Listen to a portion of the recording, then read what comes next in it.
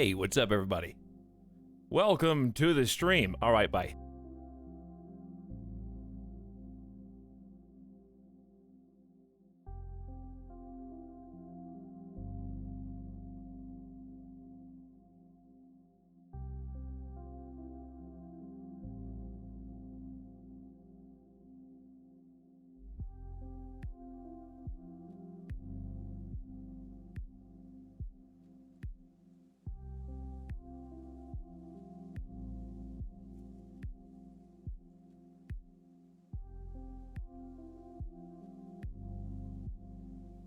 I had to blow my nose. Howdy. How you guys doing? Welcome to the Monday special.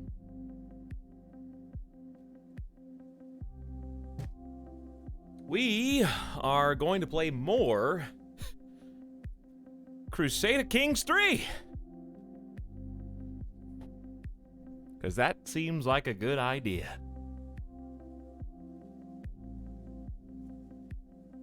Because I've been having fun, enjoying myself, and it seems like you guys have too, or else you're really good at pretending.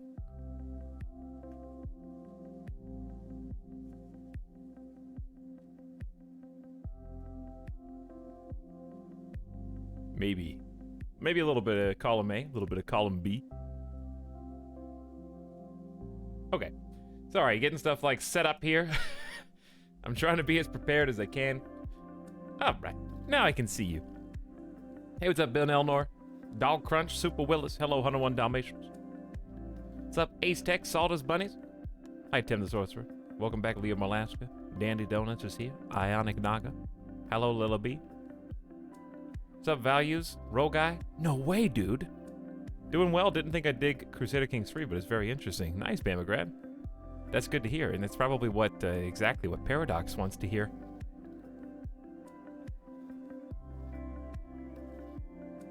Hello, Snide. Dude. Whoa. Is there a recap doc or family tree? Because I've been off the grid for a few days. Yeah, we usually do, the first hour of these streams is pretty chill. Kind of just going over things that happened recently. Not just for you, but for me.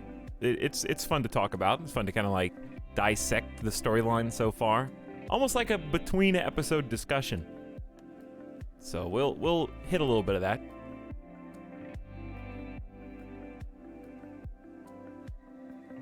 But there is interactive family tree by Snide Kerfuffle, who has been keeping up. I promise that even though that is an awesome resource, and thanks for making it, the family has spiraled somewhat out of control, and it may make it look more confusing.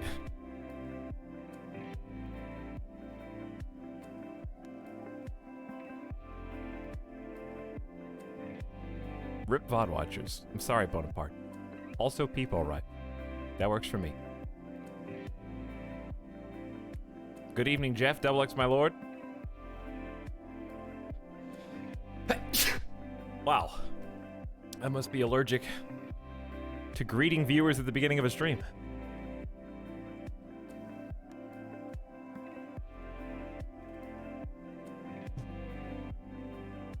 Just go watch the 12-hour VOD, guys. It's easy. Dania, come on. Hello, Italics. Hi, Roof. Outgellis Robot Mystic. Howdy, Mr. Cabbage. Sup, Evanito. Tyrannus, welcome back. Hello, Great with Lemon Wheel. What's your question? Oh, speaking of questions, 101 Dalmatians. I was wondering, okay, you asked, I was wondering how the italics but soundboard joke formed. I will, since it's the first 7.5 minutes of the stream, I will tolerate your question, 101 Dalmatians. The short answer is, we were going to play Army of Two, and then we couldn't because it was couch co-op only, so we just came up with that idea and made it a reality. It's really not as interesting as you were probably hoping it was going to be.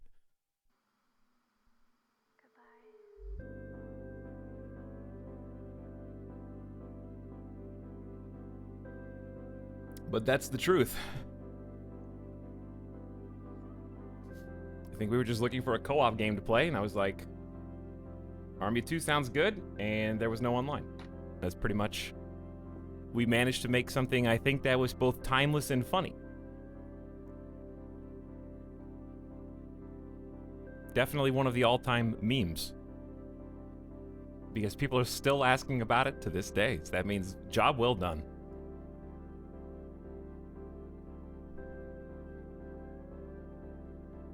I watched the last 7 hours from the VOD from last night today, so I am fully caught up.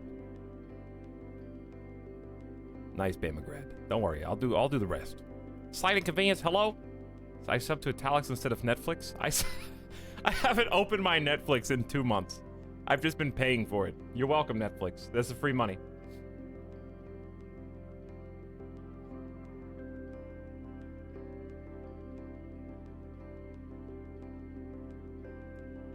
As I recall, chat saw through it immediately because Italics started streaming a different game right after Germa started streaming. Well, the intent wasn't to fool people. It was to fool for a while, but I didn't know when he was going to do it. So I think I was just streaming normally. There wasn't like a master plan. It was just like a fun way to salvage this, or what was originally going to be a co-op stream. And it probably turned out better and more memorable than if it was just a normal co-op stream. Yeah, I don't think I knew when it was actually going to happen. Are you winning the starting soon screen? Tachyon? Basically, yes. Hold, guys, give me just 1 minute. I need to turn the AC on. It's a little toasty today in fabulous Vegas. What is the weather? 104. Oh, it feels hotter than that. It feels like 110. It's actually pretty cloudy outside.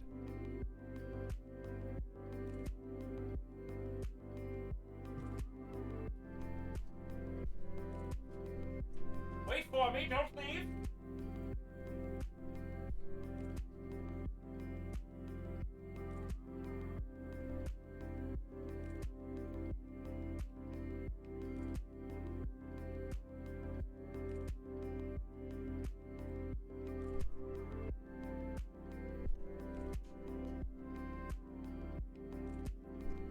Okay. Oh, only 104. Yeah, only 104. Okay. There we go. Crank that on. Let's get into it.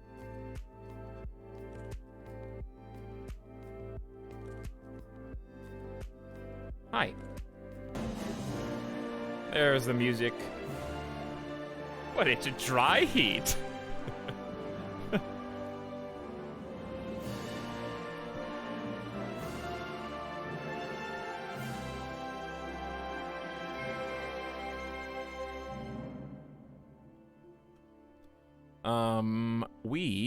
Oh, here's my family.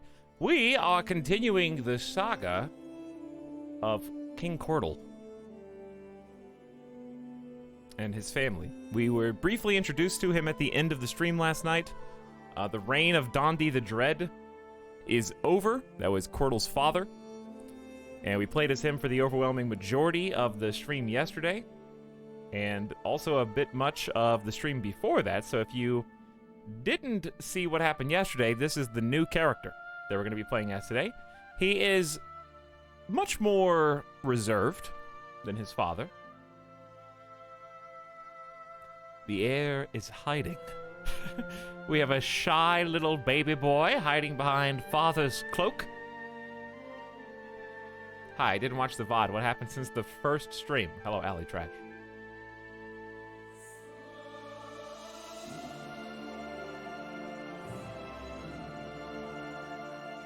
Lorag is here. Orange Puff is here. What's up, Professor Shitpost Galvarino? Anjay, welcome back. Nom Nom. And Brewlord, hello. Hi, everybody. BWP, Angry Eddie, people arriving. Giving people a chance to kind of jump in before we go straight up into the recap.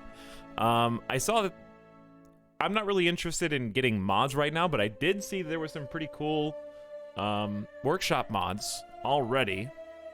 The workshop, I think, is still one of the best things that Steam has done, and when games add it, I think it's really cool. I'm scared to even... I wanted to look at them to show you, but then I'm scared I'm going to want them.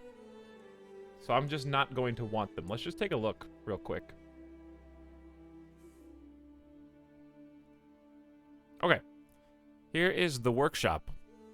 Let's see what the most popular one is. CK2 style colorful education traits. It just changes the color scheme.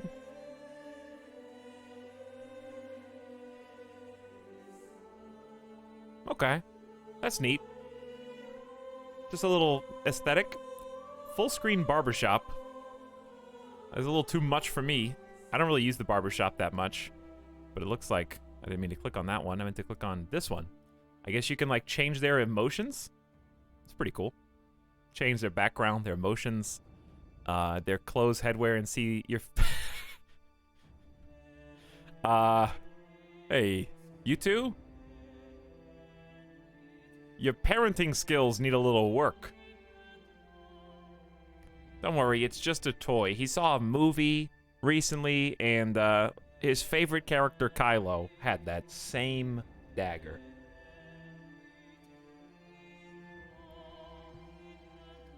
I must get the throne at all cost.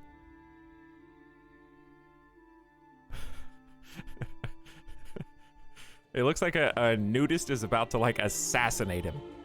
She's, like, sneaking up behind him, like, I don't want to do it! I don't want to... I have to choke the life out of him so I can be the queen! That's what it looks like. So you can just, like, tweak everybody barbershop style. We got barbershop for everyone. Simply allows you to use barbershop for any character other than yourself. See, I'm glad this is here for you guys, but I'm not going to use these, probably. Bronze Age is really cool. We did take a little peek at this. This is a total conversion mod that is in development. And it brings the game all the way back to 2115 BCE. There's already a total conversion mod.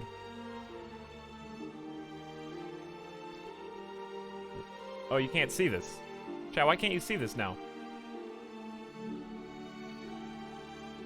Did something break? Wait, what do you guys see right now? You're supposed to see the game. I mean, you should... I'm very confused. You see me in the CK3 main menu. How did it... You saw the barbershop stuff, right? I don't know how that turned off. Okay, anyways, here's the Bronze Age mod. Because someone in chat said playing as Ancient Egypt right when I had this picture on the screen, so I thought you could see what was going on. It just switched back. Okay. Well, anyway, good.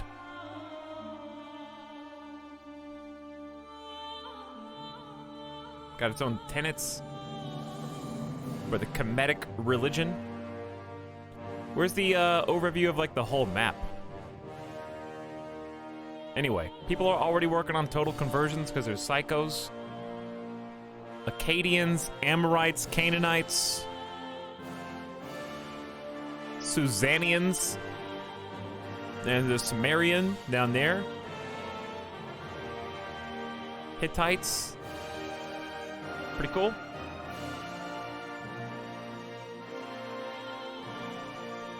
I don't know if they have, like, a zoomed out view of the map, but it's pretty neat. Anyway, total conversion already being made.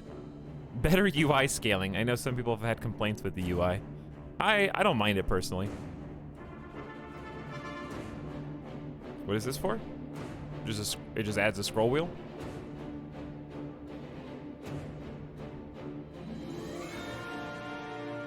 I don't see any... What's the difference? I'm not sure.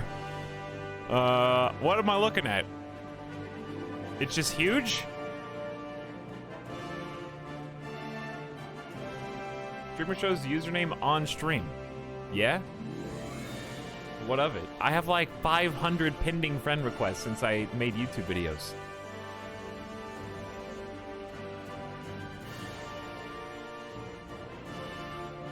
It's not a joke. Occasionally I go through and just reject a few of them, and I just wonder, did they notice?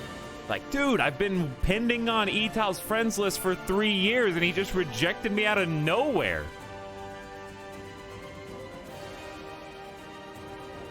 Prisoner marriage allows you to force a prisoner into marrying you. That happened.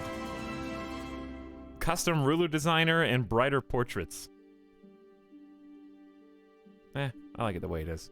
All right, but yeah, this is going to... I'm really curious to see what this looks like.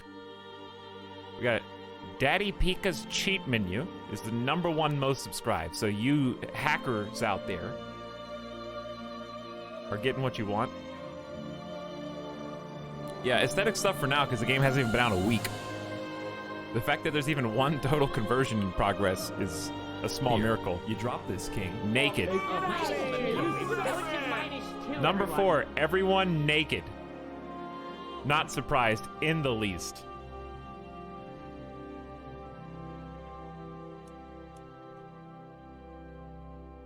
Okay. Let's jump in. The Suckberia Golden Age. We're going to see how true that is.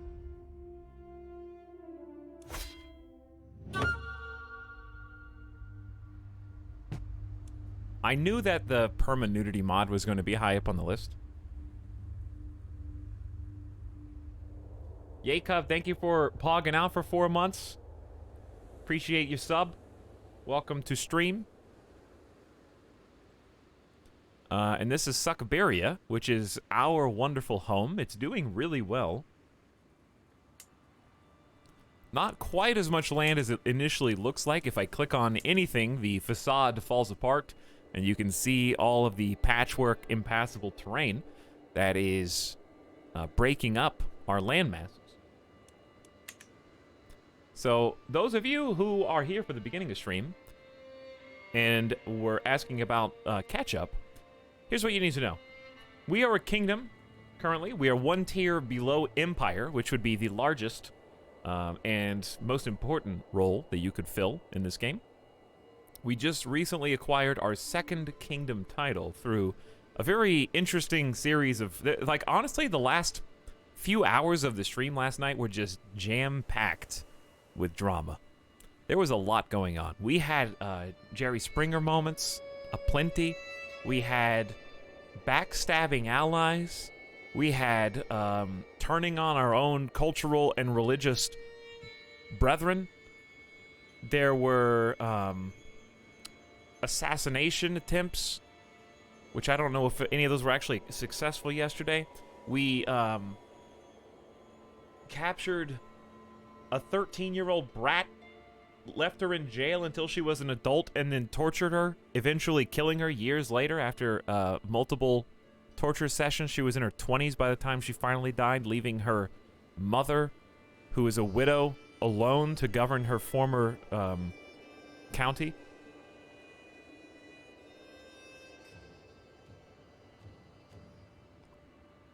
Etal, WTF, dude. You monster. Suckberia is a wonderful place. Hope you had a good stream yesterday, Danion. We raided a Danion yesterday. Hope you had a good time. I had to peace out and get some food and then take care of some behind-the-scenes stuff, so I couldn't hang out as much as I wanted, but hope you had a good time. Never forget the Battle of Tara. We did have one insane battle where a single champion killed or wounded, or both, 5 enemy champions in a single bout and took down almost... How many hundreds of men? At least 300 men. By himself, apparently. And his retinue. Yeah, it was a 3v9. 3 of my champions versus 9 enemy champions.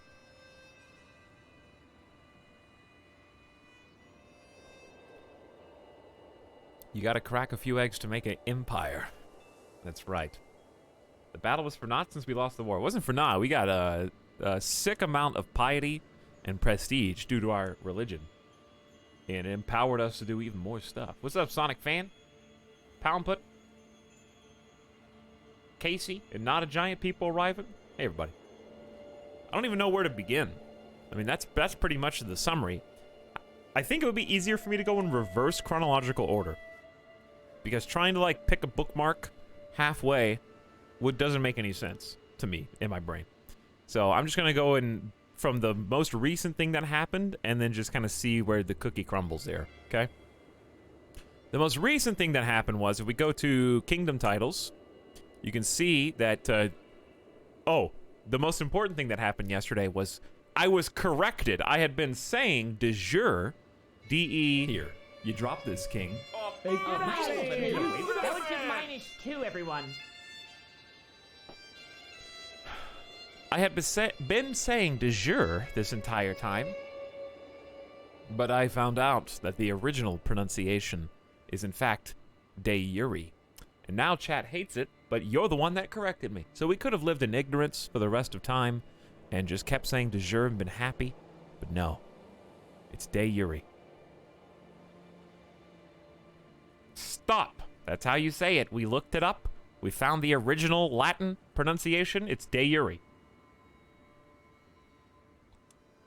Can we go back to ignorance? Not anymore. We've peered too close. We've seen the light, and it's blinded our eyes. Can I have some cookie crumbles? Sure. Disco Geek, thank you for your 6 months of sub. Glad to have you.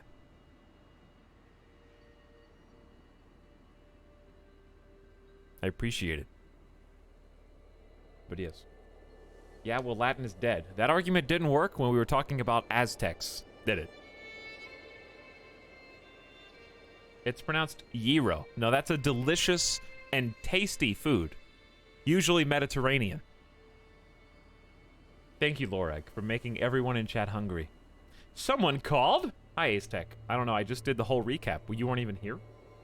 I said, okay, everybody, Aztec said they wanted to know what was going on. They wanted a recap, so I just did the whole thing, and you weren't even there? I'm just kidding. We're about to do it right now.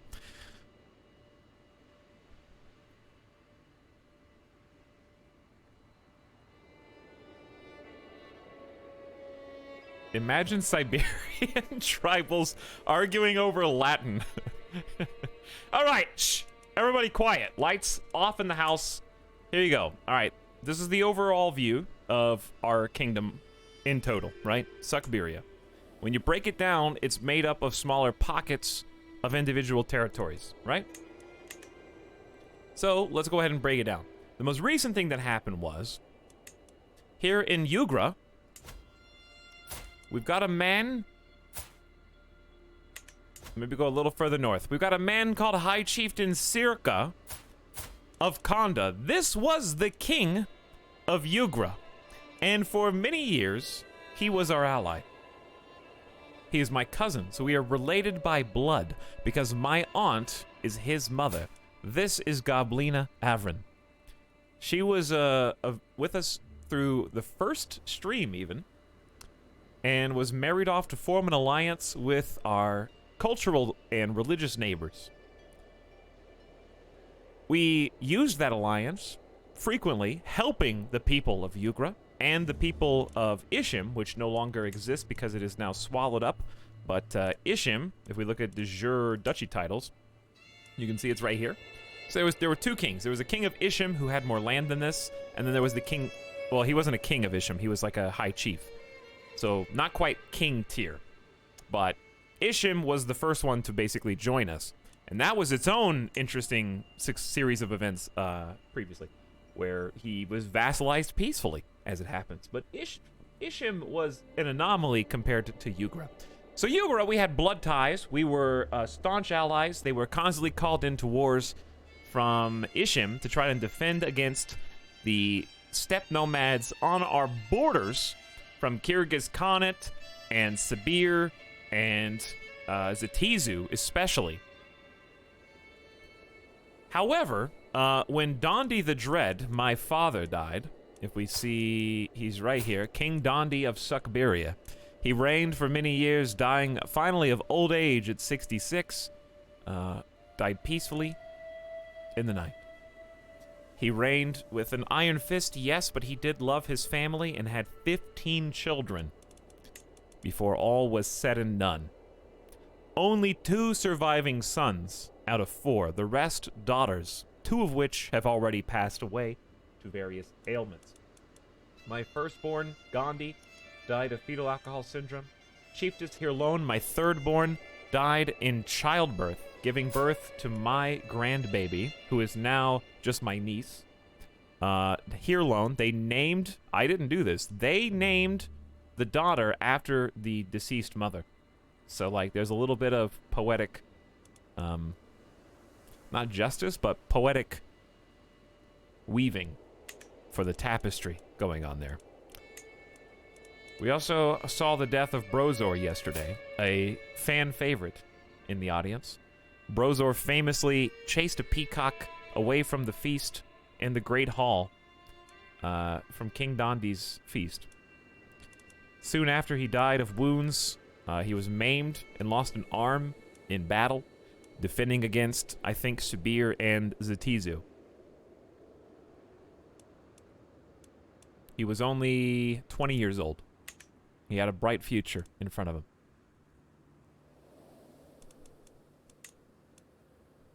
Then we've got Ruzava Avrin, named for her grandmother. Actually, no, named for her mother. I forget which character I am at this moment.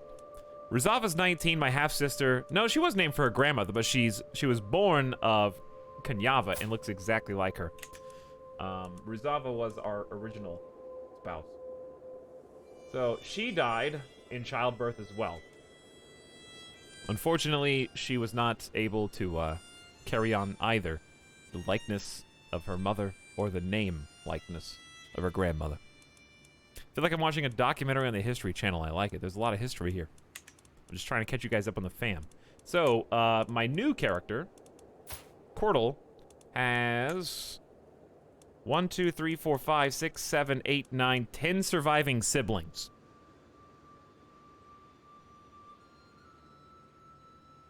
I'm getting a wonderful history lesson here. I'm glad. There's quite a lot to take in, because there's a lot of characters in this one. There was also, like I said, some Jerry Springer moments. We found out that Bezalov was cheating on her husband, Mosheg. I don't even remember with whom. Oh, with Chieftain Avte. So, unfortunately, our sister Utrodal was another one of the victims of that. And Chieftain Avte has a child, so there's a bit of a sister swap there, unfortunately. And then there's another one that happened. I don't even know. Who was the other one? Bezalov looks so cocky. I think it was... I know Minas 2 got cheated on. So if I find the husband, Koshal... Koshal... Where's your family? Don't you have a child? Oh, that's your second spouse. Maybe it was Kavilo? He died at 26. There's your bastard. Alright, you cheated with Moratox, Avrin, my other sister. Okay. There you go. So Moratox and Kavilo cheated on their respective spouses. Tox, is the legendary Imo gone as well? Probably, because he would have been in the military still. I don't know if you can search for deceased characters. Probably not. First names matching Ivo. Yeah, there's just a random character. I don't remember who his family was. I'm more impressed that Tox can recall all the events from yesterday. Well, that's the benefit of playing days back-to-back instead of waiting a week. If I waited a week, I wouldn't know any of this. So that's just a little taste of our family drama. But yeah, we basically were allied with the Kingdom of Yugra for like 50 years. As soon as Dondi the Dread died and good King Cordal took over, there was instantly turmoil. Vassals started fighting against vassal inside of our borders, and indeed, you can see that even now, all of these diagonal lines indicate sieges that were done. Keep in mind, we're not at war. So this is all infighting, from one vassal to the next. They are duking it out for dominance at the moment. So there's 1, 2, 3, 4, at least 4 counties that have currently been sieged inside of our own borders as vassals fight vassals. So the fear that our father Dondi put into all of his vassals kind of kept things in line. As soon as I took over, they thought that there was a weak spot and that they could just run rampant, do whatever they wanted. Likewise, the king of Ugra thought the same, and he dissolved our alliance, tried to stab me in the back, and attacked us while we were defending against Kyrgyz Khanate sub-nation over here that has already been swallowed up. I don't even remember who it was, but it was somebody like right in here declared war to try and take Narim, and as soon as I sent all of my troops over here, Ugra was like, yeah, now's the time to strike. So we kicked the Kyrgyz Khanate asses over here to the east, and then had to reroute all of our troops, defensively succeeding against Ugra, ending that war, and then we bided our time for about a year and a half after we got reparations for that, and then went to war to subjugate them. So as punishment, because we couldn't trust them as allies any longer, I decided that I needed to watch them with a closer eye. So we spent a boatload of resources. You dropped this, king. -2, everyone. I don't remember how much prestige. Was it 750 prestige? I don't think it was, but it was a lot to subjugate the entire kingdom.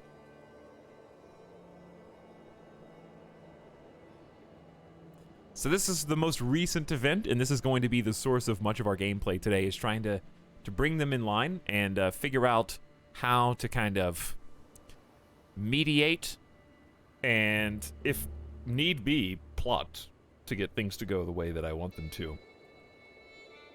Okay. Before that even, Ishim was a really big play. Long story short, Ishim had pretty much all the land from Ishim down here and around for the most part. So they had a decently sized high chiefdom.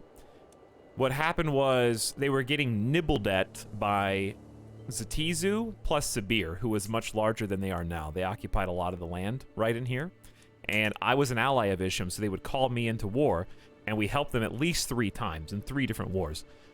The first time we had the biggest battle we'd ever had, the Battle of Tara, and that was insane. I was like literally hype while it was playing out because it was just a battle. We were outnumbered at least 6,000 to 4,000, and they had 9 champions to our 3, and I think their commander had better stats than mine.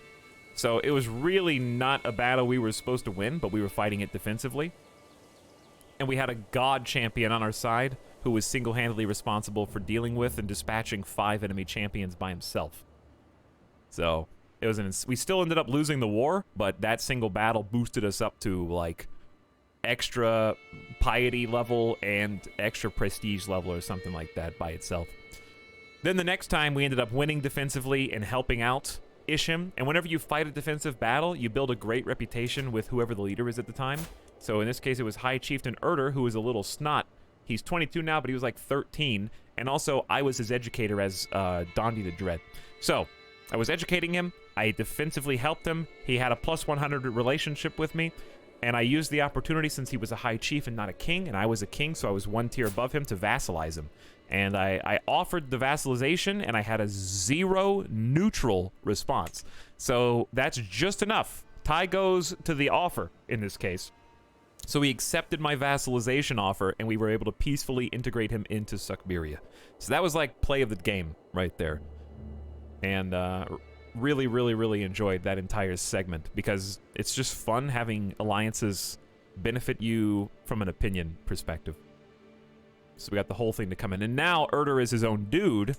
And he's really talented too. 16 diplomacy, almost double-digit stats all the way across the board. Calm, brave, zealous. What a guy. Currently wounded because he's in 3 separate wars at the same time inside of our borders. He's attacking High Chieftain Verpon, who is my brother and was the other heir of Dondi the Dread.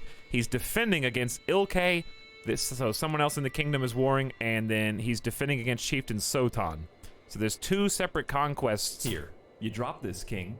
-2, everyone. He's actually at war over here. So what I'm going to do before I even unpause, I'm going to go look and see what all the wars that are happening in my borders are, and I'm going to offer to join to try to help defend against some of these bullies. Only 22 too. What a Chad. I tried getting into Crusader Kings a few days ago, but it was too complicated, so I'm just going to watch Etal play it for 8 hours. Or more. Welcome. We're just doing the recap right now.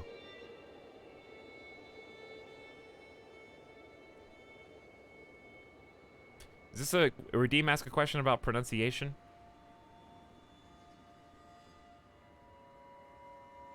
Chat, did you know that Aldgillis has resurrected from the dead as a Latin speaker and knows better than the Merriam-Webster dictionary? That's very interesting. I'm going to consider this a meme question, and I'll see you in an hour.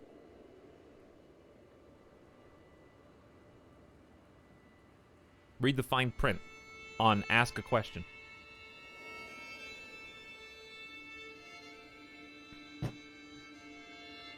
I keep ping-ponging between playing and watching stream, honestly having a great time. It is extremely fun, Mythodel. I find watching CK3 better than playing it because you're basically playing it with lots of other people. Everything's more fun with chat. See, Bobby Dust just gave you guys a huge compliment and said you guys make Crusader Kings 3 more fun than it is by itself. I mean, they're totally wrong. If anything, you're bringing the whole stream down. But just let the compliment stand.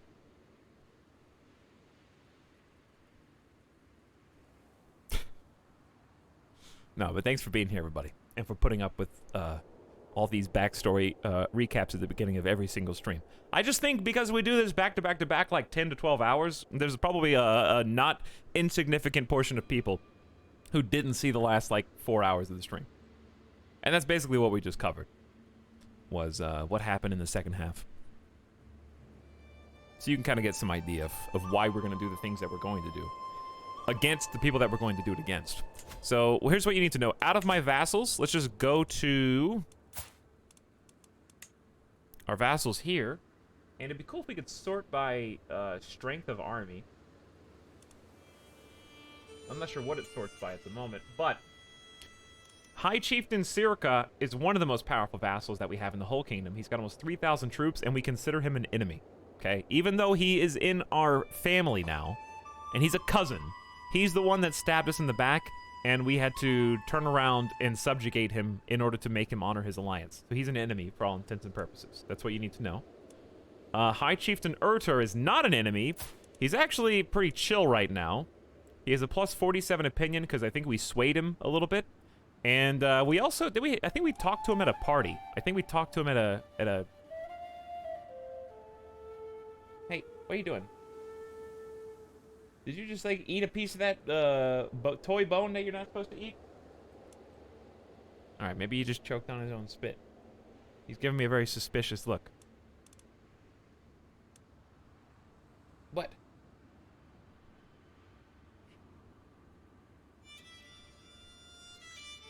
Okay. Okay. Anyways.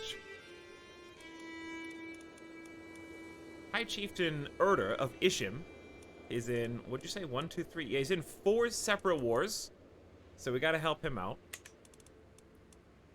High Chieftain Verpon is my brother, but I don't know how I feel about him, because he doesn't feel very good about me, but it's only because he's not on the council.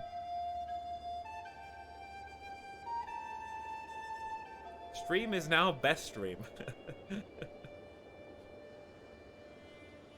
And that's kind of the issue. I feel like I have so many powerful vassals.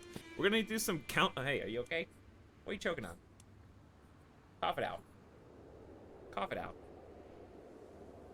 Okay. We're gonna have to do some council swapping. Some of this is gonna automatically do what it's supposed to do because Zergul is 53, right? Some of these guys are just old.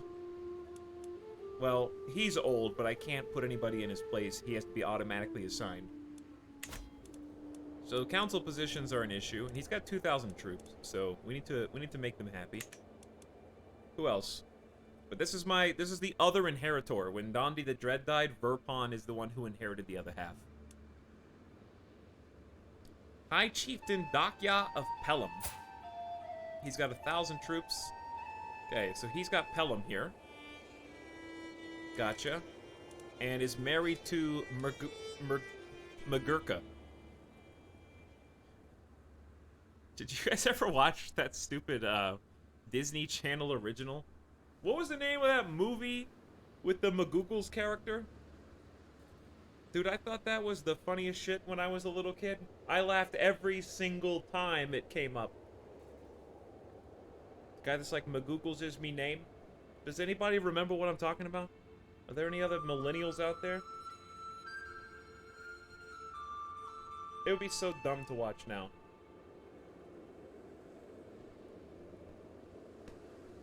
Hogs, can you show us the Chad champion that won the Battle of Tara? I think he's dead. And I don't remember how to find him. Yes, you're a very sweet dog. You're a very sweet dog. Okay.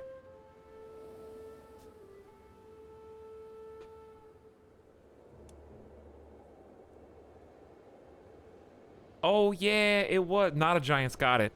Max Keeble's big move. Max Keeble's big move. What year did this come out? This has a 5.4 on IMDb, and I don't blame that one. I wouldn't even change it by 1 point. Max Keeble's big move. Family comedy, 2001. I was 12 years old.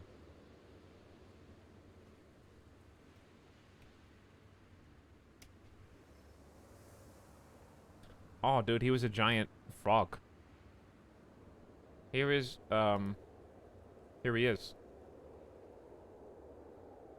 I thought this was the funniest character on television when I was a child.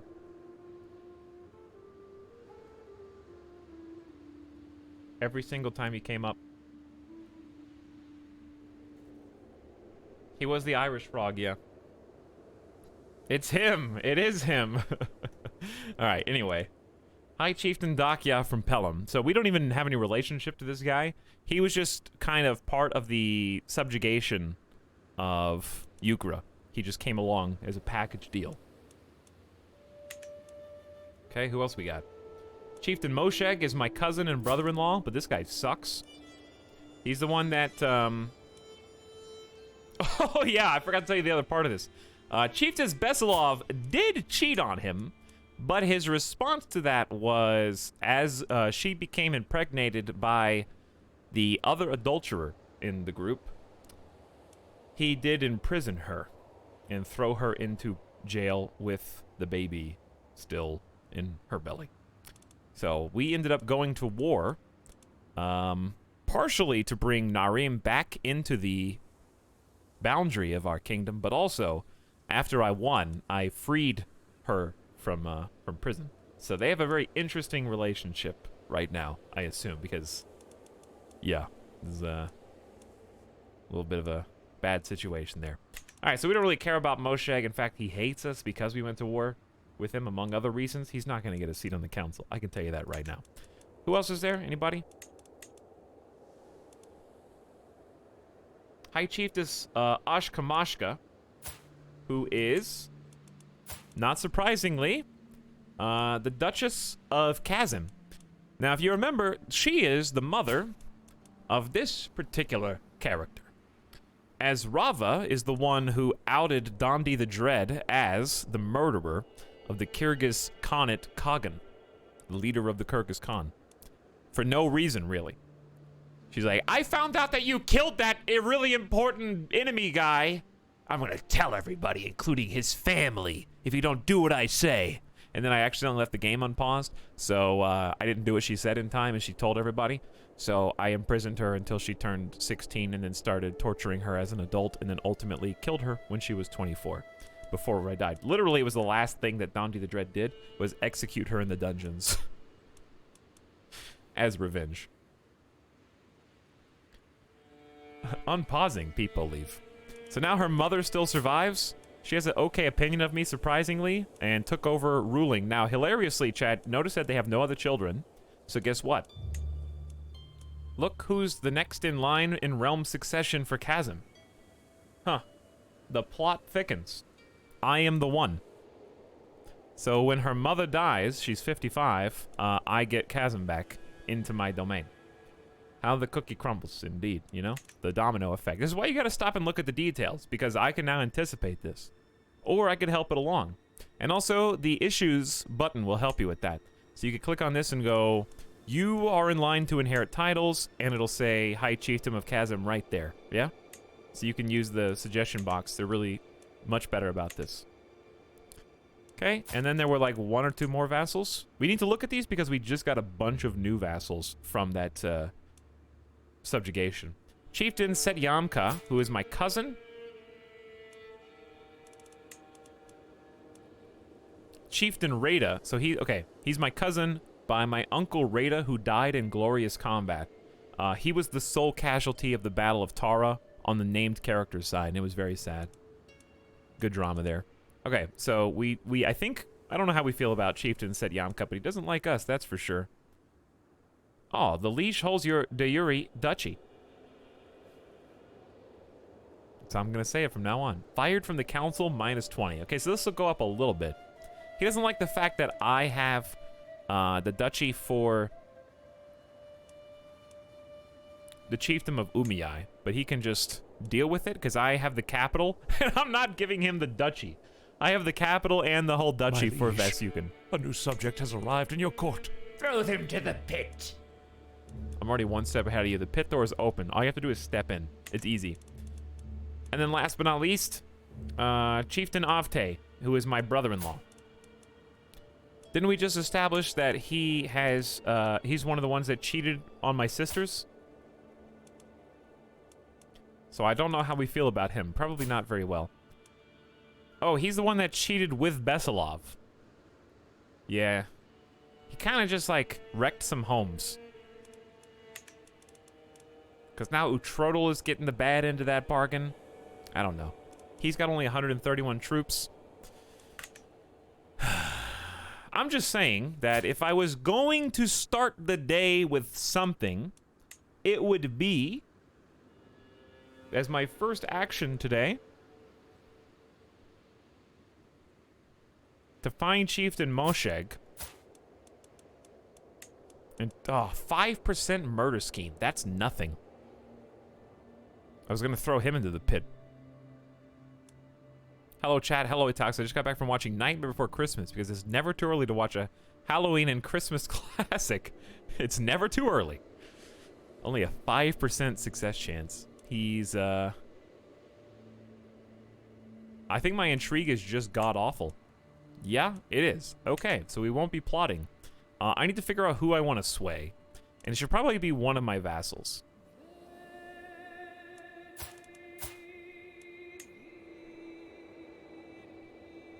I just had an idea, though. Hi, Chieftain Sirka. We already know that we don't like you, right? We just talked about how big of an enemy you were. And I can't strip you of any titles, because I don't have a high tribal authority yet. But what I can do, and what I'm sure that you have, is a secret. So we don't use this very often. We're going to have Shaipicha find secrets, hopefully on him, and then maybe we can get a hook. Okay, that's a good start. Let's build some control as well, because I think our levies are basically full. They are. Okay. So if I'm going to increase control in one of my counties, we have Narim, which is extremely low.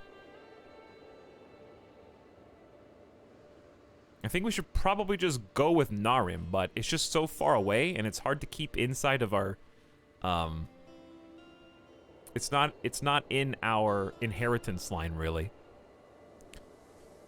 So hold on. Let me just look at my my current counties and see who's got it worst. You got 88. It's pretty good. Okay. You've got Tartus is 100. And that's really all we've got. Okay, well I guess we'll do Narim because I only have 3 counties right now due to the way inheritance works. Okay, so let's build control. In Narim, that's going to just slowly tick up. Or we want to collect taxes or promote culture? Let's promote culture there as well, because that's only 4 years.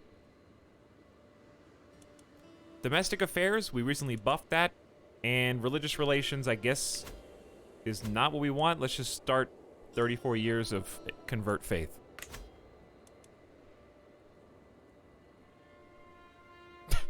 Hello, Hyacinth. Is that a good... or bad thing?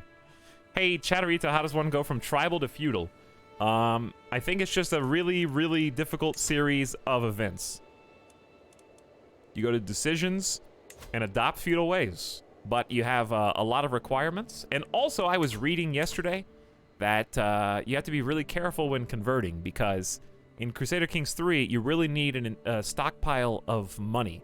Lots and lots and lots and lots and lots and lots of gold, because as soon as you convert, if you think about it, all of your buildings are made out of, like, twigs and wood. Feudal is like, we need to rebuild everything with stone. So once you convert to feudal, it basically invalidates all of your buildings that you have up to that point, and you need to rebuild them with feudal buildings. In Crusader Kings 2, it automatically converted them to, like, tier 2 feudal buildings, but I think so far in Crusader Kings 3, it basically is a big reset button. So you need to be really cautious before you do that, and try to make tribal work for you successfully as long as you can, because you're going to need, like, 15 years after you convert to, like, finish building all those buildings.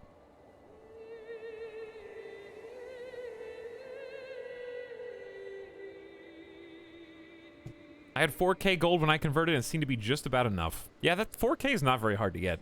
So, we'll see. I guess it's going to depend on your holdings, right?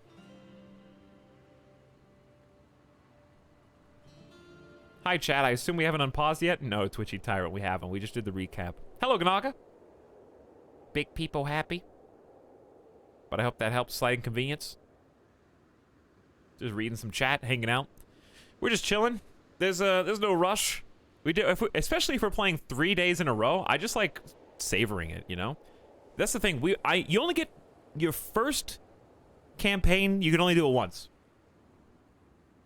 So I just want to enjoy every story beat. Try to find every little detail and nuance. Like, I didn't realize that Chasm and Coda were going to be inherited by me, for example. And I just think that's the funniest ending to the story of the murder reveal that you could possibly have. Increase opinion with High Chieftain Verpon. I think that's a genuinely good idea. He is my half-brother. I would like to put him on the council, but right now Urter is also in need of being on the council. Urter is really good at diplomacy, though, so I could swap him, but Vokon wants to be on the council. So, like, I don't think I can keep switching their roles all the way. Your cousin, Chancellor, and Vassal. Who has to go? I think Vokon has to go. Is he considered a powerful vassal? He has a weak hook on me. Incestuous secret. No, I have a weak hook. This character has sexual relations with close family members. Back up a second. Back up a second. Who? Excuse me? Secrets known to me. Chieftain Vokon is incestuous. Deviancy. Expose or blackmail for a hook. But he has a weak hook on me, so those two things are unrelated. Do they cancel out? Starting the stream on January 1st. Yeah. Hello, Galaxy stuff. Alright, so if I blackmail for hook, I can only do... Select which secret to use? 80%? Oh, I know the secret, but he doesn't know that I know the secret. So if I use this, I'm basically telling him, hey, I know your secret, and if you accept, then I can make him do something, is my understanding. If I expose this, it's just like telling the world. Okay. In that case, I think I gotta fire him, but he's got a 17 in diplomacy. There's no reason. This is messy. I need to get on the good side of my brother and the other heir. That's number one. Okay, so let's just start swaying him. That's the easiest way. Who am I swaying right now? Sway Pukshava. She's fine. There's only a 45% chance. Let's just try. Start a sway against Chieftain Verpon. This would be so easy if I just put him on the council, though. He does have a higher marshal than Urter. I think I just need Zergal to die. Not like I'm not gonna kill him, but if Zergal dies, this makes everything easier. Because then I put Urter in the stewardship, I put Verpon in marshal, and then we're golden. We got all of our leaders where we want them to be. factions is still the Tingri populists. Decision-wise, I think we're still above stress level 1. We can self-flagellate. Nothing cleanses the mind like the catharsis of pain. I will apply the whip to my own back until my mind clears. Gain the trait wounded. It'd be so funny if I died because of self-flagellation immediately. I think Quirtle is gonna do it. Stress coping. Ataraxic agony. Crack. The whip falls upon my back, and I shudder at the clarity it brings. Pain is all that I feel, and pain is all that is on my mind. Crack. Crack. Sweet, sweet pain. You gain the trait wounded and lose 52 stress. So, the reason he's doing this is because, immediately as soon as his father died and he took the crown, there were just so many stressors from every angle. He has infighting between his vassals. He has... His sisters are creating, like... I mean, okay. They're not creating anything. There are, what do you call it? Narim left the fold, and there was a whole... Bezalov got imprisoned because she was seeing another man in the family... And then another sister, Minas 2, got cheated on by another guy. So we got to deal who's going to prison, who's going to be freed, who are we going to add back to Suckabiria. And also our longtime ally is stabbed. Like, he's trying to, like, get all these separate loose ends tied up. And he probably feels some guilt from going to war to subjugate Ugra. You are no longer as overwhelmed by stress. Did I get healed? He doesn't look so good. Controversies. That's a good word. He's not wounded, but maybe he is? Maybe it just hasn't updated yet? Alright, well that was, that pushed us down under the first tier. Okay. Do we have a doctor? Very important to look at that. We do. Sergei is still the court physician. And, oh, I know what I wanted to do! I wanted to cancel the bowman and get the super bowman. Okay, what's a good way to get some prestige? You can create the Duchy of Ostiaki. There it is. That's a way to get some prestige. Okay, so Ostiaki is now inside of Suckabiria because we incorporated Ugra, and I guess the duchy title is still just waiting in there, and I actually have control over Tumen, so I do have land here. So this makes perfect sense for me to hold this duchy. And I don't even think my character has but one. I only have one duchy because the other one went to my other brother in the inheritance. Okay, this is beautiful. So now I can just make this back for 125 gold and I get 300 prestige. Boom, there's the prestige I need.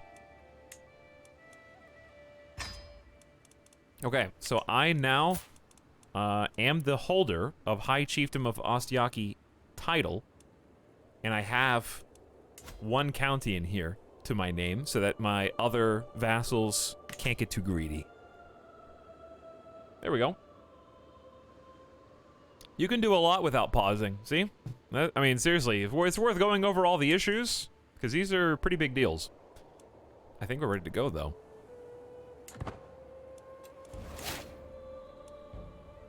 Nice. Thank you, Sergei. Now, was Sergei romancing me? I think she was trying to romance me, and I rejected her, right? He unpaused. Yeah, it's time to peepo leave now. I told you, it's always the first hour of every Crusader Kings stream, because there's so many little tight bows that you have to tie on all the loose ends that past Etal left for me to solve. That's correct, you shot her down.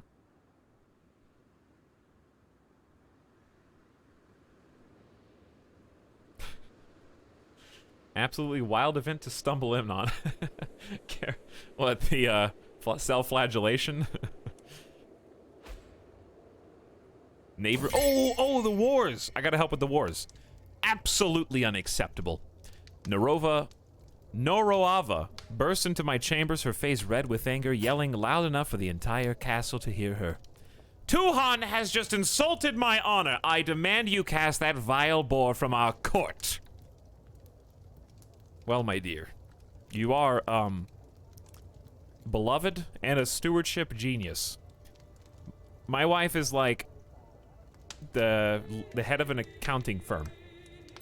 I have a 12 stewardship. She has a 16.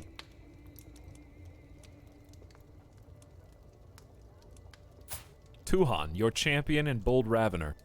I thought Tuhan was like our best champion for a while. Who's our current best champion? He's still the current best champion. He lost a leg and he's still the best. He'll be gone by tomorrow. She gains 75 prestige and 20 opinion of you. He spends 75 prestige, loses 30, and is banished from the realm. I think you might be overreacting a bit, dear. She spends 75 prestige, and so it's reversed. Why do you not tell me everything from the start? Intrigue challenge. Sorry, intrigue challenge? Me? 4, parentheses, terrible. Discuss the details of the incident with, Norava, and I learn whether she's sincere, 63% chance she demands I take action. What would the humble, not asking for much in life, content, what he already has, be it much or little, is enough for Quirtle, and gregarious, enjoys talking with people. I think he'd pick option 3, for sure. He's a thrifty clerk. He's got okay stats for stewardship. Above average, I would say, barely. Flagellant is -2 prowess, but the stress loss is huge. And -1 diplomacy from being a child of a concubine. My better half is brave, generous, and callous. And a Midas-touched god.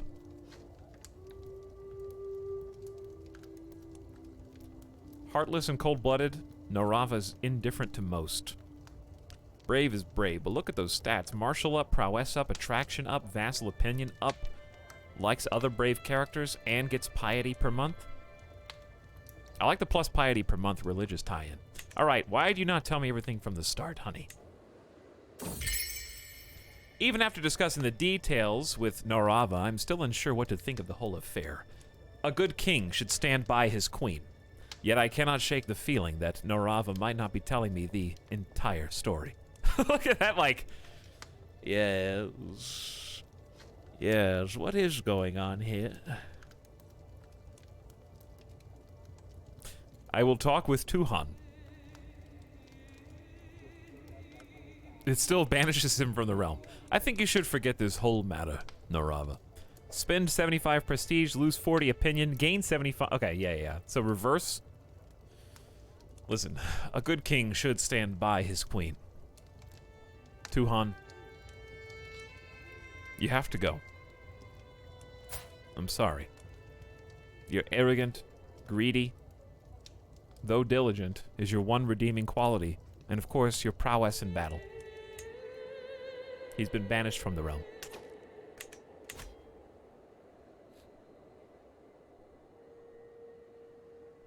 This is why the campaign is going the way it is. Chat is influencing you. Chat is a bad influence on me, yes. When's the next time I can invite champions? 9:55. All right, 9 years. It's a ways away. Let's help in the wars, because otherwise we're just gonna keep losing land for no reason. Is there a way to see any like overview of wars that your vassals are in, where you end up losing land in your kingdom?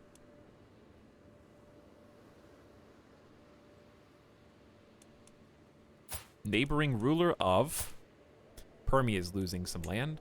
We've got a holy site here that we may or may not go for today. I'm trying to roleplay today as a content and humble character, so there's really not going to be much expansion. The goal with Quirtle is to build within. He was very reluctant to go into a subjugation war against their former ally, and he punishes himself with the flagellant trait.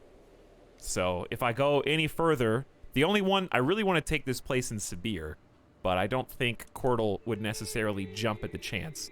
But this is a nice little spot right there. Nice choke point. And then we've got, we've got a holy land to the west. We'll see. I am going to try and play content for once and see how it goes. Because we still have a ton of territory that needs to be controlled. I mean, look at this. Look at the overlay. no control, no control, no control, no control, no control, no control. Like, if we get control over these places, then, and the green ones I think aren't full either. Purple is 100%, I think. So the green ones are still not maxed. If we get full control, we get full levies, and we get full taxes. And we want full taxes so we can build. That's the whole point of what we're doing. Okay. Hello. Ishim. I can offer to join your wars, maybe? No, I can't. High Chieftain Urter is not fighting a peasant faction. Wow, I have no control over whether they win or lose then. Do I have to form an alliance with them? I already have an alliance with them. But I can't join their war.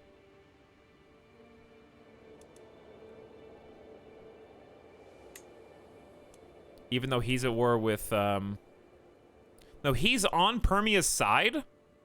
Oh, okay, he's an ally in a Permian war. How did you get an alliance with Permia?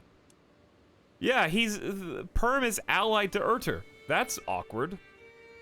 They're Tengri Bashkir. That's, okay, so this is not what I thought was happening at all then.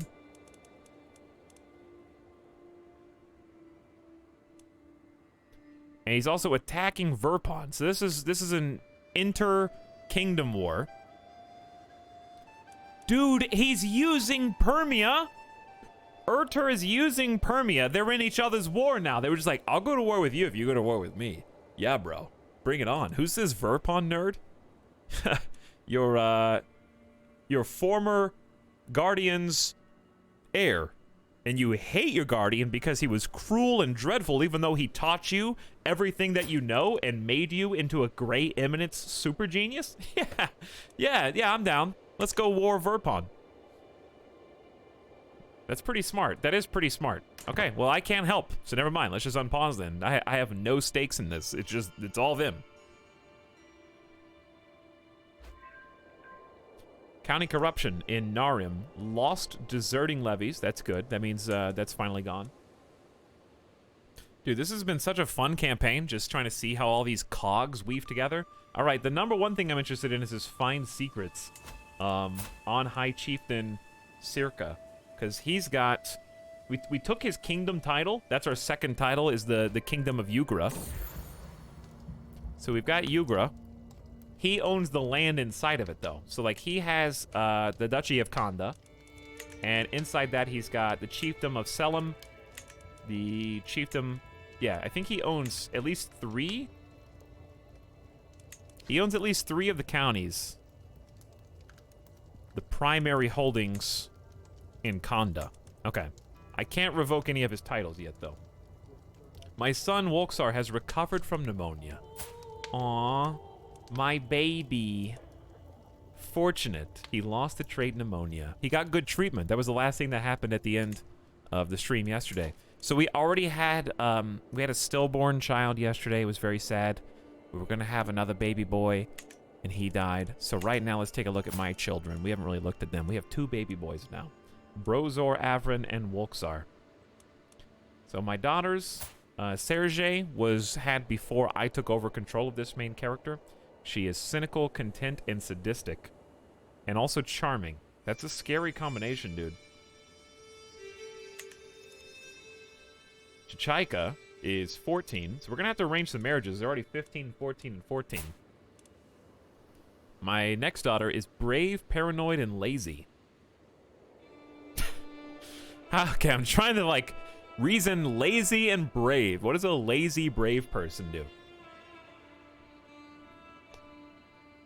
The easiest road in life is the road most taken by Chichaika. Okay, so she will take the easiest road in life, even if it's dangerous. That's how I interpret that combo. And is pensive. Brave, but only when you have to be. I'll fight that dragon after I take this nap.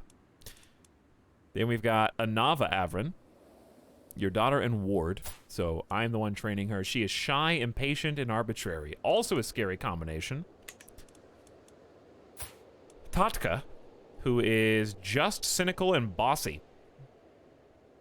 We've got some complex characters in our family. These 4 were born before I took over. These 2, my sons, were born after I took over, so these are new. Brozor Avrin, who we named after, this is kind of a weird relationship, but we named after my brother Brozor, who was actually my concubine's husband. So after he died, I took her in to nurture and protect her family, and then we named Brozor, her son, after her late husband and my brother. It's kind of a weird relationship there. But also, we suspected her of cheating on us, and we accused her to her face, and she denied it. So I kind of made a faux pas there. That's my bad. We didn't have any proof one way or the other. We were just like, she kind of hasn't been around very much. Hey, have you been cheating on me? No, I'm sorry. I don't know where that came from. This is really embarrassing. Where's Minas 2? Still hanging out. Still there. So he is 1 and also almost died. I think both of my baby boys got sick. And then a different mother. This is Wolksar from Mala. And he is a sickly baby. So he's still got a severe health penalty. But Mala was a former siege captive who we released and is a zealot. So my current goal is to convert her. And I think she's got 2 of my daughters as wards to teach because she is a 21 stewardship, also super genius, with fantastic stats, stubborn, chaste, and zealous. And also shrewd, very smart. So we're trying to make her like us more as well, because demanding conversion is not easy, and I don't know if it ever will be.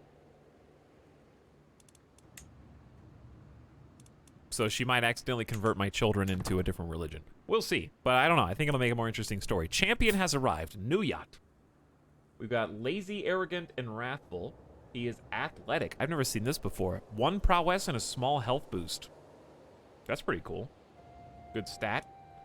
Decent prowess. He's unlanded. We'll recruit him to our court for 5 gold. And he will don the armor and get ready to fight, I guess.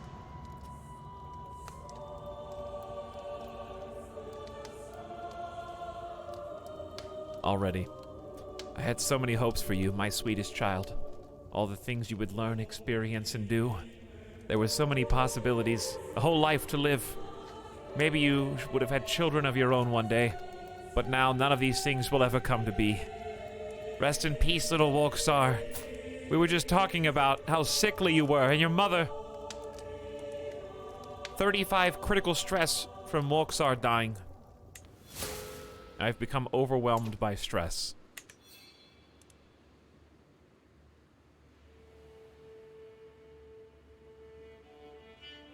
Very sad. Let me scroll up in chat real quick. Rip my baby boy, dude. Rest in peace, little one. He was only 1 year old. Time for a feast. It's not time for a feast. All right, I saw a question. How do you keep your ruler at home when you rally your armies?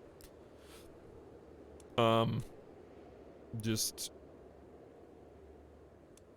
don't be a champion, I guess, maybe. Okay. He just doesn't be a commander. Just change your commander. Is that the problem? He's spawning in as a commander. So like, if you rally your army, let's just rally a local one.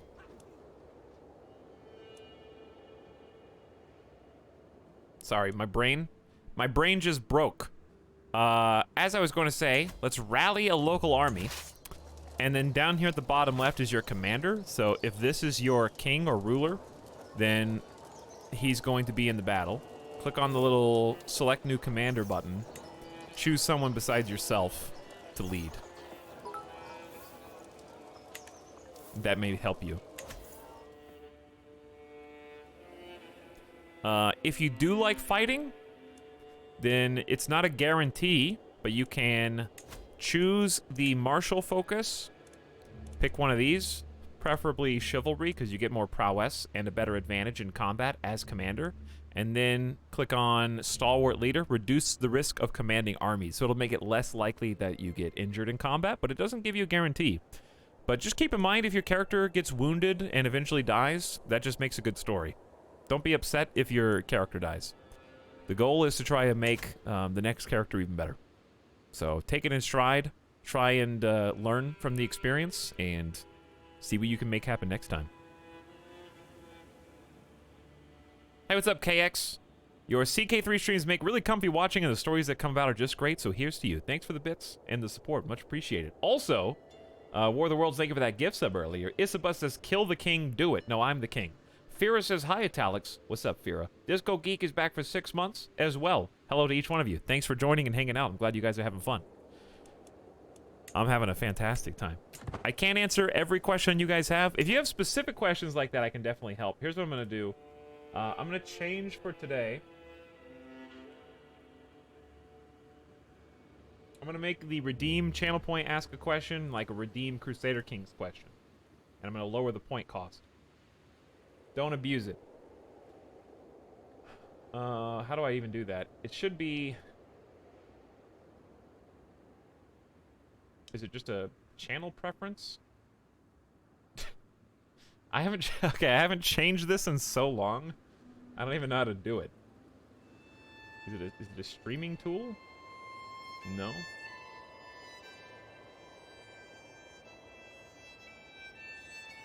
I don't even know how to do channel points.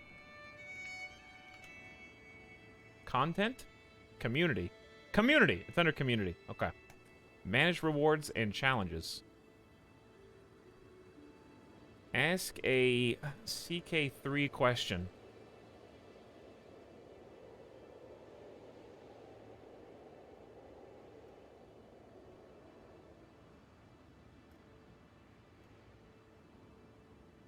And we're gonna lower the points to... What's a reasonable amount of points?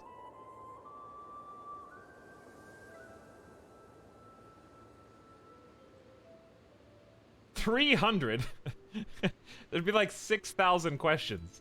It can't be a question and answer a whole stream. 3,000? Chad says 3,000. All right, these aren't going to be answered immediately. Let's do like 3,500 because it can't be like 1,000 questions. Because I have to play the game. I know.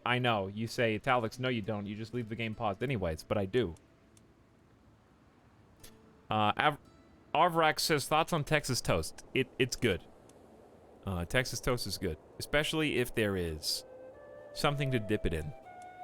Texas toast plus potato soup is an all-time god tier combination. Ganaga says 50,000. We have a mod input for 50,000. What does the C in Crusader Kings 3 stand for? Thank you, see you in 1 hour. Hi, Talos, could you do the entire recap from the very beginning again? Sure, absolutely. Ganaga, you have trigger finger go.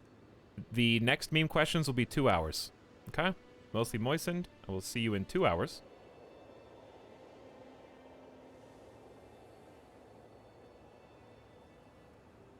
The next one's 3 hours. Okay? Next one's 4 hours. I have been pinged. I got it under control right now, Karatobi. Currently at 4 hours for the next meme question. He's turning into Dondi. Talix gains Dread plus 20.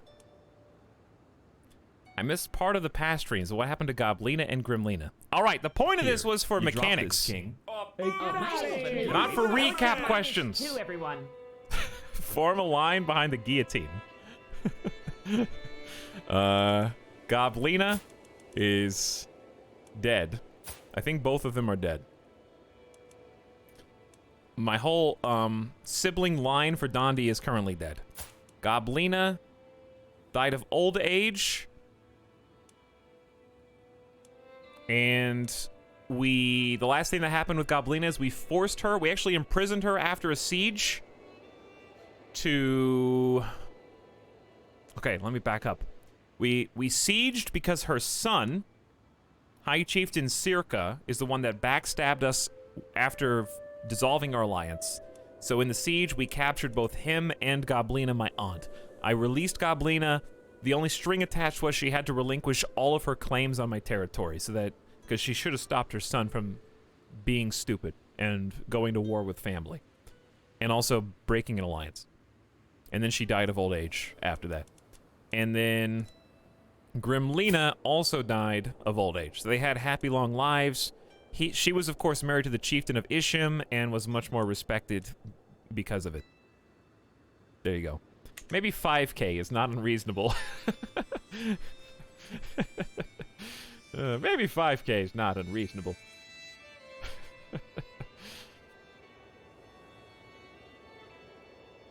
When non-sub says that, you have to listen.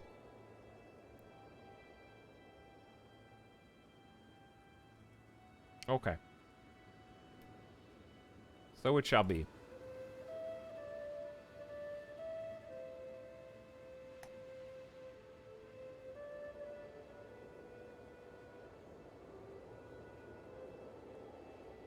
Game Watcher says, any way to increase the loyalty of your vassals, and would that reduce all the infighting? That's actually what I'm working on right now. We're doing a lifestyle focus for stewardship, which is good at, as it says, dealing justice, administrating the lands of the realm, and filling your coffers with gold. So, even though I have a wealth focus, we are building stewardship experience by generating the 20... We get 20% bonus because my education was in this, and we're going currently down the administrator path, where my next perk adds a likable trait. So we learn how to be likable. If only this was a real-life skill that I could find. Direct vassals like you plus 10 more. And then below that, positions of power, your counselors have a plus 20 opinion of you. So you're respected by your council at this point.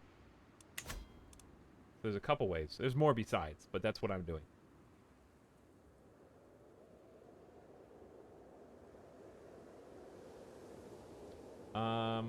What is the hook about? What hook? Car top meteor. There's one hook I have on my brother, and he has a hook on me. They're just light. They're just small hooks. The one that I have on him is apparently he has an incestuous relationship with some family members. Bamagrat says, does a pilgrimage do anything for you as far as stress management is concerned? It's just a really good perk religiously and gives you a huge piety bonus, and there's random events that can happen along the way. Lifestyle is so boring, everybody's doing the same thing. I don't know what you mean, Siegebreaker. I've had 3 characters, and I have not picked the same lifestyle on any of my characters. I think it's a lot of fun. Durg says, is there any kind of thing involving exclaves like with Sibir, like they have less loyalty to their mainland? Not that I know of, but that doesn't mean that it doesn't exist. I remember the term exclave is in the game, so why don't we just encyclopedia it? Because it may or may not be. I swear I've seen exclave somewhere in the game, but I don't know of that. I'm not the person that can answer that. Unfortunately, even though you can ask questions, I don't know if I have the answer. It's a game rule. It's an optional rules, which I think you can see. How do you see your own optional rules? Exclave independence. Significant. Exclaves of independent rulers at peace will be removed on succession. That's why we lost that territory, Narim, I think. Will be removed on succession unless connected via a naval pathway or part of the Dayuri territory. So, because it wasn't connected, we lost it on succession. That's cool. Okay, I didn't know what that actually meant until now. So, good question. What's an exclave? An exclave is a portion of territory of one state completely surrounded by territory of another as viewed by the home territory. So basically, like, it's a territory which you have no tangible connection to. So, because even though it looks like it's connected, when you zoom in, this is impassable territory. And this is the only connection, so you can't walk from Vasyugan to Narim without also going to Tomsk. Therefore, this is an exclave. Good to know. I didn't know that, so now I know. I understand exclaves now. Dan asks, at this point, should I try to get into CK2? No. Or just start in CK3? Yes. DLCs aren't an issue due to reasons. Don't pirate games, kids. Okay? Pay $1 for Game Pass. Find it between the couch cushions. Okay? Nobody doesn't have $1. You're just lazy. It takes more work to pirate a game than to just sign up for Game Pass. What if I'm broke? Well, too bad. Life sucks.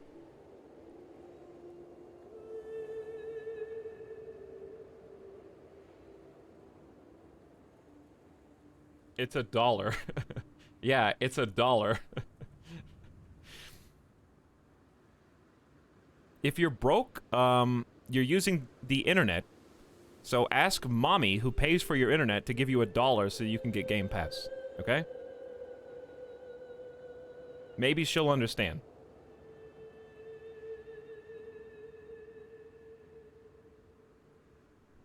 Thanks, Mom. But good questions, everybody. Good questions. Now, back to what we were doing. I'm glad that I learned what exclaves are.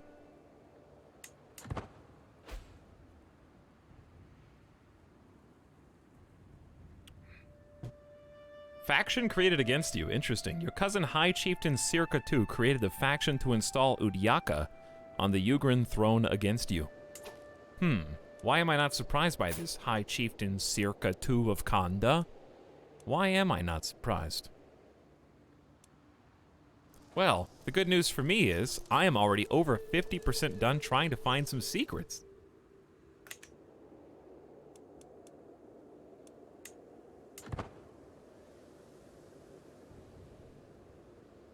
What if I used all my good boy points on Tindy's and she won't give me $1?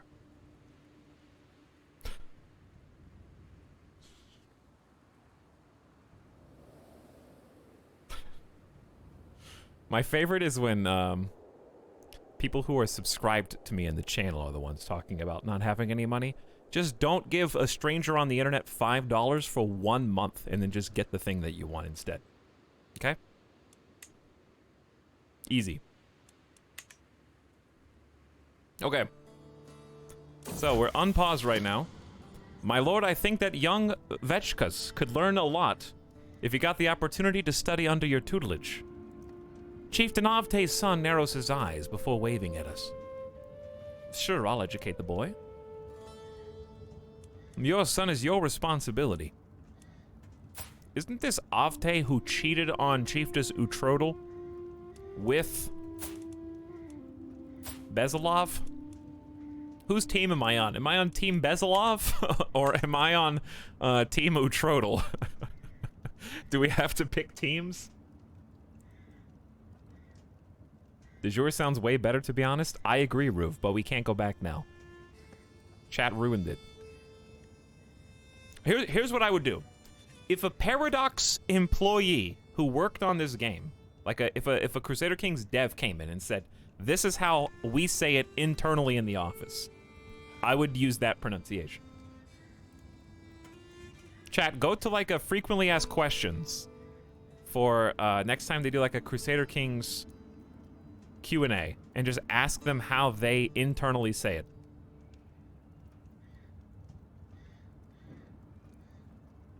I think in the streams they say it like you used to. Well, here's the thing. The streams aren't... it's not... I don't know... That's not an authoritative response. That's circumstantial evidence. Streamer not pronouncing names correctly? People leave. Okay. Chieftain Avte, what do you got? Honestly, this guy sucks. Your brother-in-law and vassal, he's a content paragon. I'm on Team Uhtrodel. She's paranoid, generous, and gregarious, and she reminds me of Mom. On account of how drunk she always is. Bezalov's pretty cool, but I mean, Bezalov... did basically cause like a pretty big issue after she got imprisoned while pregnant, and I had to go to war to free her. So it's not her fault she was imprisoned, but it is her fault that, well, that Vechka exists.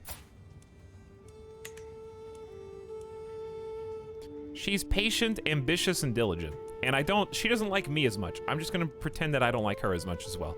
All right, you know what? Forget about this child. Your son is your responsibility. Get out of here, Avte.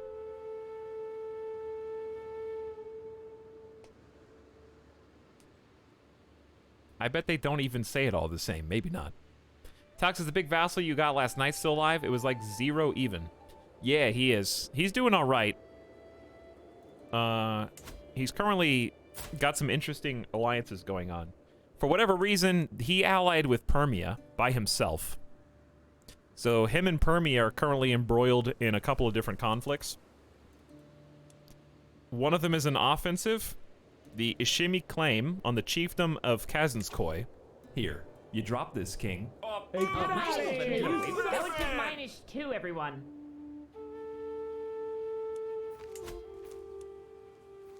Who is currently being held by High Chiefdom Nuyat. And High Chiefess Ashkamashka.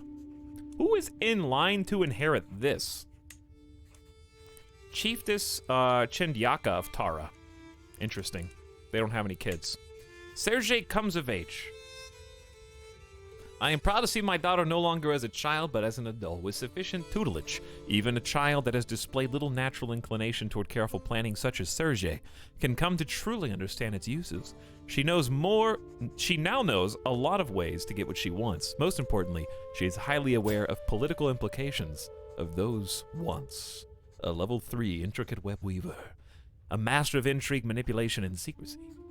She is cynical, sadistic, but content. Okay. Maybe content will keep that in check. They grow up so fast. I need to find you a spouse.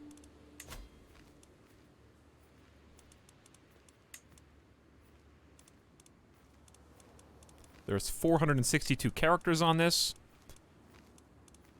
Let's say 5-year age difference. Religion same. The rest kind of doesn't matter. That poor army's been standing for months. All right, I'll put the army down. I used it as an example and then forgot about it.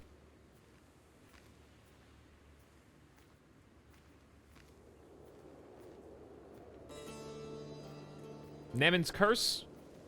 Sorry if I said that wrong. Thank you for your new Prime sub. And Lalu as well. Welcome aboard. Hi to both of you. I'm so sorry you wasted your 30-day Prime on me. But you're here now. So I guess I'll keep you. Let's sort by, I like to sort by prestige gain first and just see, because we're like one of the only kings in the area. So we really can't get very much prestige. As you can see, my first 2 suggestions are nephews. Unsurprisingly. But they do both get 400 prestige out of the deal. Which is true. Whose family are you of? Chieftain Ajmeg and Yolapa, your half-sister. So yeah. If I can't do that, alliance really doesn't exist except for the chiefdoms that are already inside of our purview.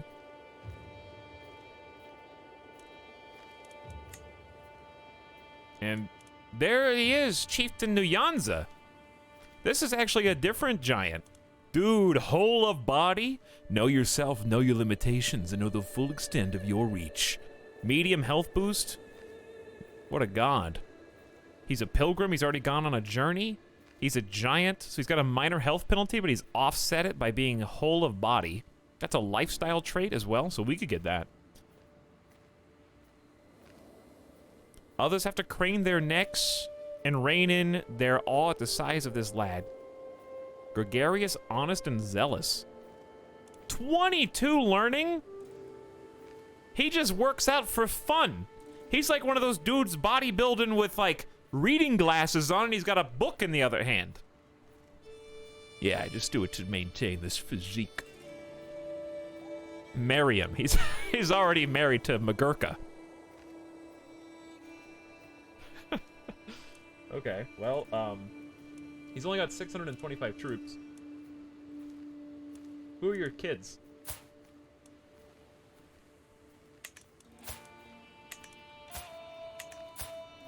We have one giantess in the family, his fourth born. Ashava Yugen, who is also charming, and has an 8 prowess at 5 years old. She could beat some of my champions right now. She's already a nurse? Why does she have the headdress on? Okay, anyway. Potential alliance with Tabari. None of these are that good. Alright, we might just marry for stats. You're not going to be an heir anyways. I just want you to be happy. And number 1 is paranoid, brave, compassionate, and handsome. Alright, that's a combo right there. Look at these. Almost double digits across the board. 9s.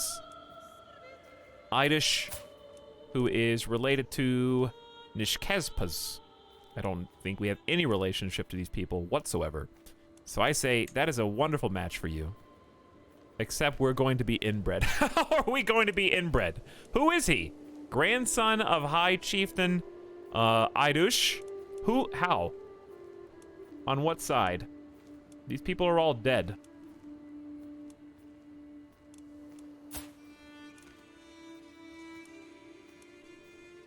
Can you see how they're related? I don't even know who it is. Talix is game good. Kitsune, I will answer your question by simply saying, stick around and find out. Hey, Italix, is the game that you streamed 3 days in a row and 5 days out of 7 any good? Just curious. You know, just wondering. No, I hate it. I'm only playing it out of spite. For 10 to 12 hours at a time.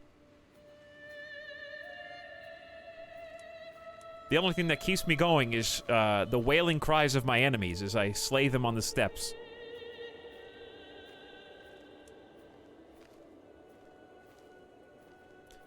Chance of children medium.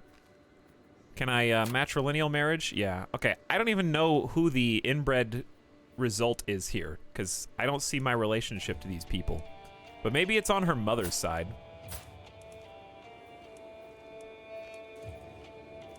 I have no idea. I say we just go for it. Okay. Onwards. I only bought it because Italix played it. What do I do now? Greetings, King Cordal of Suckberia. I gladly accept your betrothal proposition. Your daughter, Serge, will be betrothed to my cousin, Adush. Yeah, I don't know what my relationship to them is. What's the ultimate goal of Suckberia? Right now, I just want to build it up and get every county... I want to get my economy in the positives. This is going to be a consolidation and manipulation internal affairs stream. While performing his duties as my spy master, Shaipicha has uncovered a secret held by Chieftain Nyanza of Naramkari. He is in fact the bastard child of his mother Niv and Chieftain Nyanza. He looks so surprised.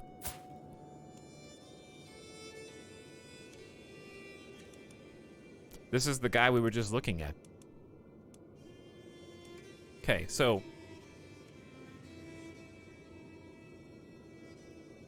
a secret held by Chieftain Nyanza. He is the bastard child of his mother Niv and Chieftain Nyanza. Wait, the spy master figured out that he was a bastard child?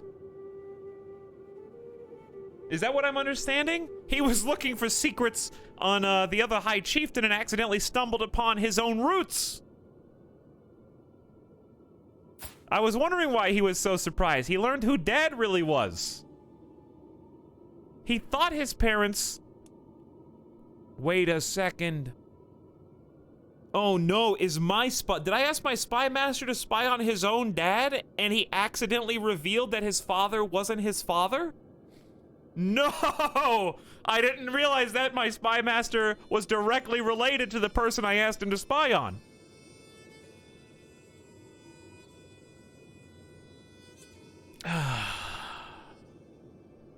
Oops. Well, today you learned, I guess. Because he's spying on High Chieftain Circa, who, as you may remember, just started a faction against me to get the kingdom of Yugra. The claimant is my cousin Udyaka. With 2 members, him and Moshek, unsurprisingly. They're both my enemies right now. Unbelievable. You learn of Chieftain Nyanza's child heritage secret. That's incredible.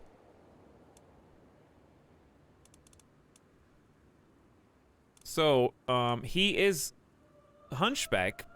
Possibly, he's very strong. Possibly as a result of that. Okay, so does it not update his family tree? Also, where is this guy? Yeah, he's not here, but we just know that this is the real father. Chieftain Nyanza is the real father. So who did he say his mother was? So it was Chieftain Nyanza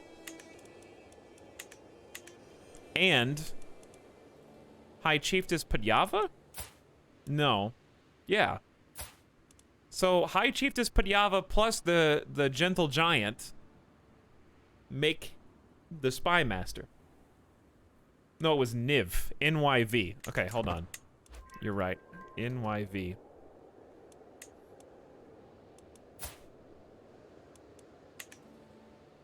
Unlanded at Chieftain Gazeg's court in Kashuki. Can't invite to court because she is Chieftain Gazeg's spouse or concubine. Wow, this is messy. Chieftain Gazeg's concubine. Okay. This is very messy.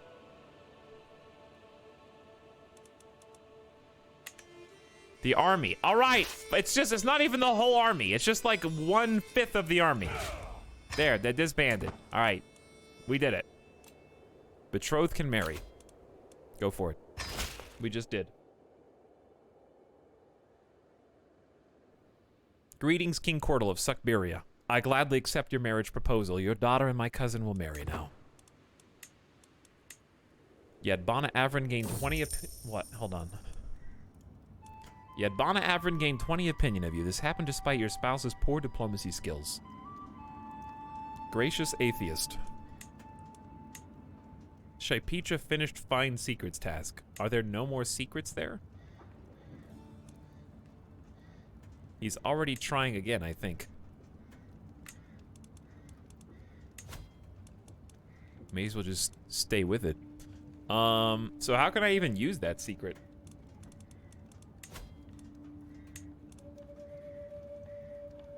RT Mancy is the illegitimate child. I think the best part about this is all their names reveal a picture. Niv Mancy did she just die? Was killed during a siege. Well, that might be good for us because now the person he thought was his father is not his father, and he knows. So now maybe he can get the real dirt on his fake dad and help me put him in where he belongs, behind bars again.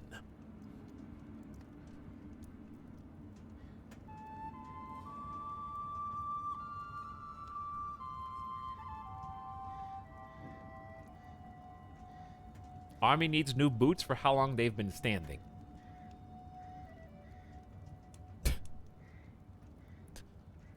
If it is a pawn for carps you are interested in, I can build you a terrific one, my lord.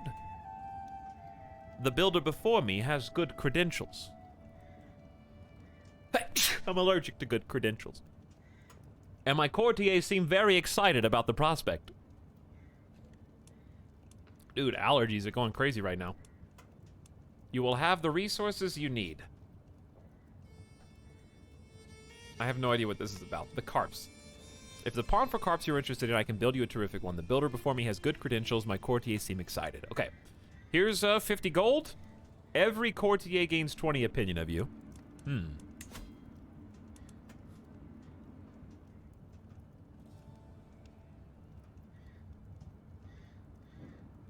It's pretty good. Dude, that's pretty good. Champions. My court, including my spy master. My council members.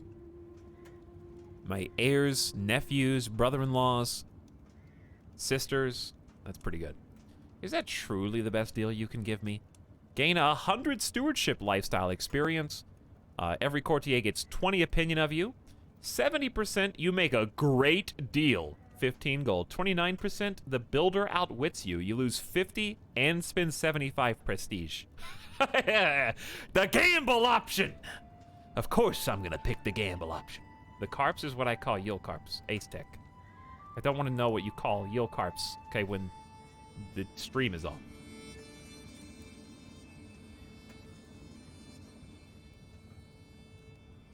Is that truly the best deal you can give me? Give me the gamble. You lose 13 stress. No. You lost 15 gold. You made a great deal. Got the benefit for less than half the cost. Beautiful. All right, who are we currently swaying? High Chieftain Verpon. Let's keep that going. Let's see what's happening in, why are we on 4x speed right now? A little too fast. Bavaria is kind of moving eastward. Lotharingia, formerly Aquitaine, is still, I think, representing the Cathar heresy. Catholic, looking a little bit more solid in here, but heresy is still taking over most of France. And Lotharingia at this point. Muwalati, all of Hispania, taken over. To modest Quirtle, despite my best efforts, my agents have yet to uncover any secrets in High Chieftain Circa's court. However, I still believe there is something going on in the shadows. I just need a little more time. If there is anything, we shall find it. Okay, try again. And we have an available perk.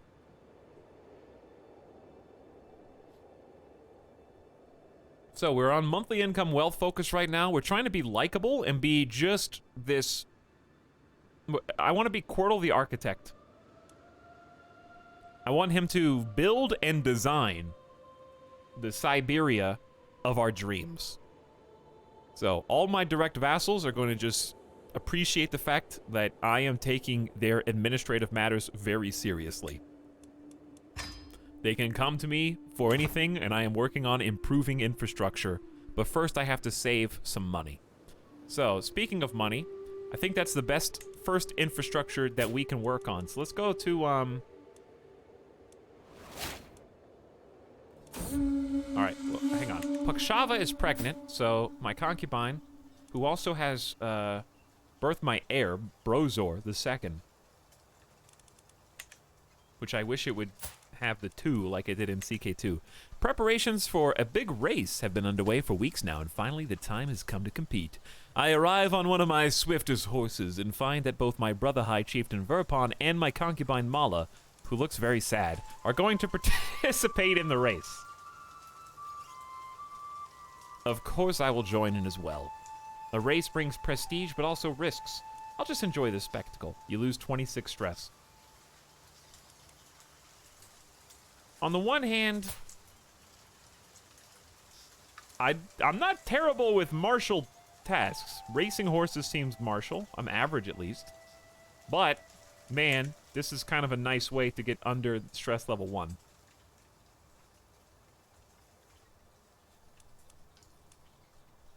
Plus, High Chieftain Verpon is a little scary. Brave, arbitrary, paranoid. And a tough soldier. I think as a content and humble individual, he's got nothing to prove. I'll enjoy the spectacle. You are no longer overwhelmed by stress. It's fun to pick the psycho options and just roll the dice every single time, but it's also nice to try a completely opposite playstyle from what we were playing before, and just see what that results in. Your neighbor has lost another war. The chiefdom here, just to our south. Call to war. Greetings, my charming liege. I call on you to honor our alliance and join me in the peasant uprising. Join Peasant Uprising as defender. Enemies. Leader Elec of Bylok.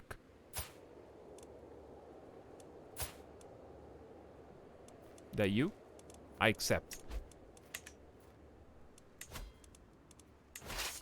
Hey, remember that army? Hey guys, remember that one army that was down here before? It's back! A brewing troublemaker. While I have come to expect mischief from my son and heir Brozor, his creativity keeps me on my toes. When it is not a prank, it is a brawl, a disgruntled tutor, or grazed knees from an adventure gone wrong. Never a dull moment with little Brozor. Brozor gains the trait Rowdy. Brozor is always on the move, full of energy and mischief. When he's up to something, it's not uncommon for others to get hurt. +1 martial, +1 intrigue. Hey King, join the Peasant Uprising. You have to ask that the right way. You know? On the defense, the peasants are the bad guys. We're going to kill them. Not all of them, just the ones that are trying to siege my villages. The good High Chieftain. While hosting lords and ladies from realms near and far, some opportunities to portray my brother High Chieftain Verpon in a good light have presented themselves. My lord, pray tell, who is the most gallant person you have heard of? High Chieftain Verpon, without a doubt. You spend 75 prestige, he gains 10 opinion for 5 years because he talked me up. Sway scheme gains progress. Or, me of course. No. Verpon, I mean, look at him. 20 prowess.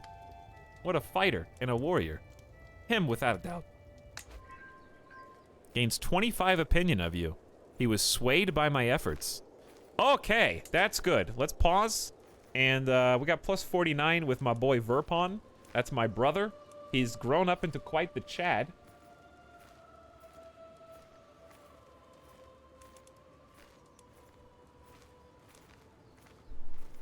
Verpon is the cooler brother, but I'm the king. I'm the king, and you will you will respect me, please, if you want, I guess.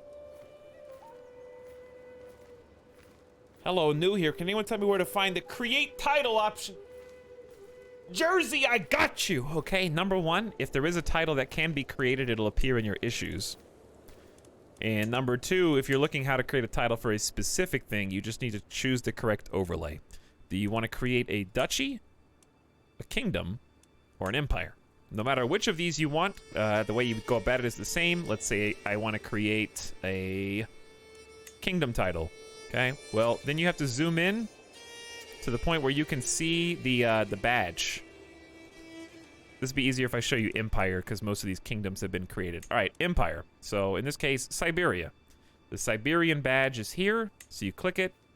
It opens up the Empire title, and then you can create it, and it shows you what you need in order to create it. So I only have 26 counties. I need 45 and 500 gold to do so. So if you want a duchy, it's the same thing. You just click on the duchy badge, and it tells you same information down there. There you go.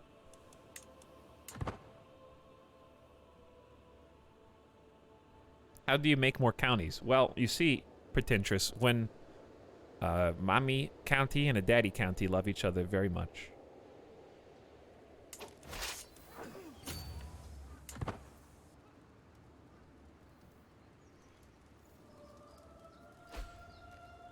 Go on.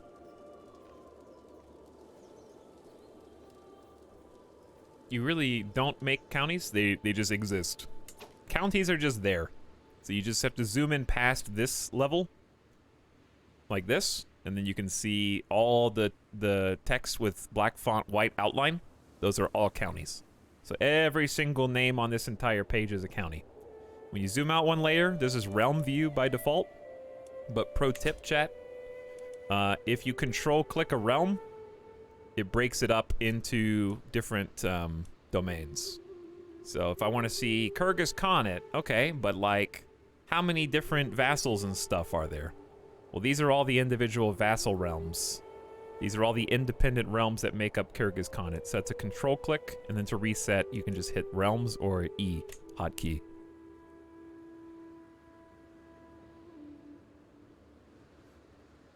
There's also a county layer. That's pretty cool. So if you want to see the counties, I guess that exists on the plus. I don't think I've clicked on that. I haven't needed to, but it's cool to know it exists. So then you can see counties. These are just de jure counties, so it's not realms. So these are not independent realms. These are just every single county in the game zoomed out, I guess. Pretty cool. And of course, you can see governments. See how the world is progressing. I have to say, I never thought about what realm means until just now. Yeah, realm is basically like a de facto area. Whereas the overlays are de jure areas.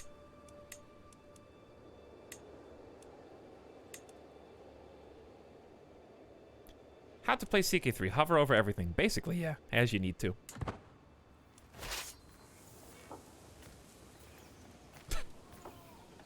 Alright, what's your question, Game Watch?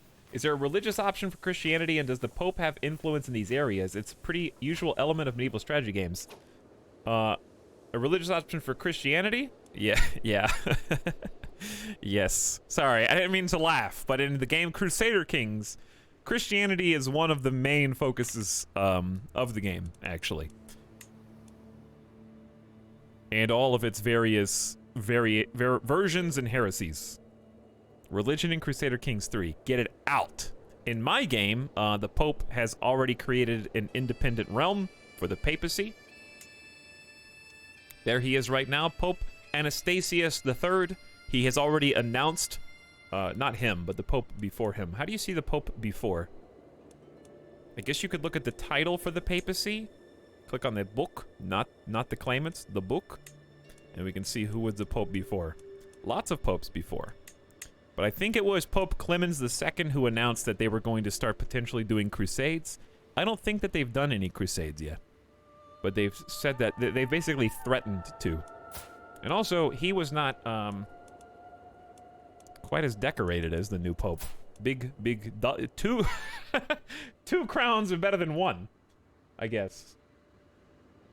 Hang on, how do I select this? There we go. 2 crowns better than one. Let me shrink this down a little.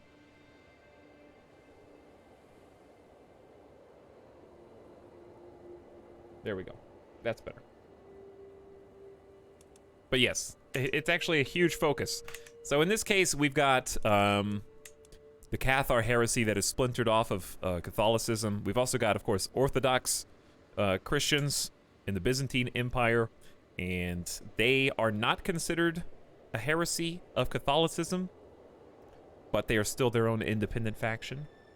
But yes, there was a big focus on religion and holy sites and relics and artifacts and all that. It is one of the key aspects of the game. In our case, we are pagan Suaminuscos. So we value the sanctity of nature and worship our ancestors. We also have a strong communal identity, which helps convert counties of my culture to our religion. So if we, okay, that's actually good to know. I learned something just now. I was wondering why it took like 57 years to promote our religion. It's because it's a cultural identity.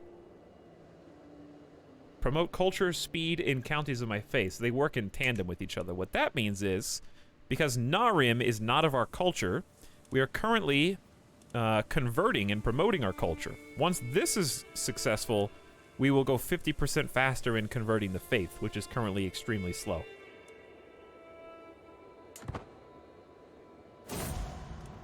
Cradled by death. As I wait outside the birthing chamber, each minute feels like a lifetime.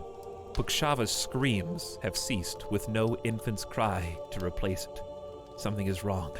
I feel it in my bones. The door opens. The midwife's wretched expression confirms my fears. I am so very sorry, my lord. Lady Pukshava, your son, they are both in Tuonela now. Oh my God. Gods have mercy. You've taken them both. She's gone to be with Brozar. A stillborn child. And my concubine. Dead. Both of them. But, once again, the heir remains. And I will have to raise you as a single father. Except I'm not single, I actually have a wife and a concubine. But... why, Limbo? What have I done to deserve this? 40 stress, critical. Pukshava died, your son was stillborn. Chat, how many is that now?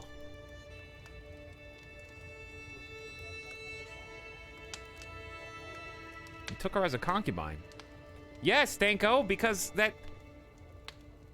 ancient history, chat. If your brothers died, you had a community responsibility and a cultural responsibility to take their wives and make sure that they are safe, taken care of, and that their children, your relatives, were brought up in a good environment. It's totally normal.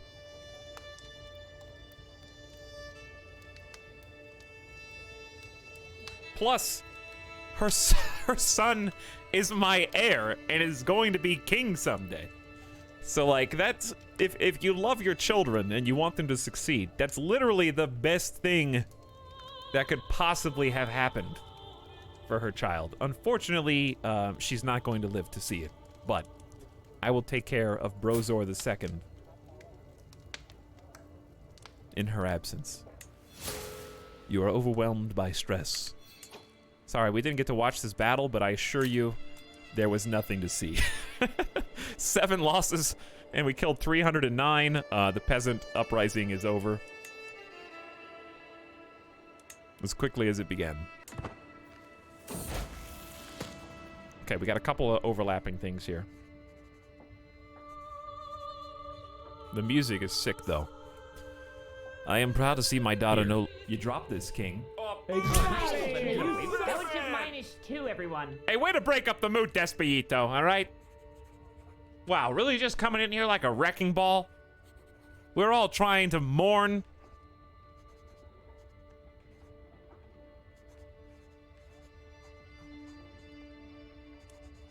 My daughter, Chachaika.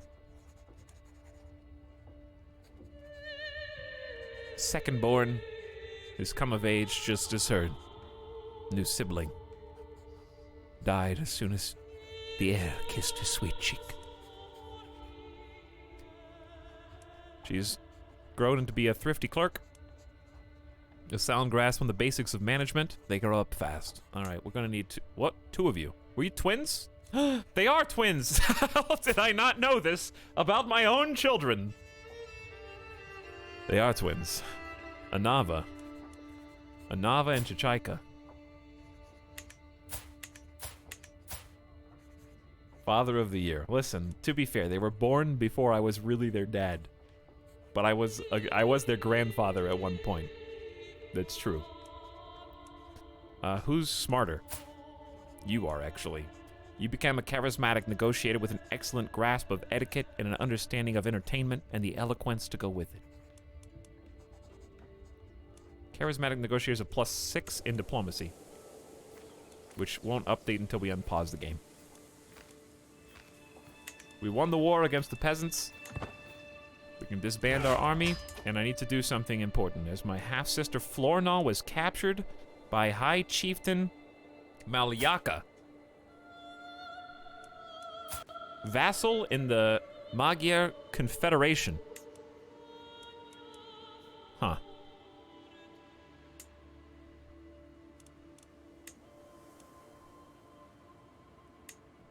High Chieftain Verpon has been swayed again. Or maybe it already did.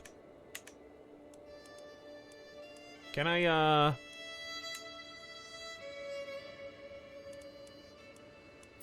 negotiate her release? Or is that not my problem? I don't think that's my problem. Okay. Okay. What was I gonna do? Oh. Right. Can't flagellate, but I can try and distract myself. I am pretty good martial. I'm gonna go and call a hunt. Okay? To try and get away from the stress.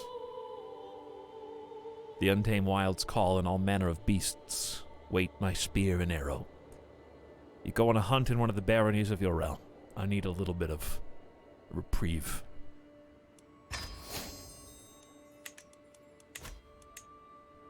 Something to gnaw away at the pain. Howdy, Nomek. What's up?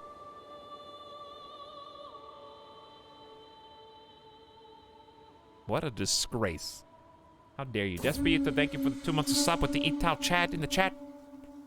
Felling a beast. You would think it a creature from myth, perhaps a god in animal form. It was the largest bear I have ever seen. Even after the beast was wounded, the chase lasted half a day. It is still an imposing sight, lying dead before me. His head will look beautiful in my great hall. You gain hunting trophy for 10 years and 10 critical stress because you are humble. Prestige plus 0.5 per month. An impressive hunting trophy hangs in this character's great hall, showing off their achievements. It shall be a trophy for my daughter. Totka Avron gains 30 opinion of you. She already loves me enough. Give dead bear to child.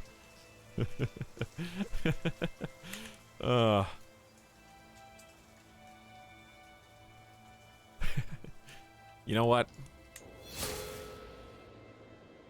I'm all over the place right now emotionally, chat. I'm trying to replace the hole in my heart left by my beloved child and concubine. Not even the first stillborn. This is like the second stillborn.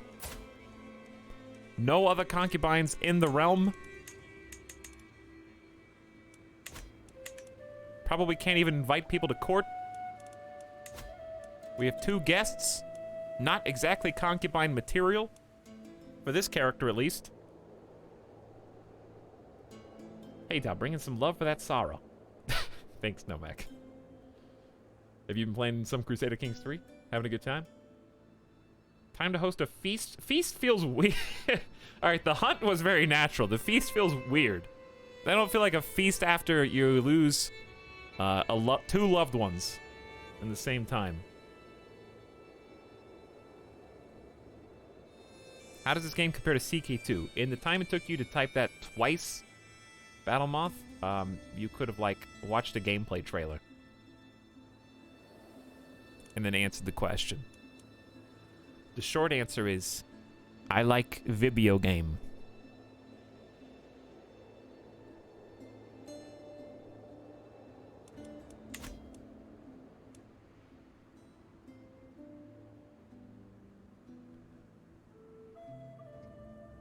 Hey, Tux, what happened since yesterday's stream?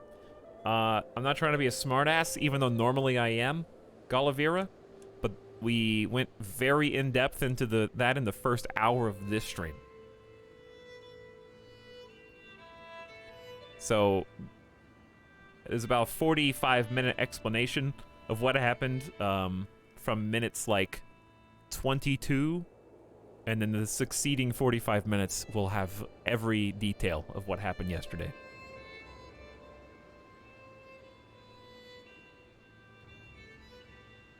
All right, meme chat is online.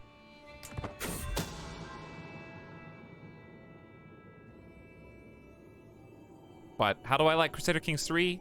Enough to stream it the last 3 days in a row. So I like it a lot. Espionage, murder. While performing his duties as my spy master, Shaipicha has uncovered a secret held by my cousin, High Chieftain Circa. He schemed from the shadows to have Archipel murdered. Yes. Yes. Exactly the information I was looking for. You've done well, Shaipicha. My pawn, my spy master. I will take care of you, my brother-in-law. You're married to my sister Yadbana, and you have succeeded where others could not. So, for context on this, we learned only a few minutes ago that Shaipicha, my spy master, brother-in-law, and champion, who is married to my half-sister, we sent him to spy on his father, High Chieftain Circa, who has started a faction against me. We forcefully subjugated him at the end of yesterday's stream, and he's very resentful of that. We're also not putting him on the council, despite his 3,000 military strength, because he doesn't deserve it, because he's a backstabbing buffoon who dissolved our alliance and tried to take advantage of a change in succession after Dondi the Dread, my father, died. So, we have been digging up dirt on him. Now, in doing so, Shaipicha learned that who he thought was his father, High Chieftain Circa, is not his true father. But rather, he is a bastard, unbeknownst to him. Until now. His true father is a giant.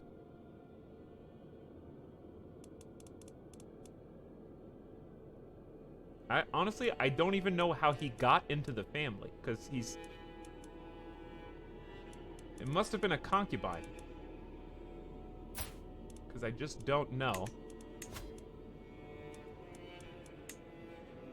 R.T. Mancy. Wait a second, wait a second. Maybe I misunderstood. I think it was someone completely different. Yeah, it is someone completely different. I think it was just worded strangely in the first dialogue.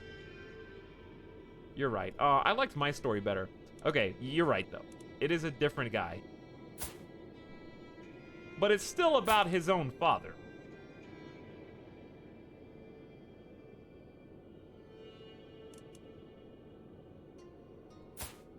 Right?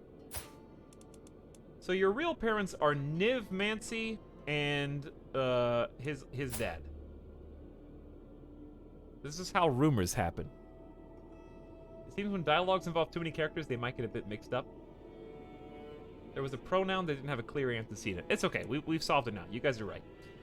Either way, he did learn a secret about his own father, which still would have involved his father, you know, becoming less respected by him. So the result is still the same. Anyway, we continued the hunt for clues and have now learned that High Chieftain Circa has schemed from the shadows to have Ashipel killed, who died in a hunting accident.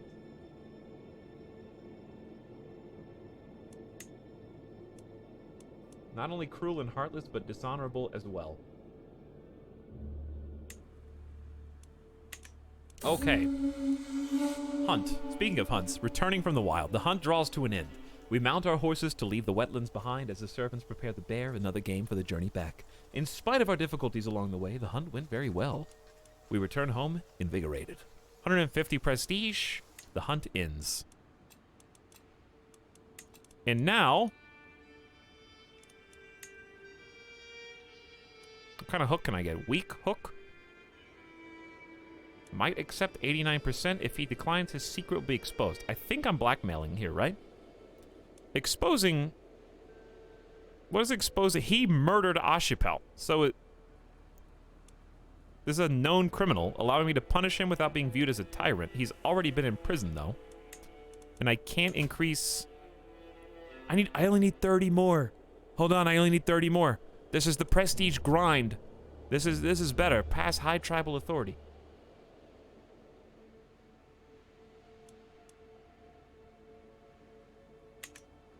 And then I can just revoke his title because he's already a criminal and double dip with the hook. How can I get more prestige? A concubine. Unraised men-at-arms. Minus 3.22 and the concubine limit.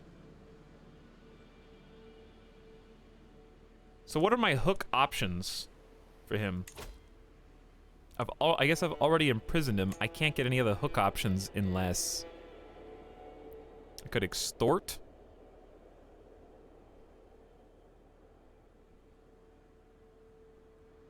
Enable the abduction scheme?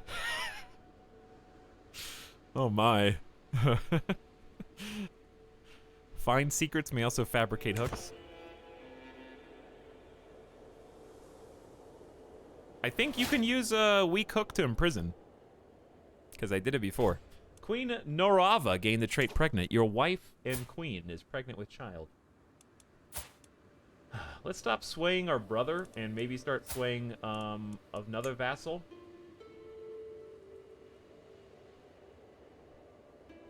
Like High Chieftain Dakya.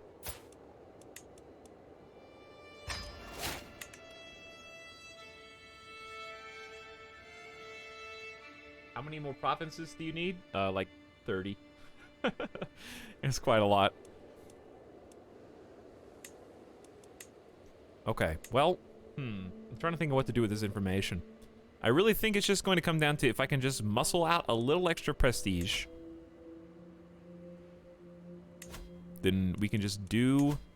But the problem with this is an extreme plot. I could use this prestige plus money to build infrastructure like I originally planned. But revenge is sweeter, and I can revoke a title. And then his vassals could be retracted if I wanted to. So I feel like this is just better. High tribal authority, direct vassal opinion -10 will be offset. Not Dondi. King Curdle. Queen Curdle is the best person for this job because it's already offset because he's likable. And positions of power will be a nice counselor buff just to make sure the council stays in line. Right now, they're doing good. They're fine.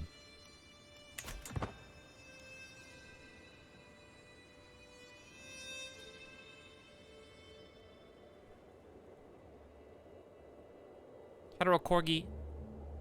Omegalo chat online.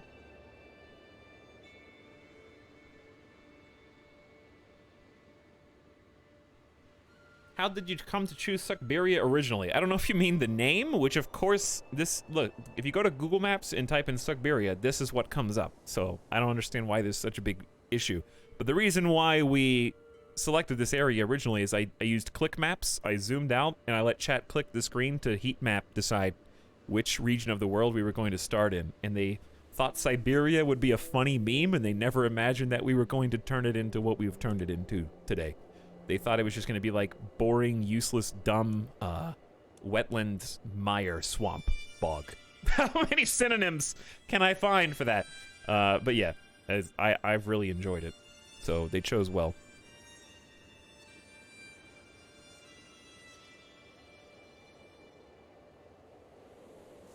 Now, I wonder if we could, I wonder if anyone will come to court, period. Let's reset to default. Let's go everyone in Diplo range. Because I have not succeeded in inviting a single person to court yet, outside of RNG. They have to be lowborn, because no highborn is going to come to my court for no reason. Preferably just anyone in the group. And also unmarried.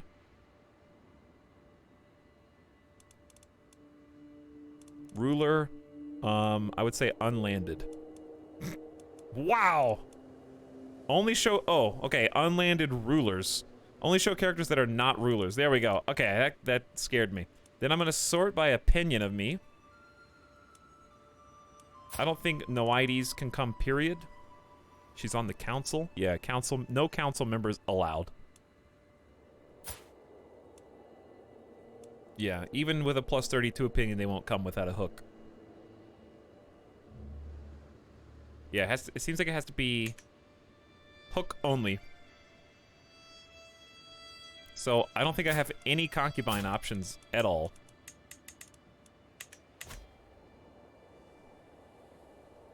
Which makes this very difficult, honestly. You would think it would be super easy as a king to just invite... It's weird that the invite debutante to court isn't an option here. Because there's champions and claimants. If they just did debutantes the same way that invite champions works and you just have to spend prestige, I think that would make total sense.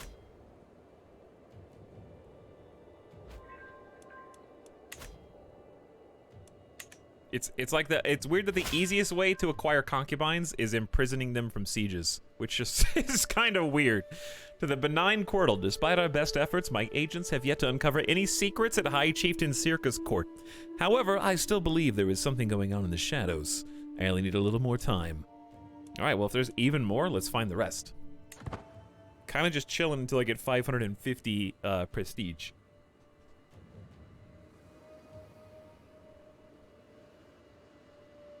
Early crowd, that's very creative, but also convoluted. That sounds like a workaround, not a solution.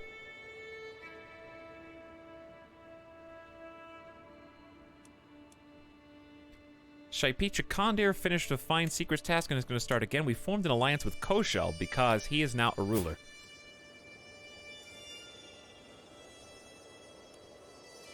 There's Captain Minas II of the Miria Band of Suzdal. What? Hold on. I don't care about this. I don't care. Don't even read that. You did what? Did you join, a mercenary band?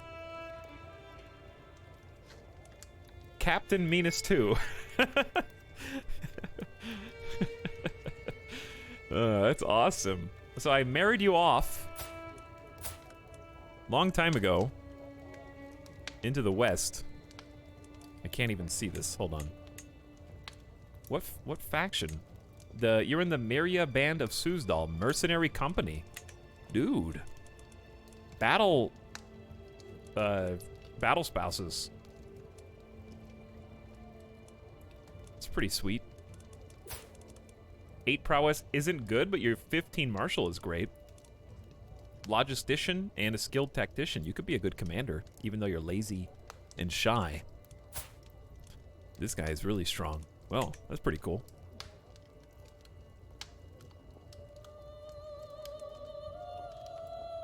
My daughter, with a tired yet blissful smile, Nora Ava presents me with a perfect little daughter. Who will you become, my child? Oh, it was my baby. Hey, who cares about this? Get my baby off the screen. I have another little baby girl, Yalgava Avrin. No, that's not going to be her name. This is my wife's 5th child.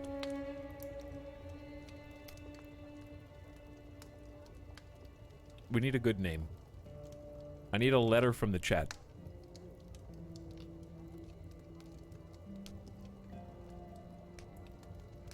The letter was M.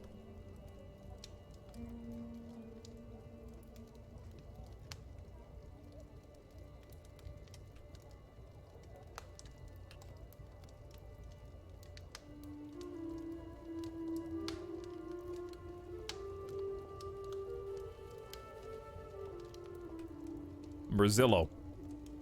Merzillo. My daughter Merzillo.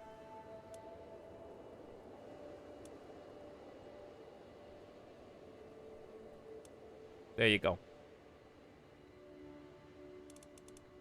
Okay. Good name. Oh, we're doing it like that all the way. Yeah. Just make up names. How do you think you got your name? Someone at some point in time literally made it up. Chat, in a vacuum, all of your names are stupid and nonsensical. They were given meaning because someone somewhere was just like, you know what? I'm just going to put these random letters together because they think they sound cool.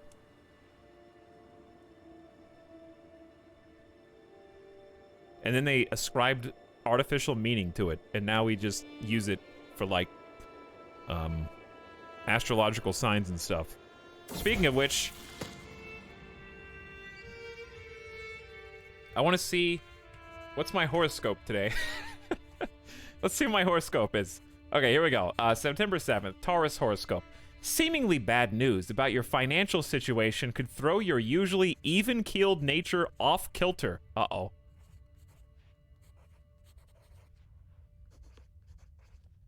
Look into the matter carefully before panicking, Taurus. There may have been a computer error. Or other mistake, or perhaps someone confused you with someone else. Take steps to rectify the blunder. It's a drag, but you'll be relieved to know that all was better than it seemed. A computer error caused a severe financial predicament? What's my card of the day? My tarot card of the day is the World. It signifies a long journey. My liege, a new subject has arrived in your court. Throw them to the pit. Sorry, I had to get that out of my system. If you've recently accomplished a lifelong goal, such as purchasing a house, that's why this card appears. Take a well-earned victory lap before you prepare for the next big adventure. I did not buy a house. The card depicts a butterfly at its last stage in life, fully transformed and able to fly. Such is the representation the world card brings, the end to a long journey. As the butterfly rises above, there's a sense of accomplishment and success associated with its movement. That's because the world's presence is a clear indicator that you have lived, you have loved, and you have learned. It's time to use that information to live the life you want. Okay, all right. I feel inspired after reading that.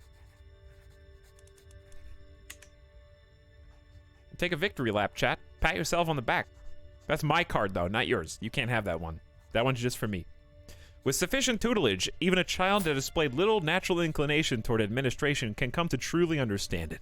Displaying a thorough understanding of the flow of gold and the wanderings of people, she expresses a remarkable creativity in dealing with these matters. Fortune Builder. They grow up so fast. 13 stewardship like Dad. She's better than Dad already. I'm going to hire her for my accounting firm.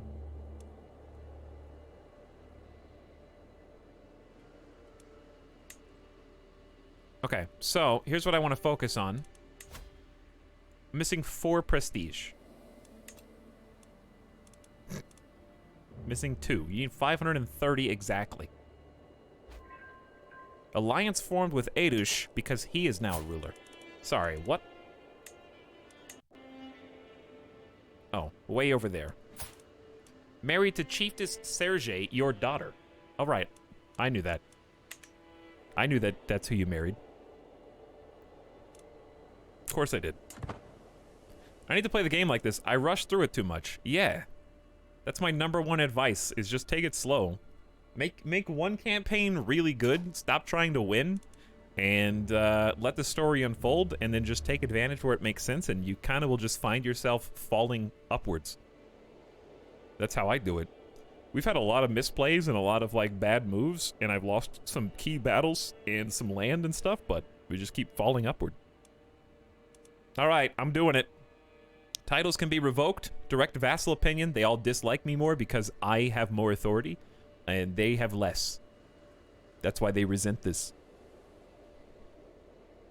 Vassals can be retracted from others as well, which is potentially useful here, actually. Interesting that we don't need the council's approval for this. Yeah, I literally killed over 1,000 people with a misclick yesterday.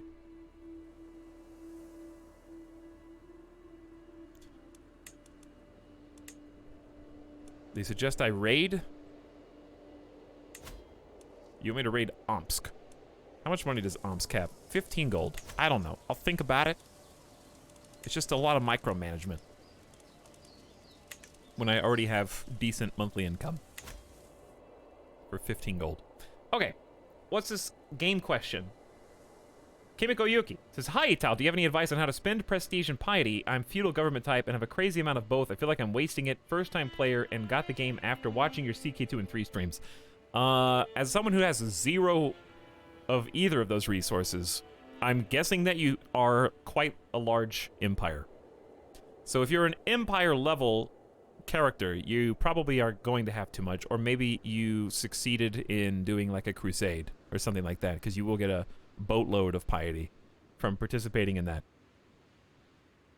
So it is going to be difficult to spend. For me, it's a lot easier. Also, we had a little internet hiccup here, chat, so the screen might look a little fuzzy while the internet hopefully bounces back in just a moment. But you should still be able to hear me fine. For me, I'm going to be spending most of my piety by reforming my religion, which costs 4,000. So for me, that is a ton of piety.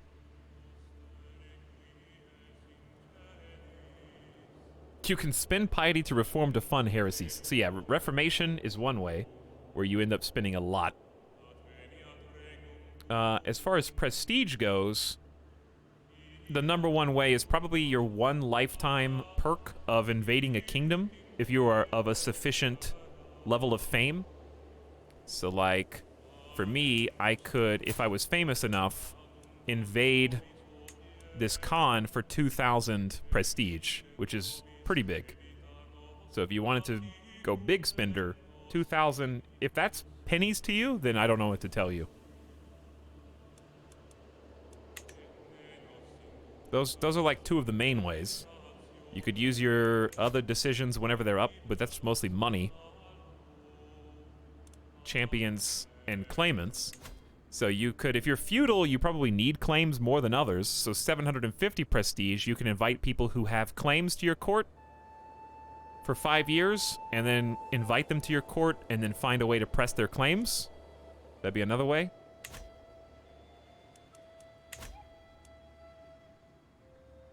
Free claims coming at you. Other than that, that's all I got. I hope one of those things was unknown to you before. Alright, can you guys see well enough now? I had a dude with a claim for an empire in court. It costs 4,500 prestige to press it. I'm looking forward to the Mongol invasion. Jortornus, it is on random, so it could happen at any time. I don't even know. But yeah, the internet is kind of going back up. It'll slowly go up to 6,000 kilobits per second.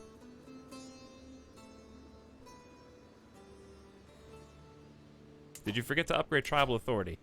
No, I just did. We're there. We just spent all of our prestige. That was another way you can spend prestige. Is over 500 for different authority levels. And also, prestige, I would say you could use that in tandem with money to upgrade your holdings. So if you haven't done that already, that's pretty important. So like for me, in my capital, you can click on this and upgrade your holding. This is 380 prestige per holding. So if you have, let's say, 5 counties, 5 times 380, I don't know what you pay as feudal, but for me it's prestige. I haven't played feudal in CK3 yet. So I don't know. Alright, we're back to 4,500 kilobits per second. I'm already triple prestige in COD. Time to uninstall. Now, the reason we did that, I got distracted by the internet. The reason we did that is because this guy is still considered a criminal. And since you are still a criminal, I can revoke your title whenever I want. If he declines, he will rise up in rebellion with other disgruntled vassals. 0% will not accept anything. Interesting. I wonder if I blackmail first, if this changes. Don't tell me, chat. I'm just going to find out. Just experiment with the game mechanics. You don't have to Google everything before you do it. We got a weak hook, blackmail, and High Chieftain Circa. He loses 15 opinion of you. I'm curious if I can, what I can do. I can arrange a marriage, negotiate alliance, imprison him with the hook. Hey! There it is. Remember how you tried to murder that guy? Well, now... Wow, that only goes up to 9%? Oh, that sucks. Alright, why? High Chieftain's opinion of you, minus 64. Why do I need to get a big hook. How much does it improve my ability to imprison him? It's an act of tyranny. Well, it goes to 35. Alright, so it's much easier to use the hook for imprisonment. But we've already imprisoned him once because we captured him in the war. Who else is disgruntled? Chieftain said Yamka. I thought you were one of the good guys.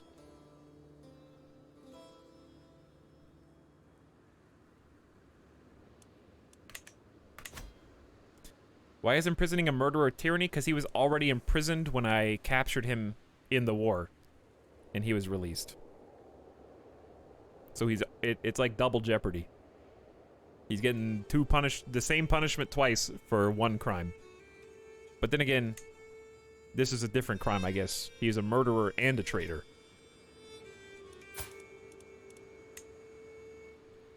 I wonder if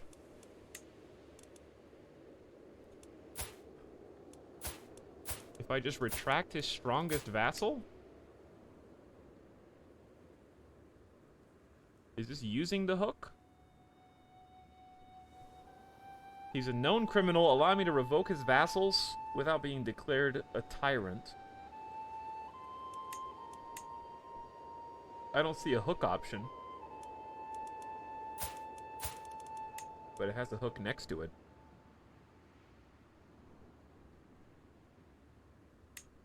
Yeah, I'm the only one that knows about the murder. That's the point of the blackmail.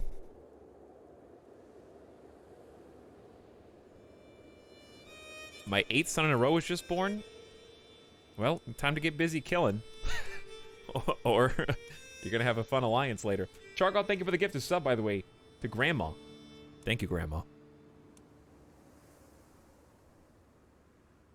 Okay, how can I, what's the best way to get a strong hook? Let's just look it up.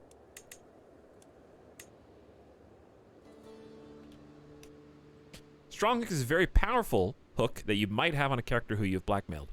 Much more powerful than weak, can force someone to do terrible deeds for you. Prevents the target from taking any hostile actions. They are not spent when used, but instead go on a cooldown before they can be used again. The passive effect is not lost when the hook is used.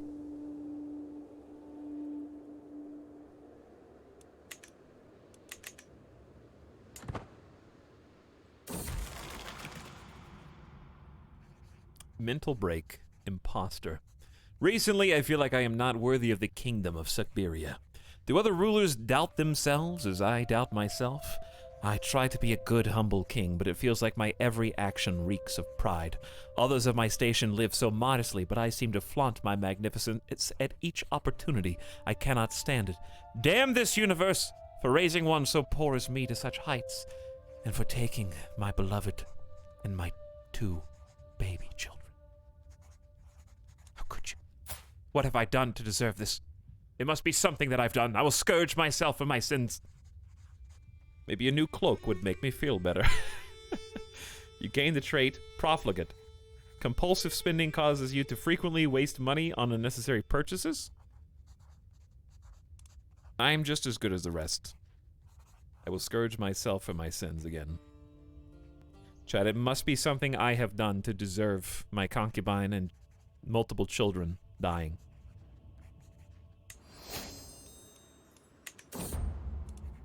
It is my right and responsibility to determine what coinage. I thought this was going to be related to the flagellation.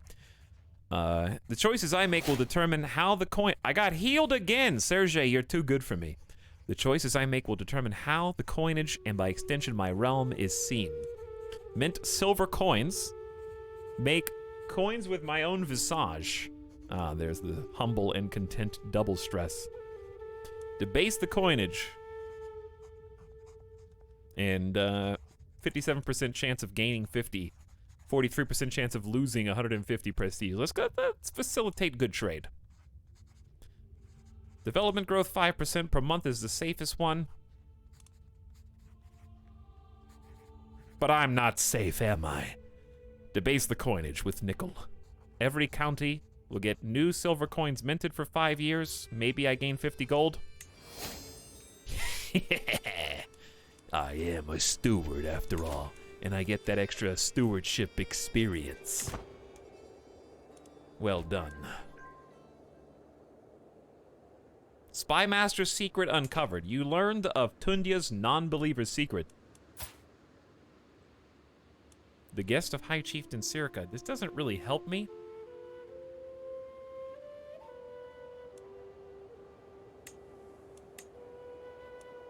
He finished the fight. I think we got all the secrets we're gonna get. So let's go back and start disrupting schemes. Time for chill Etal stream and more Suckberia. More Suckberia indeed. So the problem with High Chieftain Sirka is I can't really do anything because I only have a 5% chance of even being able to kill him. I'm not good at any kind of subterfuge. I need other people to do it for me. The only thing I could do is sway him, manipulate him to like me.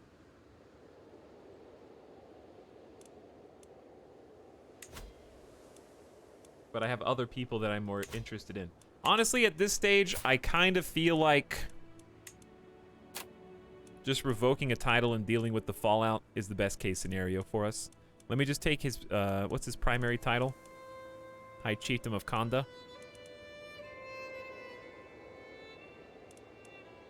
Where's his capital? 0% will not accept.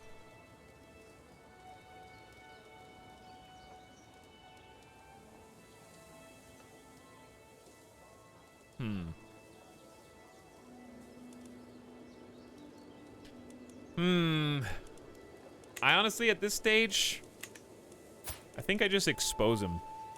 Because he's already, how old is he? 52.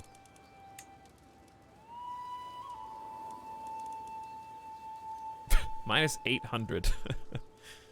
I can force him to arrange a marriage, but I don't think there's anybody that's a target.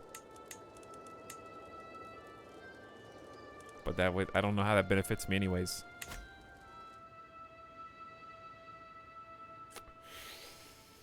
Huh. I don't know, dude. He's a criminal. I don't think there's a hook that I can really use. I think we just go for exposing the secret. He's a murderer. There's nothing else I can do. I'm a tyrant if I imprison. Murder scheme is 5%. Revoke title is 0%, and it's going to start civil war, which I don't think a content person like myself would do. There's just... I'd have to go down the intrigue tree to get better options. Let's just go. You cannot expose High Chieftain Circa's murder secret. Is it because of the blackmail? Because I already got a hook. Alright, I already ruined my opportunity to do that. But you know what? This guy's in a faction.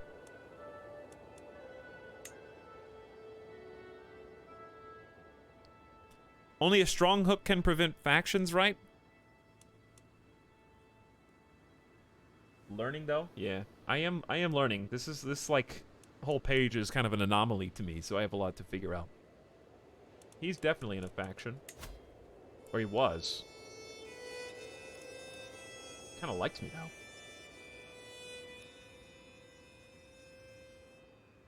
Maybe I'll just hold on to that secret for a little while. There's no rush, because then I could expose it if he joins the faction.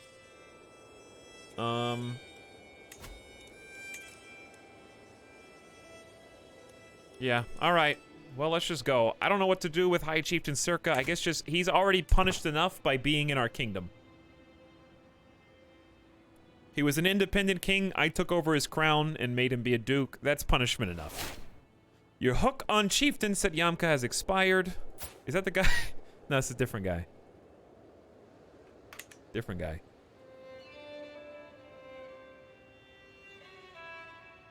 Time will sort it out eventually.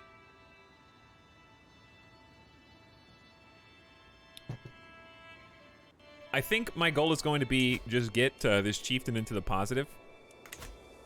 Then start swaying him. And then once I've swayed him enough, then revoke a title if he may not be considered a criminal for long. That's really the only thing.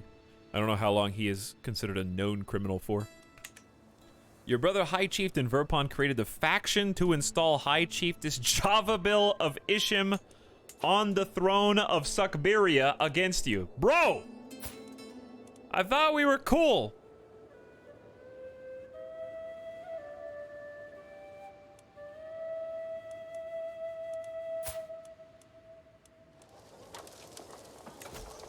Okay, bro.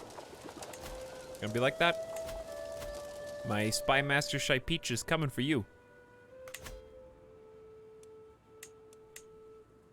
Queen Norava gained strategic expertise. Her understanding of warfare has increased. Very smart.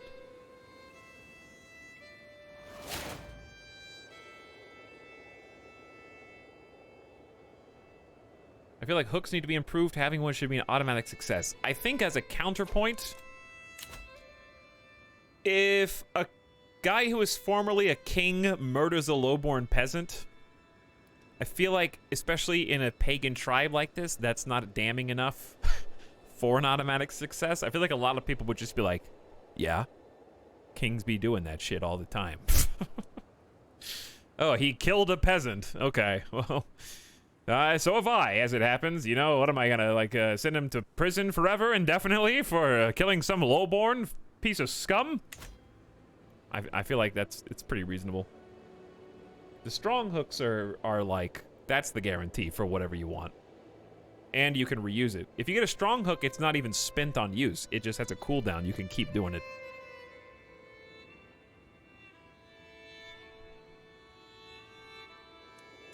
Okay. Available perk 1. This is what I want. Counselor opinion plus 20. Beautiful. Positions of power is a wonderful thing. At that point, vassal levy contribution plus 20% is neat. But I don't think we're getting much from our vassals anyway. Maybe we are, now that we have some big vassals. Monthly tyranny down. That's also nice. Your vassals are less likely to join independence factions. I think we're just going to go max administrator at this point. Honor to serve is good, and then we get admin for the bonus to stewardship and vassal opinion. And then I want to get architect, of course. I want both of these. These are my two primaries.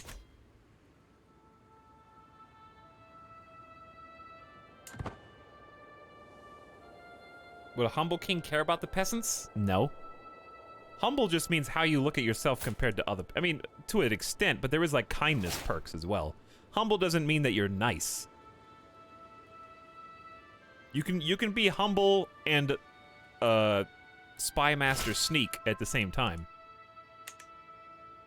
To the benevolent Cordal, with Ostiak's settlement and the installation of a new administration, the people of Narim have fully embraced Ostiak traditions. Yeah, compassionate would be what you would want to care for the poor, yeah. Great work, Zergal. Zergal starts the collect taxes task. One thing I really appreciate about Crusader Kings 3 is they have super reduced the micro of the council. So, like, he finished the task I said, and he automatically starts a different task instead of doing nothing. Your council members are always doing something, which is good, and it's a lot more hands-off than it was before. Also, I love that if you change rulers, in Crusader Kings 2, if your ruler died, it was like, all right, hit the brakes, everybody! We're gonna skirt to a stop because I got about 30 minutes of delegating new council members and council member tasks. But no, on succession, your council members, even though some of them may swap out, they keep doing their task even though you've got a new ruler. It's super nice. Okay, so in our case, chat, we have a really good thing. Narim is now considered part of our culture, the Ostiak. So if we look at culture overlay, there's a little green appendage here, a little growth on the turtle. This is a little snapping turtle with monstrous legs and a shell. But this has a side effect in our culture, or rather in our religion, I should say, of speeding up how fast we are converting faith by 50%. So when you shave 50% off of 46 years, you're getting a pretty big bonus. Your steward, dude. This is why I'm not replacing my council right now, because Zergal is just the best we've ever had. I'm going to let him live out a good life. He just found us 80 gold in taxes, so we're sitting on some good money right now. Spymaster's secret uncovered. All right, let's freeze for a sec. Nazeka. We get a lot of secrets. We found out that Dondi 2, who's not related to old Dondi at all, had a secret affair with Nazeka, who is just a courtier. These are just two courtiers. It doesn't really matter. I don't think we can even do anything with that information. Okay, is he still looking for secrets?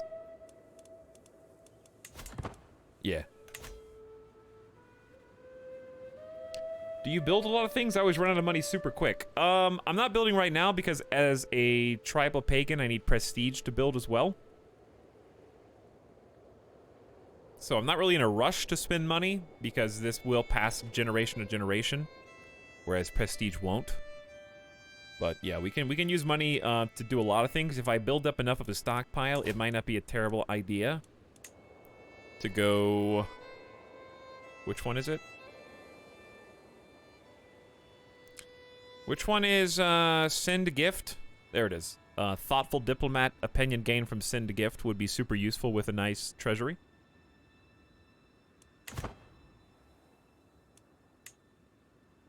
Get a lot of people on our side. All right, I know we have low county control. I'm working on it. The marshal's already there.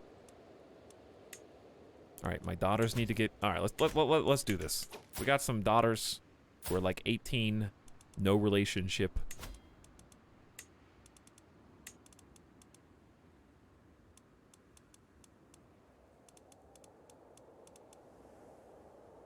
Preferably prestige would be nice.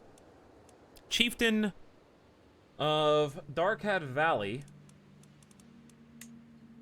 would accept with just a 3. Dude, that is a teeny tiny piece of land. That is not worth my time. My nephew, of course.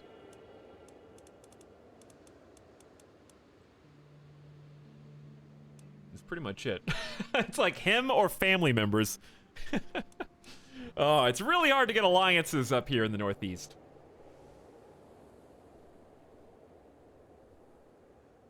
Your nephew's chin. Would you say that to his face? Huh? I didn't think so. That's his mother's chin, I think.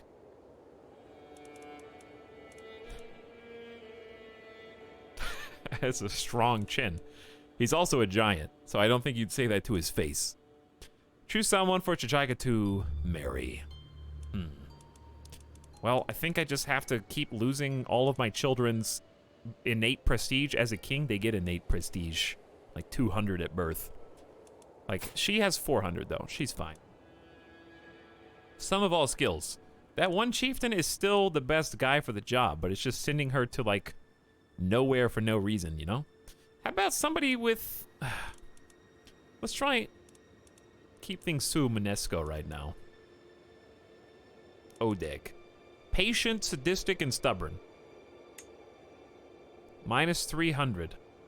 All I got is lowborn people, dude. Sorry, I don't mean to delete your prestige, but it has to be like that. The one upside is we are going to have a lot of dynasty members. Because every single marriage, I always have so many daughters, and we just do matrilineal every single time. Next.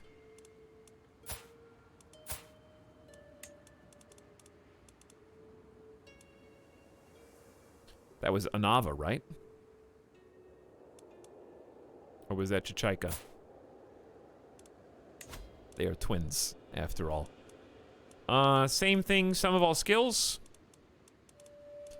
Samatu. Temperate, generous, trusting. Seems like a nice guy. Why do we get prestige here? Why didn't he... Is he related? Yes. How? How is he related? I wish this would say who. Because I honestly don't recognize any of these people. It's probably on mother's side.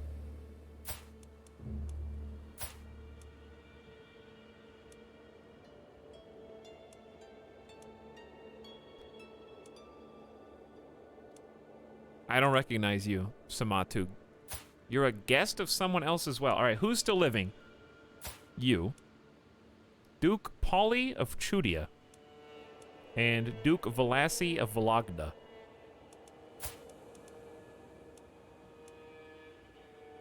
Is it High Chieftain Parisho? I have no idea where this comes from, dude. Was it Tura? I have no idea, chat. All right, here we go. Matrilineal marriage. I'm sure it'll be fine. My next daughter's also of age.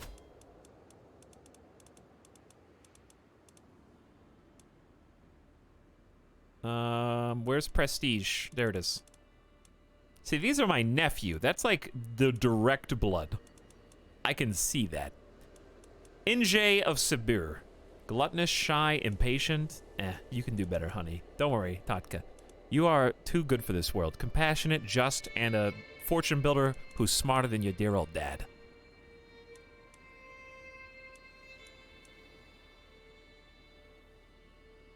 Look at all these dummies.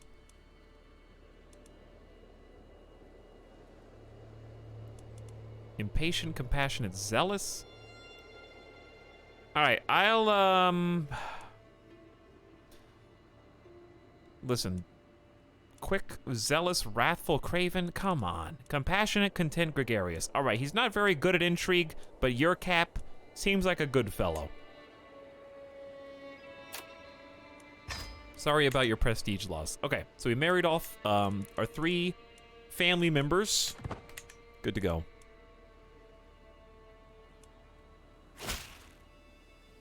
Greetings, King Quirtle of Siberia. I accept your marriage proposal. Thank you, Chieftain Ajmek. And also, Samatu. I will take the hand of your daughter Anava when the time comes. Your daughter Tadka and my acquaintance Yokap, said Yamka, will be joined in holy matrimony. Oh. Oh no. My sister and the firstborn child of King Dondi, the Dread, has died. Murdered by Chieftain Moshek Fasyukin. Oh my god.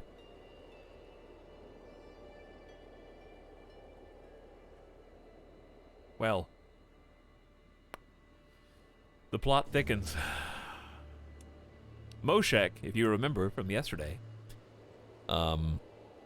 was filled with jealous wrath after, in Narim, which left the boundary of our kingdom after King Dondi died. It naturally passed into an independent realm. He discovered that Bezalov had cheated on him and became pregnant with some other man's child. As punishment, he imprisoned her.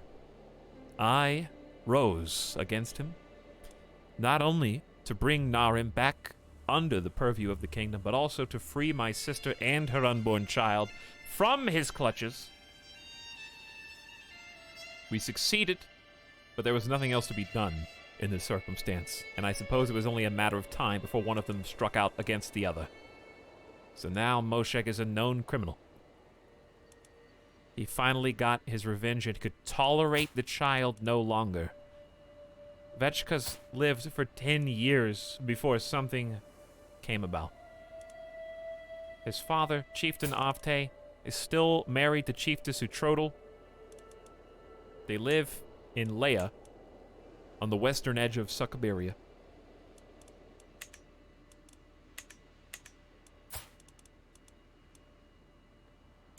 We will not succeed in imprisoning him at all.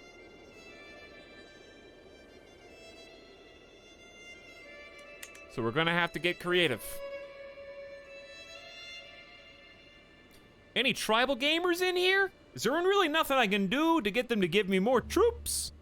I don't know, Imtune, without seeing your actual video game, what you're doing right or wrong. Maybe you're doing everything right. But I haven't had any problem with troops. Even with only 3 counties to my name. As a king, I still have access to over 6,000 soldiers, which is plenty. And I had more than that before I lost some land. I'll get even more once I get my max holdings.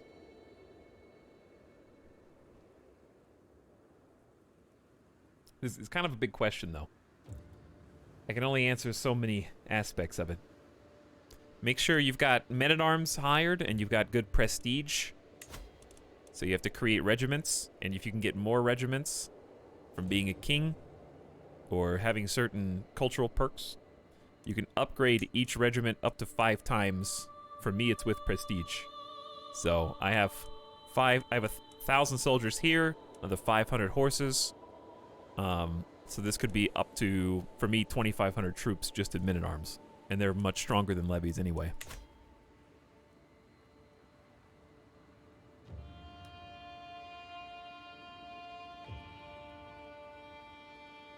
Let me scroll up. Gamer Deathbot is here and has arrived at the exact same time as Liuda and Syntax Squid people arriving, who was already here, but his people arriving anyways. Are you secretly the bots? Just in time for this family drama. Bezalov murdered by her husband. My sister needs to be avenged, and I have to figure out how to do it. But before I do that, we should just listen to Gamer Deathbot, okay? So let's do it. let's take a quick break, come back, avenge my dead sister. I gained 40 critical stress. I'm gonna have another snap. We need to avenge him and then host a feast, I think, and or flagellate. Which we're not gonna get insta-healed from every single time, but I think that's all decent ideas. I just realized you can right-click and drag to tilt. Yep, pretty cool, isn't it? I don't use it because it's kind of disorienting, but it's neat. Oh, now I reset it. I think it was around here. But yeah, it will stay there. It's freaking me out, though. I kind of like this. This is a good angle. Okay, let's solve the family crisis. I am just going to go grab a beverage. Go get a Coke, go get a snack, and take care of my son. Midas needs some attention and he needs to go outside. He's been pacing around a little bit, so he's getting a little antsy. So I'm gonna do that and be responsible. But thank you guys for spending time. I will answer the channel point questions. I think there's only one, but we did like a Crusader Kings channel point question super discount today. But I'll check those as soon as I get back. I think there's only one or two. All right, thank you for your patience, people. I will actually turn on a little music. Give me about 5 minutes. We'll return and continue the saga. BRB.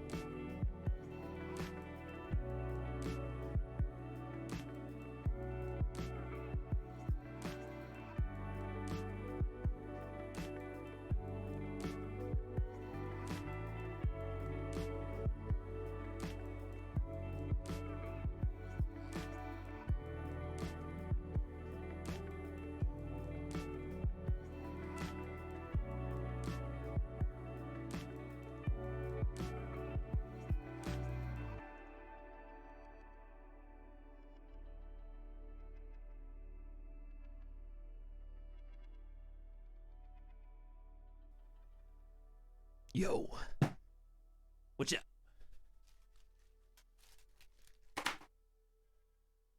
Do your your gamer stretches, chat. Everybody stand up, okay? Everybody stand up. We're gonna do some squats. You're not gonna get to watch them. Alright, that's 10, 20, 30 squats, 40 squats. That's 50, 60, can we do 100? 70, 80, 90. Get the blood pumping. We don't want anyone to die gamer death on this stream.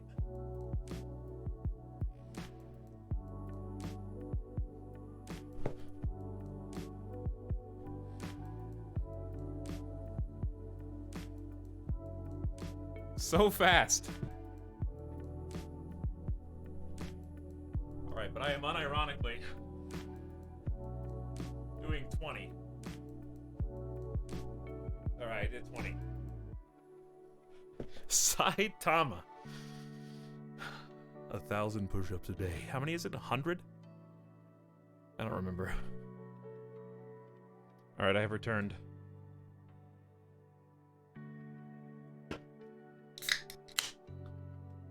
Hope you guys are all having a good Monday.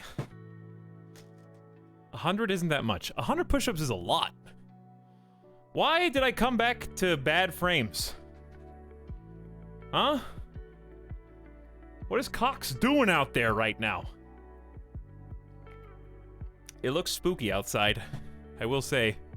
I think we're getting like the billowing smoke. I don't know. I think we're getting like forest fire smoke because it looks kind of like orangey outside.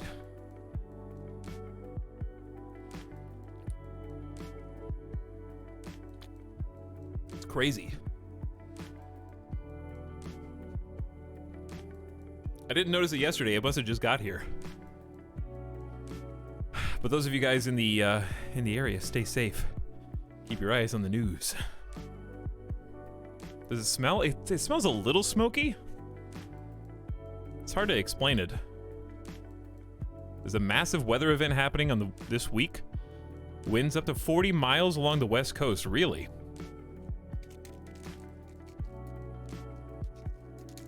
Yo, Ita, I do 4 sets of 30 push-ups every other day, and it's murder on my arms. They feel like they're gonna snap off. Yeah. It's a lot of push-ups.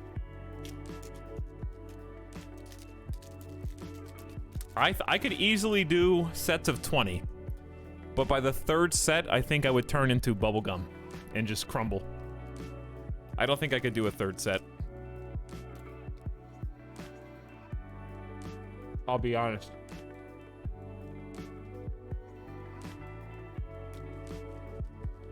Anyone who regularly does 4 sets of 30 push-ups every day is probably a lot leaner than I am, too. You've got less weight to push up.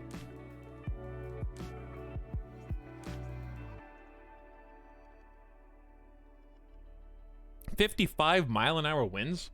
Really? That's crazy. Alright, so Atom asks, can you explain how you decide to raise your primary heirs? Do you ward them yourself?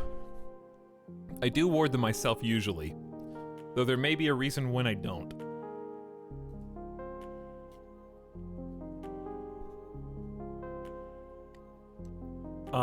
Your primary heir is worth a lot more in a relationship, like opinion. So, sometimes there might be a reason to send your heir as a ward for a big opinion buff. 5 push-ups, take it or leave it.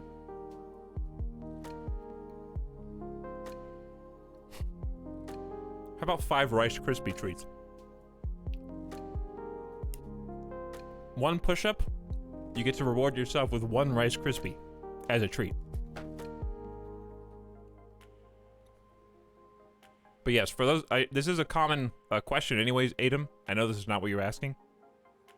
But if you want to take special care of your heir, in this case Brozor Avrin, who is now motherless after Pukshava died in childbirth.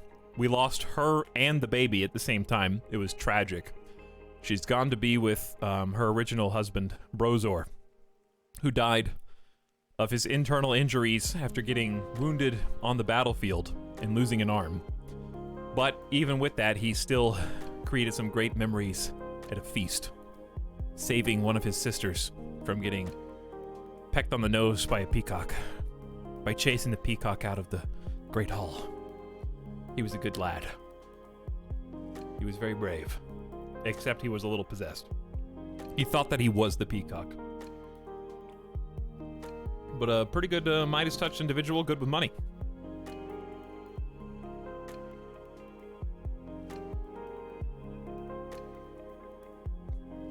Such a touching story, I know. Anyways, I forgot what I was going to tell you. It had something to do with how I raise my heir. I don't remember. I got distracted by the peacock story again. It gets me every time. Oh, for those of you who don't know, you can right-click Educate Your Child, and if you become the educator, which this is exactly what I'm going to do, I become his educator, and then you can guide him in his education. So your education is pretty important, because in my case, I am educated in stewardship. Therefore, all stewardship perks on the lifestyle tree are going to arrive faster. So, because I'm a tier 2, I get 20% more experience in this lifestyle. It's not to say that you should only focus on that lifestyle, but it's certainly an incentive. So if you want to choose what education they get, it affects what their education trait may become, based on their aptitude. So in his case, I can see he is rowdy, which naturally gives him a little bit more martial and intrigue than the other kids. He's full of energy and mischief. I can see that represented in his early stats. Even though he's only 6 years old, he's already got a 4 prowess. Not bad. I mean, House of Warriors, my legacy perk is helping. But I can then click on this button right here. He has to be educated by me for this to light up. And I can choose his education focus, like in Crusader Kings 2. So he has 2 that he's really good at, as dictated by his rowdy trait, and they have an opposite, which makes him suffer in this one. Now, you can go against the grain, but they may struggle. Sometimes you do want to go against the grain. Maybe you want to go with it and make him a shadowy intrigue super genius. Or maybe you just want him to try and make up for that lack of diplomacy, because he's going to be a ruler someday, and go with that. Right now, it looks like he's automatically being trained in martial, which is fine, but I think a ruler does need some diplomacy, so maybe I want to build a really well-rounded individual. So it's at this point that you kind of just need to come up with either a roleplay reason or a metagame reason, however you're playing, to do whichever. Sometimes I like hyper-focusing one character, like I did with Quirtle. I tried to go all in on stewardship to see how much I could get. This time I'm going to diplomacy educate to try and make him a little bit more well-rounded. The study of etiquette, communication, and practicing courtly life. So we'll try that. Intrigue can solve diplomacy problems. I don't think there's a wrong answer. It's just how do you want to play? I've enjoyed sampling each of the different lifestyle trees. This is our first time going down stewardship.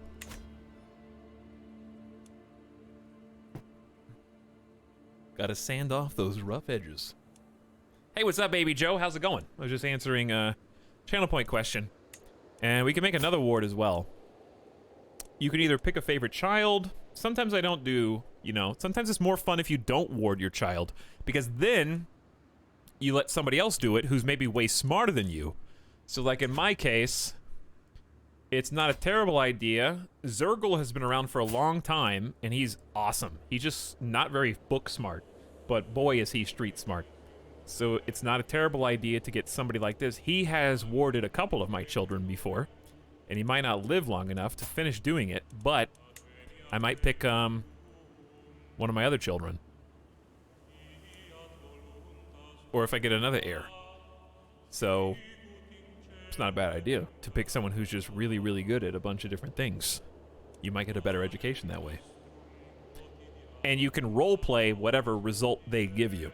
So sometimes it's fun to have that hands-off approach, because then you have to work with what you've got instead of trying to mold every detail.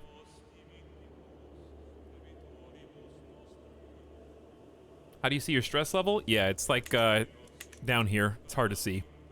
I do wish it was represented on their character sheet somewhere, but it's right there. Is it still the same game? Oh yeah, this me. That me. All right, so my other children. Evil atheist, Chiefess Sergei. We have an irrational adventurer.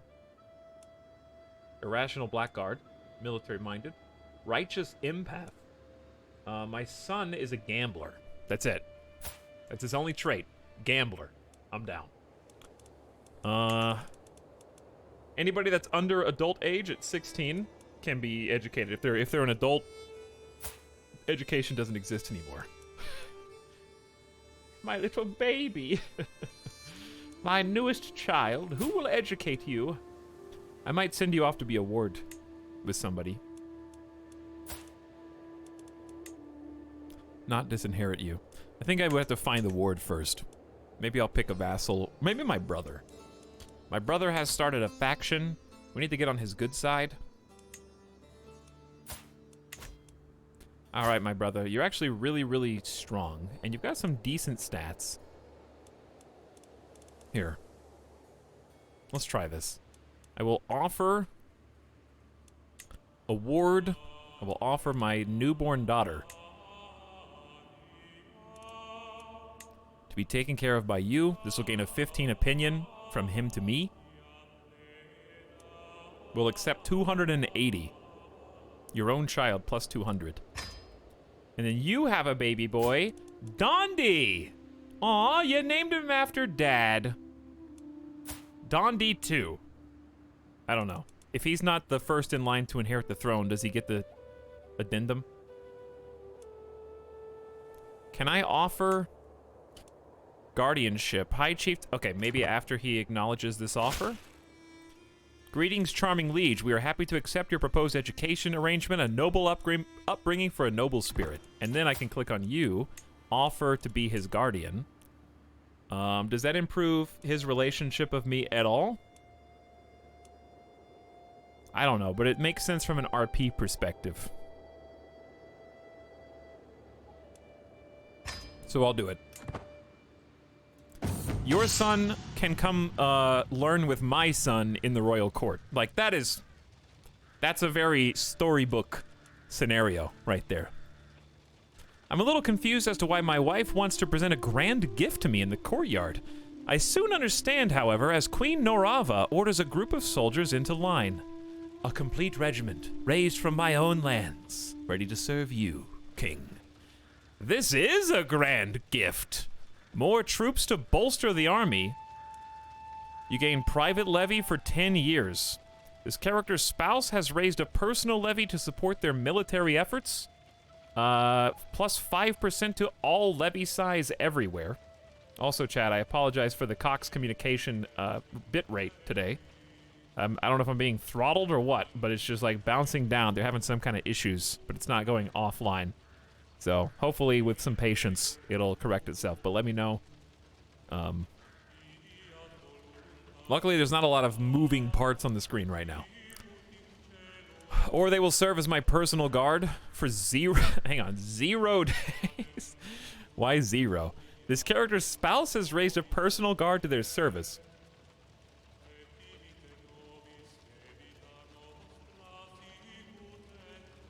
I don't think that's supposed to say 0 days. I'm going to take the 5% levies for 10 years. 0 means forever. Well, I don't really consider myself a great fighter. I think that chat's just making up 0 means forever, but maybe you're not.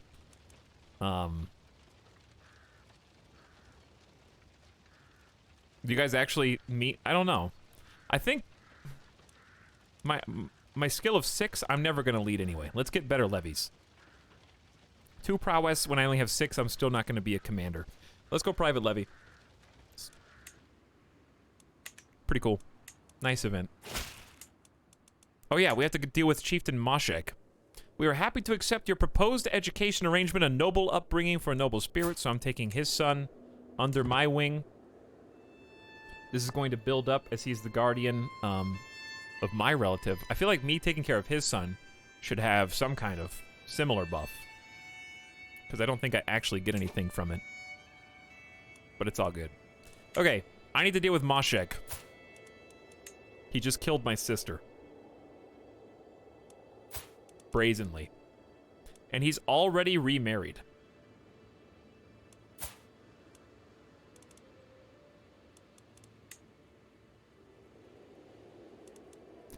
This will give all members of your dynasty an imprisonment reason against him. Missing 500 prestige. God, it's so much. Well, someone asked what you can do with prestige earlier. That's one thing you can do with prestige.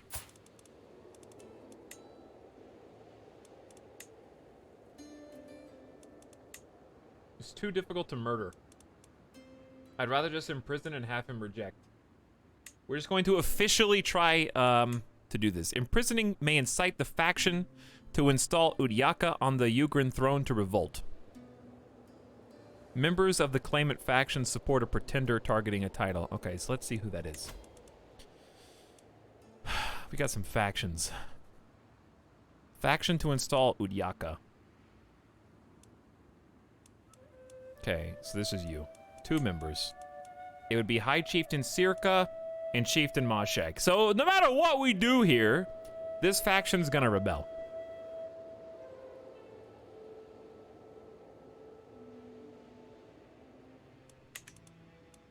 In that case, they're both criminals.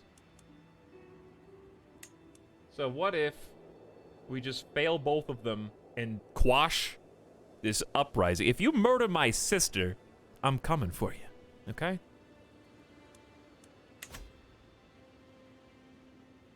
Especially after all the other troubles we had. And then this guy is just a traitor in general. So I want you to give me the title of your, what's your primary holding? High Chiefdom of Kanda. If I take that away, he ceases to be a duke and is just a count. Is it better to take away that and not own any of the land? The downside is then I have a penalty to my vassals for holding too many duchies. Or should I just take his county?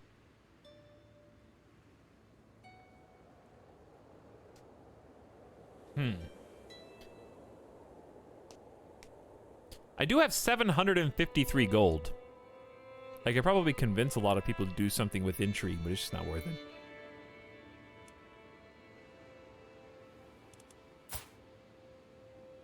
I say let's revoke his titles and make him a count.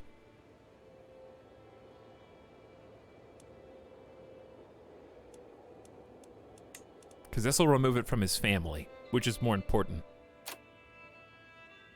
But do I have any chance of taking any of these? I have a 14% chance that he just gives up Dalgajar with no fight whatsoever.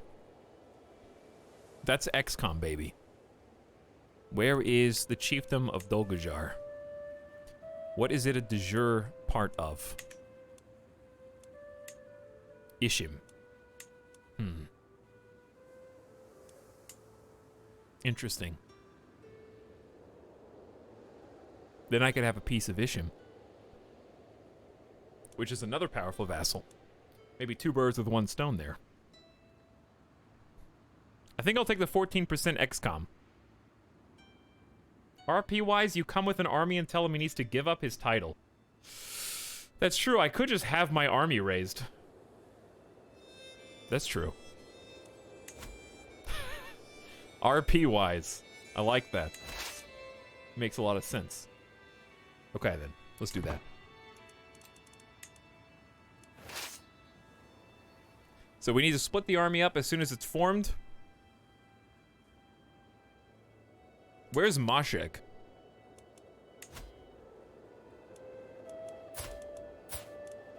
He's in Vasyugan. Well, I shouldn't have raised everyone here then. But I can split this in half. Always picks the wrong one. Okay. We'll take this army to Vasyugan. That's going to take like 3 years. And you can only cheese the disband and re-up so many times, unfortunately. So let's see if I can just cheese it once. Okay. You can cheese it once. So we're gonna go sit there. And then these guys are gonna go sit on Vasugan. And then we're going to make our demands. We're currently trying to sway High Chieftain Dakya, who is just another vassal, and we're gonna see what happens there. You guys go ahead and march in. Who's my commander? High Chieftain Dakya. Well, that's literally who we were just talking about. So we could also make High Chieftain Verpon my half-brother. I'm gonna send my brother in instead.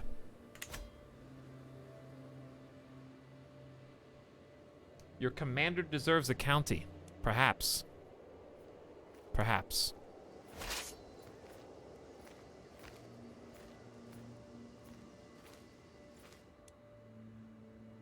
They are on the move. Foxhound, go to Jeff jail. This is my favorite part of ruling. Making ultimatums. Play-by-play chat. Alright. High Chiefdom of Konda. I'm standing outside your gates. I know that looks suspicious. And it is. Because I'm about to make a double proposal. 2 for 1. You. Imprisoned. You're a criminal. Murdered my family member and is known as a familial kin slayer. That is a close family and dynasty opinion of -5, and the Sua Monuscos frown upon it as a crime.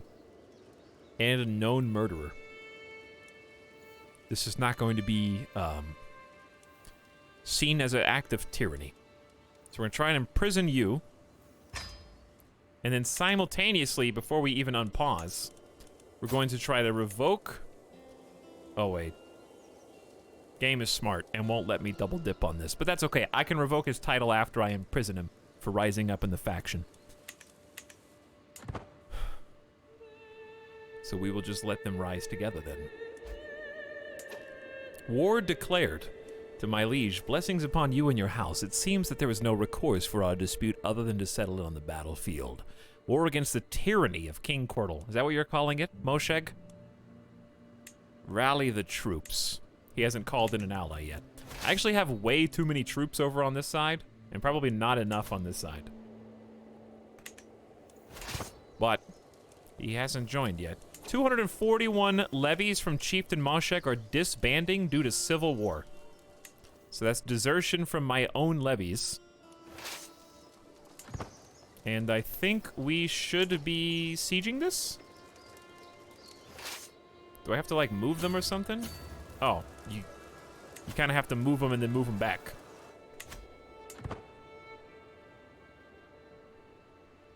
But now they're sieging.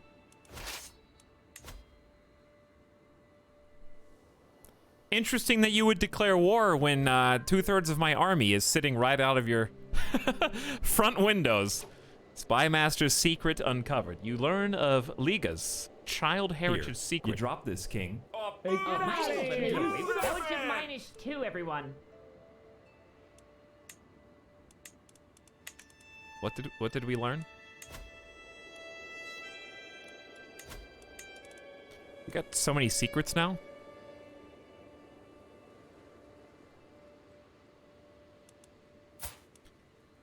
Ruzens is the illegitimate child of Liga and Ati.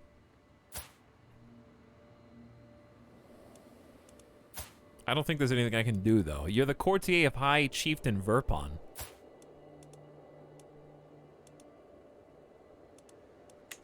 You have 2 bastard-born children.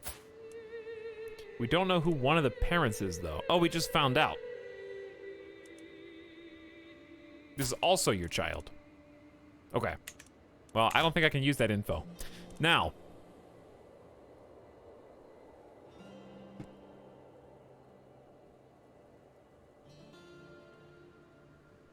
Dabs fiercely. Why are you dabbing in my chat? Telskull says, thank you, my liege. Thank you, Telskull. For a year and a half of being subscribed. Much appreciated, dude.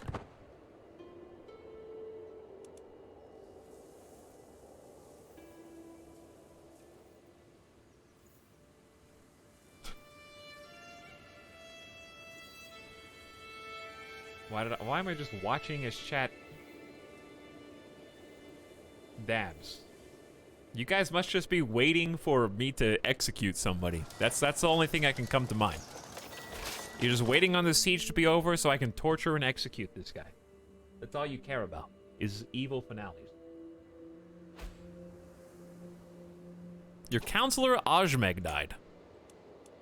That was the Noidi, I think. That was my chaplain. It's like a car crash. You just can't look away. New Noidi. Well,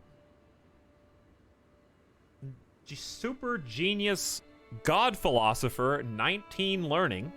She is vengeful, chaste, and temperate, and a mastermind philosopher, a content antagonist, and also probably the only person that could be a concubine in the entire kingdom.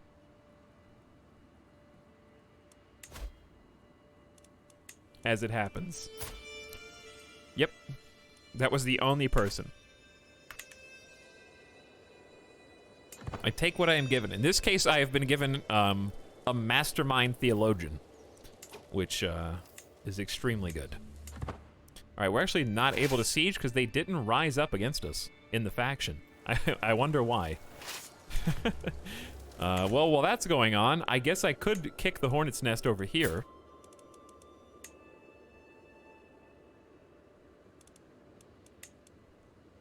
But I'm scared that my army on the west isn't good enough. 14% chance of taking the chiefdom of Dogajar. Do I want the Isham territory? Or do I just want to take his duchy and make him a count? I don't get any land out of this. I do get more vassals. I think I would get 4 extra vassals out of it. So I think I would end up probably getting more in taxes if I take the duchy.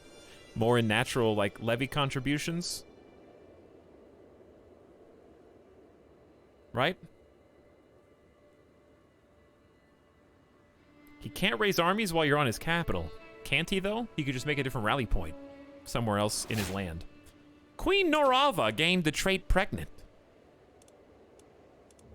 Can you invite a lady to court? No. Not me.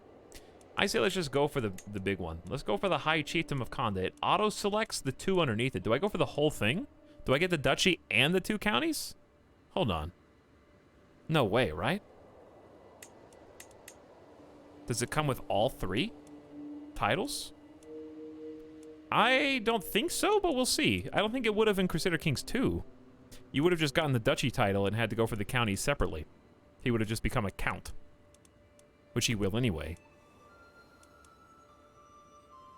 Let's see what happens.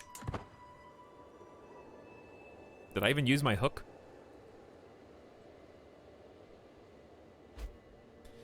To my liege, your wisdom and mercy are legendary. It seems that there is no recourse for our dispute other than to settle it on the battlefield.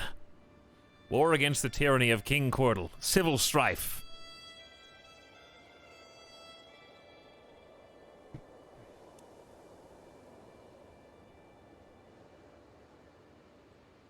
In CK2, you take all the lower titles, too. No, you had to, there were 2 different selector boxes.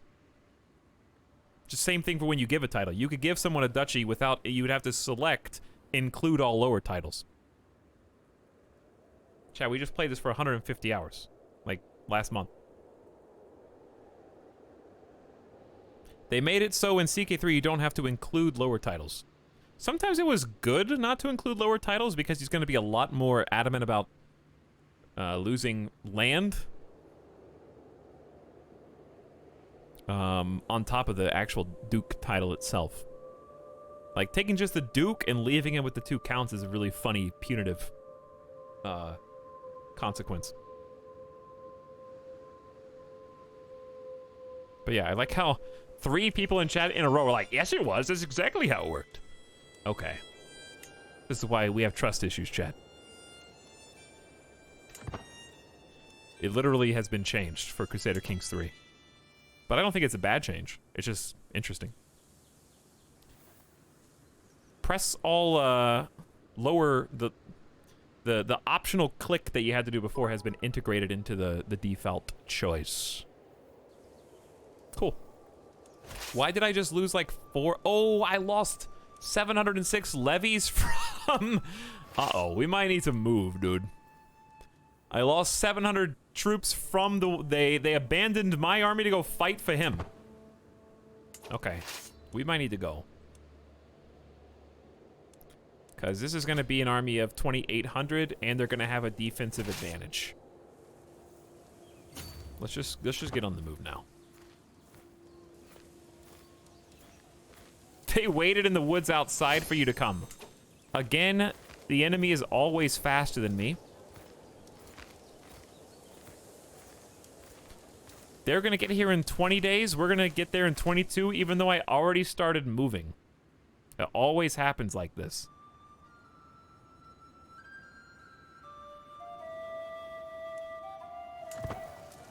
This is almost done, though. Why are you slower than everyone else, though? I'm still not sure. You can check on their leader and see if he has any perks. Like organizer. He doesn't.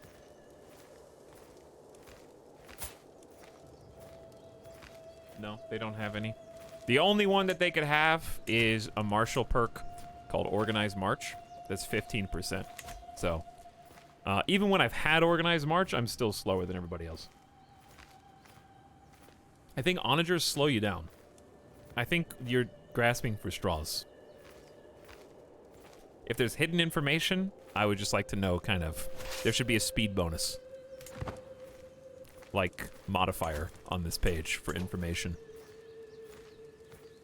Does your army even have a leader? Yes. All right, no more reading chat. Let's just play the game. Is this a streamer that had one small complaint about the game?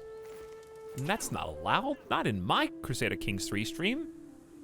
I must find a way to handwave anything that he says that could possibly be misconstrued as a small negative or unknown.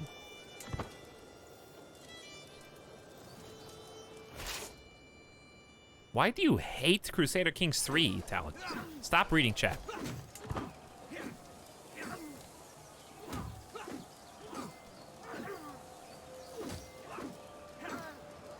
Wait until third phase. And then retreat.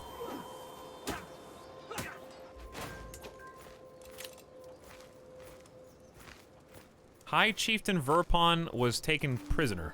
Cool. Alright, I'm just saying I think it's dumb that I tried to leave the area before they'd even finish mustering their troops, and they still got there before me.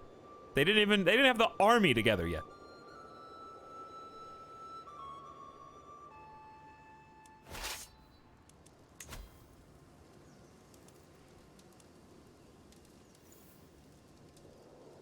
Gain 20 dread. What? Okay. Imprison Chieftain Moshek on the other side.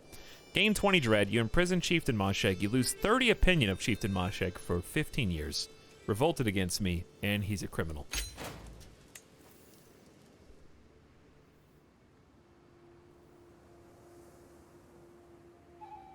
But yeah, that's kind of like the rally point giveth and the rally point taketh away, right? Because there's an RP argument to be made.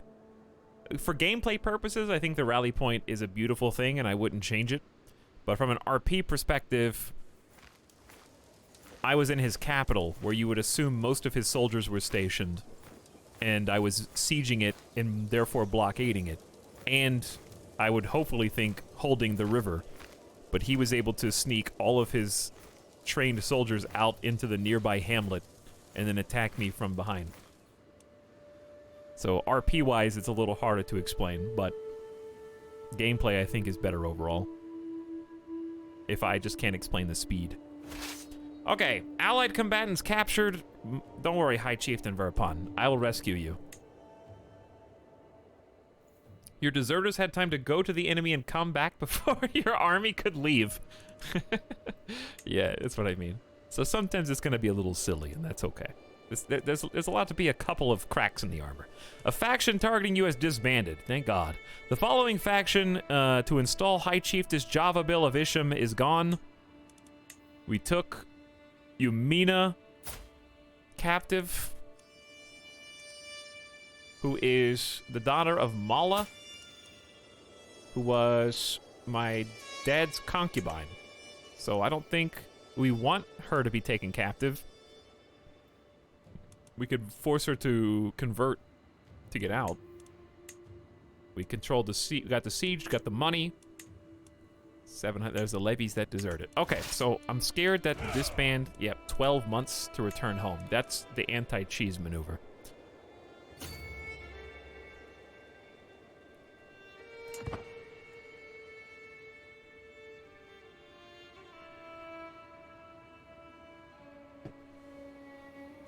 Will it take, how long would it take to get here? It says 8 months. So it's actually faster for us just to walk in this army than it is for us to disband and bring it back.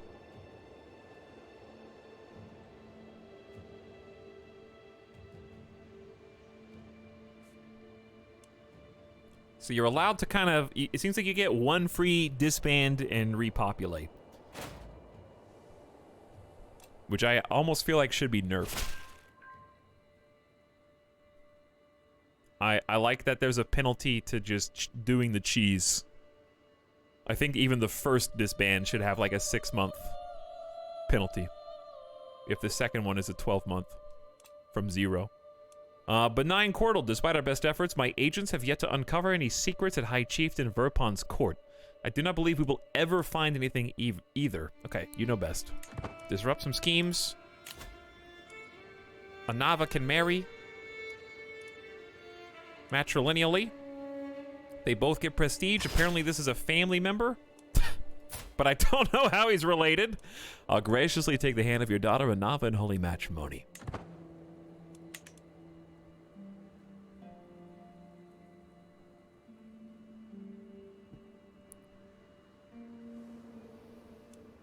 I'm sorry, boys. I didn't mean to get you all killed. Did we lose any knights? I was kind of just like, didn't even look. I'm not sure. I think we had people who were stronger than this, but I think they were in the other areas. They were in the other, like, kingdoms and stuff. Okay, so. We're gonna group up. I love my shattered retreat that goes all the way to Suckberia anytime I retreat. Are there any retreats besides shattered retreats in the game, Chad? On the one hand, I'm not going to complain because a shattered retreat can't be intercepted by the enemy army. Since they're already faster than me, a regular retreat means they would be able to get to where I'm retreating faster than I can because they're already faster than me. So even like a non-shattered retreat would actually hurt me here. Shattered retreat is kind of like a go home for free card without losing the rest of your army. It just sucks to have to wait for them to get there.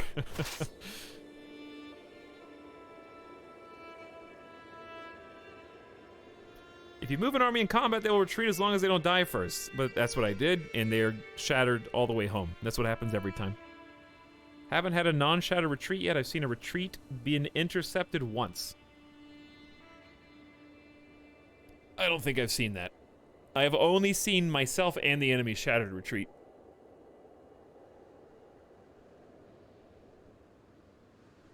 After manually retreating in the 3rd phase.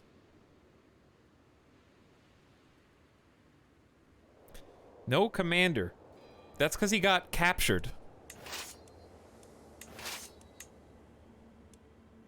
Or the other guy died. I think one guy just died.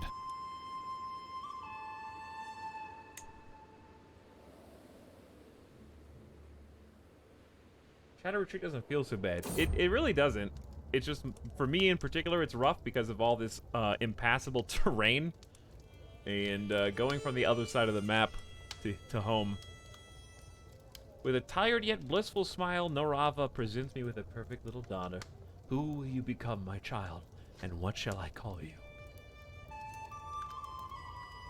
You know what I think would be cool, but maybe unbalanced? If there was a building that you could build that would act as basically a waypoint for shattered retreaters. So like maybe I would strategically pick this holding in the tribe of Chadrinsk, and then I could fill in this new building spot with like a hold or a keep or something, and then that would become the new proximity-based shattered retreat locale, because it's like a friendly territory with the ability to host an army, and also act as a defensive posturing spot if other people come in to like chase them there. That'd be pretty cool. Because right now my kingdom's getting a little on the big side. It's gonna take a year for them to get back, then I just disband them and then teleport them somewhere.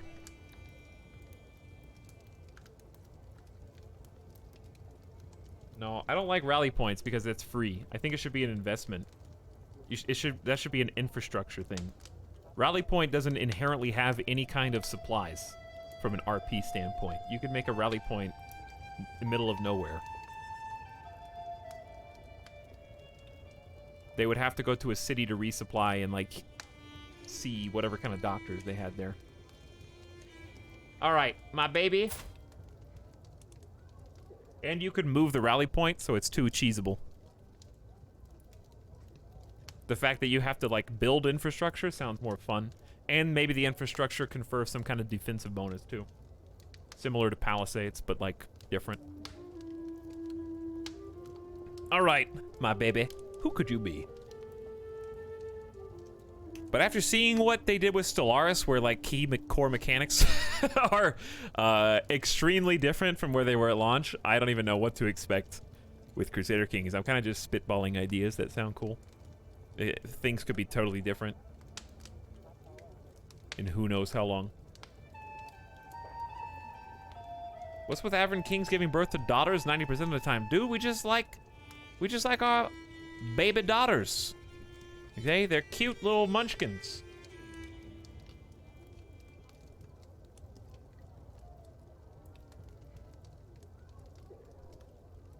I need a letter from the chat. Any letter will do. Are we up to 87 children yet? I'm working on it. We're trying to get our dynasty. We have matrilineal marriages. Q was the first letter that I saw. We're gonna have a dynasty that stretches across the world. Every marriage is matrilineal when you're the only king in town. All right, Q. Let's go Q.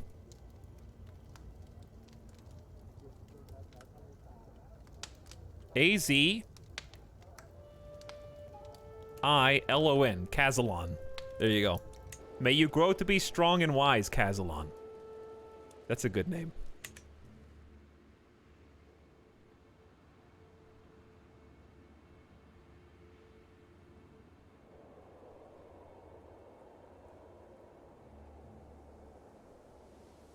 Okay, so a rebellion is afoot. We're trying to imprison this criminal.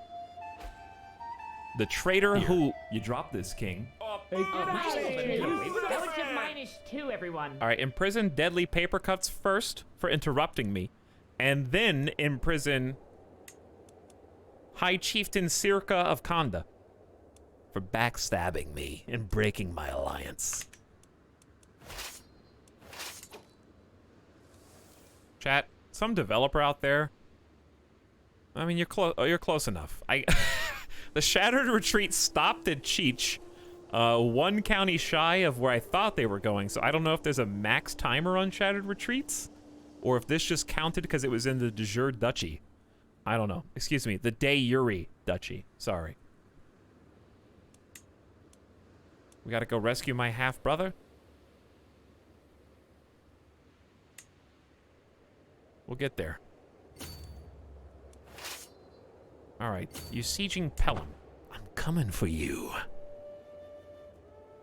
Also, we need to imprison Amco the Terrible for asking a meme question where it clearly says you will be timed out for 1 hour for abusing my ask a meme, not a meme question for using my Ask a Crusader Kings question function.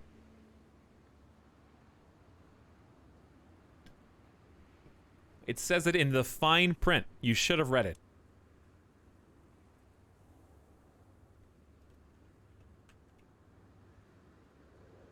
How long is an hour? Is that 3,600 seconds?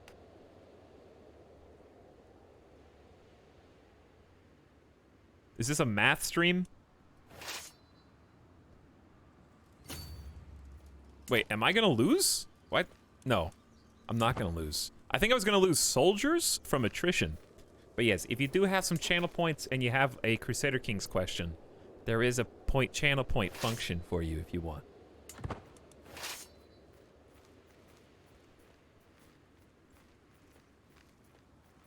I can promise that I will ignore your question for no longer than 45 minutes. That's the italics guarantee. I'll acknowledge it 45 minutes in and then laugh.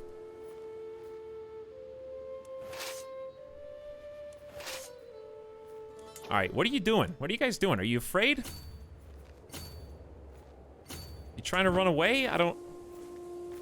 Maybe am I the fast one now? Maybe we need like a split push here. Potential battle, you will lose decisively. Oh, I see what they did. They went, okay, hold on.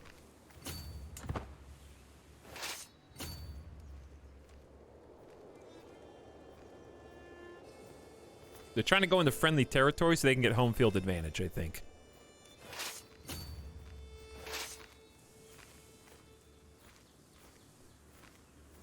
I think we need to beat this army first.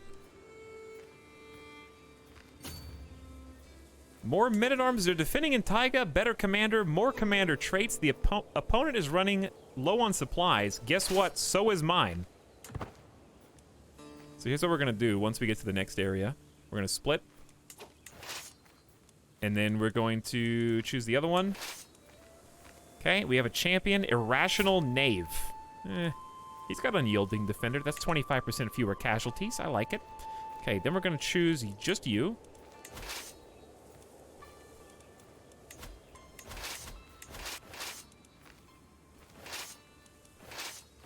Okay, I feel like it's back with that. Is that a UI bug? I don't know.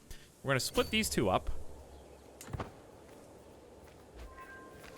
That is a terrible army. High Chiefdom of Isham. Isham is a good defensive zone. We're going to lose here, though, so we need to be careful. Honestly, maybe just stay right there. Queen Norava is pregnant again. So we kind of just need to hold... We need to hold something.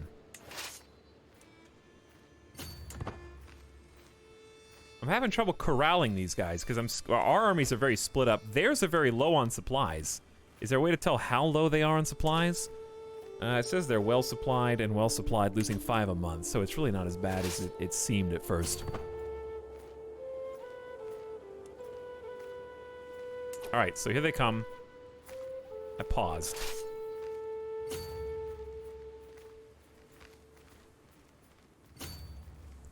We're gonna get away. Let's go back to... Can't do that. This is going to arrive in 19 days. The battle isn't going to catch us, I'm pretty sure. Your acquaintance Yumina died in the dungeons.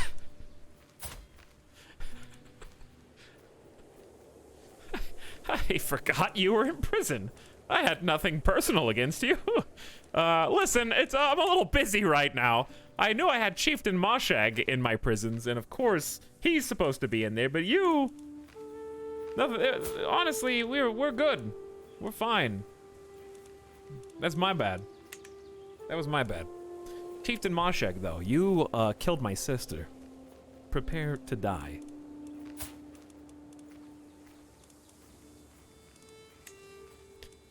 Gain 20 dread, spend 100 piety. You become a familial kinslayer.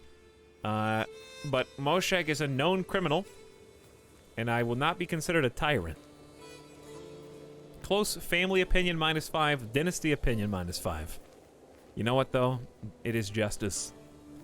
My family may look harshly upon me, but it is justice. I guess the only other things I could do... Actually, how do I banish you? My liege, a new subject has arrived in your court. Throw them to the pit. Well, I could just move him to the dungeon for a while. I could negotiate his release. Ah, there it is. Banish, renounce claims, and gain a weak hook. Let's just keep him in prison for like a year first.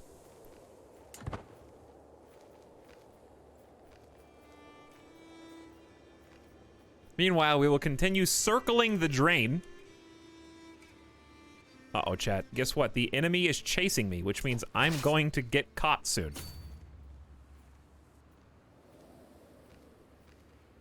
That's how this works, right?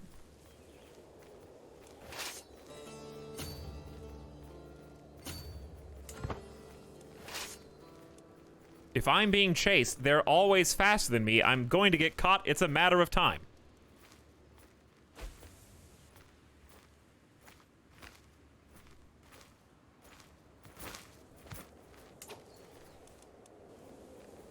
Just 1 year of prison. What could happen? We just built these prisons. We should fill them. Throw him into the dungeon and just let him die. That's basically what we're doing. Hire 6. Thank you for gifting us up the cutie, etc., etc. Deadly Paper Cut says I'm going to keep these names for my kid in the future. I'm so sorry. Thank you for 8 months. And Boxhound with 100 bits says this one's for Brozor. That's like super nice. All right, well, we're not going to get caught yet. I have an available lifestyle perk, so let's check that out. Vassal levy contribution. Yes, you guys are going to contribute more levies. Stop fighting each other and give me more of your soldiers. That's 20%. So I'm excited to see how that ends up. A douche was slain in battle. Okay, I just realized what I said. That's his name, though. Okay, don't be mean. On the 21 years old. I don't even know what battle you could have possibly been slain, but my daughter is now a widow at only 21.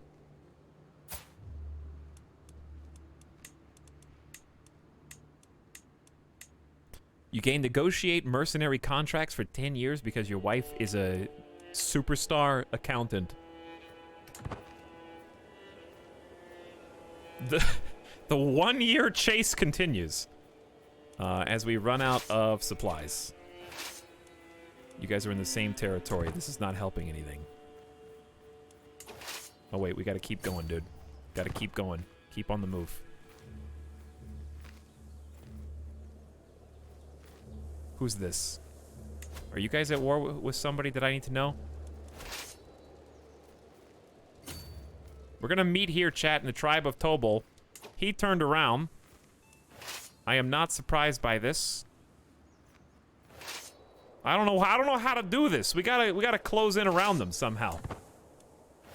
We're playing a game of chicken.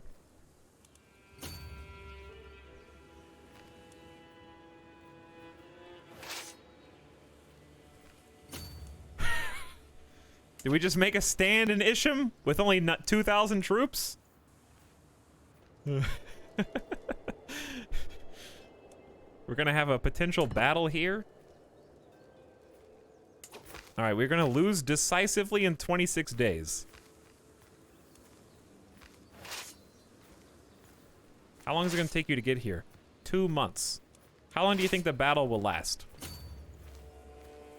Well, do you think the battle will last 30 days? What do you think, chat?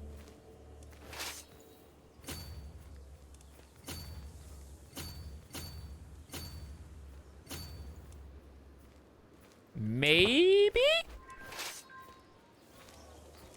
Let's pick the best general for the job. Okay, there's nobody. Do we mind if Onika Turant gets captured?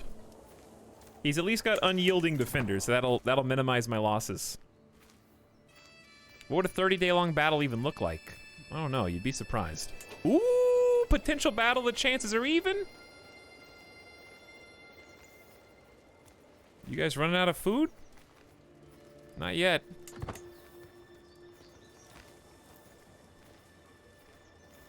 Just give it a second, chat. Just give it a moment. Reinforcements are coming. What? I saunter between the market stalls of Tartus, a heavy pouch tugging at my belt. How do I make this coin work for me? I have no interest in the military matters of rebellion afoot within my realm. I have money to spend and nowhere to spend it. As I admire the wares of a local jeweler, exquisite filigree, a sound investment, my mentor Zergal suddenly appears at my side. A word of advice, my liege? Have a look at the smithy over there. Their wares might be simple, but their potential is great. Invest in the jeweler's workshop. For 30 years. Wow. Prestige up 5%. Holding taxes up 10. The smithy. Chance that we become good friends because I take his advice. And army maintenance is down 10%. Holding taxes are up 20%. Turn a quick profit with some clever trades.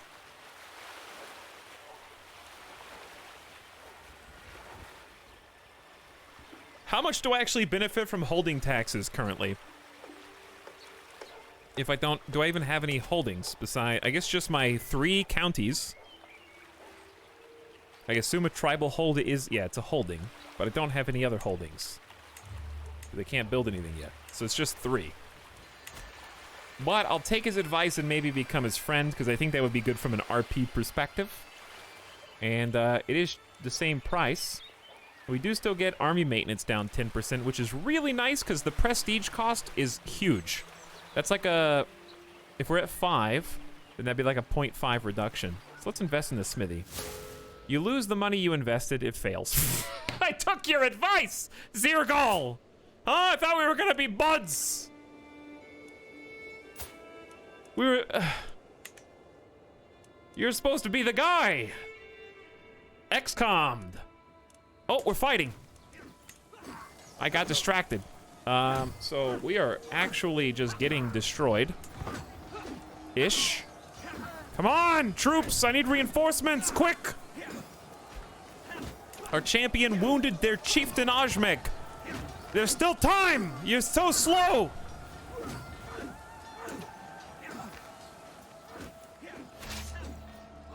You guys are awful! This coordination is terrible! This should be an easy rebellion to squash.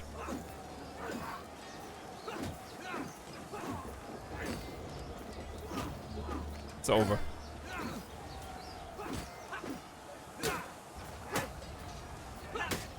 They're carving us up. Embarrassing. Guys, get in there. Both of you. We're not going to merge because it's going to slow them down. Both of you, get in there. Avenge them. What was that noise? Oh, we're on 1x speed. Okay.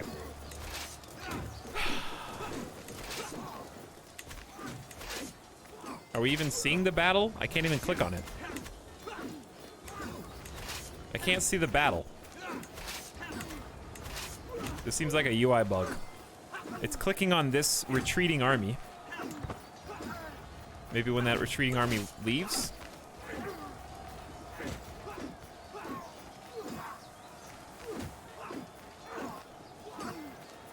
Okay, there we go. Just hold the line until these 2,000 peasants and 500 light footmen come in.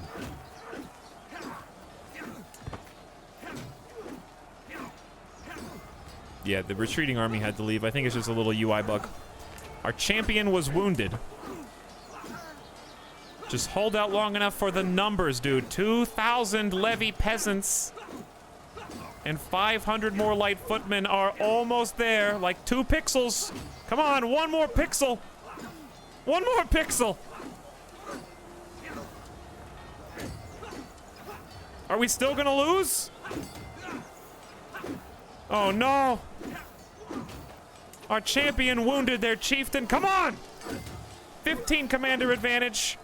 You guys have got 500 light footmen versus...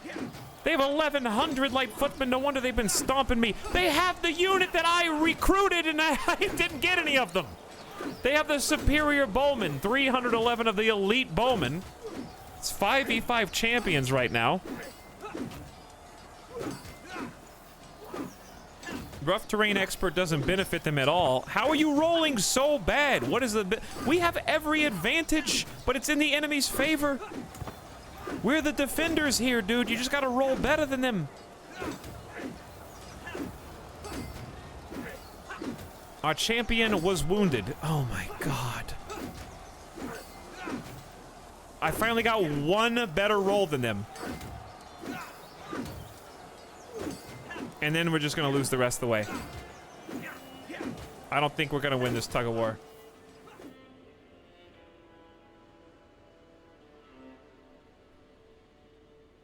Embarrassing. This is embarrassing.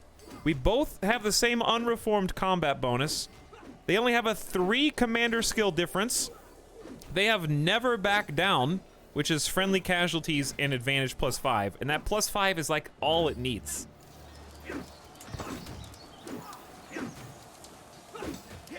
Our champion, Odeg, killed Koksha. All right, we killed a guy. Do we just run now? We at least took one of their champions down. We're outnumbered 2-1 right now. I think we have to retreat. This is the worst civil war ever.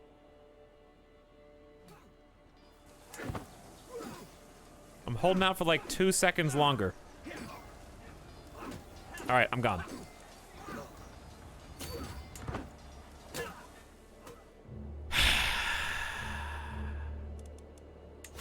Council members.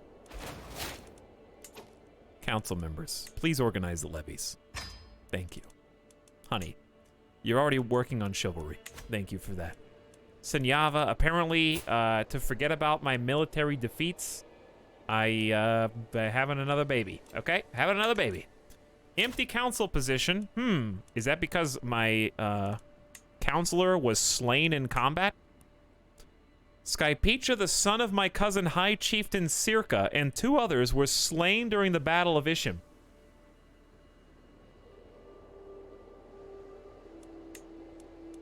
Your counselor Skypicha died. Your daughter was taken prisoner.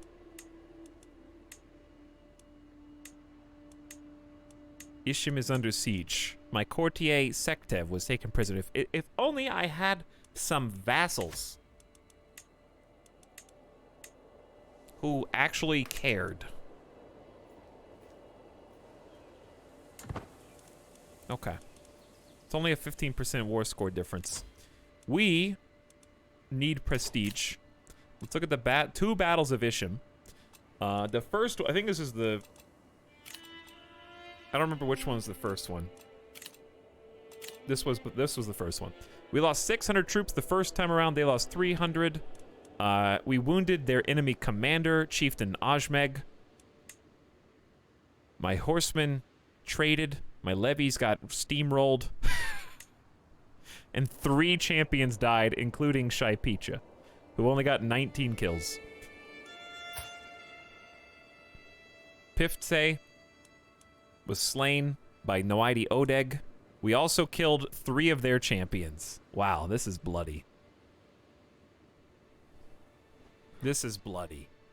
Oh no, did the streamer lose 2 battles? It's over, chat. It's over! What do I do? Somebody tell me what I should do! We're fine. And you are all banished to the Shadow Realm. Away with you. I'll take a lesson from Tomato. I was in the Tomato stream yesterday, and he did the same thing, and I was like, I haven't done emote only in a while. Now's a good time. So thank you, Tomato, for reminding me of the existence of emote only mode. Just be patient, okay? Chill. Chieftain Ajmeg is dead, not just wounded. Koksha is slain by Odeg. I don't even... Bro, who's Odeg? Odeg's on your team. Was there a friendly fire incident? No, this is a different guy. He's my there's 2 Odegs. Okay. but I don't even see Odeg the First. Maybe a different one. Maybe he's dead from the other battle. Okay. Our champion Shaipicha Kondare killed Chieftain Odeg. Our champion Shaipicha wounded, and then Shaipicha was slain during the retreat. Wow, during the retreat. I don't think I've even read that one before. Our champion Tomato was slain by Odeg. Rip. Our champion Nuya was slain by Kejava. Wow, they have similar prowess, so we really didn't have a super disadvantage in terms of skill of our champions. They just were better than us. They were just better. Okay, that's the first one. Then let's go 953. They killed 989 of us, and we killed 626 of them. The numbers here are lying. They didn't all get in there at the same time. So my bowmen traded.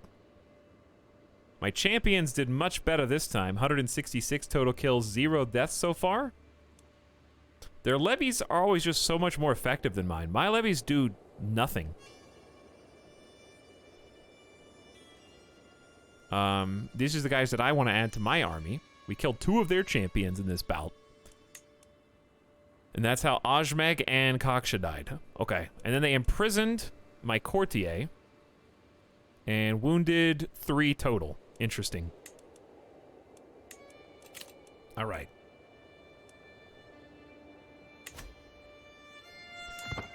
Let's lick our wounds, regroup, and win.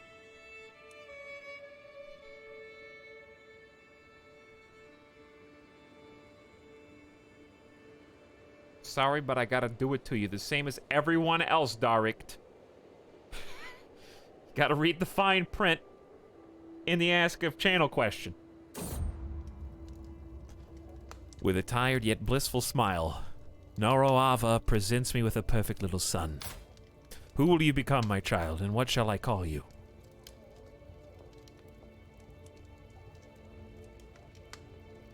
I've got a baby boy.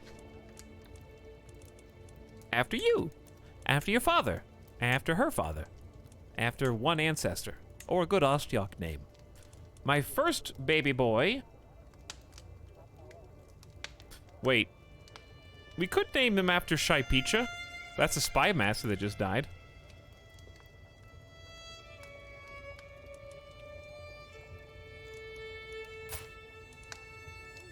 We've got Brozor.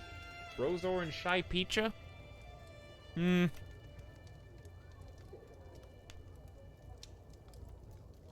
Let's name him after... We could go Uchva the second.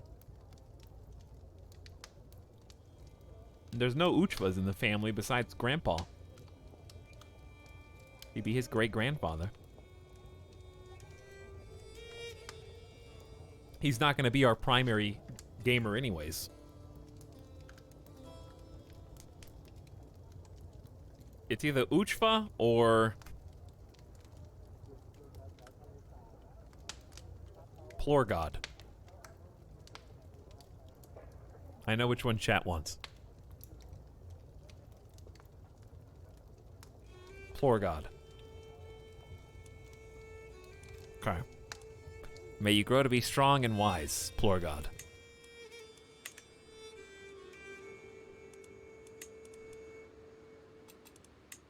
Listen, we may have lost the battles, we haven't lost the war. The following faction that targeted you has disbanded. The Kyrgyz Tingri populace are gone. Good, and I hope, honestly, I hope Ishim does something, dude. You guys have 1,300 troops, you could help. Cradled by sickness. Uh-oh. All babies cry, but with little Plorgod, there is no end to the tears. I desperately want the midwife to ease my worries, but her furrowed brow makes everything worse. The little lord is not gaining weight as he should. We will take good care of him, my lord, but in the end his life is in Rocco's hands. Hush now, Plorgod. Please don't cry. Plorgod becomes sickly.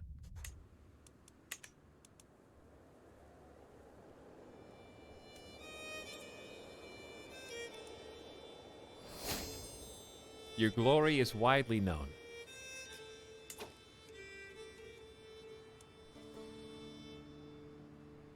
I have become illustrious.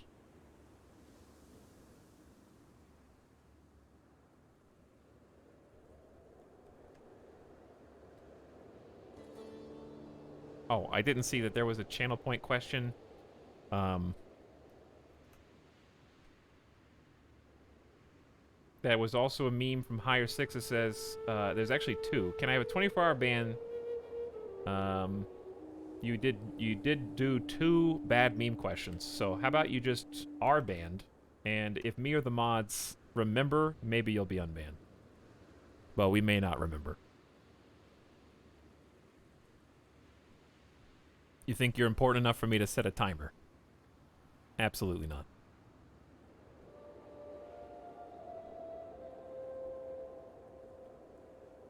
Okay.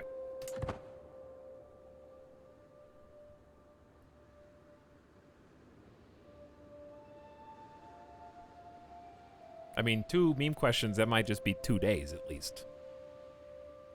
I don't know. Siege of Isham lost. Your nephew was taken prisoner. Dude, I'm about to execute some dudes as soon as this is done. All right. I've been tossed around enough.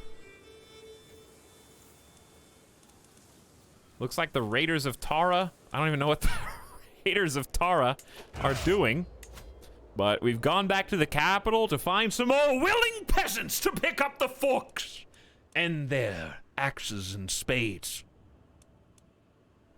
And we will riot again. All right, fellows. How can we get supplies? First of all, we have to split cleanly in half. This is so difficult. I think actually disbanding you might be smart. 10 months again. That's fine. Okay? 10 months. Because I want them to be resupplied so we don't have that as a disadvantage. I believe I can still raise my men-at-arms regiments. It was going to take another 6 months to get over here anyways.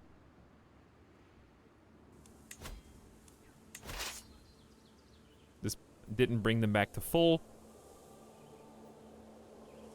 That didn't really do what I wanted, but that's okay. We're going to split this in half. My supply limit is enough to support. Do these two connect? They do. Cool.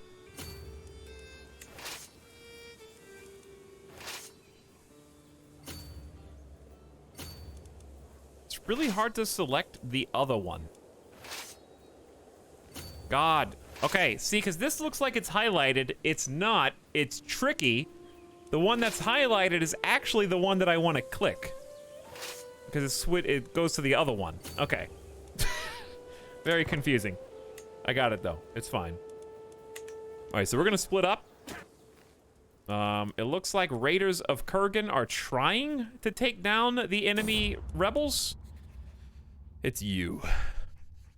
High Chieftain Circa has been using his influence to push for the advancement of the faction to install Udyaka on the Ugrin throne, believing that their figurehead would ultimately be a better ruler than I. While I do not doubt Circa's convictions, he is only human. If I can convince him to curb these activities, it will make it easier for me to consolidate the power I have over my vassals. Does the game know that I am currently embroiled in a civil war with him? If he helps me now, I'll return the favor. His decision will be based on his personality.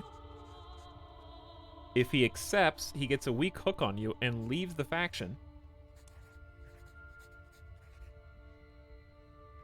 In this case, if he accepts, I spend 350 prestige and he gains it. In this case, I spend 250 piety and he gains it. And he's only exercising his rights. All men appreciate being allowed to do as they please. You're only exercising your right to lose this war ultimately and be placed in prison. And then summarily executed. It's not a big deal. Alright, so supply should be going up here, yes? No, we're still over the supply limit. Why does it say 5158? Oh, it's of the whole county? This is a different barony, though.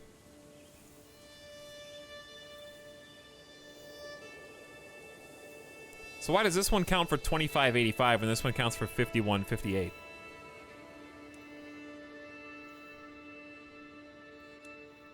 Not 100% sure on that. It's really just hard to stay supplied in general.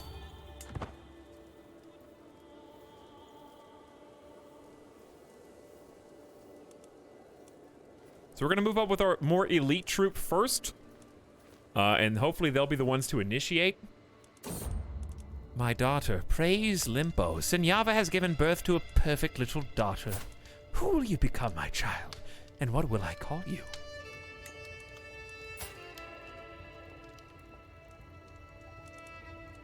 This is the new Noidi.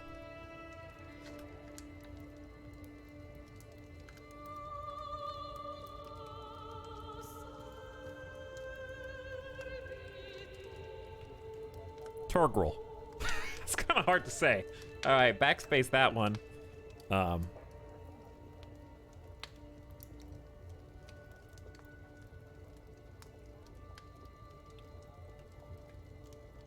Denoptilon.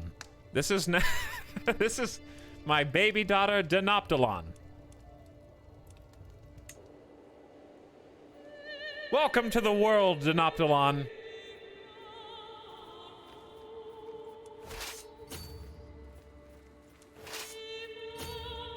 All right, so we're gonna start the move. Get both of them going at around the same pace. We got a potential battle here in 37 days. Dude, this army's way faster than the army that has horses in it, so I still don't know. But this is the one, dude. This is the one, chat. This is the comeuppance we've been looking for, the Battle of Kazanskoy. We've only got 800 bowmen versus their specialized 300 bowmen. So we outnumber them numerically. They got light footmen, which are just gonna be way better than my peasants, but we've brought 10 champions. I wanna see my champions, because a lot of them just died. So I wanna know whose lives we are risking. Anika, 15 prowess, not great. He's just a champion. Bonyak is a rapacious villain with also 15. Chieftain Setyamka, so we've got a chieftain who's risking their life right now, who doesn't like us. High Chief Erter is also, not a champion, it looks like. I guess he's choosing not to be. Because I think it would say brother-in-law, marshal, vassal, and champion, right? I'll leave him alive because he's pretty cool. And if he doesn't want to fight, then that's on him. Odeg, my champion, just a guy. High Chieftain Dakya is fighting. Kuizma. 68-year-old? What a beast. Minus 18 from old age, a legendary blade master. He's the one that's married to Sergei, who's tried to seduce us a couple times. And then we have a couple of scary weaklings, including my brother-in-law and vassal, married to Chiefess Utrodel. Is he the one that cheated on her? Yeah, you're forced in. You have to fight. Okay. Now, as far as other champions go, I need 74. Dude, prestige is so hard for me to get right now. Anywho, right now it looks like our advantage is basically the same as theirs. We just have the defense on our side. They have never backed down on their side. And we're going to have reinforcements coming in to help chase and rout them, because I think we're winning even with that. But they're going to have 986 arriving any moment now, and this is going to shift the battlefield. Our champion maimed Odeg. Our champion High Chieftain Dakya was wounded in retaliation. Okay, reinforcements on the enemy side have arrived, kind of changed the strength again. Our chieftain Setyamka was wounded, and it looks like we are not getting as good rolls because they got like a 26 commander advantage here. But I think we are still pushing them away. We outnumber them by 700 even without these slow-ass reinforcements that are just taking ages to get here. The battle's already done. All right, get in here and let's put an end. We've routed 1,600 of them versus 1,000 of us. Our champion Kuizma was wounded. That's the guy I was just looking at. Our champion, Chieftain Setyamka, was maimed. Our champion, Yurkop, was slain at the end of the battle. Finish them. Let's lift the siege and win this war. A lot of champion v champion combat here. We only killed 700 of them in that? That was worth 211 fame and 9% war score.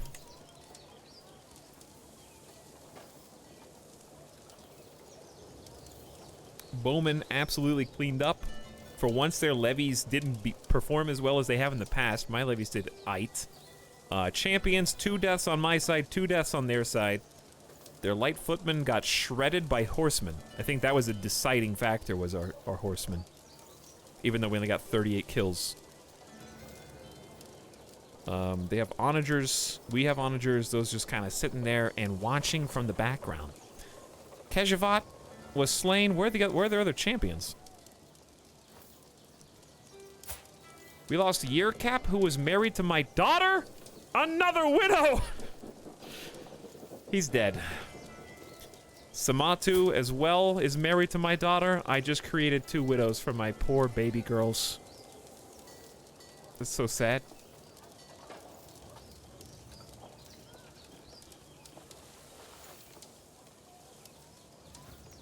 I just stopped playing CK3 to watch Italics play CK3.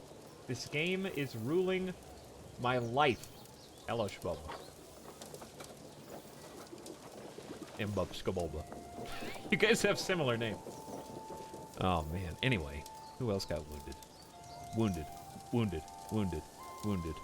Wounded. How did they shred my champions so bad? We could have some more post-battle deaths from these guys. Syntax Squid, get all the memes out of your system, please. Sugberia, my heart belongs to thee. From steppe to snow, my soul does glow. Haha, poo poo pee pee. Why did you write this? Just so I would potentially read it out loud? Well, I guess you got what you wanted.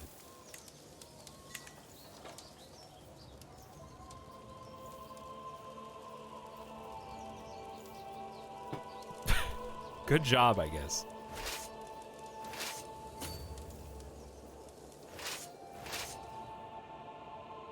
Okay, now, at last. We're going for the gold. We've got work to do. Samatu, a nobleman, and Yurkop, a commoner, were slain during the battle.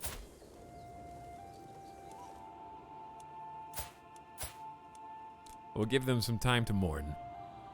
She's also pregnant. Oh, no! Samatu!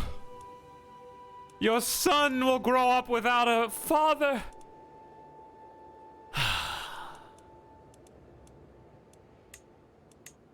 Due to your spouse's skills, you have a major strategic expertise. No, she just gained major strategic expertise. Of course she did. She's a genius.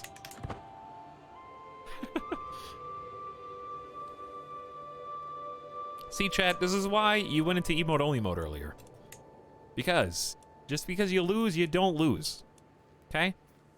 Just because you lose a couple battles, bring it back. Okay? Walk it back. Everyone in chat was like, hire mercenaries! Right now, the only way you could possibly win is if you pay 300 gold. No.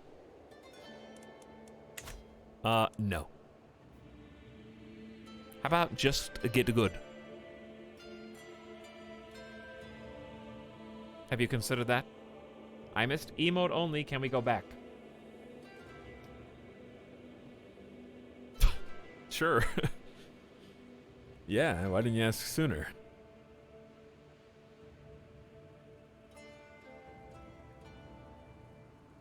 Don't group all of us into this. You're all responsible whether you participate or not, Ben Elnor. The whole chat runs laps. Can you guys tell Cox Communications to stop sucking, by the way? I'd appreciate it if my bitrate didn't drop to 3,000 every so often. For no reason. Who's got the onagers? The gift of generosity, my son and heir Brozor has been impressed with one of the household champions for a very long time. After finally meeting in person, he's been repeating the warrior's words to himself. Give others their due, and you will receive your own in turn. Aw. My little Brozor. Guilty by association. You are guilty by association. You've got your mother's hair. The late Pukshava, who died in childbirth earlier this stream. He still has worsened disease symptoms? He's ill. Bad humors plague Brozor, and the severity of his affliction is yet to be determined.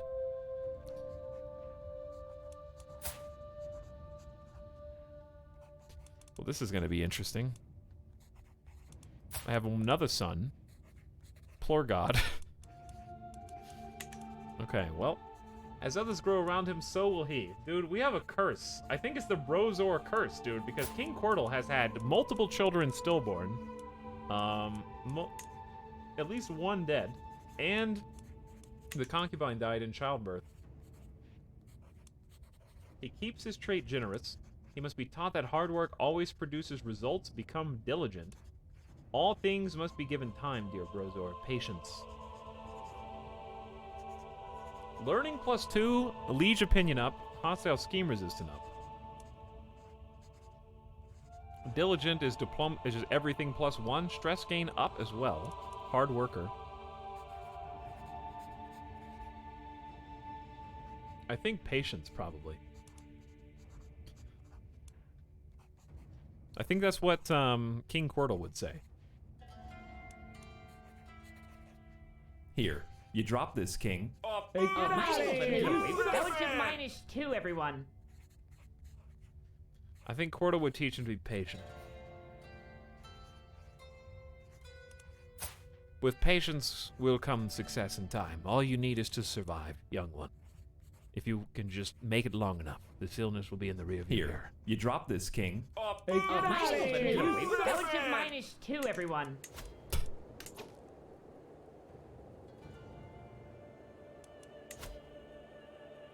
You will lose stress, you gain the trait wounded. One of these days, this is going to backfire. Crack.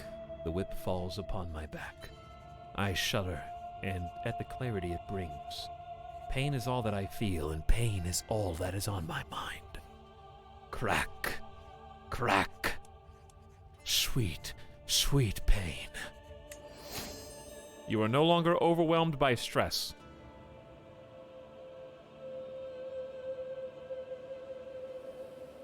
That is my punishment for sacrificing all of those men on the battlefield with those tactical and flawed, those tactical failures, the flaws in my martial plan. That's how I atone. Talix, thanks for the discount on the game. Take my sub. Did I discount? What discount? Another successful wound treatment. I can't keep getting away with this. It is nice to have a renowned physician in the court. That is true. What discount? Pog physician. It is, though. Garlic Burp, thank you for the prime sub. Also, nice name. How fitting that a masochist is the son of a sadist. Mr. McDurp, I hadn't considered the fact that Cordal's upbringing was probably not gentle at the hand of his father. That does put a different light on this. Though he is generous, so he's not going to cross the line. Benevolence covers that. But he probably did not spare the rod.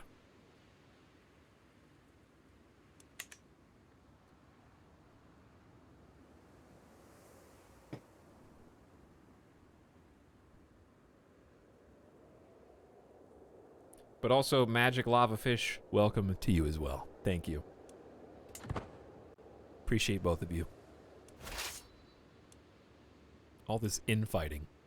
So we got one siege going on to relieve Ishim and save our people. And then we got the people with the onagers down here who are going to be making a push on Tiberi and then maybe moving up, but I'm trying not to get them too far into enemy territory so that I don't get got again a second time like I did last time. I feel like your doctor's just getting really good at treating whip scars specifically. Well, this is the third time now, Gadaga. This is the third time now.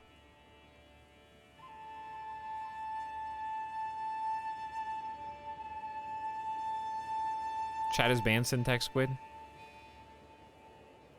Looks like cock and balls. You are what you eat, Saint. So thank you for sharing.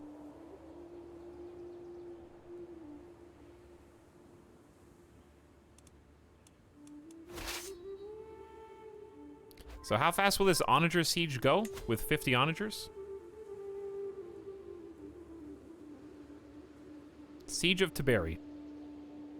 39 days, 38. I wonder how fast that'll skip. They're already deserting? Oh, we control Ishim as well. All right, let's go north.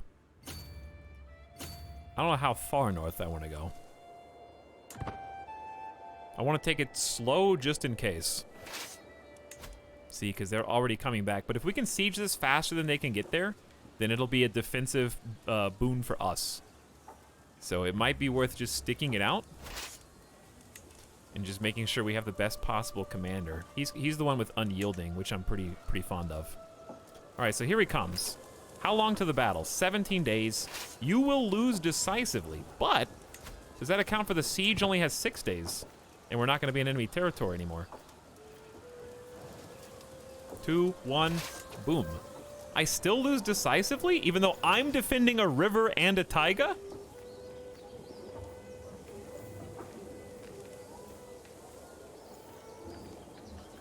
Because why? They have 1,000 skirmishers. I guess it's 1,000 skirmishers that's doing it.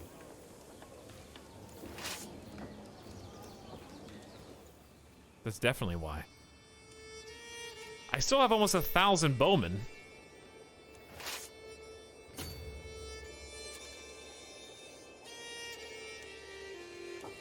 Man.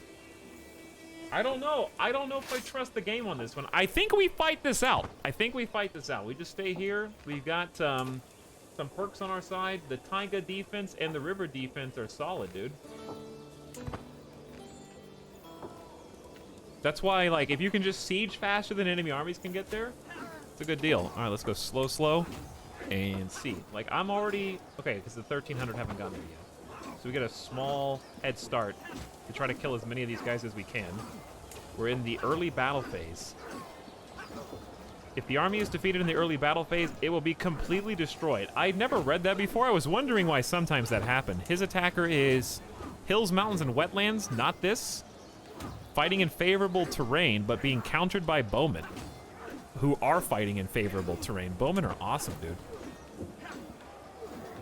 All right, so I hope you used your head start effectively, because here come the reinforcements.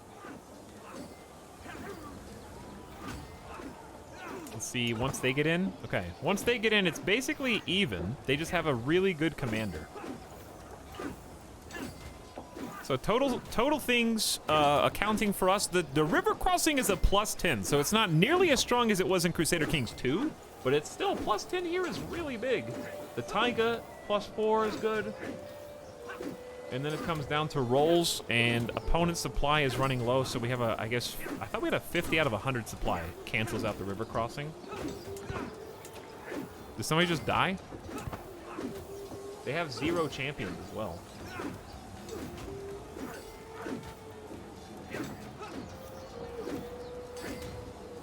Yeah, their commander is just solid. I think we are tying them. Advantage was 0 like 2 times in a row.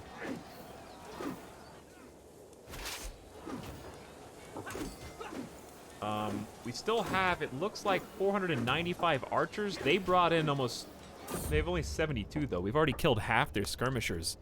My vassal High Chieftain Dakya has been wounded and the injury runs deep. I fear his body is not strong enough to fight this on its own.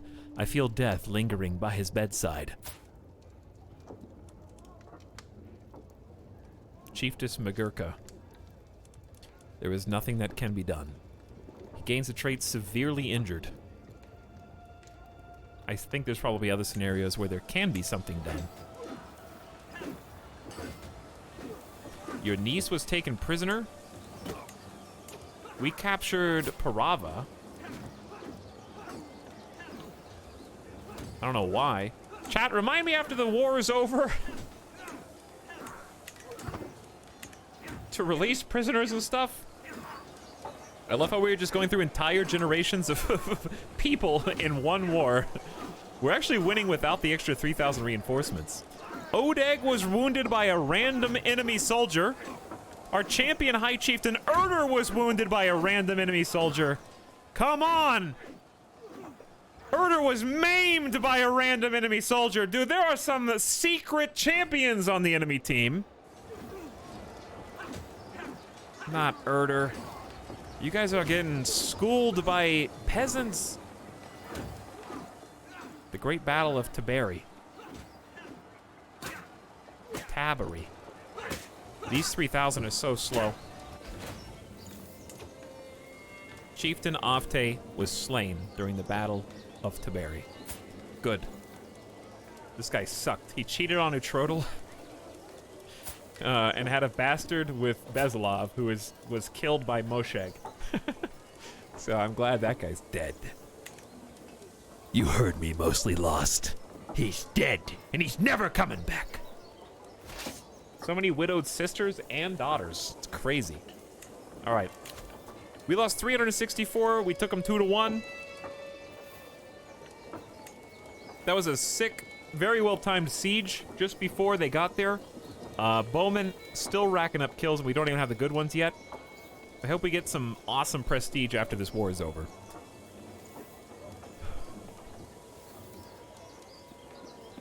Our champions mostly did work. Odeg was wounded in battle. Wounded. Ishim got maimed. He's severely injured. He lost an arm, and he was already one-legged. I didn't think Erder was fighting for me. All right, Erder, you're probably gonna die of internal injuries, but I forbid you from trying to fight again. You can retire now.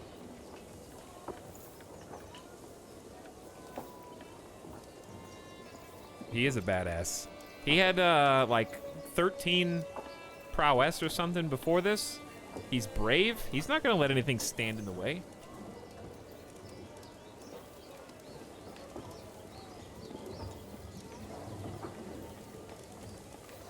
Gray Eminence. I mean, this is the dude that agreed to be vassalized and was raised by our father. Even though he resented it. He's pretty sick. Chat, am I gonna turn on emote-only mode every time someone loses a limb in this game? Can you guys recognize that there are actual people who go into combat and stuff and come out maimed, and it's cool if you don't make fun of them? Even if they're video game characters? Not cool, chat.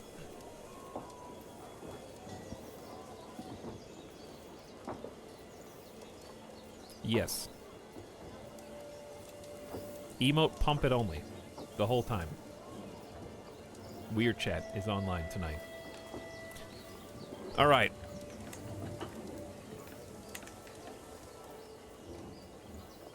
Just turn off chat entirely. We should be cheering their successes. Make sure you're laughing with people, not at them, okay? Because there are real-world counterparts. Even though these are all fictional characters.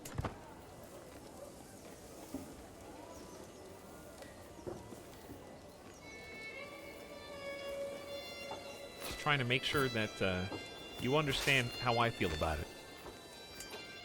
Because I got nothing but respect for High Chieftain Dakya and Erder right now.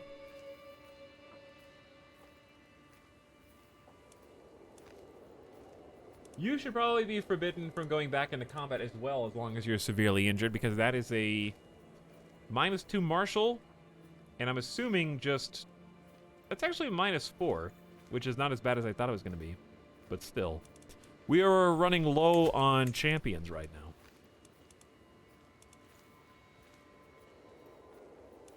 So I'm going to forbid him from being a champ as well.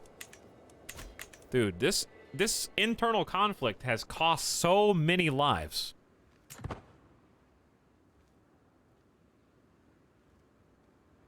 I'm in the military and I thought it was funny. Our humor is darker than you think. Well, your mistake, Magic Lava Fish, no disrespect, is assuming that what offends you or doesn't offend you also applies to every other human being on the planet. So, that's empathy, where you understand that your experience is not everyone's. So it's good to respect people who may or may not be like you.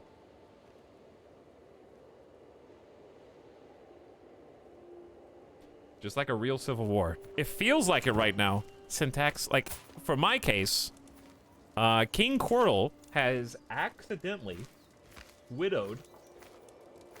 He got his own daughter imprisoned. Did he? Who? Maybe not. No. Okay, he had nothing to do with that. Good. That gives me a little bit of a reprieve. Chichika is married to an Odeg. Not any of the Odegs that have gotten injured, I think. Or maybe he did get injured and got healed right afterward.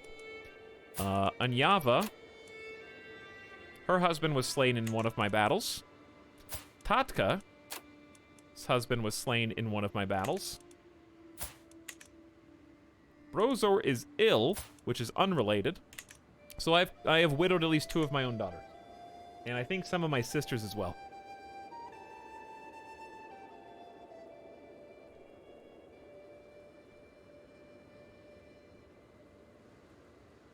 You asked for a prisoner reminder earlier. The war's not over yet. So once the war is over, then it'll be important.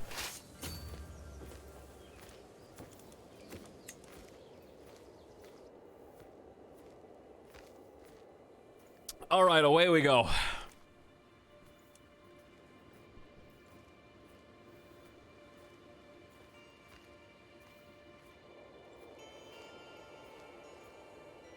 I don't know whether... Are they retreating to... I don't know where they're retreating to, because this is their capital. Seems like they went around it. Oh, I still don't have a spy master. Pretty important.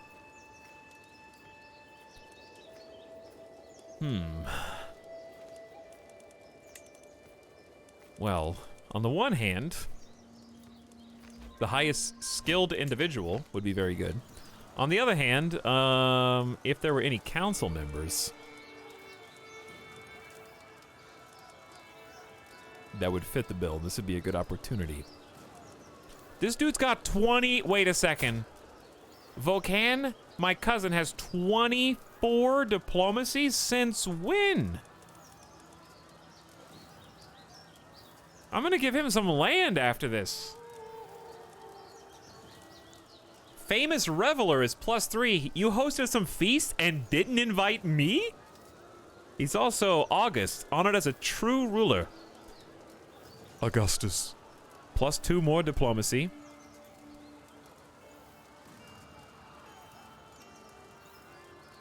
Any more? Where? I don't... Diplomacy +4 from Adequate Bargainer. +1 from Fickle. Nothing from Patient. And +2 from Trusting. It probably tells me right here. Yeah, it tells me exactly where. So most of it is coming from... Small bonus. Oh, he does have bonuses here. Interesting conversation, and Watchful doesn't help. But still cool. I'm tempted to put him on the council and just... He's already on the council. He's still just doing his thing. I'm going to give him some more land.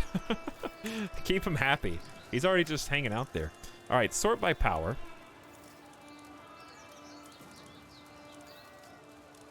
Nobody makes any sense except for maybe Banyak. He doesn't have any... No one that has land should go on the council right now. I'm hesitant to put Banyak on because of the -5. And he's ambitious. Spooky. Whereas my Odeg champion is patient, though sadistic and stubborn, and an intricate web weaver. He likes me a bit. I can put my daughter on the council for that guaranteed 100 opinion.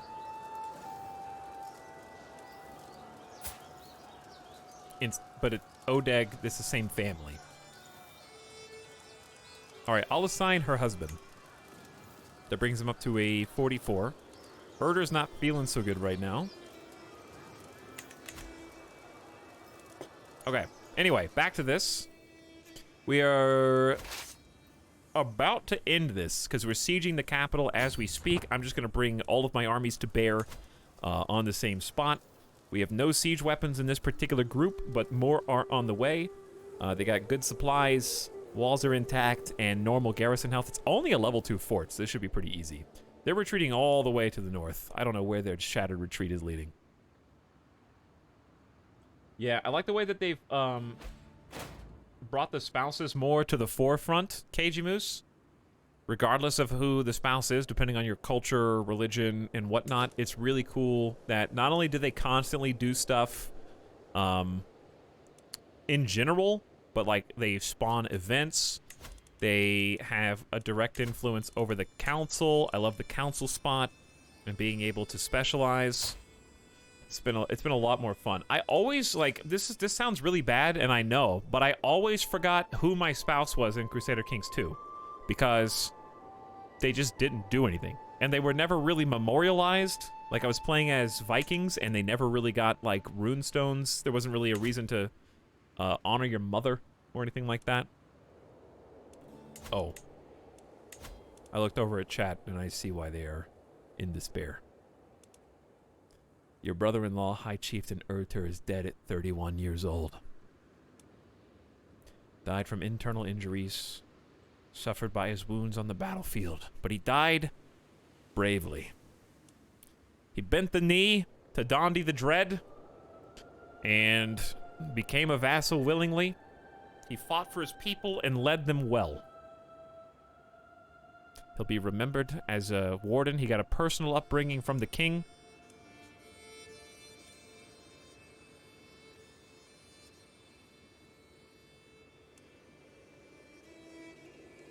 Pepe hands.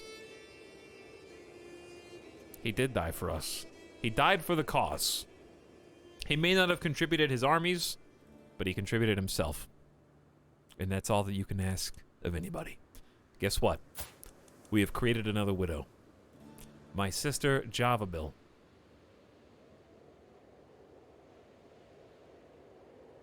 Another in the family line of House Avron, who has had someone taken from them too soon. But he is survived by his 3 children. High Chieftain Urter II has ascended to the position of power within this particular realm. The Duchy of Ishim, also the High Chiefdom of Vogulia, which I don't even know where that is. But, okay, so they have this one and this one. They're a little bit separated by Ostiaki, but there he is. Your nephew and vassal, 10 years old.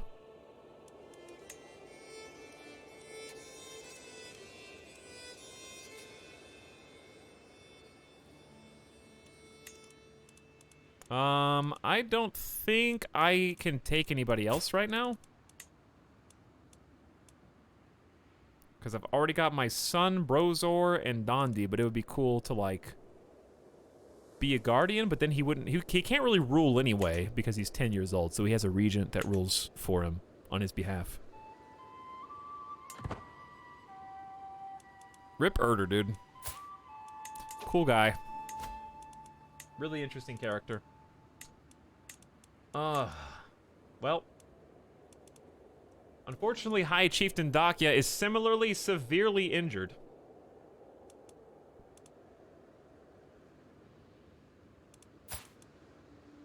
But would appreciate a spot on the council, and I think he deserves one for his efforts in battle to help us win this thing. Please assist me in organizing the levies. and reinforcing the troops. This war was a meat grinder. It really... I didn't expect this to go as badly as it did.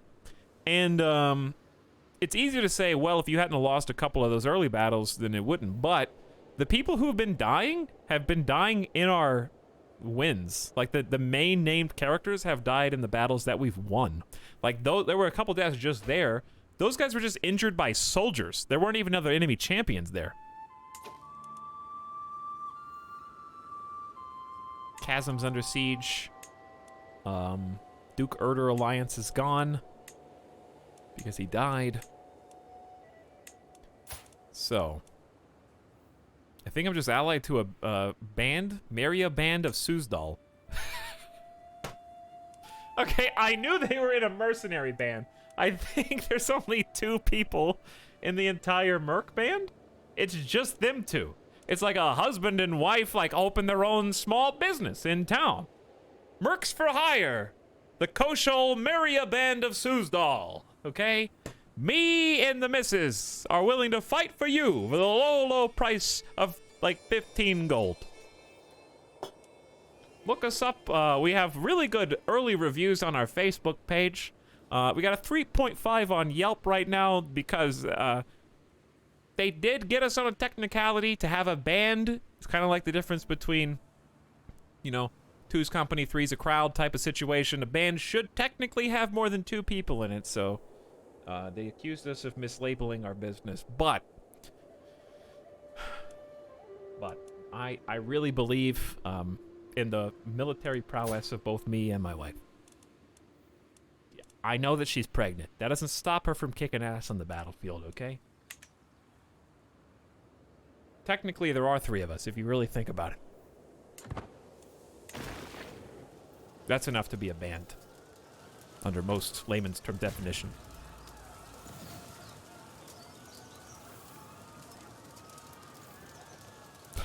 Mom and Pop Merc. Or, like, literally. Alright, this is the capital of the infighting. For those who joined late, the reason why this is even happening in the first place, if you need a refresher. Long story short, this used to be an independent kingdom that we were allied with. They waited until we were at war on the east, declared war on us, nulling the alliance, and trying to stab us in the back while our guard was down after my father died, and there was kind of like a vacuum of power. I hadn't established myself as the true leader yet, even though it was mine by right. So, we went to war to subjugate them and brought them in as a vassal forcefully.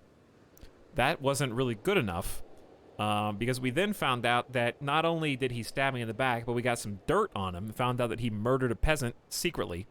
And I decided to kind of hold that over his head. He was still a criminal and a traitor, so things you can do to traitors, or criminals in this game, you can imprison them, and you can revoke their title. So we have a legal right to revoke his title, so we're trying to strip him of power, and give that to someone else, or myself. And he, of course, said no, and thus started a civil war. So, many champions have died, many peasants have given their lives to try and fight over pieces of land that were already inside of our territory, but you gotta do what you gotta do, chat. How come, see, when you click on Shift, click the 3,000, it doesn't click them, it clicks the 2,500. You have to Shift, left-click the opposite one, and then it clicks the... I don't know. I have no idea why that is.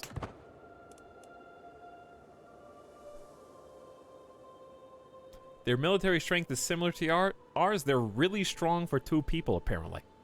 Huh. That's pretty cool. So yes, now we are trying to strip his family of the titles so we can give them to somebody else.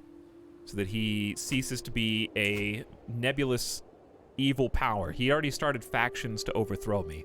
So it was just a matter of time before it spiraled out of control.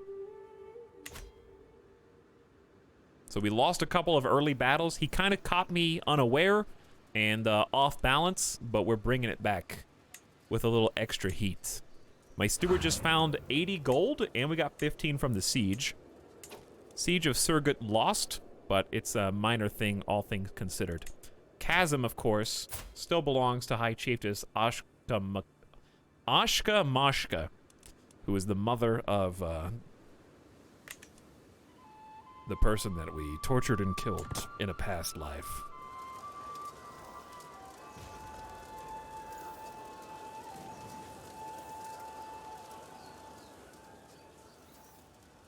Have you role-played a tyrant yet? Yeah, my last character, my King Cordal's father was King Dondi the Dread, as we have named him. The game didn't... It doesn't seem like nicknames are in the game yet, but maybe they are. That one might be a nice flavor add-on in the future, if it's not already there. You now control Kartaus, and we have a 100% war score. That was the last siege that we needed. You imprison High Chieftain Circa and gain 20 dread. You imprison High Chieftain Circa. Good. Sorry, chat, did I mention something that's, I gotta be careful with what I say. Hey, I think my character should be nicknamed. Hey, Italics. Well, interesting you say that. Totally unrelated to what you said. Here's how you get this particular nickname. I got it myself. I just wanted to spoil it for you in case you ever find it. It won't be a cool surprise anymore. Thank you, chat. You're very kind. War against the tyranny of King Cordal. Crime. Allow you to rightfully imprison him. Well, that's what we were doing in the first place. My liege, peace be with you. I know when I am defeated. It seems I am left with no choice but to comply with your demands. Interesting that I actually have some dread. For the first time ever.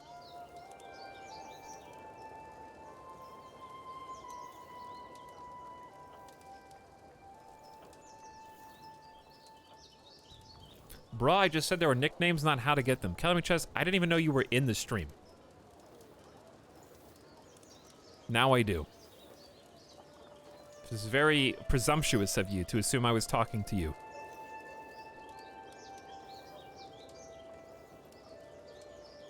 There's a title you can get that's called The Jeff. Alright. Now, game paused, war over. At what cost? But at what cost?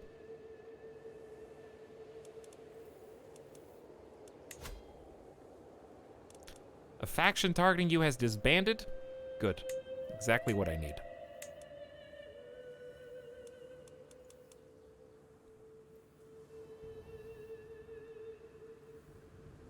Don't worry. The game has not unpaused. Nothing bad is happening yet, chat. It's okay. You guys will be fine. Promise. You guys are so feisty compared to last night. It's like a different audience every single day. Oh, it's a Monday. I understand. Some of you guys had school. Some of you guys went to Zoom classes. Some of you went to work today. Some of you just got home.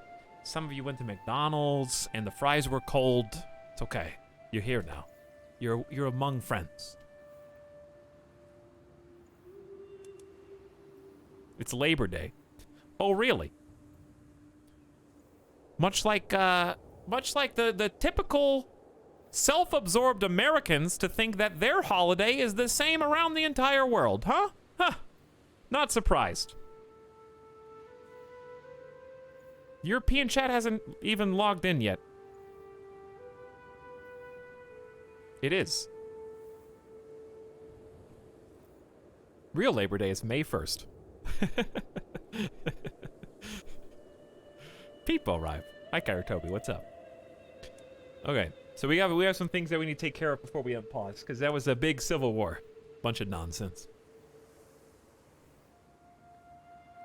You guys are chafing my ass, I'm chafing yours right back tonight. First of all, we don't need to be focused only on chivalry. Look at this domain. I just can't use it. We don't even have any counties. We haven't had time to even think about expansion. We've just been dealing with internal conflict. Let's go back to assist, which is just a general jack of all trades. It's still +3 stewardship because her skill is so incredible that it's just that good. All right, we only got 2 years left on converting faith. She's got a 19 in faith and in learning. And also, we had converted the culture, so this is good. Only 2 years. Excellent. Internal domestic affairs. I think we need that right now. We've already boosted this with Chains of Loyalty, so we got a 13.5 bonus opinion for all direct vassals, which is just gorgeous. Instead of organizing levies, I need to train commanders for a while, even though I'd rather build control because we just lost so many champions. Maybe we get the RNG, and we have a 5.3 chance per month of maybe finding or improving a commander. Okay? Those are all things we're going to do. Another thing we're going to do, just check factions. Oh, he changed his perspective. It was like, it was a nice like Sims expression behind bars. We'll look at you in a moment.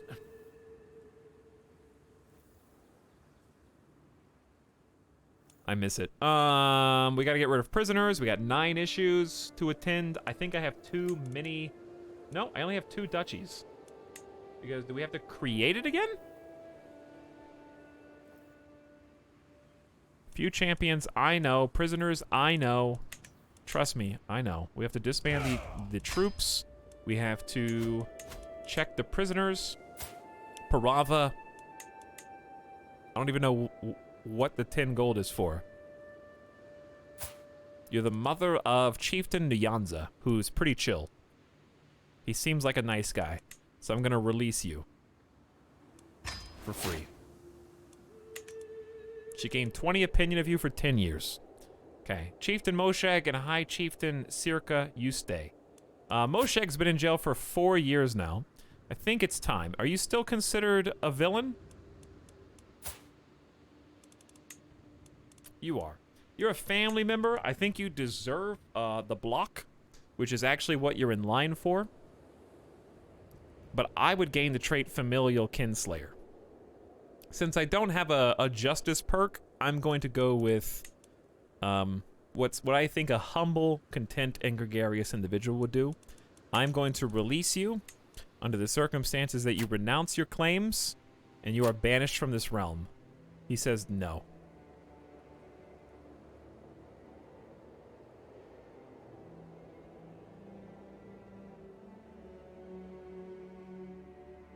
Then I guess you're going to stay in prison for a while.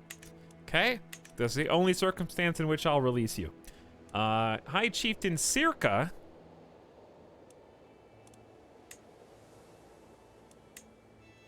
This is an act of tyranny because he's just a leader. And I would still be a familial kinslayer. I bet it's a minus 50 for both of these, so neither of them will accept both. I guess I'll just leave both of you in prison then. But, since you're here, if you don't mind, I can still do this, which is what we went to war for originally. If he declines, he will rise up in rebellion. About that. To my liege, I see I have no choice but to bow to your decision to strip me of the High Chiefdom of Kanda. Just so. This is an act of tyranny, and it causes your subjects to lose 20 opinion of you. Which I disagree with, because this is why we originally went to war in the first place. So, it's kind of like, that was just my war goal. So, if there's any devs out there, please. Please. He's a known criminal. There was no punishment the first time I demanded the title. Why is there a punishment the second time I demand the title after the war ends? I'll take the 20 tyranny though, I guess.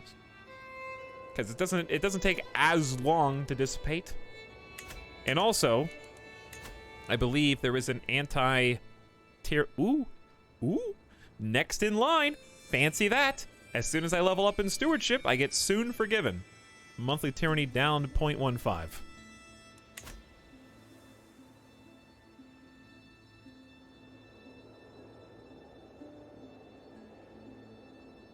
You are weak if you don't kill your enemies.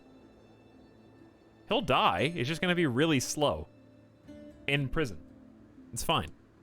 Okay, next. I think now I have too many duchies. So my vassals get a too many duchy minus 15 debuff. And I can make a decision here. Maybe just keep it and say, oh well, or not. I have 5 domains, so my domain is fine. You can have a little tyranny as a treat.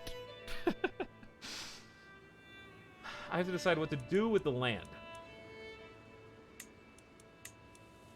So we have the Duchy of Condon now, that belongs to me.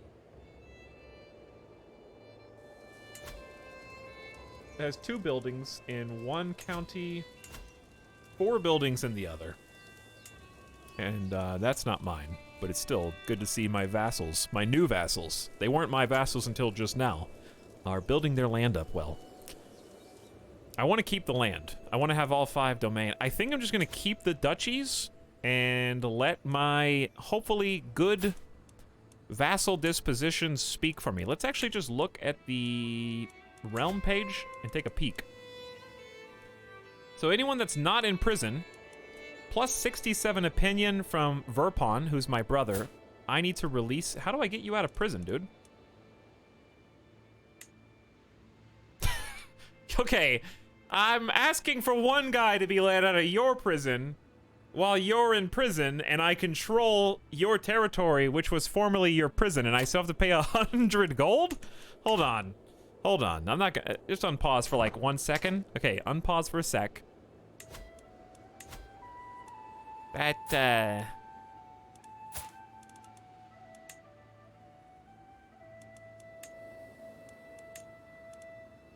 the only way. Is that the only way?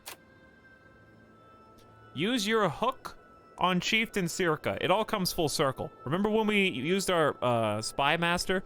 I don't think you should have to do this because he's a known criminal who is in prison. He shouldn't. Shouldn't have to pay him 100 gold. You should be able to do. I don't know.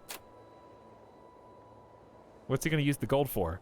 But anyway, we can at least use the light hook, the weak hook that we got when we found out that he killed a peasant and pinned it on him. So I'll just do that.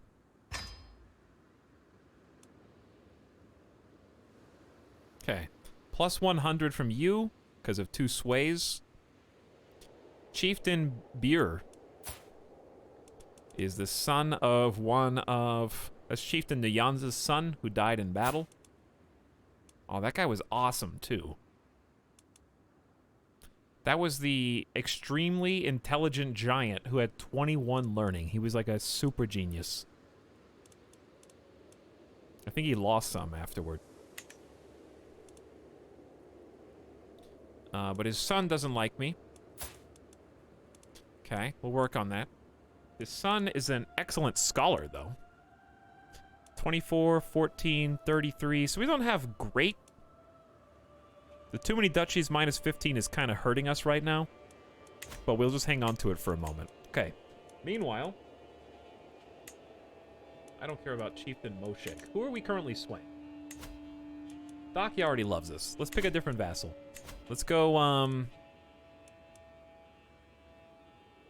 based on troop count.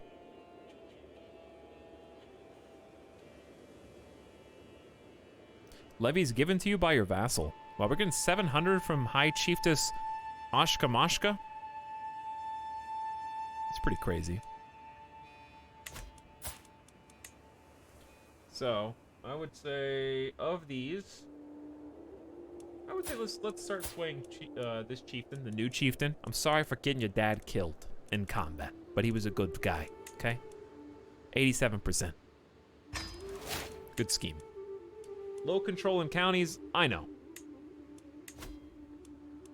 I think those are the 2 new ones. We got 60 and 60. We gotta train commanders, though, I'm sorry. Okay, so forget about that.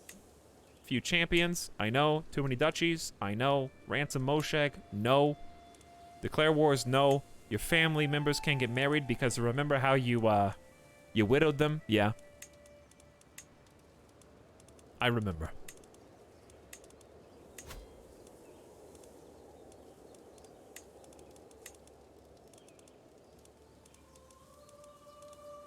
$44. Okay. I would say... Just sort by prestige.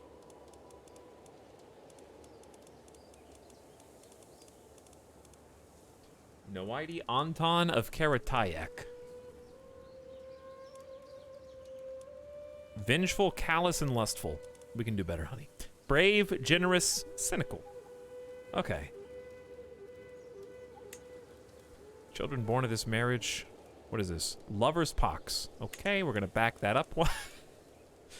Who's got lover's pox? You do. Oh, so I'm condemning anyone that I marry you to get lover's pox as well. Okay, well, we'll just hold off on that. How about Anava, who's my daughter, only 23 years old. Lost in the war. Nephew, nephew, nephew, nephew.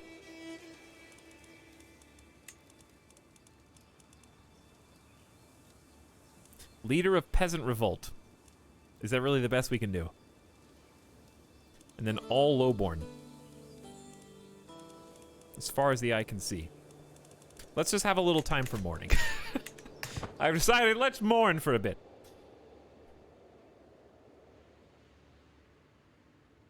Why am I losing prestige? My military was training up again. My regiments, specifically, are expensive to repopulate. Accept your ransom offer. High Chieftain Verpon will be returned to you forthwith. Well, you didn't really have a choice, but let's pretend like you did. All right, Verpon, you're free. Threw family member in the dungeon. Yes, because they killed my other family member and also were criminals, both of them. Is that a big deal? One seat on the council.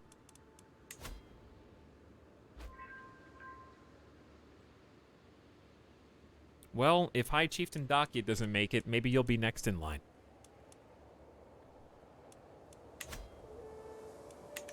Annika, Tarun increases martial by 1. We did a training. Success, I guess. Alright, wow, that was messy. There it is. Alright, give me the anti-tyranny. It's minus 0.15 tyranny per month. Where is my tyranny even?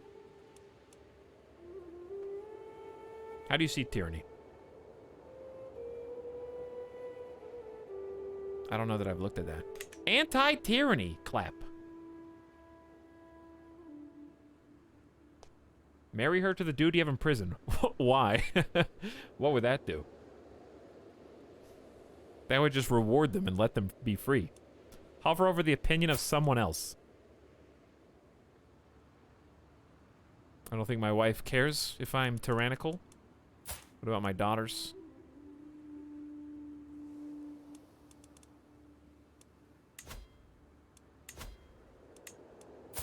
Maybe him? We are rivals now. Just a vassal? Okay, well, I'm gonna read this real quick. Minus 60 from rival. Threw member in dungeon. Revoked my title. Attempted arrest. Blackmailed me. Declared war on me. Has too many duchies. He's not even my rightful liege, and he's got Thai tribal authority. Can you believe this guy? I also have claims to his titles. To my liege. I'm willing to release Sektev from my care, but freedom does not come for free. How do you even have any bargaining chips? You're in jail.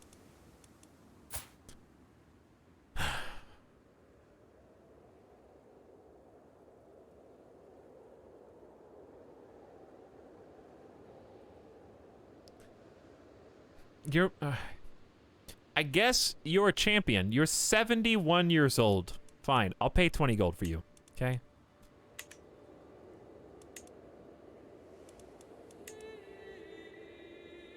Now, chat said a vassal.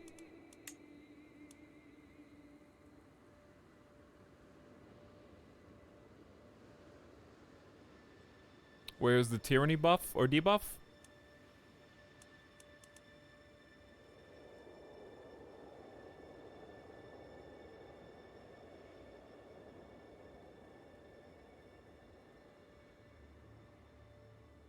I don't know. I think chat just made that up.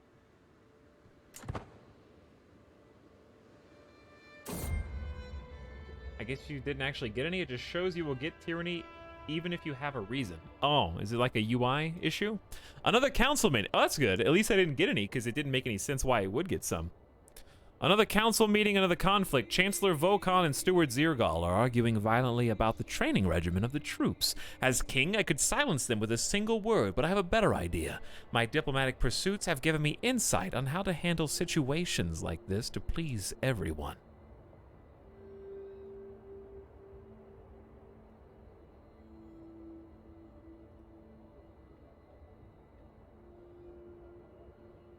I don't think I have any. Yeah. The fist is dread. That's not anything to do with tyranny. But you said it so confidently. Side with Vokon without upsetting Zirgal. Side with Zirgal without upsetting Vokon. Find a compromise that makes everyone happy. 10% chance of getting a hook on both of them. 50% chance of getting a plus 15 opinion. Or 40% chance of failing.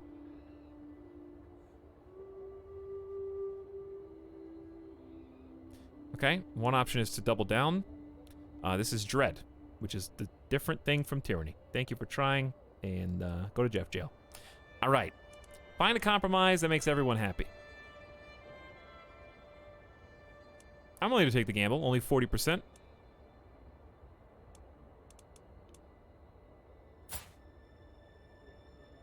Chieftain Vokon of Cheech.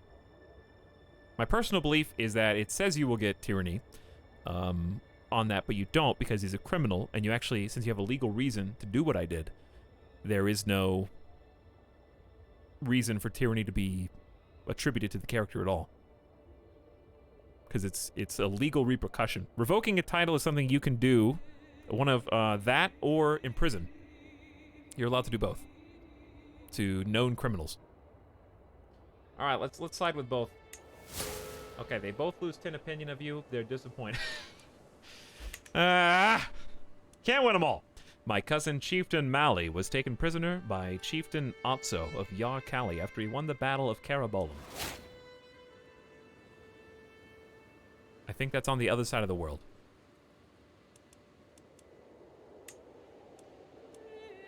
Your hook on Vechka's Tobolik expired. How many hooks do I have in total?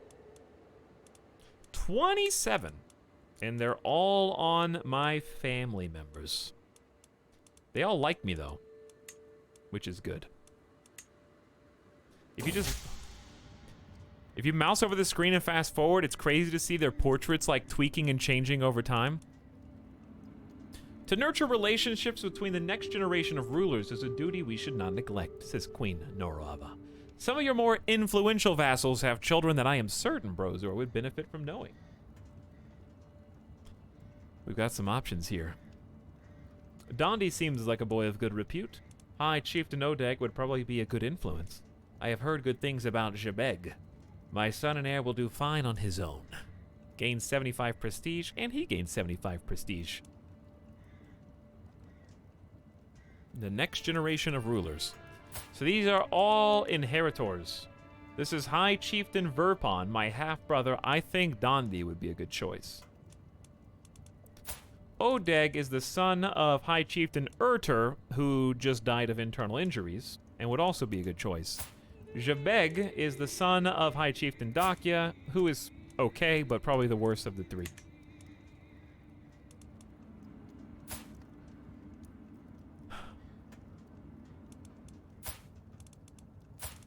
I feel like Odeg, since his father just died in my war. And is also still married to my half-sister. Well, okay, my half-sister is still, you know what I mean. Mom. Actually, not mom. But it would be like chiefess mother figure, I guess. Alright, Odeg. Odeg is content, cynical, impatient, and rowdy. Dondi is currently just bossy. He's 11, this is a 14. Okay. Yeah, let's do that.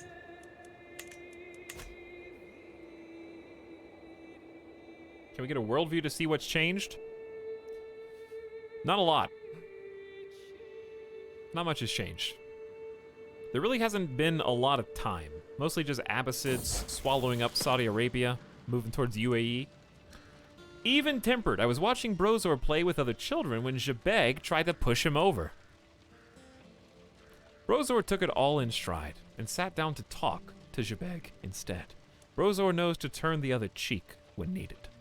He keeps the trait forgiving. Diplomacy +2, intrigue down, prisoner opinion +15. He's quick to move on from most things. Aw, how sweet. He must never let others walk all over him. Gain wrathful. Brozor should not linger on matters like this. Gain fickle. Well, I am humble, content, and gregarious. I think he should know when to turn the other cheek. Yes, Bavaria's been in Italy since about a couple streams ago. They had East France at one point. The weakness that plagued my son since birth has finally released its hold on him. Relief washes over me as I see poor God running around with all the other children. May you grow strong, poor God. Why is he still ill? He's not out of it yet. He's near death. So he's no longer sickly. He's running around with the other children, but he's apparently near death. So debated, I guess. Okay. Oh, and Zergal just died too. He had a heart attack at age 63. Dude, Zergal trained many of my children when I was Dondi and was a very, very talented council member. Steward and diplomat, both. What a guy. What a guy. So Chieftain Beer could easily fill this role, but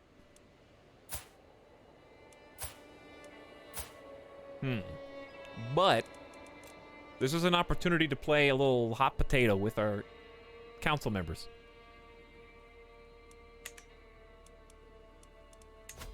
Because the issue is, I got some displeased vassals, like my brother, who would fit in as a marshal or barely a spy master. I think I need the good spy master. Dakya is a good marshal. I don't have any way to flip these around. I think I just have to leave my brother off the council, which is kind of annoying, but I can't find a spot for him. I think it makes sense to give Chieftain Beer, who is also currently has a negative opinion. We get the most mileage out of this appointment. He is a negative opinion, which is a problem. Maybe he joins a faction. He's also ambitious. We got some potential problems brewing. We kill two birds, one stone. Pick the person who's best for the job and also the person who benefits the most from it. He's wise. He's astute intellectual. Zealous, ambitious, and diligent. Seems like a good pick. And on top of that, controls like 700 men. All right, you're in. That brings us up to a +4, which is better than nothing. I have 1,000 gold, dude. Do we have anywhere to promote culture? We do, actually. This will take 5 years, 4 years. 4 years is a long time. I think let's focus on infrastructure. That's supposed to be Quirtle's thing, and he's already 48. So let's focus on collecting taxes for now. We're making bank. We're just not making any prestige. So I think that's going to be helped by organizing the levies. Wait, no. Men-at-Arms maintenance is already down by training commanders. We already are the right one. I need to start making some buildings that'll help us in the future. The problem is I don't have enough prestige. Creating some titles can do that. And also, I think let's hold a feast in celebration of the Civil War being over. Okay, it's 100 gold. We lose 46 stress because we're gregarious. Let's try and bring the realm together. And at the same time, I'm going to invite champions. I know it's expensive, and that's what literally we're trying to get prestige. We do have 8 champions now. It's enough. All right, we'll try and hoard the prestige so we can actually build.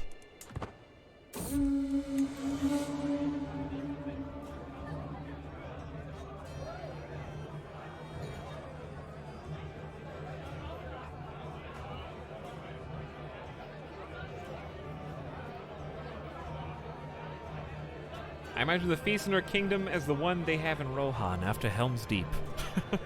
Except imagine if Helm's Deep wasn't against orcs, it was against another guy in your kingdom. Unfortunately. The mood is bright, spirits are high as the feast begins. Welcome, my friend. What's my succession law? The same as most. Confederate partition. A promise is a promise. What did I promise last night? I can't remember what led to it, but I do remember slapping the back of my niece, Chieftess Tatka, telling her I would do anything she asked of me. Now rumors abound of the oath I supposedly swore to her. A promise is a promise no matter what. She gets a hook. It was just a drunken ramble. All right, a promise is a promise, dear niece. Married to my cousin Afte.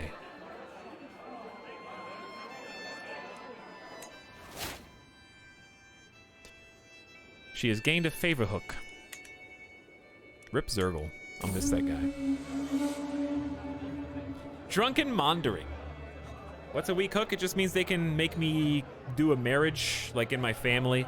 She can arrange a marriage, and depending on what their talents are, you can use it for various types of favors, like extortion, or not extortion, but like getting a money favor, little stuff like that. The feast, okay, my lord, the wine. We cracked open the next barrel. It's gone bad. It's all gone bad. The feast is still raging, but without drink, the mood is sure to dwindle at a cruel pace. The wine merchant should still be in town. Every guest gains 10 opinion of you. Every drunkard guest gains 20. I don't even know who that is. You fought thirst for 10 years and get plus 0.5 prestige. To supply your guests with enough to drink is the job of any good host, and at the expense of 65 gold. Luckily, we've been hoarding. We all have to pitch in. Come on now. All right, I'll buy. It's on me. We get a big opinion buff for all the guests and a huge prestige buff as well. God, this game is hard. It's going pretty good, probably, Bananas. Stick with it. The pleading gaze I received from my sister, Minas II, is taking on a desperate tone. A group of guests are approaching the corner she has hidden all evening, and the walls are hindering her escape. This poor woman has never been good with people. She's lazy, arbitrary, and shy. Oh, it's good to see that the two mercs of the Myriad band of Suzdal are in attendance tonight. Dude, I love these mercenaries. This is the best band in the whole realm. Can we actually hire them? That would be hilarious. No, we can't. I'll distract the converging guests. She gains 15 opinion of you, showed kindness. Come now, tell us a story. Every other guest gains 10 opinion of you. You grow close to forming a rivalry with Captain Minas II. I am gregarious, and I think a gregarious host would probably ask for a story at the expense of the person he's talking to, potentially. Let's go gain 10 opinion of every other guest. Come on, tell a good story. With everyone headed for their respective homes, I am proud to say the feast was a success. I have my wife, Norava, to thank for much of its success, and I feel nothing but gratitude as she sees the last few off. Eager reveler. +2 diplomacy, +1 intrigue, and all revelers like you a little more. He sampled the intoxicating life of carousing and debauchery, and hungers for more. Every guest gains another 20 opinion for 10 years for your beautiful feast. The party king is back! Dude, that's like +40 opinion for every single guest? Hold on. How do I even find out who was a guest? Let's go look at my court. Because that's huge.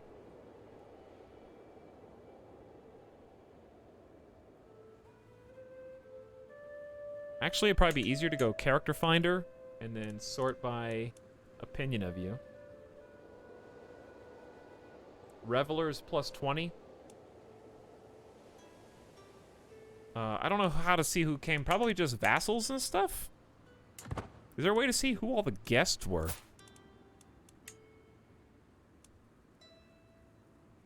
Did I not invite my brother?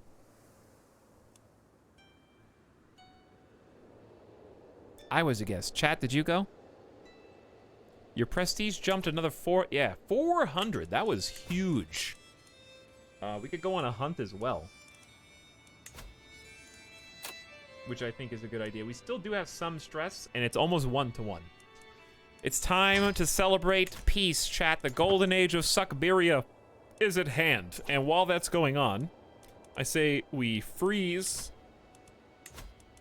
on collecting taxes and work on development and building.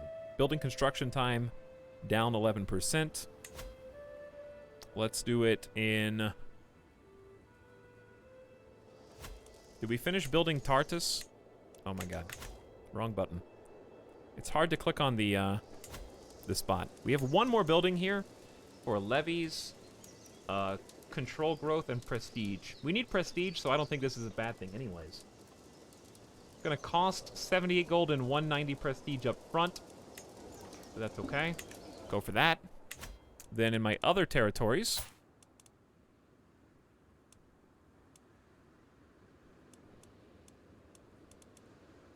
How's Narim doing as far as control goes? 97. Very good. And that's already got sparring grounds, trading, and longhouses. The only building we don't have is a palisade, which I think is generally good because it just increases the fort level. This is a pretty easy target to siege, so it's an outlier. So palisade is pretty nice out there. Gives extra levy and garrison. All right, then we're down to only 251, so I can probably only do one more upgrade right now. I think we have Tumen and something else. It's Tumen and... What do we have? Oh, we have Konda up here. I think it's just Tumen. Then we have these two. Yeah, we have 1, 2. Okay. And they're both in need of some upgrades. We do have good growth and prestige bonuses here. We don't have the growth prestige bonus on this side, but we do have a tax collector already. So let's get the gathering hall and keep kind of stacking that prestige bonus in each of our holdings. All right, that's all. That's 3 buildings going simultaneously. At last, the great architect is moving up. Toe the line. No, your vassals are less likely to join independence factions. That's nice. And then we can go tax and levy contributions for our powerful vassals. Yeah, it's gonna be real good. Just as my vassal, Chiefess Tundia, and I crest a hill, we hear it, a rampaging wolf. The snapping of twigs, the rustle of branches, birds screaming in fright. They are heralds announcing its arrival. A massive wolf heading straight for us. The path ends here with me. I could die. 19% chance of death. There's a prowess challenge. I don't have much. Or a 52% chance of a hunting trophy for 10 years. Or a 28% chance of becoming wounded. Help! Tundia, do something! Chiefess Tundia gets a weak hook on you. Dude, 11 prowess, sadistic, cynical, and content.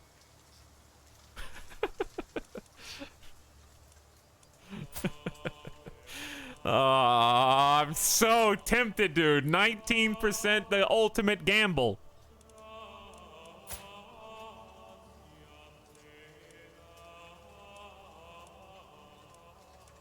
I'm so tempted.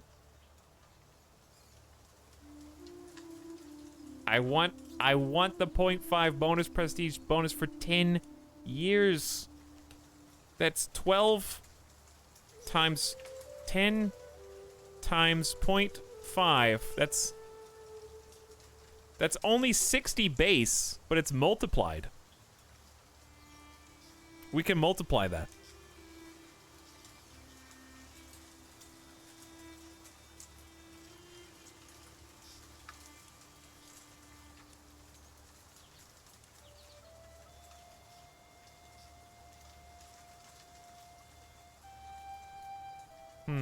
My finger is hovering over the F key.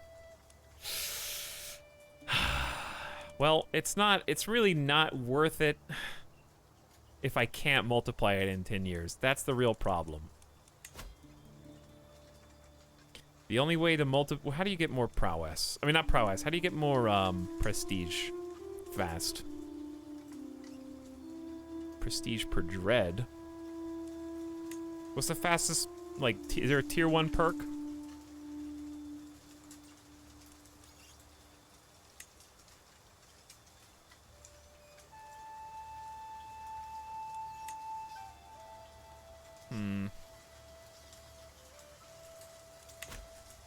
It's not worth it, chat. It's not worth it. Help, Tundia. Do something. Chiefess Tundia has gained a favor hook on you. Negative 88. I knew it was gonna go negative.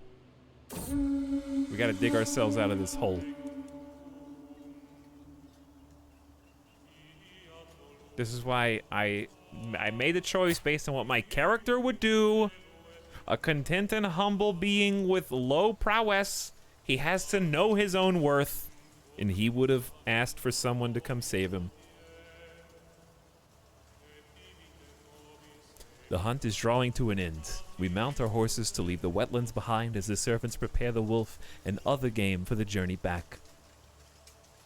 Everything that could go wrong seemed to, but there were silver linings to be found. We did get 150 out of it, but that's just break even. And we had to pay 80 gold up front for it, so really it was just a gold sink. And possible death.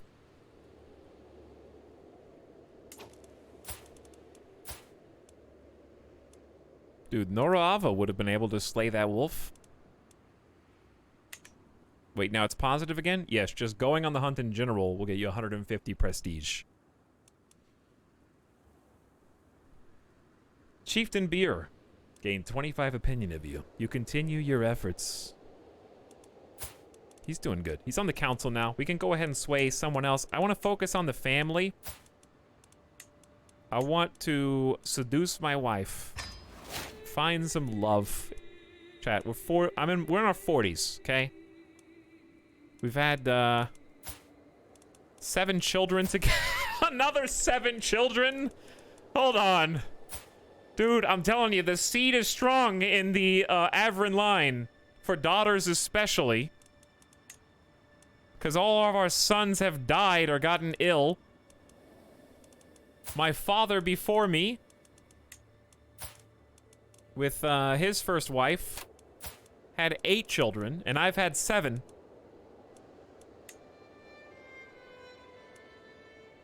Maybe before I die, we'll have another one. A faction created against you. Your brother High Chieftain Verpon created the faction to install Javabil in the Suckberian throne. I'm not surprised that my brother's doing this because I haven't given him a seat on the council. He does deserve one, but he's just not really good enough in any of these tasks. It's still possible that Dakya dies of his severe injuries, and then he'll get on the... I'll put him on. However, we are close to something that's going to help prevent these factions from actually getting any traction. Alright, the Civil War saga has been tough, but I think we're finally pulling out onto the other side. And maybe we're going to see some other stories take place. Right now we're in full build mode. I got 3 separate buildings going simultaneously. We're getting 10 gold per month without even collecting taxes. And 5 prestige. So we're finally, like, getting a little bit of that economic snowball that we were trying so hard to set up. We could also raid to get some more money. I don't need to do that.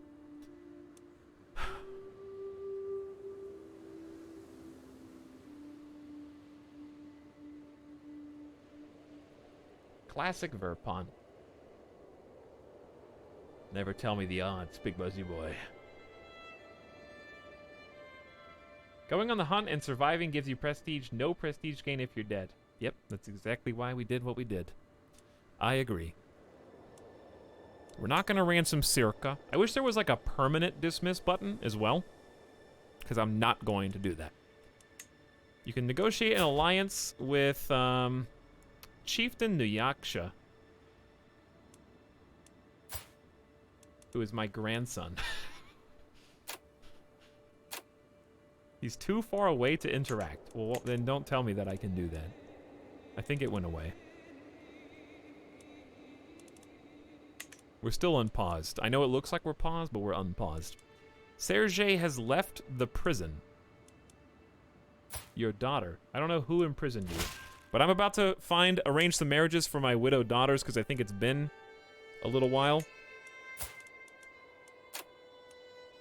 He died in 952. It's been like 5 years. We need to get some new marriages there. King Quirtle, the people of Chiefdom of Naram have been converted to the true faith. There are practically no more heretics in all of Narim.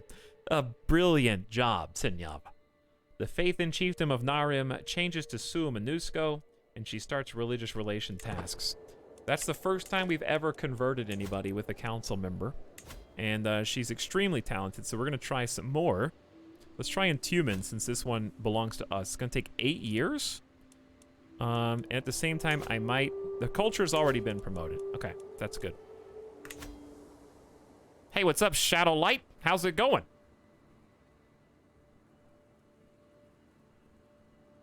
Welcome to this late night stream. 10 p.m. Pacific, just after midnight on the East Coast. Hope you guys had it. You dropped this, King.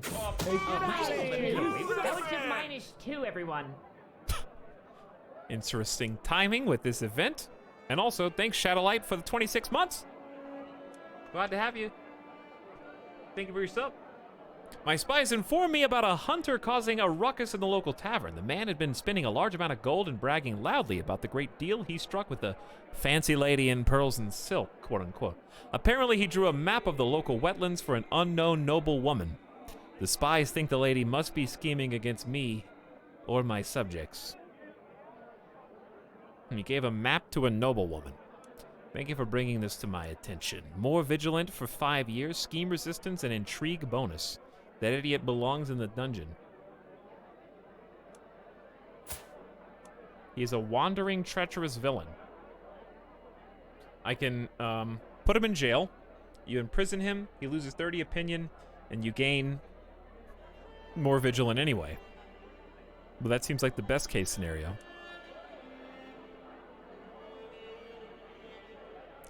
What would a humble, content, gregarious individual... I don't think any of this preclude tossing him in the dungeon.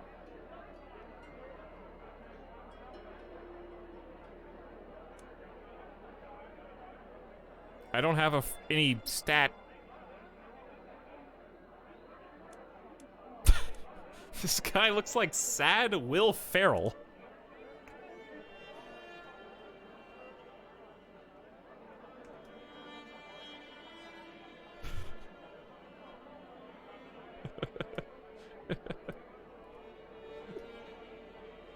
Okay.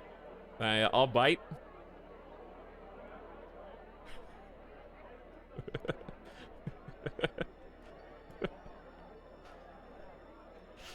Yeah? No, I see it.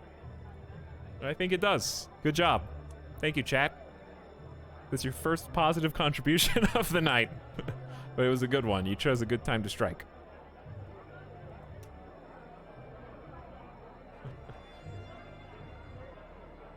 Since when is cartography a crime? Fine, okay? But it's a fair reason to imprison him. According to the game, it is.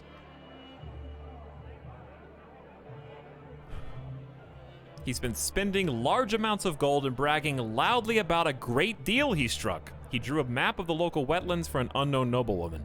And he's also well known as a treacherous villain. So, like, his reputation precedes him. I'm throwing him in jail. I want to send a message to whoever hired him for the map that I know that they know. You know? A gift of labor. Everyone appreciates a gift, but maybe I could come up with something truly unique that'll make a real impression on Queen Norava. We're trying to seduce her right now. She is brave, generous, and callous, and extremely good with money. An embroidery featuring her house crest. Maybe she cares about her family's stature. Commissioned poetry dedicated to her. She appreciates the physical pleasures of life, or at the very least, some poetry. A wood carving of a castle. Appreciates architecture. Well, I feel like,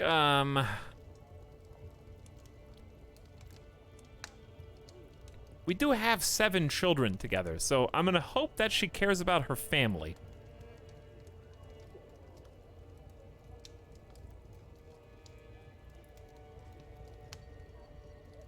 Chat, even if you get a direct heir, why does succession suck?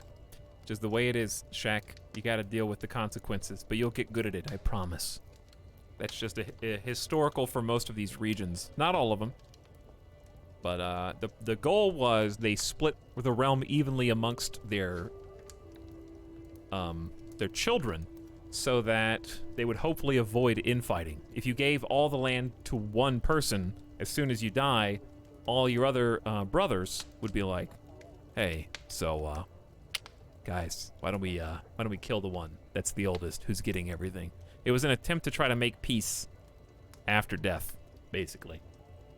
To try to keep everybody on good terms.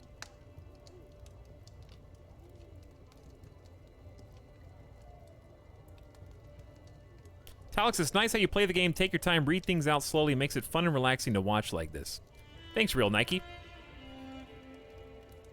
I'm doing it for a selfish reason. It's just how I enjoy playing the game. But I'm glad that other people are able to enjoy it as well. Because honestly, it's, in my mind, what makes the game shine the most, because it's certainly not about number go big to me. Like some other game, like Stellaris is a number go big game. You want your resources to be pumping as high as they possibly can, your armies to be as big as they possibly can. And there's still some really good stories that can form out of that, but an individual focus on character, one character at a time, leads to more time that needs to be spent on their life and choice and decisions. I think my pace represents the individualized focus of the game. I like putting myself in the shoes of my character. So I think that the slow pace is a natural result of that, because it makes it more memorable. Alright, I hope that you like your family, because we've had 7 children together. Thank you so much for the crescent embroidery you gave me. I can scarce remember the last time I received such a wonderful gift. Anything for you, Norava. You get a budding interest in the seduction plan. Alright. We need to arrange the marriages with our daughters. Let's pause for a second, because we just got another faction. Chiefdom of Tumen has given rise to a peasant rabble.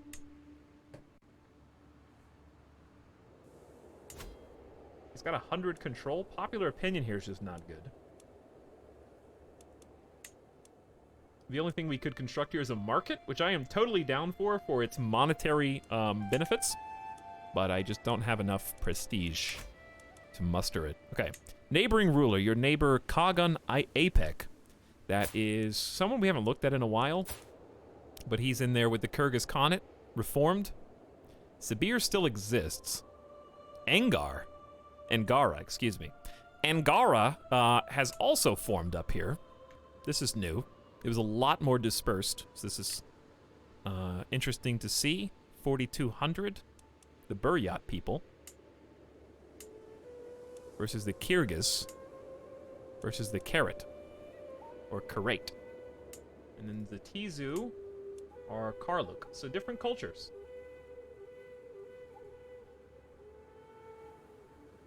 Are all these events procedural generated or random, or do these events occur the same on every playthrough? I mean, there's a pool of events, so you're going to see duplicate events, but it's just based on your stats, and your responses to them can yield different results, and your character traits can yield different responses that you have available. So it's the same, there's the same pool of events that they pull from, but based on your character, it can change what happens and the results and what you're allowed to do. There's quite a few.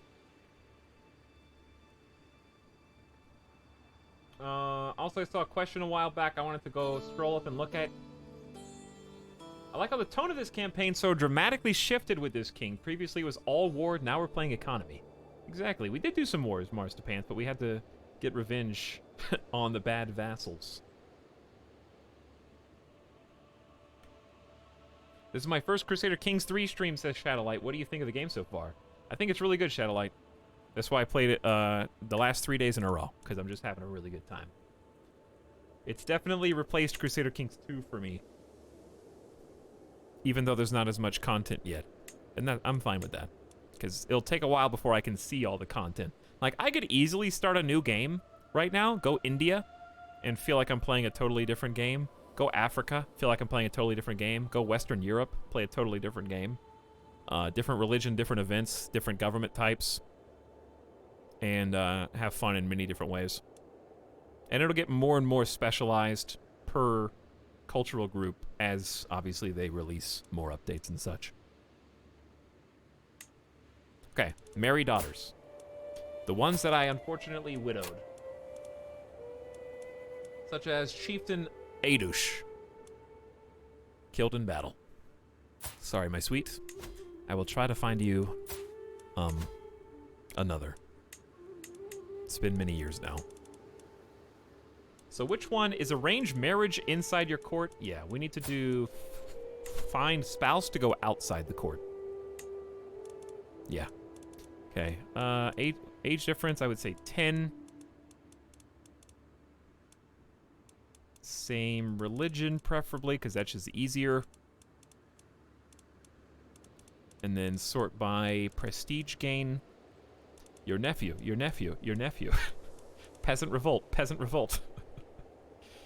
Zealous, vengeful, but temperate. Really good at intrigue.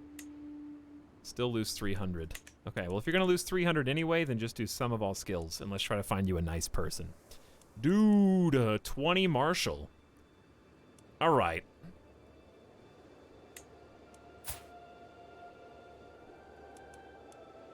Okay.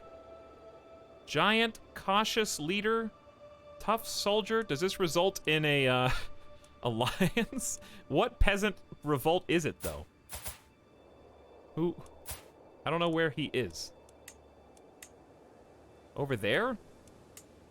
Kind of doesn't matter, does it? They are Sua Minuscos, but, like, what do I care? Alright, can I make it matrilineal? No, that sucks. He won't. If I could have made it matrilineal, he would have come to us. But that's a good idea, actually. We're going to do that tactic again. So, let's sort by prowess. What was it called? Yeah, prowess. Uchva, wandering, fearless absolver. What a guy. Brave, forgiving, gregarious. So, Chad, if you have a lot of daughters, guess what? Now you have a lot of knights. All you gotta do is get them to come, all right? Unfortunately, to do this, you have to sacrifice all of your child's prestige. But it's a price they have to be willing to pay. 18 prowess, only a 3 martial skill, but he's a nice guy. Brave, forgiving, gregarious, can't argue with that. Okay, there's one. My second daughter is married still. Odeg, my spy master. Anava lost her husband in the war. So we will try to find you a spouse as well, with a similar predisposition. Is this a different guy or the same guy? This is a different guy. 2 different giant Chads. Cynical, brave, and patient. Smart, very book learned. Giant and handsome.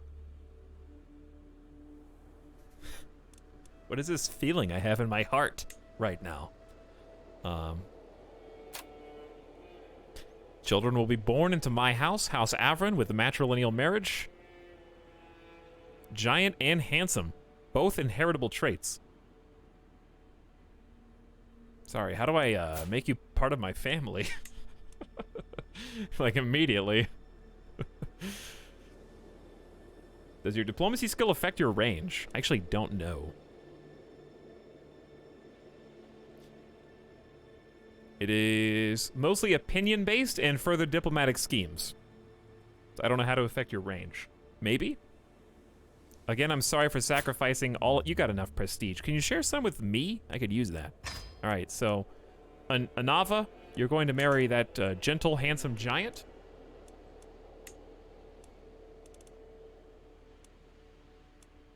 Totka also lost a spouse in the war. Rest in peace, Yearcap. She is just, cynical, compassionate, and a fortune-building goddess. Since we can't get any prestige without intermarrying in nephews, That's a little bit too much inbreeding. We're just gonna go...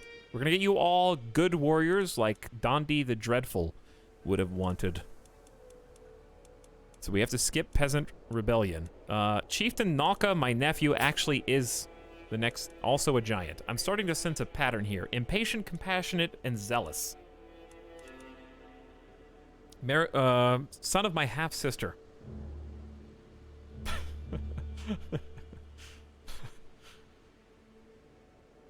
I'm not going to say that I'm not tempted here. What about Koshal? He's got a 14, arrogant, gluttonous, and stubborn. Tatka, you deserve better. Nuyashka is sadistic, arbitrary, but patient. Alright, look. Let's just say that with Chieftain Nalka... Okay, I can't do matrilineal, but she's still going to be in the court. You're doing it for the prestige. You've only got 175 prestige. Efren's only married giants now. It's not the intention. They are related via Abinthy, who was King Dondi's concubine. You can trace the lineage back. It's a small risk. It's only on one parent's side, okay? And there's 2 generations below that. I'm sure that the genes are recessive. It's fine.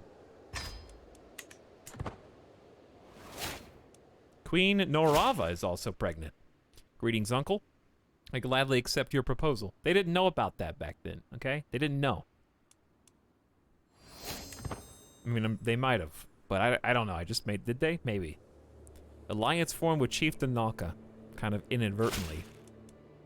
Greetings, my liege. I accept your marriage proposal. Your daughter and my acquaintance Vutil will be joined in holy matrimony.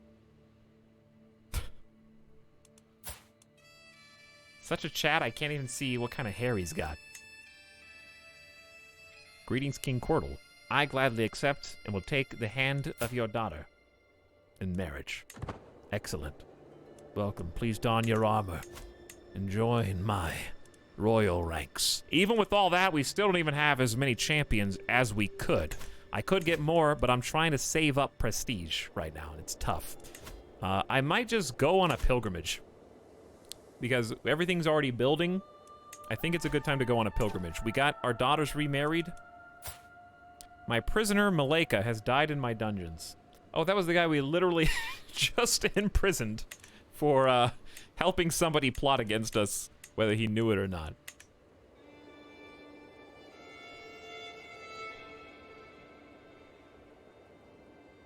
That's an upside of having daughters. It's a sacrifice on the prestige, but it's really one of the best ways to get champions in the game. For better or worse. I think if they eventually make it, and I think they will make it easier to invite champions. I think an easy way to do it is to just have champion invitations scale based on your rank. If they want to keep the court invitations abroad nerfed, that's fine. But I'm thinking like a count can invite 2 or 3 champions. Maybe just don't nerf it, keep it 3. A duke can invite 4, a king can invite 5, and an emperor can invite 6 at a time. That would be a nice, like, perk. And you can still only do it, keep the cost the same or whatever. Or I had a couple people in chat saying, like, Italics, I'm feudal and I don't have any way to spend prestige. Devs, this might be a terrible idea. I'm not a game designer. I don't know. I'm just offering spitballs and thinking what sounds cool. Maybe have a scaling version of champions where you can pay more prestige for diminishing returns in terms of number of champions. So maybe exponentially increase the cost of prestige, let people invite 10 champions at a time, but have every other, you know, like have it tiered where it's like 3, 6, 9. But maybe instead of just doubling the price, like 3 can stay 150.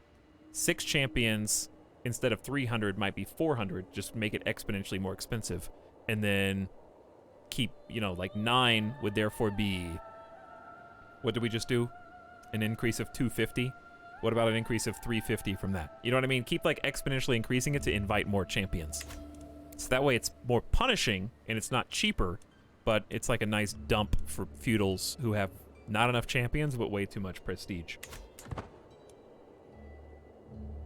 Friendly stand, that's kind of what we were just talking about. I haven't played feudal, so I don't know. I can't help you. But for me, the way I spend prestige is building, because that's a tribal thing. So it costs me a lot. But maybe if you're a queen, you can go to war. If you're illustrious and invade a kingdom is 2,000 or more. That's a pretty good way to spend prestige. You can do a full kingdom invasion once per lifetime. And that's a pretty big prestige dump. Assuming that feudal's similar in terms of cost to invade. I don't know. Unless you don't want to go to war, in which case, I don't know. Talk says creating titles exchange gold for prestige. You do get prestige, but that's not the main reason why you do it. The main reason is because the title is the important bit. And you get the prestige because the title is important.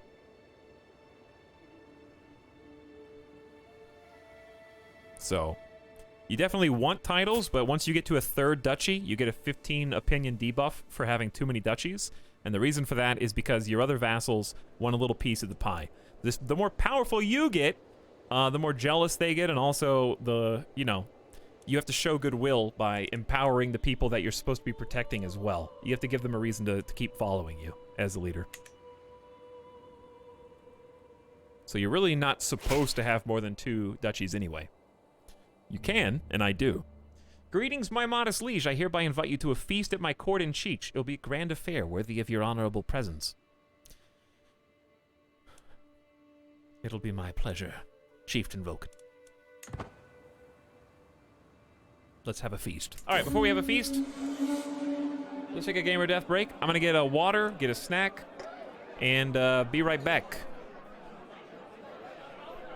Every guest is gathered in the great hall, and our gracious host has welcomed us to the feast. He's doing the Wallace and Gromit stance.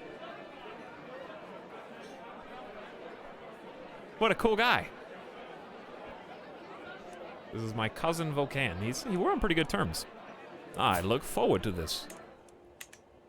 I do indeed.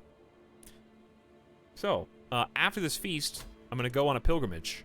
And then we're going to, hopefully, be able to make some more infrastructure buildings in Suckberia. We're also close to another focus to make vassals less likely to join independence factions. And then hopefully make our way up to administrator. I'd like to get some more domain, because that would increase our taxable income by quite a lot, as well as our levies, which are almost at 10,000. When did we get so strong? Wowee. Almost 10,000 troops for the first time ever, literally on the cusp, 9,939. How does that compare to our neighbors? Oh yeah, we outshine Kyrgyz Khanate. Look at all these truces. Zatizu has 5,700. We're a powerhouse now. That's the benefit of stewardship. Stewardship allows us to have more domain and more holdings. More holdings equals more levies and taxes.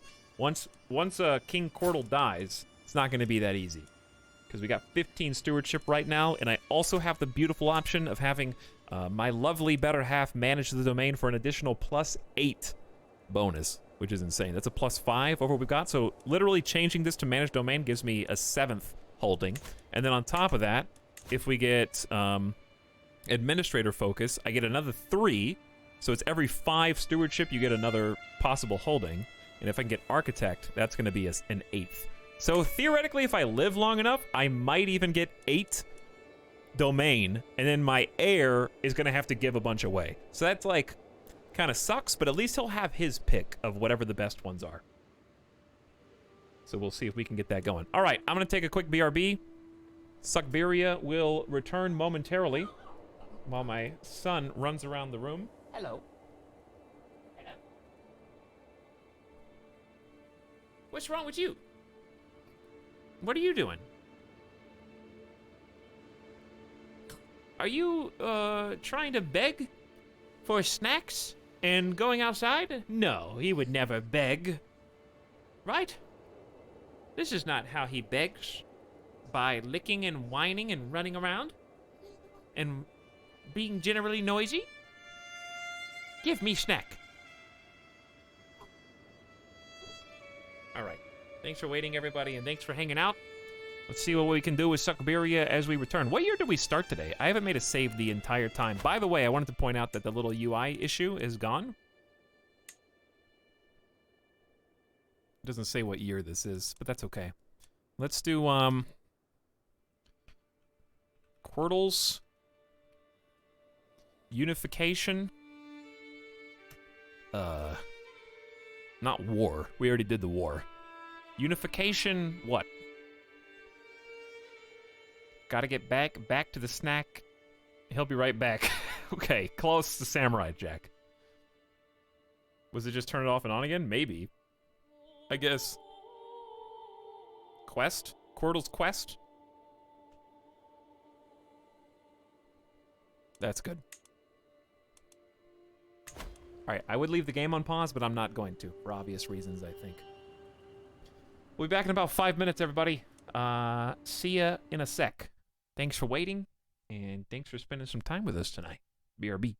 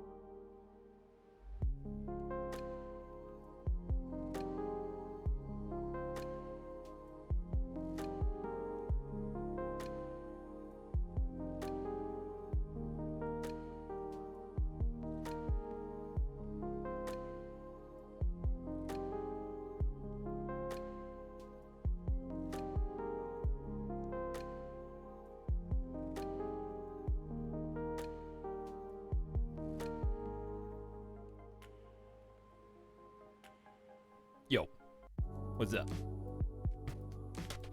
Whew. We back.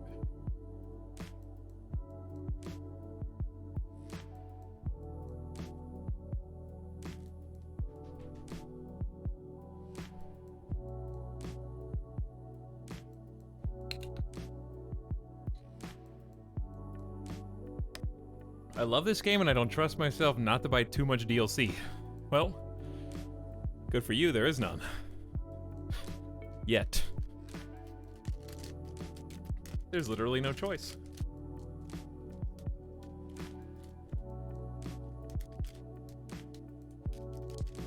What's wrong with buying a DLC one at a time, huh?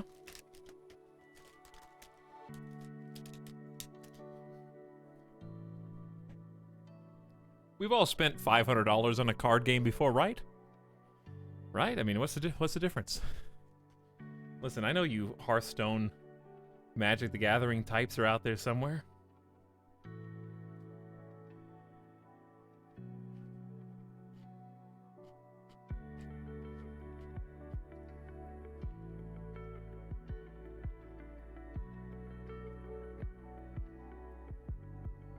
You can actually buy DLC right now. Wrong. You can pre-order DLC right now. But you can't actually buy it and own it.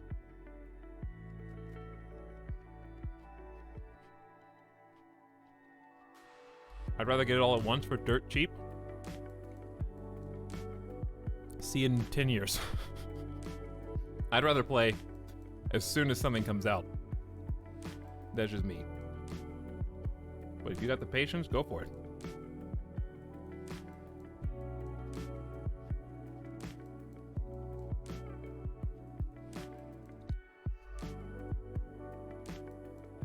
More or less the same.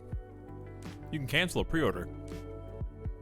Pre-order is nothing besides taking $30 and putting it under a couch cushion. Both will get you the same amount of DLC currently.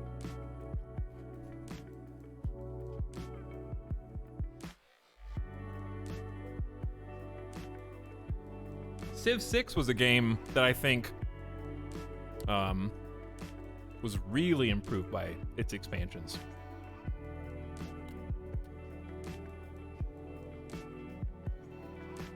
I really enjoyed both of the major mechanical ones. And I was disappointed when I saw their new DLC policy because I was hoping for a new expansion, like a real meaty one.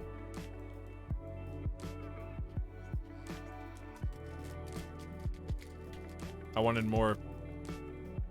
I think they just thought it was complex enough, and to an extent I agree. If Civ 6 had too many more mechanics, it would kind of just become even, like, pretty bloated. But I liked it. It's good stuff. All right. Where are we at? I think we're at a feast, right?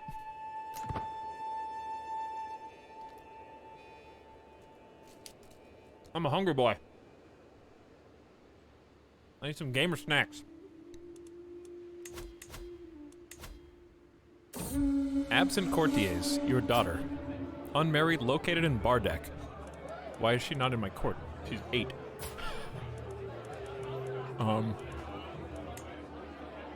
don't know. Chieftain Volkan announced a slight delay to the serving of the food, and Chieftess Mazava looks ready to burst with frustration. In between grumbles from her stomach, I only hear grumbles of displeasure. She is making a fool of herself.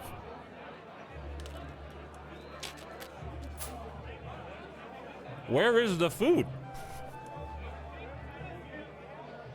I'm a guest at somebody else's. This isn't even my feast. I get 5 years of 1 diplomacy, and all my vassals like me. Or lose some stress. Well, I think the answer is clear. Be a courteous guest, all right? Chieftain Volkan is trying as hard as he can.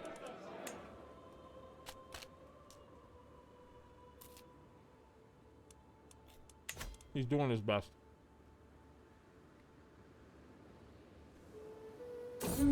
Yep.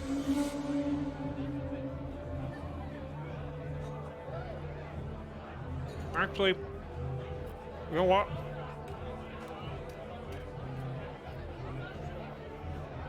There we go.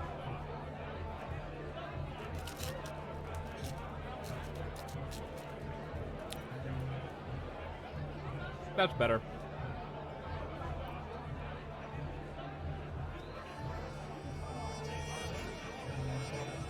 Get your popcorn, chat. It's been an interesting day. There's a second emote only in one stream. It's crazy how one stream to the next is like a totally different experience.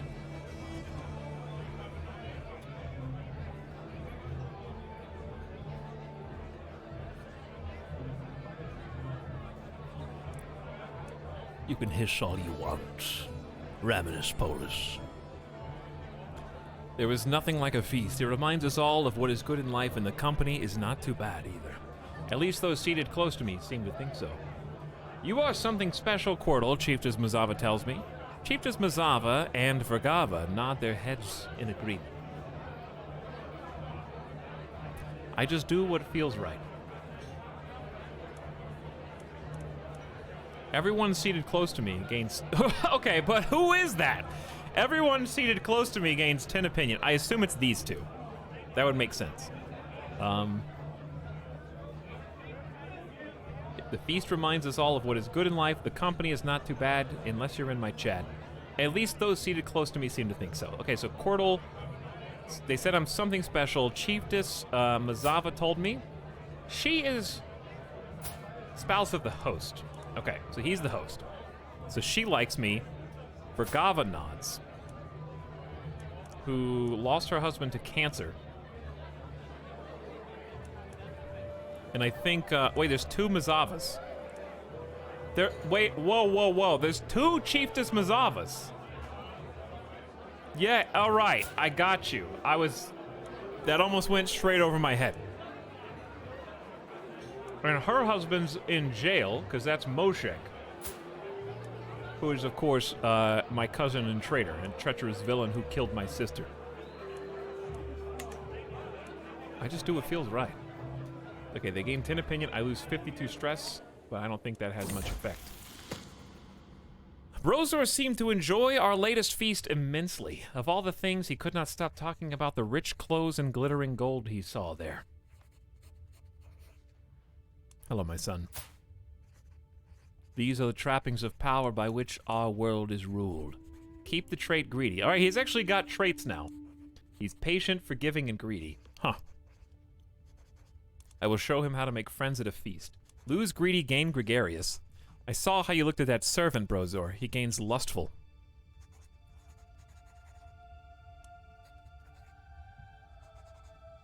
As the architect slash money man in the family, I feel like my son being greedy is fine.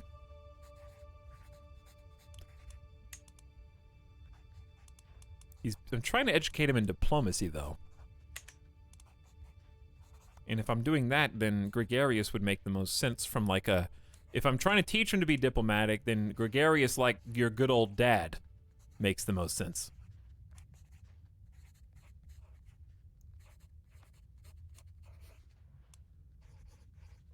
Someone didn't read the fine print.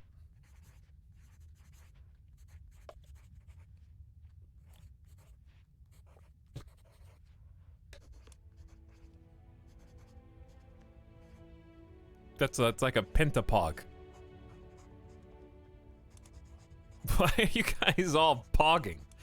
Alright, lose greedy, gain gregarious. Diplomacy +2, people are more attracted to him, they like gregarious characters, and your personal scheme power so you can sway people easier is better. I'll take the stress for you, my son.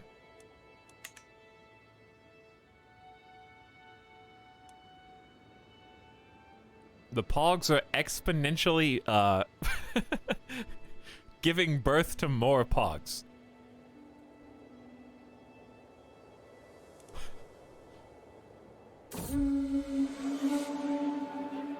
I'm not sure why.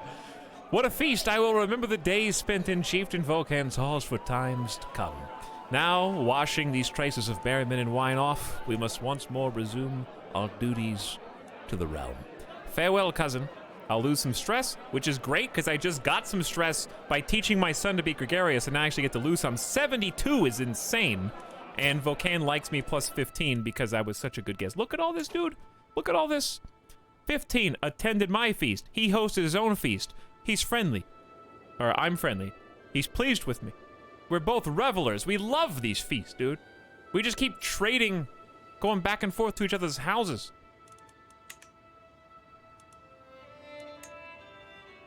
Now, we can go on a pilgrimage. The holy sites are the places in our world that are closest to the gods. To see them for myself is to prove my dedication to Sua Minusko. Aw, look at all the refugerms in chat.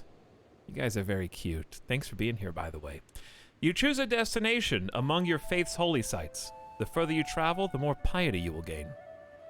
Longer journeys are, of course, more expensive. Minimum of 65 gold.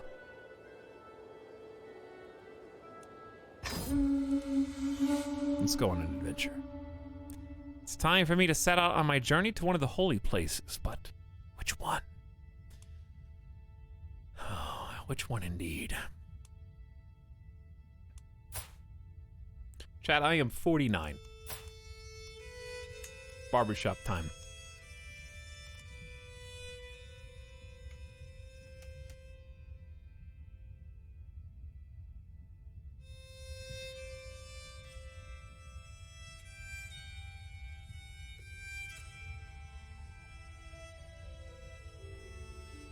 Welcome back. Better Twitch TV, finally. He is humble and content, so I like the potato sack look.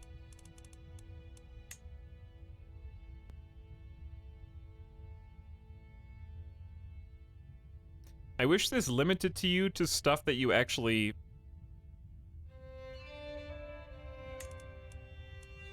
you know, would have normally, I guess. Like, this is far too regal.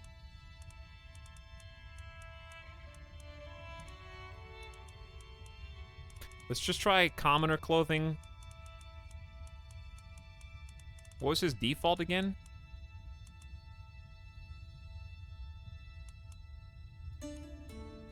Commoner clothing 1 looks pretty wise. Alright, headwear, default, I guess. Could change crown, since he's so humble, but he's very money-minded. I think he would want people to know that he's money-minded. He's got to keep the crown at least. It's a symbol of wealth, even if you are humble.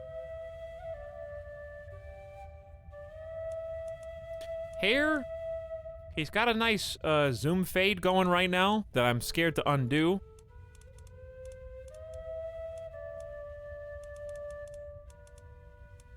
Hair loops.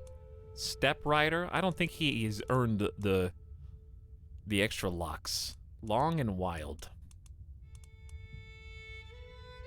Very long and wild.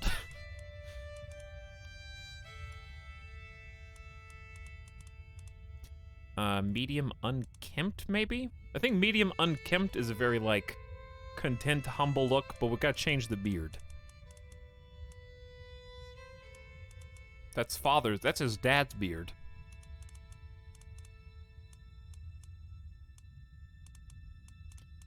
What is like a unkempt one? Big, wild? That's too much.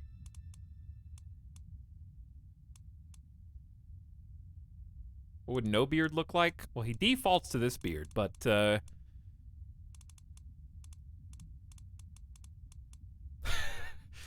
no beard, he kind of looks like I don't recognize him. Here he is up here versus this. These are two different characters as far as, like, I can tell.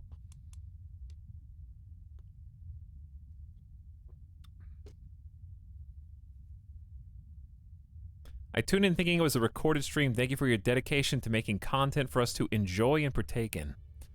Why would you think it was a recorded stream? I had to put chat into temporary isolation.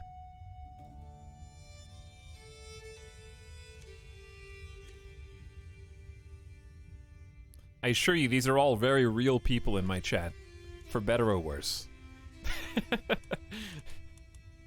I can tell because my tactics on dealing with them has to change day to day. If you were all bots, I could just go with one strategy every single day. And it would work every time. He's lying Omegalol.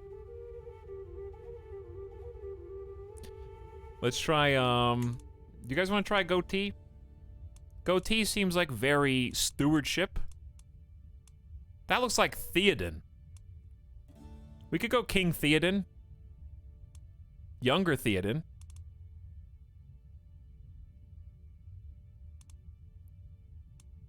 You have 10 children? Yeah, that's less than I have brothers and sisters right now. Alright, we'll do Theoden. Cloak is default, no cloak, or royal cloak. Or he defaults to royal. He is humble, but he's still the king. You know? You can be a humble king. He's wearing commoner clothes with the king adornments. Let's apply those changes and keep that. My problem with this is if I get a new default, I'm not going to know. Because I think this will override it. All right, we need to figure out where the holy places are. I want to go on one that's further away. My father before me visited holy site of Perm. Why don't we go all the way to Raviola? Oops, which one did I click? I didn't mean to click. Which one did we just go to? Well, he threw a dart at the board and then went to that one. So, all the way to North Finland? I don't know which one I went to. Maybe it'll tell me. As I prepare... As I prepare for my journey, I know that I will travel safely under the protection of the gods. I will be gone for a long time, and I can only pray old man watches over my... Is that the god's name? That old man watches over my realm as well. It's time to depart. Where are we going? And how much was it? How much gold was that? Didn't I have 1,000 gold? Did I spend 500 gold?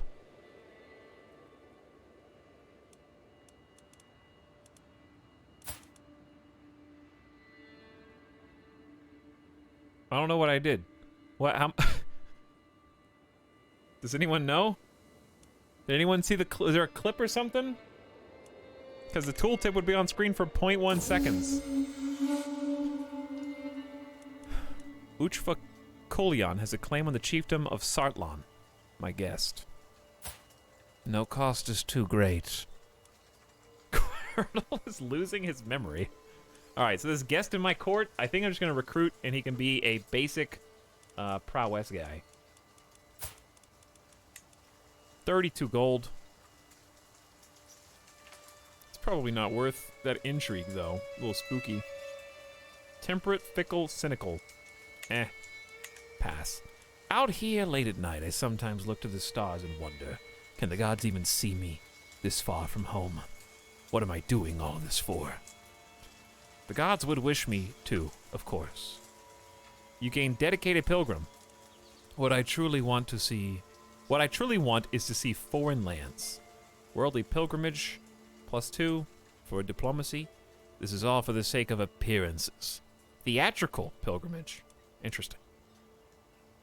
Well, the stress loss doesn't matter. Humble, content, and gregarious. Not the most pious individual. Let's say, and your wife is brave, generous, and callous, and also pregnant. I think he would like to see some foreign lands. I don't even know where we're going still. All right, we have a cleep. We've got the cleep.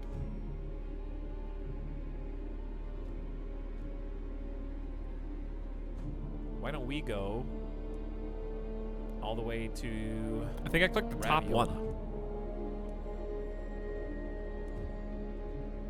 Right there. Kakesalmi. 227 gold, an exceptionally long pilgrimage. Well, we picked one at random. I hope it's a good one. Kakesalmi.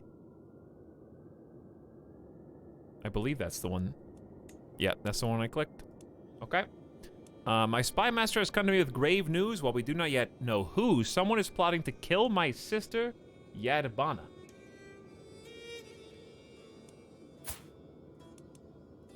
Who has got consumption and the lover's pox. I think that death is coming for her already. We must stop the villain behind this. The scheme is exposed. Alright, so where is this again? Is it this one? What does it base it on?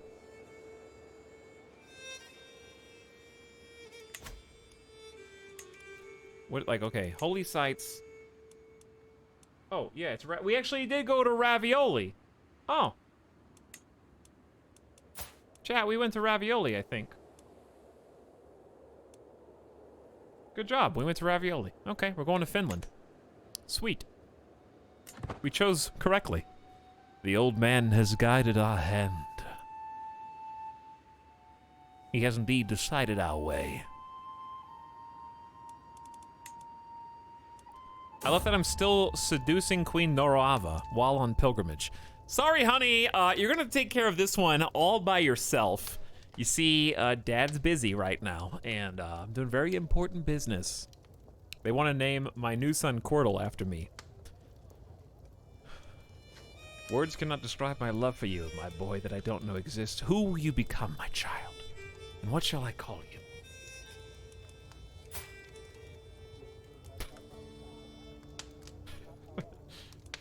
The little rugrat. Okay.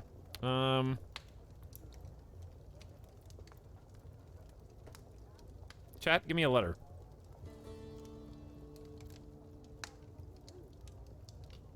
Okay.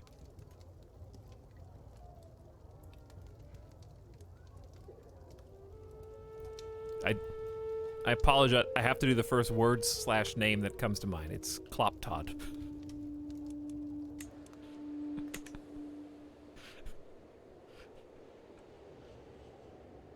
Kloptod. That's the one. That's my son. The arrogance of man has led many to believe they are above nature, but they are wrong. The natural world exists in the truest, most pure state of being. As we pass through a simple forest clearing, it strikes me how serene and quiet it is. No struggle, no strife, just a simple peace enjoyed by the trees and shrubs. Klop Megalol Tob Megalol. Let us spend some time here and contemplate the universe. Your pilgrimage will be delayed several months. You gain 300 learning lifestyle experience and lose 13 stress. Let's get on with it. Let's contemplate the universe. Why not? Maybe I will take an aside and get some learning XP. Does this decreases over time? Or no? I don't know. We're about to get a new stewardship perk, though. He's already 49. I really thought we were going to get further down the tree than we did. Oops. He's doing fine, though. So what we need to kind of... Well, there's... Speaking of... government growth in realm capital or popular opinion plus 50 with your counties. I think let's go vassals less likely to join independence factions. And then we can get powerful vassal, tax contribution, and levy contribution up 20%. And then, of course, administrator is its own perk.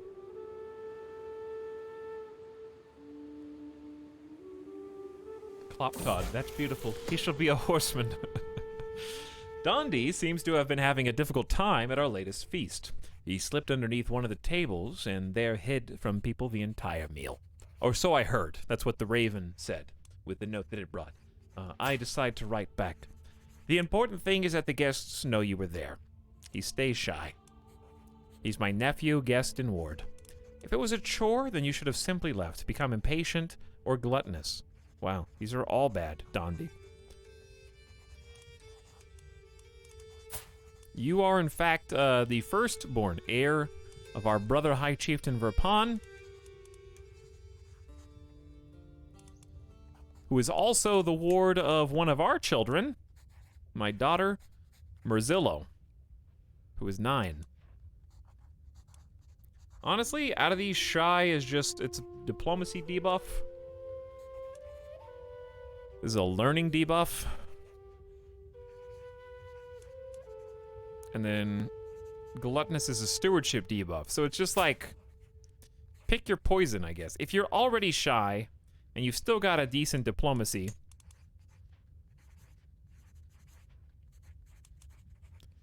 I'm gonna start teaching you to be better at stewardship. My ward Dondi has changed his focus of study. He now pursues knowledge in the art of stewardship. Yeah. Honestly, I'll just keep shy. I don't know. Those are all bad. He's my nephew, so it's not hugely important.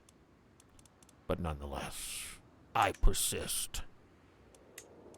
Increase opinion. Raid. Hold on. Did someone say raid? Hippo, thank you for the raid, by the way. How you doing? What's up, Post-Apocalypse? Tay-Tay? Celebrian? Princess Megs? Raid! Hi, everybody. Hope you had a good stream and enjoyed your time. Welcome aboard. I'm playing some Crusader Kings. I don't know, were you playing the same? If so, I hope you had fun. You are a sensible man, Cordal, but I do not like you in that way, says Queen Norava, impostures. Only Uko knows what the future might hold. Excuse me, we have 8 children together. There was a 90% success chance? I got XCOM'd real hard. Chat is too busy hissing quietly in the corner to show themselves to the raiders. Understandable. Chat's very shy, and they usually don't say what's on their mind. Right? Can't believe you. I lost 10 opinion for 5 years on a 90% so be it.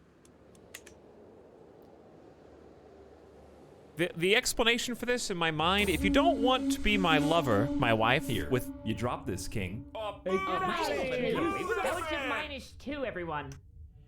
I'm going to throw this at the screen.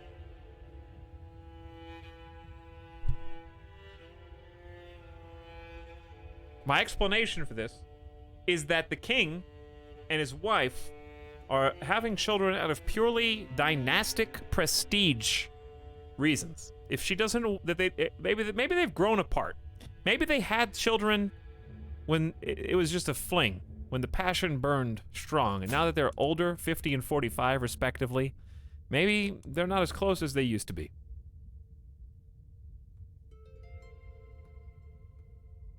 That's all I can come up with. It's possible. Thank you for the sub, by the way, Hippo. What are we playing?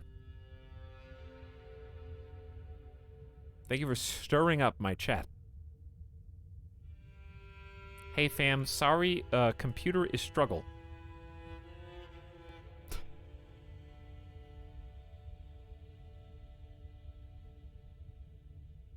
Bad battle rolls spilling over into bad romance rolls. I am finally here, body and soul, at the great temple of Kakisalmi. As the shaman offers me blessings, I reflect on everything that happened to me for the gods to bring me here at this moment in time. I have walked the path. 875 piety. You've gained the trait pilgrim because of your ancestor worship. In your faith, your close family regards you with much more respect because you've walked in the footsteps of your forebears. So, Pilgrim has the bonus of 10% bonus monthly piety. We get, we have a lot of little green perks. We should check those out. And we're known for dedication, our faith a devoted servant, which itself gives a clergy opinion for our Noidi. My journey has been a long one, but I have finally come home again. While much remains the same, something has changed in how the shamans, and also the shamans, treat me. I have undergone the journey of a holy man, and they insist it has changed something about me whether I see it in myself or not. Pet the peepo and pet the chat. If you're gonna stick around. It's good to be home. An end to the pilgrimage. we may now turn our attention elsewhere. We actually have 12 champions. The weakest is my nephew. I'm gonna forbid. 6 is embarrassing. Your vassal and champion, Odeg, I forbid you. We probably should invite, but I'm trying to build infrastructure. Your shamans and shamans both agree. We could go raid, I guess, but I'm content and humble. So if anything, all I care about is maybe my vassal opinion, which I'm curious about now. High Chieftain Verpon is giving me 1,800 troops.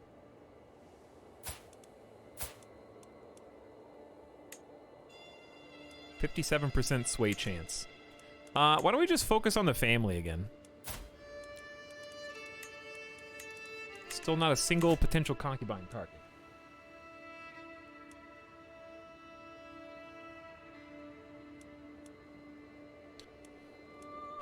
Mala, you've never really liked me. Why don't we sit? I feel like a changed man after that pilgrimage. Why don't we discuss our differences?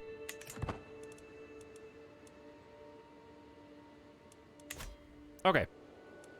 I need to get, build some prestige. Would be ideal. Tax and levy contributions are nice.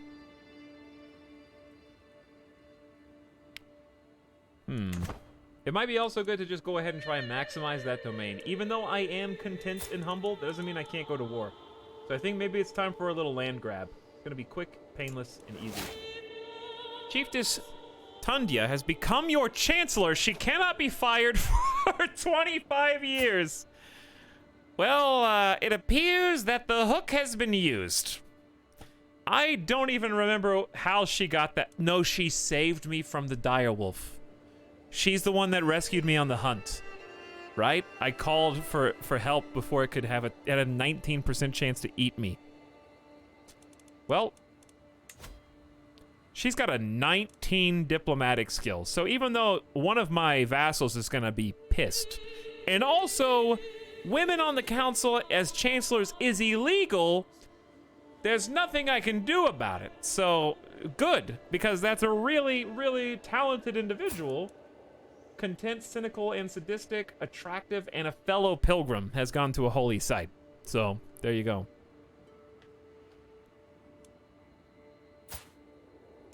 Married to Artie. They have their own child. Well, one of my vassals just got really pissed. Who was it? Well, here's how you can tell. We can just go back to the council, appoint a chancellor. Chieftain Vokan did have a 23, so, you know, it's fine. He understands. Fired from council -20 until September 968.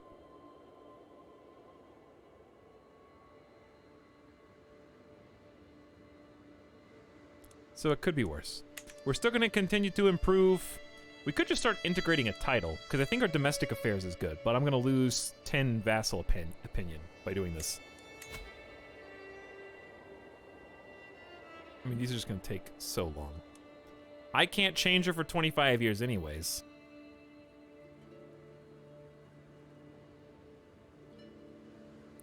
I think it would be nice to try and make Khanda, our land in Khanda, part of our de jure title. Alright, I'm willing to take, the hit.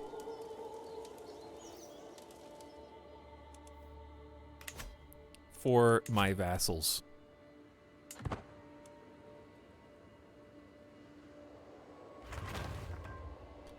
Yeah, they're all barely positive, but even though they're only barely positive, we did just get toe the line, so vassals are less likely to join independence factions, which I think is going to be a big help.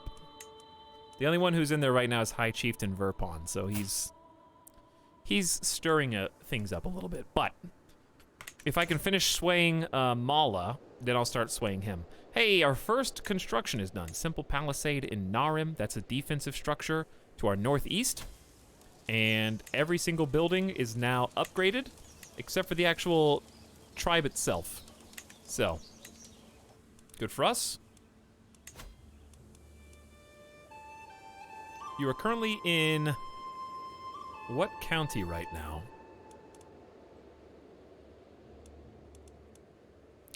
Increasing the build speed. I don't know where he is. Because I thought I put him in Narim, but maybe not. He's got 9 years left of what? Development growth?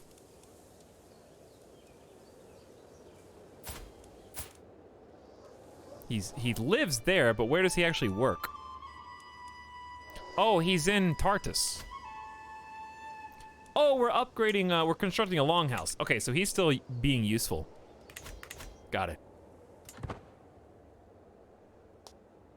I like that it has like an arrow that shows you on the map exactly where they're gonna go. Want to be my chancellor for 25 years? Fine. Go to Konda. Forever. Talk's preparing for the White Walkers coming past the big wall of impassable terrain. More or less, your neighbor Kagan Apak of the Kyrgyz Khanate just won a war against the chiefdom of Konda, which is different from the Duchy of Konda. Right, of course. So, it would be like, I don't know, super nice if I could pay 750 prestige to subjugate, but since I can't do that, I say we just conquer Little Sibir. This is the one that makes the most sense. We're gonna go change objective to Petropavl. 75 prestige. Tribal is a nice discount there. They have a lot of troops though. It's because... Who are you allied to? 3 allies. They're allied to this 4,000 strong Khanate. Wow, they've got some pretty decent allies. A duchy and 500 troops here, and then he himself is 1,500. I still think we can easily take it. It's just gonna be tough because it's gonna be like a little race. We're just gonna have to go really fast. 60 hours in and I never saw change objective. Yeah, it's pretty important. It's kind of a big deal.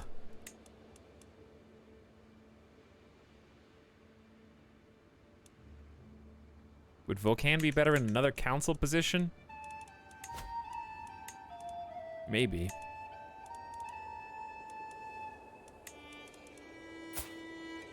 But not really. He was just really good at diplomacy. Okay, you're an assist ruler. Let's go full chivalry stance. And I think we're just gonna go to war anyway, because we should outnumber them by a lot. Pretty basic war.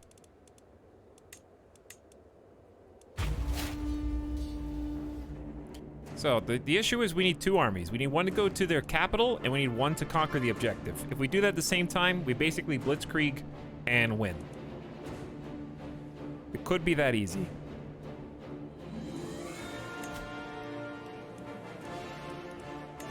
There's the music. There's the music that you want to hear. I'm gonna remove some rally points. So we're just gonna raise the local army.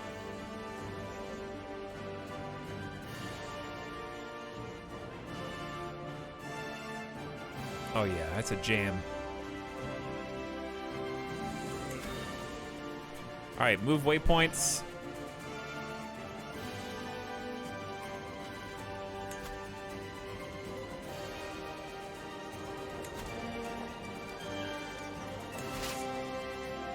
Are these the same local armies? Uh-oh. Actually, we can just do raise everyone else.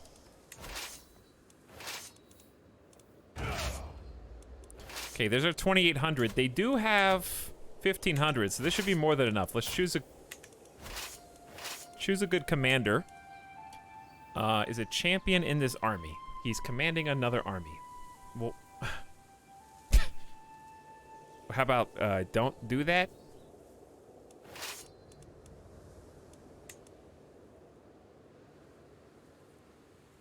Is he? Are you at war with someone? I don't. Hang on. Where is he?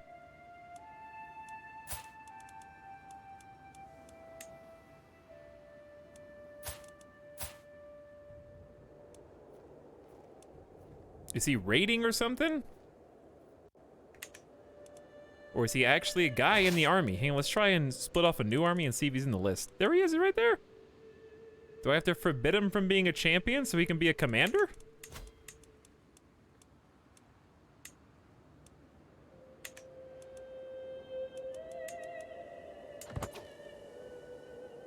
Just as nice as he's commanding another army.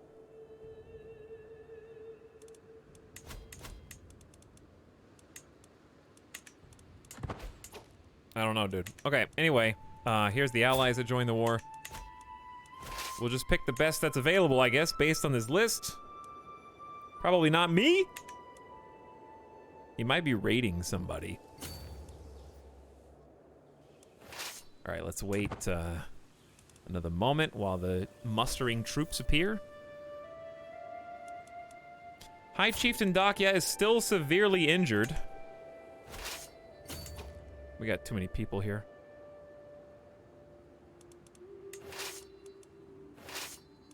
And they're all peasants. Well, sometimes that's just how it is. All peasants, baby.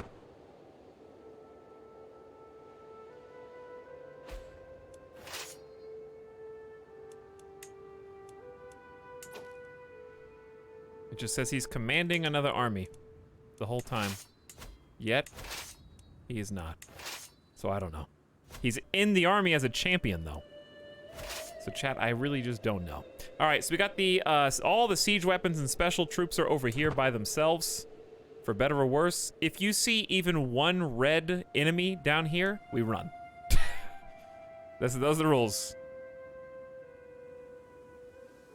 If there's even one spooky bad, you guys didn't even move.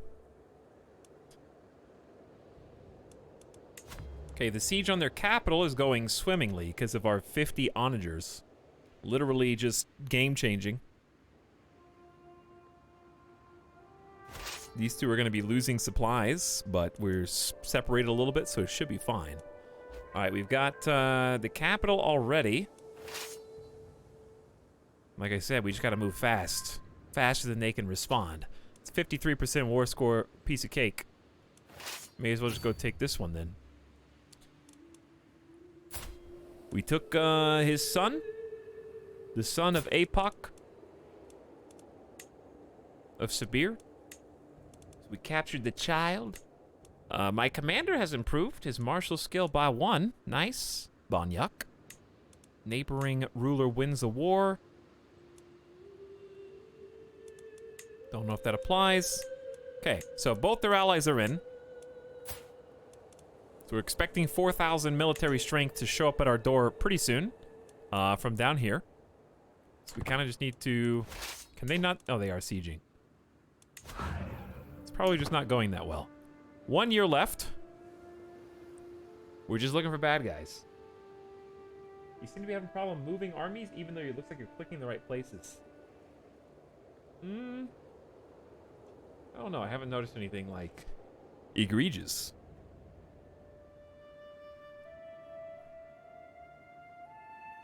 The real problem is when you select 2 armies, it's reversed. So if I click 1, it actually clicks the other, which is hard. Hey, another good crit roll. I think it's only like a 5% chance per month to increase their prowess. Chieftain Nyanza.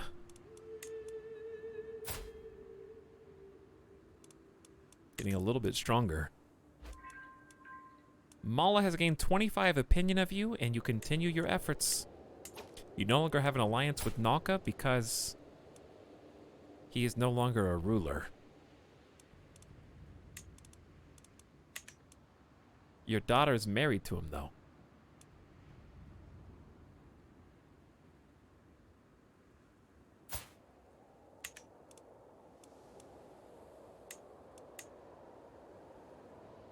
Well, maybe Permia has something to do with that? I don't know. How we doing down here? 72%, another siege. These onagers are just... They might even need to be nerfed a little bit. Maybe it's just because I have a tier 5. That makes sense. It's because I have like 50 of them. You do have a trade-off. I mean, that is 500 other troops that I could have, but don't.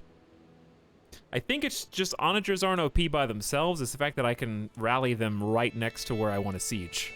And just bam, I'm there.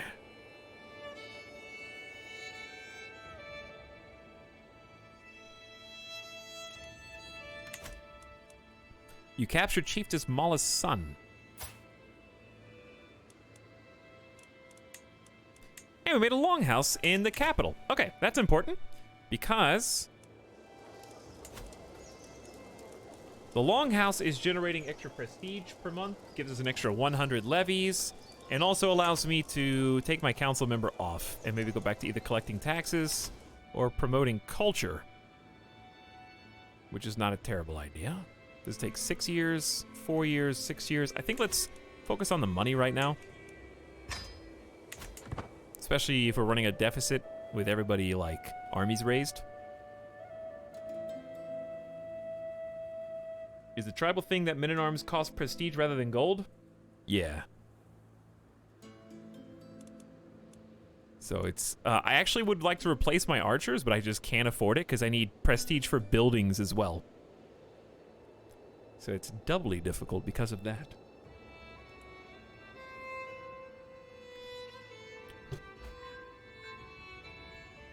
I think we just have to... It seems like the enemies, we caught them when they were busy at other wars, maybe?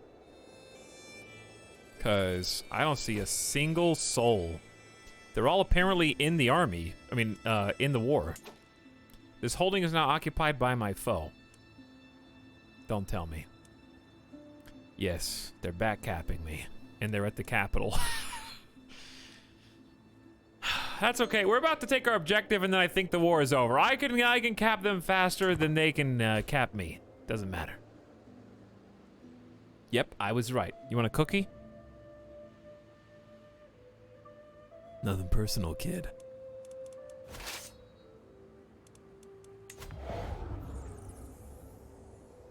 Yes, I was right.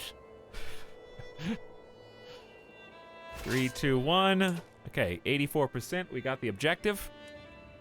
Cousin killed in siege. My cousin Nazeka was killed by leader Balamr of Bilar during the siege. Well, that just seems mean.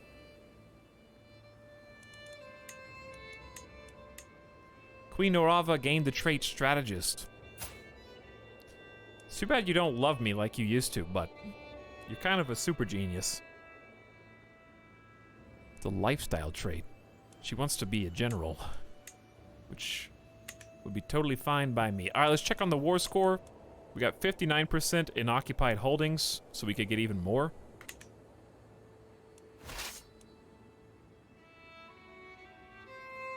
What I'm probably gonna do is just send you two back. I think just leave this. Dude, you can actually see, I didn't know you could see the onagers firing. Aw, that's so cool. And that's 100%. See, they didn't even have time to siege the capital. Just too fast.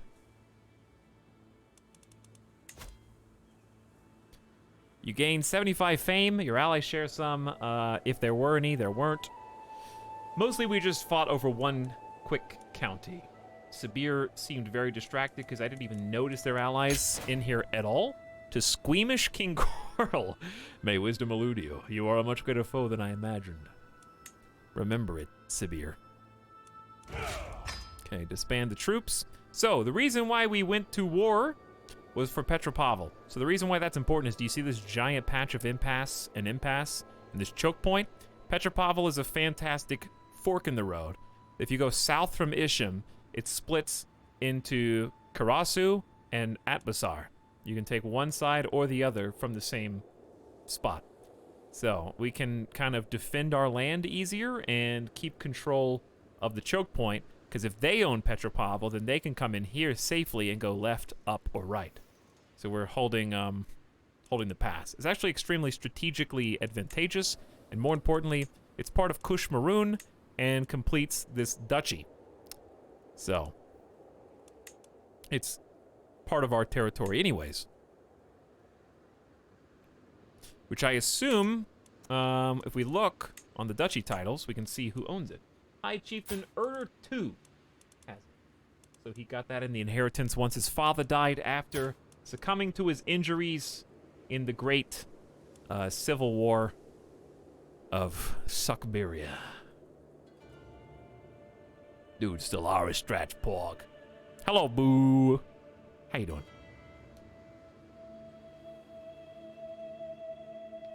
Are you doing this for a county? Yeah, we're doing it for like a county that completes a duchy. So I have too many holdings, but that's okay. I can go back to council and just have my spouse assist me, and that's enough to give my domain back to what it was. So for now, I'm just gonna hang on to it myself, because there's really no reason to give it up freely. I don't intend to hold on to it necessarily forever. My holdings are very dispersed, because since we have the Confederate partition succession anyways, I haven't really been focusing on trying to get a bunch of complete duchies, because we're just gonna split them up regardless. I've just been taking new land sometimes. And I'm not trying to be expansionist in this particular character. However, it just made sense to take that. It was strategically advantageous. Now let's increase control. It's gonna take a long time to do. And I would also like if we had longhouses here. Or I mean gathering halls. We've got sparring and simple palisade. This is just the control bonus and prestige bonus, and that's where we're currently struggling the most. So I need 190 to build it. I think it's worth it. How do you increase character skills for heir? Have them educated by a talented individual. Hopefully you. If your stats suck, they may not transfer to your heir. But you can train your heir by right-clicking them. I've already done this. And then educate. You can educate 2 people at a time, called your wards. You can also send your children off to be taught by others, which you don't get to choose what their education perk is. But if you send them to really talented individuals, they can, you know, have a higher chance of teaching them well. Hope that helps. All right, Suckberia's looking pretty good. There's the long houses I was thinking of. Large enough to accommodate important meetings between elders. Laws and policies are determined here.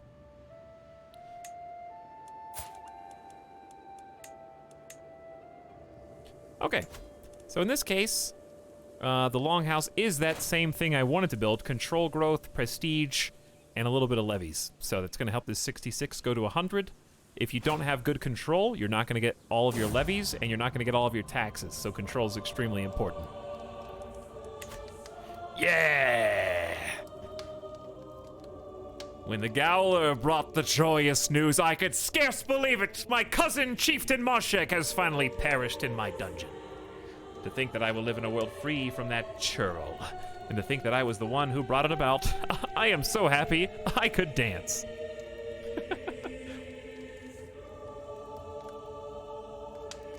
On his shallow grave, gain 150 prestige and lose 78 stress. I wish I had taken more stress. Yes, it does equal jailer. But they also use the word... The first place I heard Gowler really used was... You might even say it like jailer. I don't know. It just... I saw it in the Soulsborne saga. Is Iron Man on? No. I don't believe in Iron Man mode first time blind playthrough. How long has the stream been going? Since before you were born.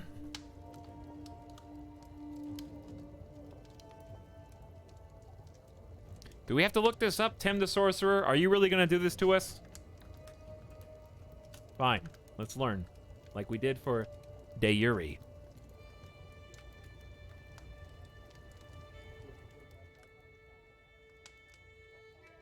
Jail. G-A-O-L, jail. Therefore, jailer. Chiefly British spellings of jailer. Okay, well there you go. It's just jailer, but in British.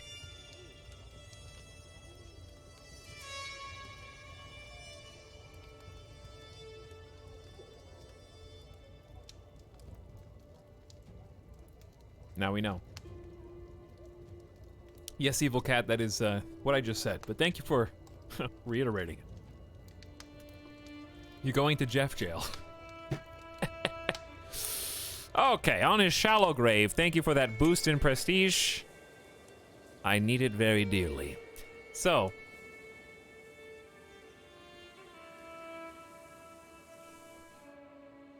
with my new territory in Petropavl, I'm going to go ahead and start queuing up that gathering hall, which I guess is sometimes called a longhouse if it's on a river, maybe, body of water. And I know it takes 4 years, but I want perma prestige control growth if I can. The more control I have, the stronger and more rich I become. Oh, yes. When it rains, it pours, chat. Long have we waited. You inherited the High Chiefdom of Chasm and one other from High Chiefess Ashmakasha of Chasm. She finally died at the age of 69. She wasn't a bad person. Diligent, honest, generous. She really didn't deserve what she got. And what she got was this brat, Ezrava, who tattled on my last character to the world, and exposing me as a murderer. To be fair, I murdered no one within our borders, okay? I murdered an enemy Kagan from the Kyrgyz Khanate, okay? I did us good and fractured the Kyrgyz Khanate so that we could rise stronger in Sukberi and take more of their land. She told everyone for no reason, so I threw her in jail, waited until she became an adult, tortured her, and then left her in there for 10 years until I finally executed her. It was the last act as king I did before Dondi the Dread died on his deathbed. Her mother inherited from her, as she was never around long enough to have any heirs, and now her mother is finally gone. So she died in 939. It's been 21 years. Her mother's finally gone.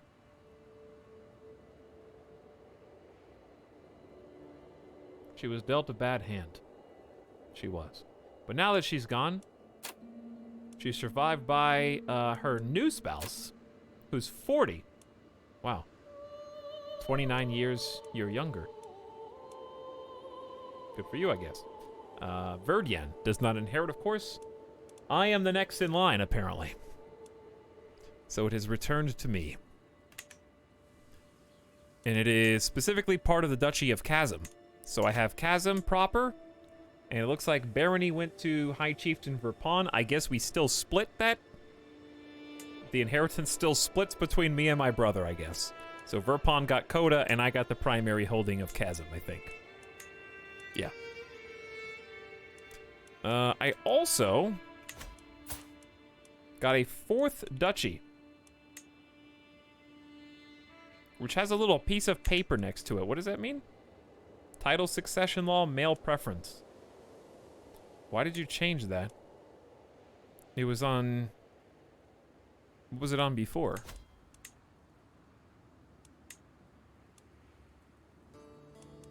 Was it male only? What was it on before? I don't know.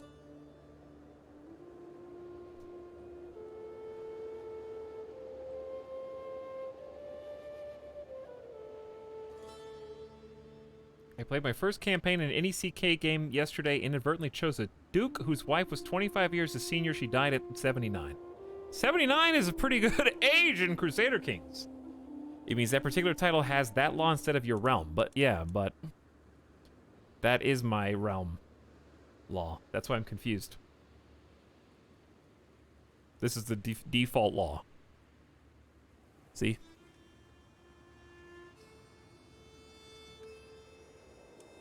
I don't know. Anywho, I think I need to get rid of one of these. Like, 2 extra duchies is too many. We're already getting a debuff from having 1 duchy more than we're supposed to. Now, these chieftains are going to be real pissed because it's another minus 15. So we're going to have to pick something and get rid of it and try to consolidate. I wish you could do a trade. You can do some interesting stuff with perks as far as that goes. But yeah, we got too many duchies. We're spread out too thin. I might... How's my brother? Verpon has 2 duchies already, so he's fine. Who can I give a duchy to?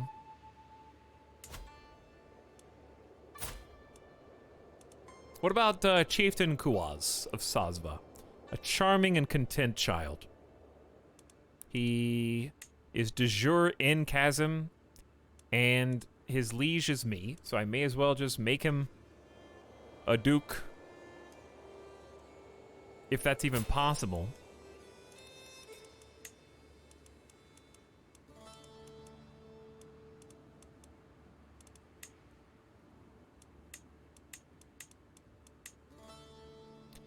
Chieftain Kuaz gained 60 opinion of you for 50 years. A good target because he's only 11.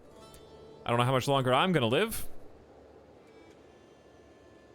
But also the fact that he's content is nice, at least for his lifetime. And he's de jure in the duchy. So that just makes sense. And offloads one of mine. I like how they tiered the titles. I do too, yeah. Just make sure you don't click more than one. Unless you mean to.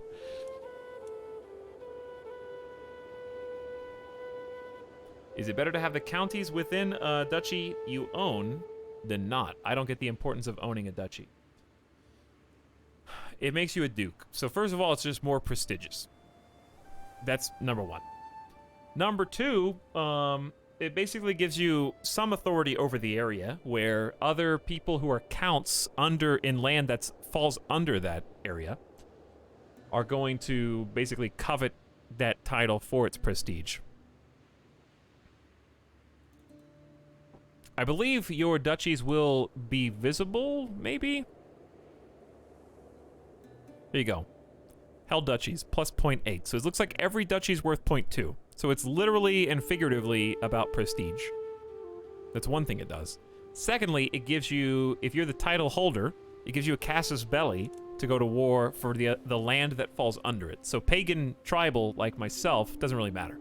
But if you're feudal and you need an excuse for every single war, you want the duchy because that's your claim to all the land that comes underneath it, even if it's not yours yet.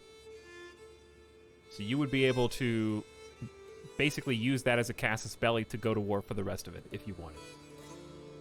Obviously, there could be consequences depending on who you're neighboring.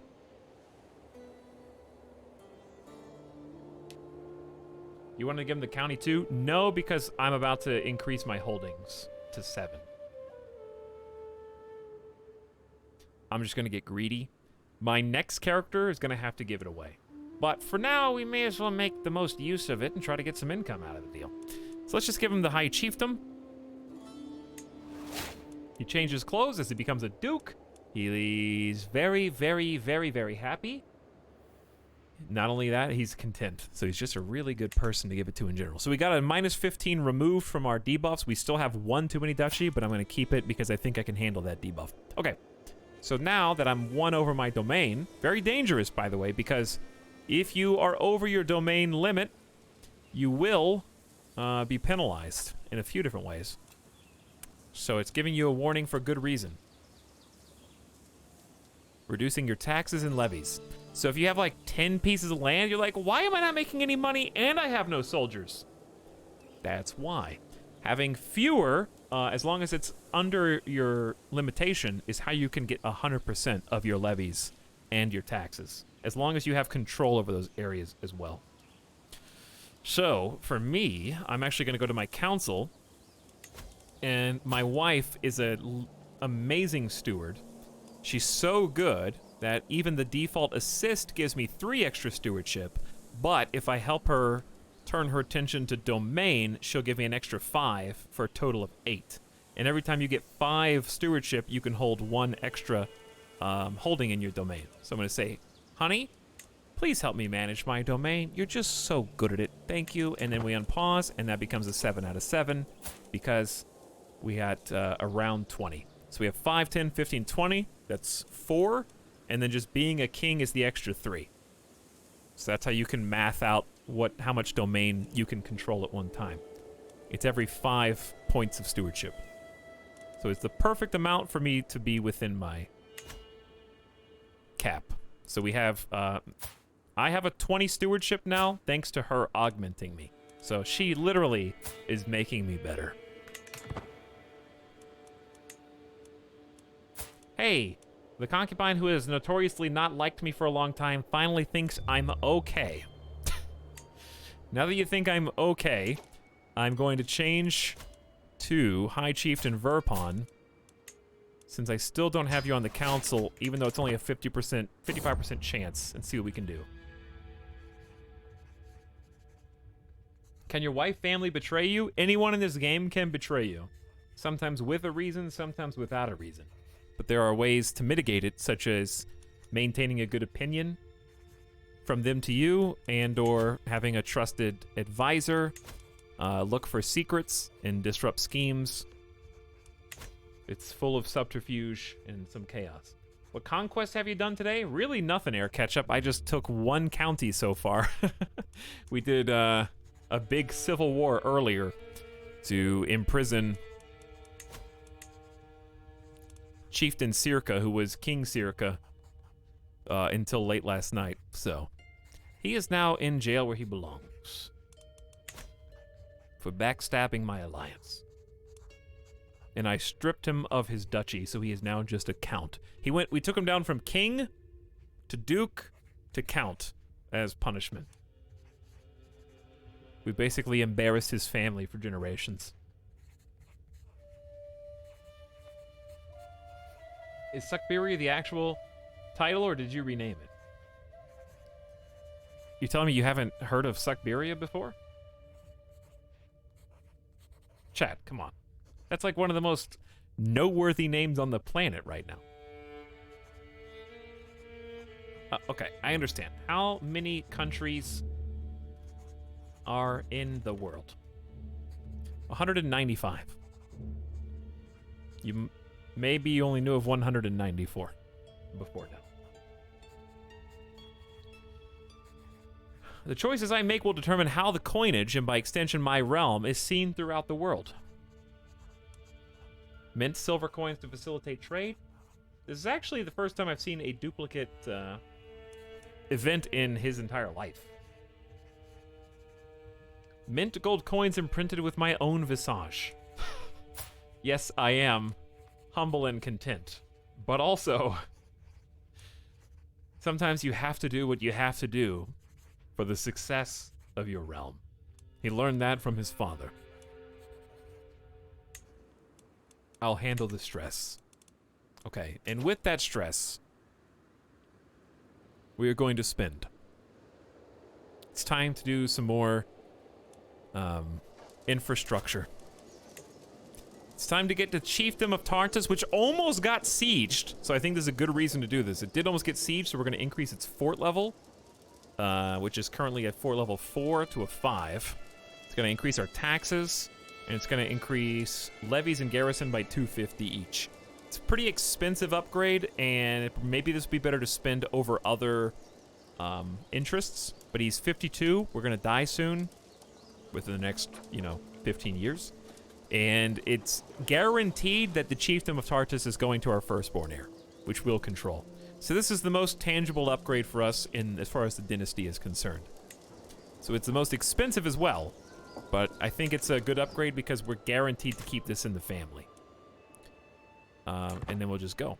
5 prestige per month is pretty good, though. 10 gold is also really good.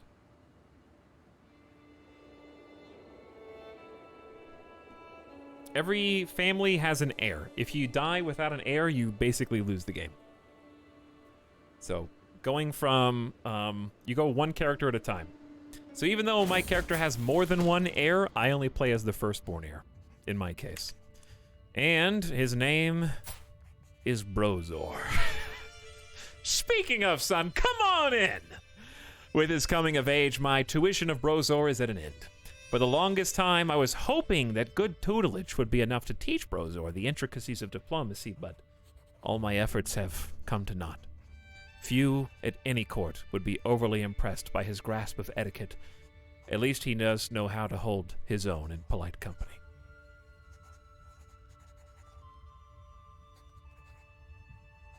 What's the air looking like? Here you go. Any Australia gang in chat today? Syntax, how you doing? Syntax, I remember you specifically said that you had grown to really, really like Crusader Kings 2. What do you think of this versus 2? What's your opinion? Brozor, WTF, man. Come on. He became an adequate bargainer, which is just a small boost to diplomacy. I was hoping for better, but it's probably my fault. So this is my mistake. I think I should have taught him to be a steward like me, or sent him to a better educator for diplomacy. So I'm not going to make that mistake next time. I'm going to keep that in mind. But I can make anything work right now. We've got plenty of years to go. It's 960. The game doesn't even end till 1450. I'm not saying we're going to do a complete game. I'm not saying we're not going to do a complete game. But a lot of learning stepping stones along the way. Following the death sentence of a lowly thief, I asked my nephew Dondi what he thinks. He expressed doubts about whether any god could want to see a realm ruled by such a harsh law. Do not expect to see Ukko's justice. He keeps the trait cynical. He must be taught the proper execution of the law. He becomes just. This is a lesson in moderation in all things. He becomes temperate. He is currently shy, cynical, and bossy. He is also the heir to my brother's kingdom. This is my opportunity to teach him to be just before he takes over his seat of power, as my son's future ally, hopefully. So I will take the stress hit to try and teach him to be just. I think that would be nice. Plus, being just is honored by our religion. And my character did go on the longest possible pilgrimage to be at one with nature. Here, you drop this, king. That was just -2, everyone. And his ancestors, so I think that's what I would do.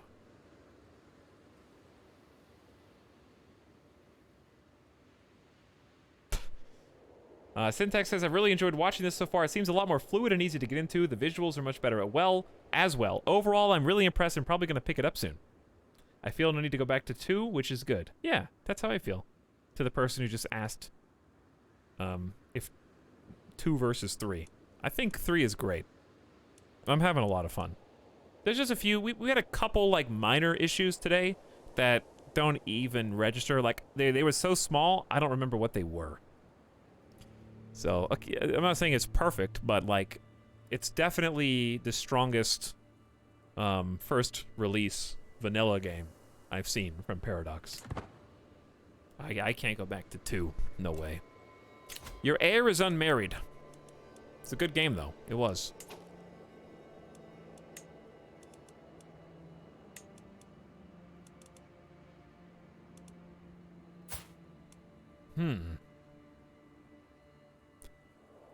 Kurgan, huh?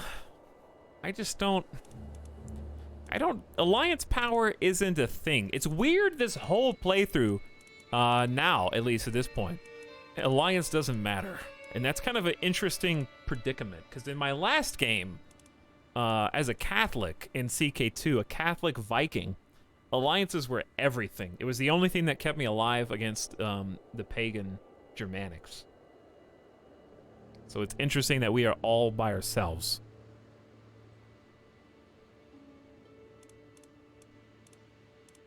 So I'm really just going for prestige. Honestly, at this point, I think I want to go for someone who's extremely smart, talented, and maybe some good inheritable traits. Because it's really the best I can hope for. So let's look at... the problem is... Chad, do you see the problem? Your niece, your niece, your niece. That's the issue with no alliances. There's no other factions. It's just us. Eventually, our blood will be in every single family. How you make the game so much better. The first time that I played CK2, I was put off so much, but really been enjoying watching. Hey, thanks a lot, too, Matt. I'm glad to hear that. That's really nice. There will be blood. All right, I say let's look at sort by sum of all skills. Okay, you were a baby when I clicked on you. You all saw that, right? Did I just hallucinate?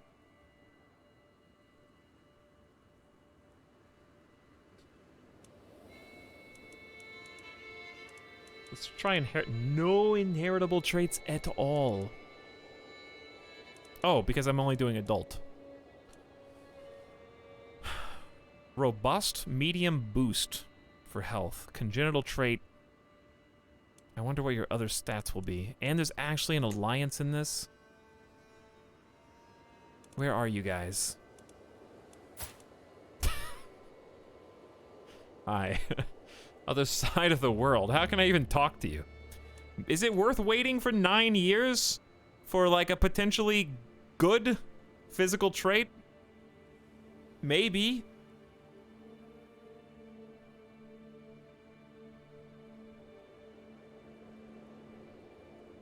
That may or may not even come to pass.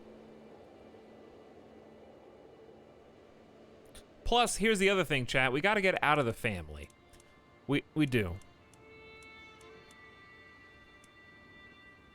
Because, like, if you just do sum of all skills... Suanjar is a super genius diplomat. That is a good point. She's generous, calm, but sadistic. This isn't a terrible match. But again, this is just someone else's family who's gonna have blood now. She is 17 with a level 19 Gray Eminence Diplomacy. Which can make up for maybe his poor education. We could use my steward to raise a diplomat. Alright, chat, what do you think? Suanjar, the quote-unquote evil lackey Gray Eminence, or...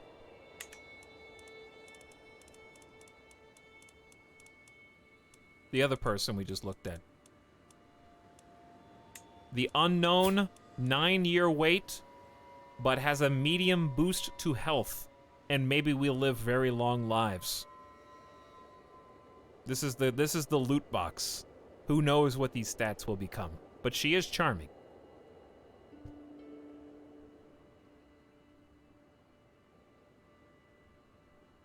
All right, chat. Chat is chat split? I think chat is very firmly in loot box territory.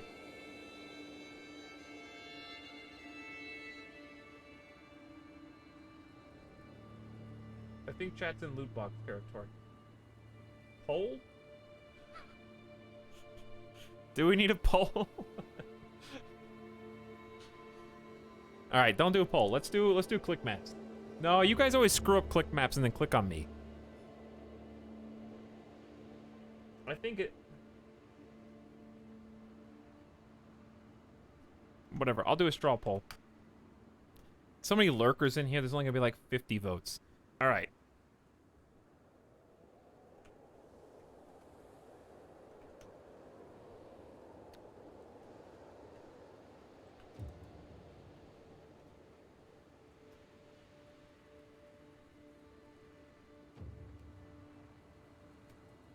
Okay, loot box, parentheses, inheritable trait, diplomatic genius.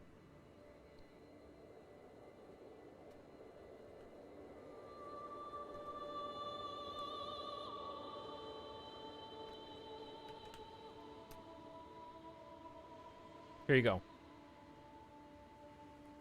You better wake up, lurkers. I was summoned? Yes, lurkers, rise up. I'll give you the two options again. All right, here's option loot box. Cons Arpod. It's marrying outside of our borders, which is the first time we've done this. Bring someone fresh in. They are charming. We have to wait 9 years to marry them. And they are robust, which I haven't even seen this inheritable trait before. It's a prowess boost, which makes good warriors, a health boost, and is attractive for potential future generations. The other option does not have an inheritable trait, but has 19 diplomacy, which, for reference, inside our realm would be the highest score possible. Actually, hold on. Okay, she would technically be as good as our current Chancellor and slightly worse than Chieftain Vokan. So she would be number 2 in the entire realm in diplomacy, and she's only 17. She's also generous, calm, and sadistic, and has okay, poor to average other stats. So that's the downside. She's very heavily weighted in diplomacy. And is also ready to marry now.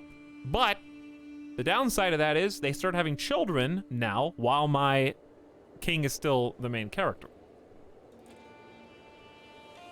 I think both would be a good option. Thank you for reposting. I shall spam the link in the absence of the mods.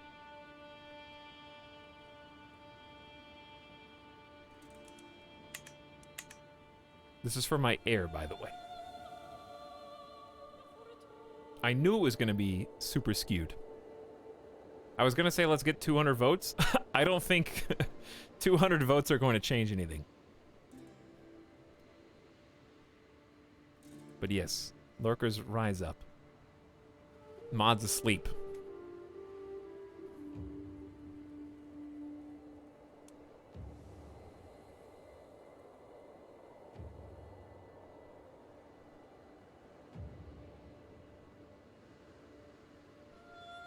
Chat wants loot box, but so many of you are not registered to vote, it makes me sad. Some people just don't care. They just want to see what happens either way. We can get 200 votes. There's already 180. That's reasonable.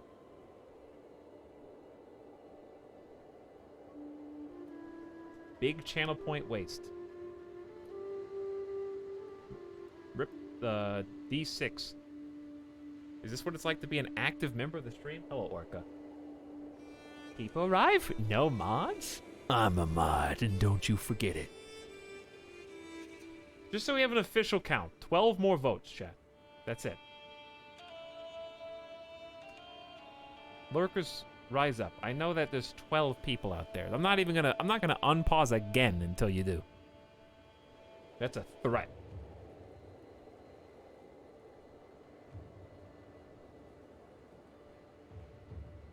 See, the threat worked. Got to 200 votes easily there. Okay, 67% to 33%, loot box to diplomatic genius. It is overwhelmingly a landslide. I just wanted to do 200 because it's a nice round number. Thank you for voting. Chat has spoken. It is 2-1. Brozor. The people have said what the people have said. Except with 112. Your candidate is your heir. We get an alliance. She's marrying up, and they like me. Okay, there you go. We helped. You guys picked, dude. Alliance formed with Prince Lel Ambrusfi. What's interesting is that they are actually Sua Minusko. Excellent. Your son and heir will be betrothed to my daughter. They are Sua Minusko. Let's check on the map. It's actually a teeny pocket of Sua Minusko. They're like hybrid with Tautosist. Messy, messy, messy religious map right now. Tingri. I am Tingri. Are you guys Omega Lelling?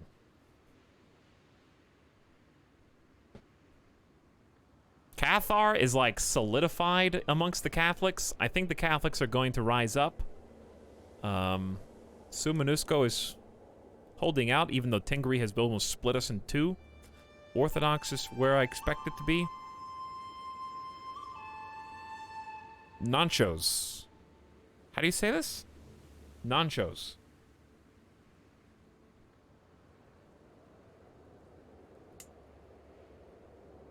Organized Buddhist faith.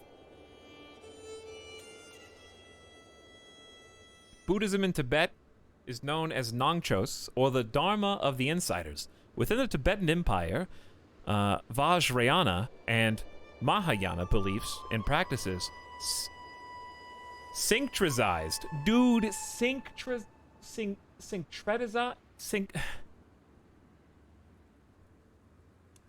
What?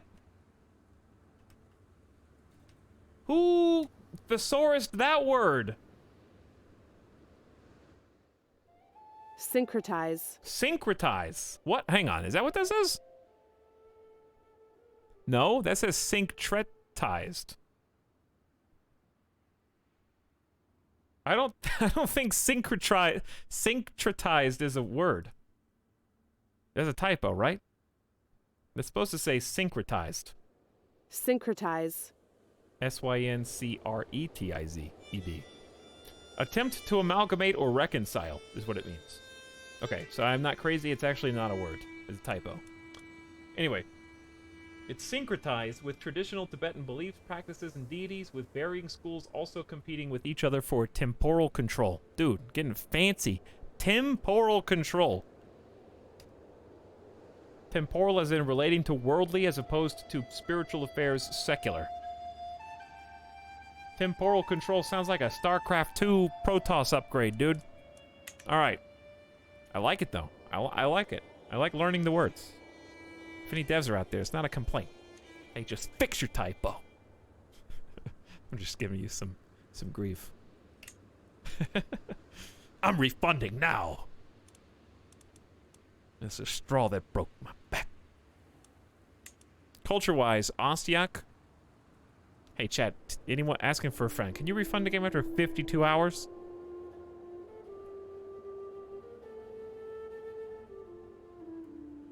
Norse pretty strong up there. Greek still hanging out.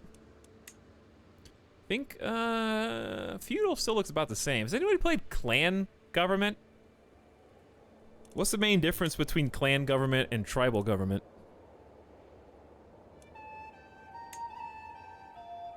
I like the terrain overlay, actually, just for tactic purposes.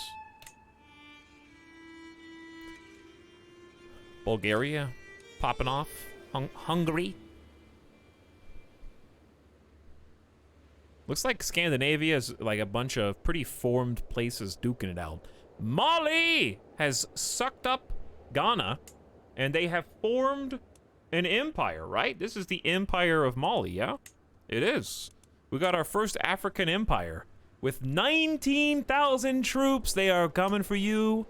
There's only 3,300 Umiyats, 1,500 Asturias. Dude, I hope Mali, like, just covers Africa and then comes up and, like, takes Hispania. That would be so cool. We could, we could just pretend that that was a sunset invasion, except it was Mali forming. Clan is like feudal, but you have less control over vassals. Interesting.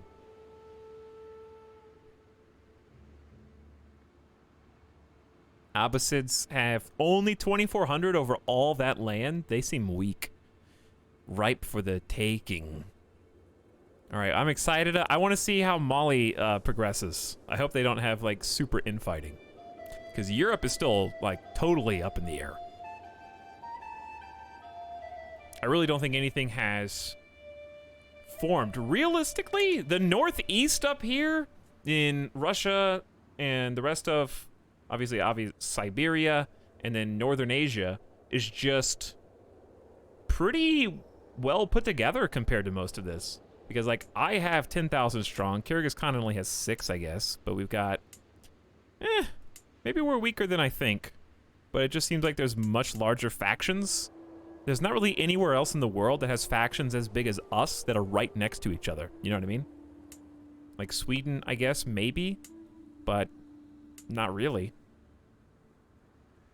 We have like 4 powerhouses sharing borders almost. What's our next war objective? Not really playing a war king right now, but overall metagame would be a holy site, which I think Bashkira just took. I think it's like right around Permia. Maybe here. I would say Holy Site would be the next big one. Yeah, there it is. And we're not that far away from it. How are you managing succession? I just roll with the punches, Matinator. I just take it in stride. Whatever happens, I make the best of a bad situation. It's worked out for me so far. Maybe I won't be so lucky next succession, but I think that the strife and the turmoil makes it fun. I'm just killing off my heirs? Yeah, you could do that.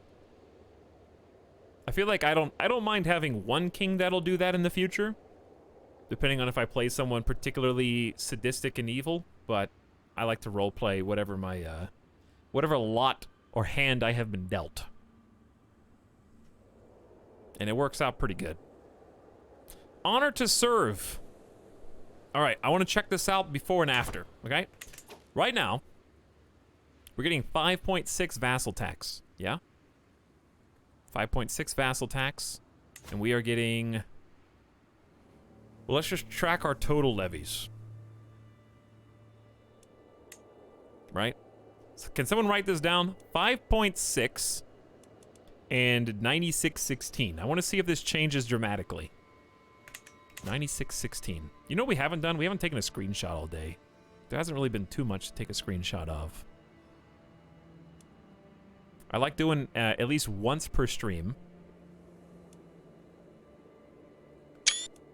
A nice little tour for the future, so we can kind of compare our region of the world to other generations. And also, I'm going to save real quick.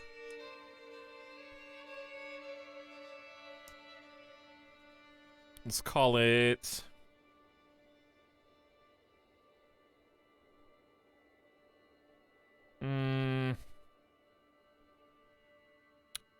Brozors.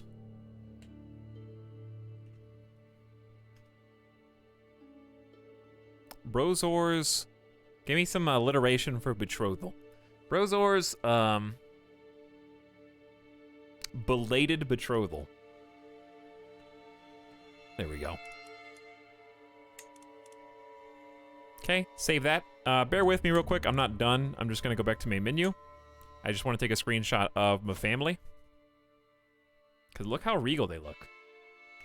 I love the main menu in general and how it just changes with your characters, and it's really cool to see them. Plus, it loads so fast. We're already back in the game. So why not, right? Why not?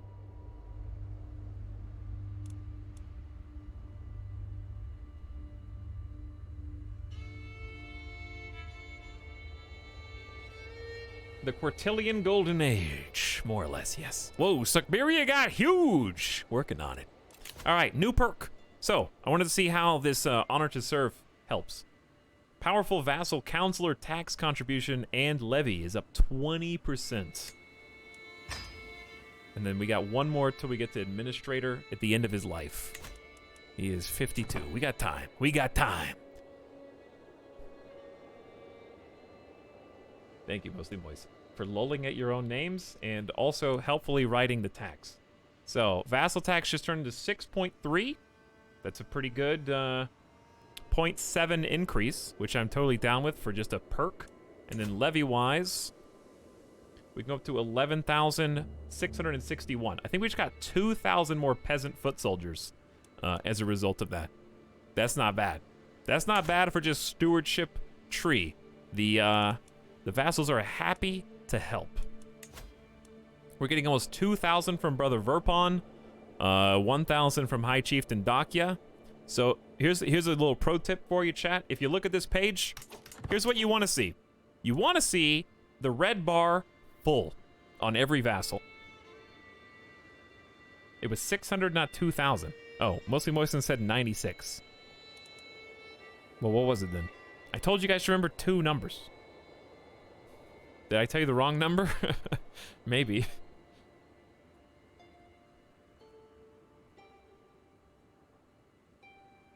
Maybe I gave you the wrong number. I don't know. I trust Moistened over Regan Detour. Regan is saying the growth was 600, not 200, not 2,000. Oh my god! Can you guys proofread? I'm just kidding. 5.6 and 96.16. Bro, I don't know. It was a lot more people, okay? That's all I know. We're up over 10,000 when before we were below 10,000. But we haven't trained them yet. So the max is 11,669. So we have a higher max. And anyway, the pro tip. You want every bar on your vassal page to be red. What that means is that they have full control over their levies and their taxes. If they have full control, they pay you more. So because this is High Chieftain Dakia does not have control over his land, he is only able to pay you proportional to how much he's actually getting. Likewise, Chieftain Circa is in prison and has no control and is not contributing anything.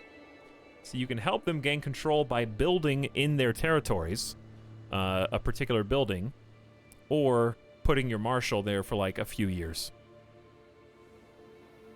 By control, do you mean county control level? Yeah. So let's just pick one and see. High Chieftain Dakia. Your primary holding is the High Chiefdom of Pelham. So let's go take a look at your domain. Okay, he's got 100 control here. And he must have a different county because he only controls one of these. He's got High Chiefdom of Pelham and Chiefdom of Pelham. So apparently he does have control, but I wonder what is maybe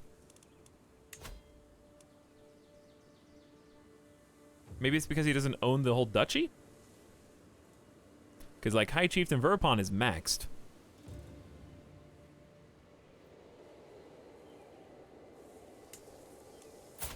You only have one title, what period? So, Chiefess Chitska.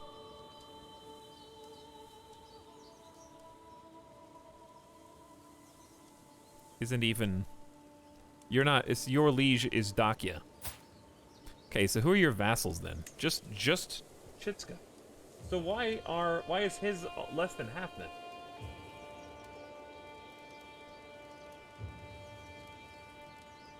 I think you excluded your retinue when you gave us the number? Probably, yeah. Conversely, those vassals with low control are likely to be less of a problem. Well, maybe I misinterpreted then. Because Dakia has given me 84%. From Liege's level of fame, 60, large levies plus 20%, honor to serve plus 20%. So he's giving me almost everything he's got, but why doesn't he have more?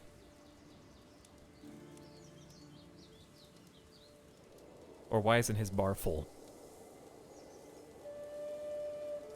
So Chieftain Circa has just a chiefdom of Dalagar, or Dalgajar.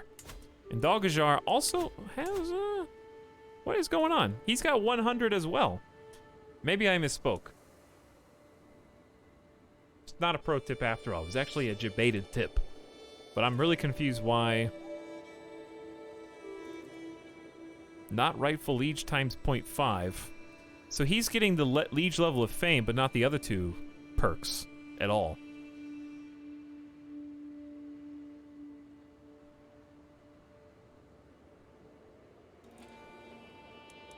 Wouldn't he still be subject to honor to serve and large levies? He gets large levies, but not honored to serve. Maybe, is he not considered a powerful vassal? He is a powerful vassal.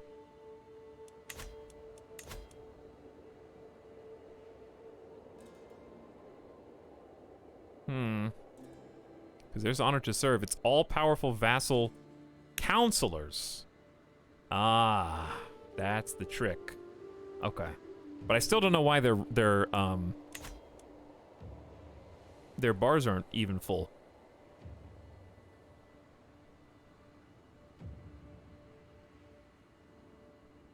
Maybe his troops are dead and haven't regrown yet. Maybe. Maybe. Can you see someone's max? Yeah, I mean he should have Oh, they have, I don't get any, I get their levies. I don't get a single piece of their men-at-arms regiments. So, like, he's got 700 light footmen, another 100 special archers, 400 light footmen, and onagers. All I get is a piece of the pie for his 560 random peasant levies. I think that's what it is. All of his eggs are in the basket of men-at-arms regiments. Huh. All right. Sorry. I didn't mean to give you guys bad information. I just learned something myself, I think. I still don't think I have a full grasp of it, but it's a good start.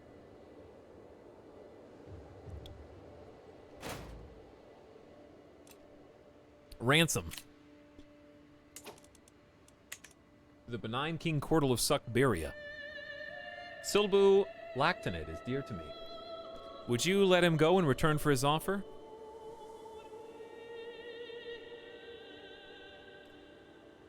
Yes, sir. You just repeated what I said.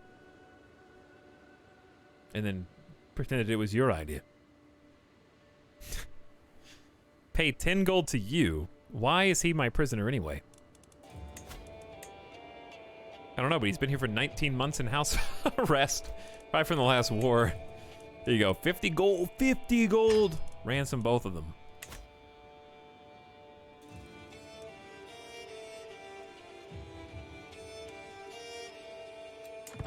Absolutely. Hey guys, I had this idea. The men-at-arms are professionals under his direct command. You just get a slice of his peasants. Where have I heard that before, Regan?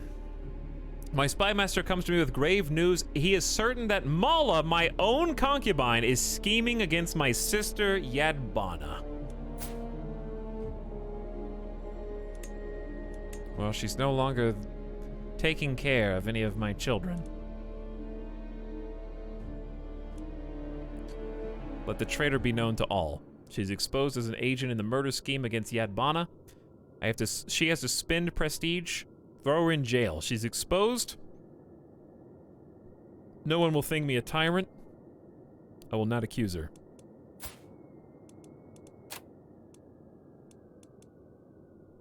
Rip Shaipicha, dude. Yeah. Shaipicha was a good spy master. Odag is a resentful villain, but he's my resentful villain. And he's married to my daughter. Throw her in jail.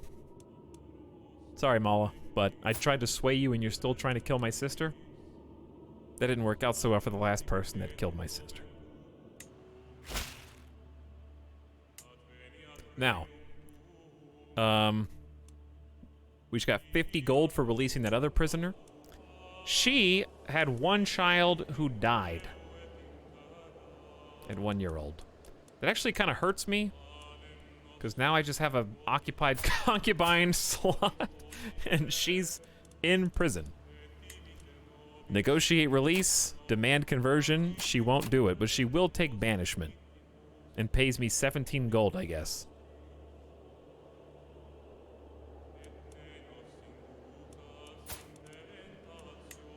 Burn her at the stake? Her faith is considered to be either hostile or evil by my faith, allowing me to execute her without being viewed as a tyrant.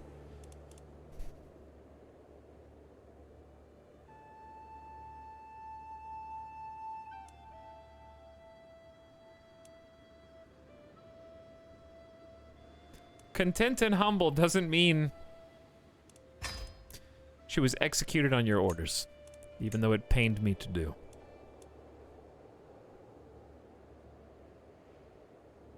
Peepo Comfy, burn her. Well, King Quirtle, that's the result of being raised by Dondi the Dread. It's a little bit of Dondi in you, you know?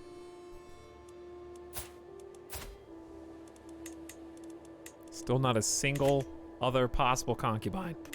As far as the eye can see, in the entire court and kingdom. Whew. Grant the title. Why? Select titles to give to Urter.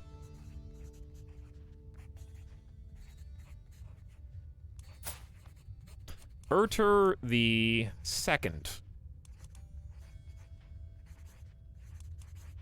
He just wants to be on the council. You monster, you will not be judged by your kingdom, but you will be judged by chat. Today, I was given grave news. My son, Plorgod, has fallen ill with typhus. The future is uncertain. Death lingers closely at his bedside, and yet, he might survive. Only Rocco knows. The physician wants to know how my son should be treated. Sergei, you've never failed me. By the way.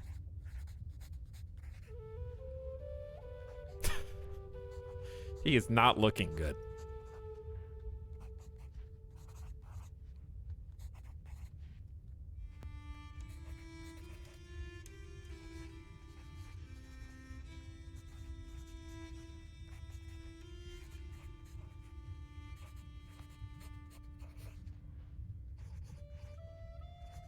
Well, I can't find the reference that I was going to make, and it's a boomer reference anyways. So, it's fine.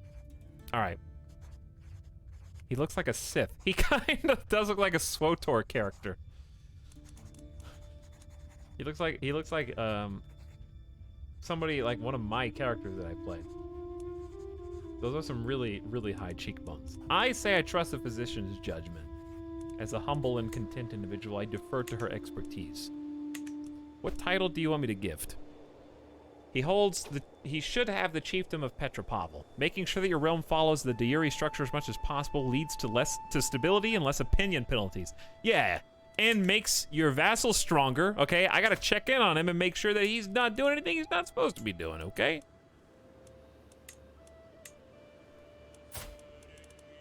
He's already got chiefdom in one county.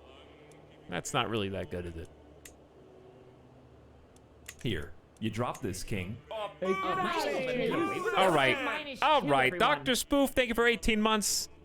Vogard, thank you for the brand new tier 1 sub. Hi, Vogard. Hello to both of you. Thanks for a year and a half.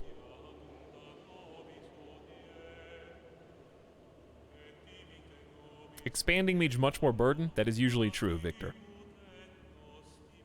That is usually true.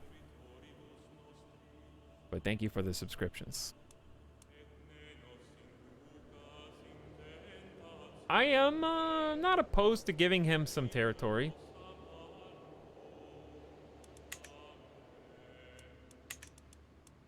Though I might just save it for my son to give.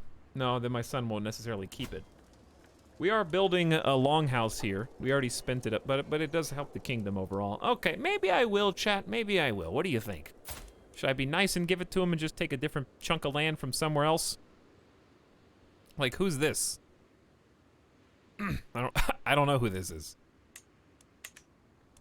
Why don't we just relieve this guy of his land? Because even though I'm content doesn't mean you can't play the game. We're just not doing anything crazy. All right, let's give it. I'll take the suggestion. I think it's a fine suggestion. I helped you build it up, though. I want you to remember that. Where is Petropavel?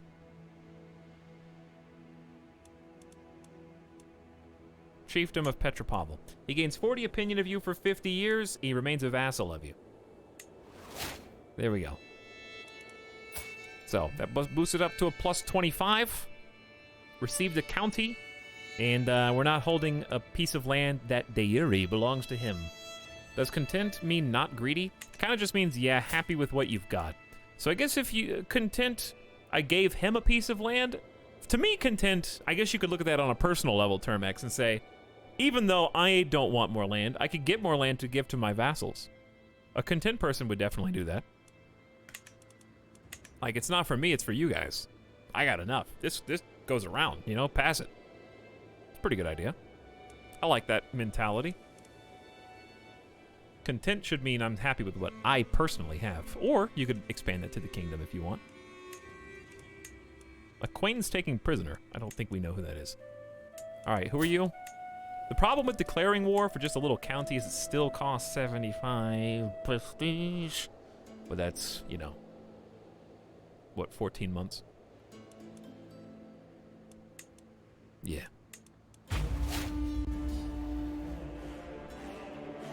the most dramatic, epic. For just one single county.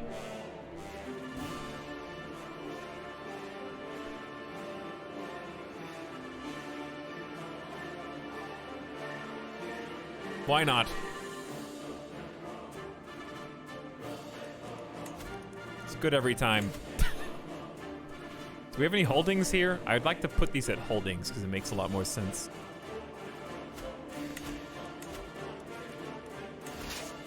Local army should be good.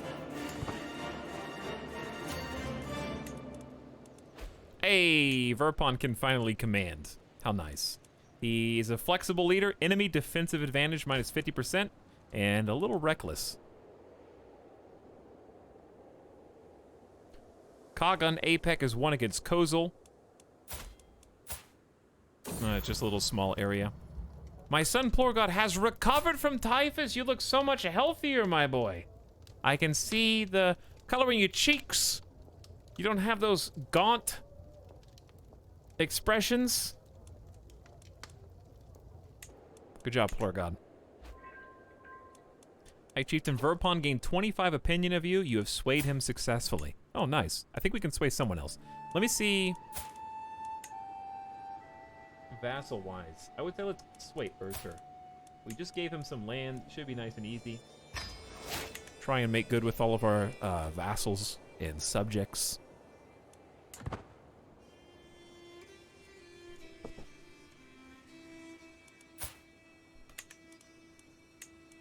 Enemy ally joins, which I don't think is an issue. To the modest King Cordal of Sugberia, I call on you to honor our alliance. Bro. No.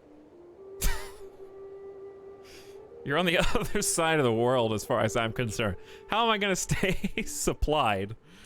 That's a no from me. You did this. Well,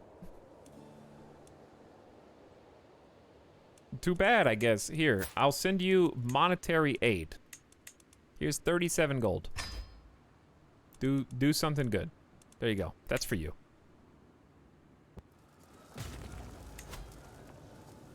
Alright, so these 682 chumps are just wandering around. Sieging Kurgan. Thoughts and prayers and money. This is just a walk in the park for us. Taking this, they have a 1 county setup here. I think they're coming around to throw themselves into my 4,000 troops. Are we already scaling the walls? Yeah, there's already a breach. Oh, this is so sad. They know that they only have 1 county, and that as soon as I take this, the war is over immediately. So in an act of desperation, they're trying to stall. And it was over. Our champion chieftain Nyanza was wounded by a random soldier. To the blathering King Cordal, we have been burdened with your oppressive laws for far too long. No more! We are done paying your taxes! Once your coffers dry up and your larders are empty, you will wish you had treated us more fairly. Leader Dobrynia of Peasant Revolt.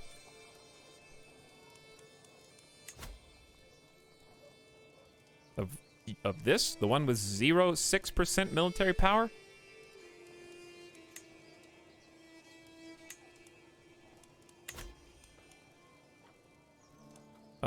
No. Never. A peasant's lot is to serve their lord. Chattering King Cordal. Your wicked deeds have gone unpunished for too long. This changes today, for I have come to deliver holy retribution upon you I cannot lose. For Tingri is with me. This you? Hey, is this you? Here, you drop this, king. Relative -2, everyone.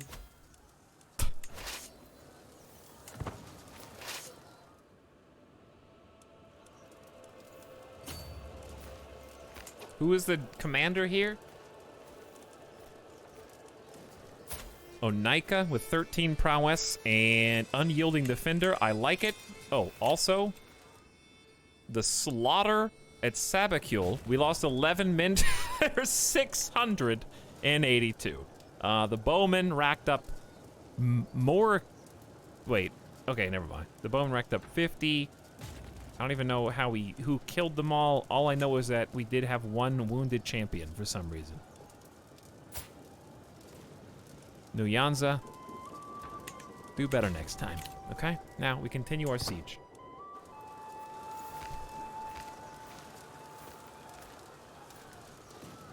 And we're just gonna have the peasants fight the other peasants. It's a bunch of pitchforks led by a decent commander versus the other peasants. Valuable what is going on? Your forces took your foe Dobrynya hostage after capturing him during the battle. Oh, that's the peasant leader. Abhorrent King Quirtle, may your humors rot. I know when I am defeated, I am left with no choice but to comply with your demands. Peasant faction is disbanded, the leader is imprisoned, locals have been pacified for 10 years, and peasant rabble is destroyed simultaneously.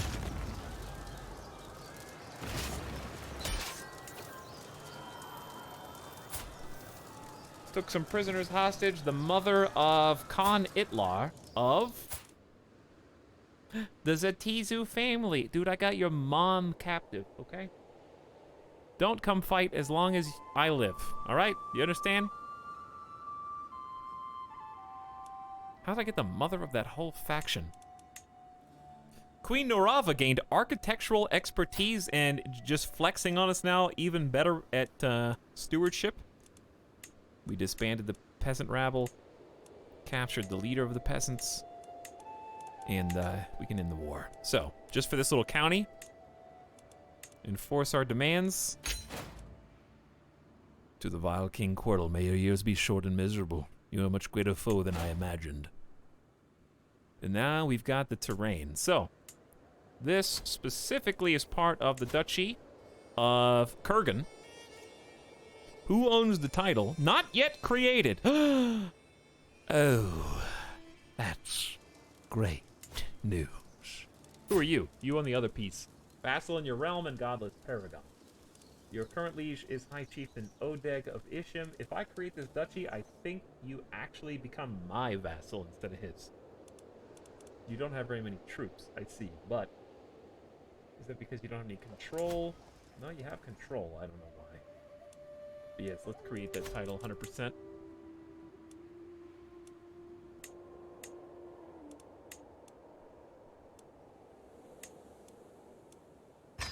Nice trade for income and prestige. Now we have too many duchies. We got 4.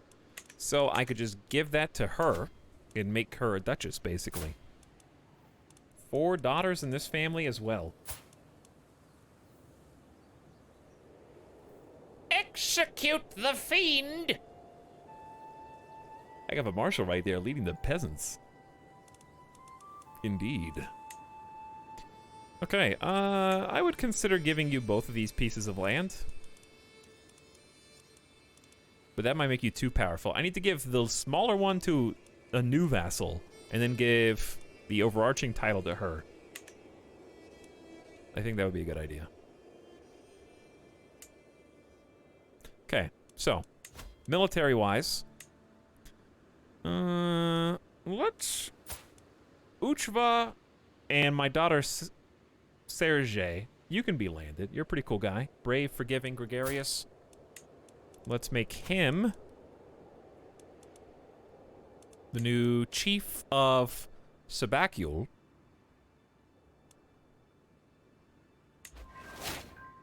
Okay.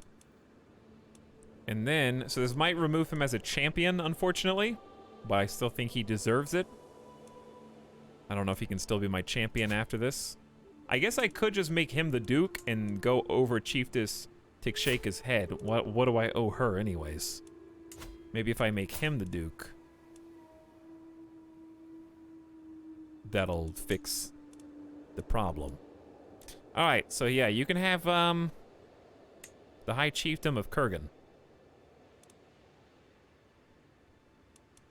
That gets rid of one of my duchies. Alright, so we just up-jumped him to High Chief. He's still my vassal and champion. If you make him a duke, it'll just be one county. Yeah, I think you're right, because this changed.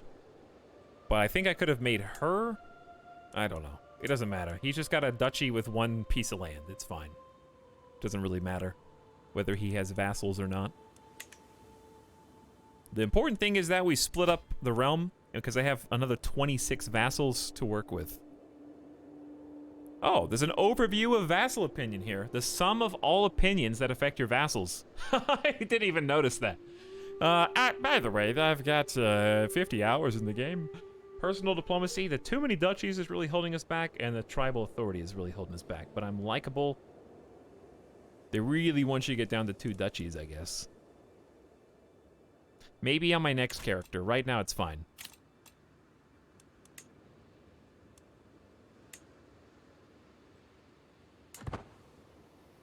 Now maybe he'll infight? Eh, works for me. I'm fine with it. Okay, so Suckberia is a couple counties larger than it was before. We got good gold, good prestige. Might be a good opportunity to check and disband our armies and check on our holdings and buildings. My cousin Ruzava was captured by my marshal?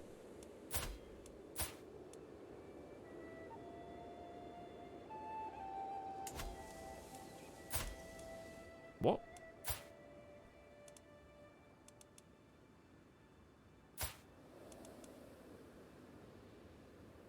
Why was there a siege of Karamvash? I have no idea. Okay. What was I just saying?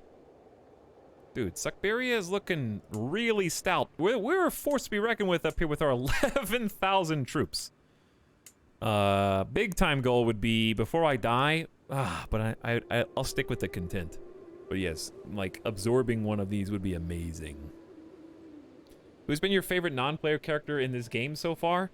Favorite non-player character, Sad Honor, I would say... I'm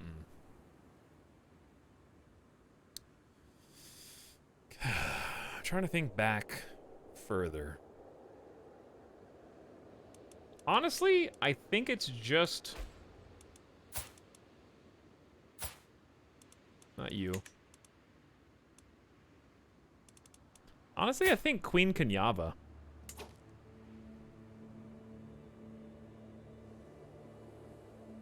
Just the fact that she was drunk the entire time, survived 7 years of cancer, and was a perfect match for Dondi the Dread, and they never fought, and they always loved each other, and had 8 children, even though she didn't produce an heir.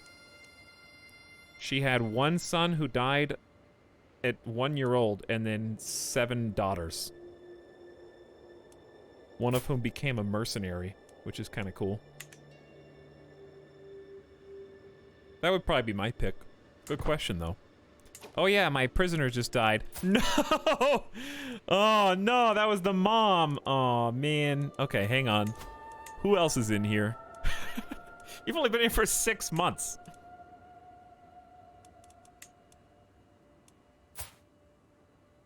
"67 years old. Fearless Zealot.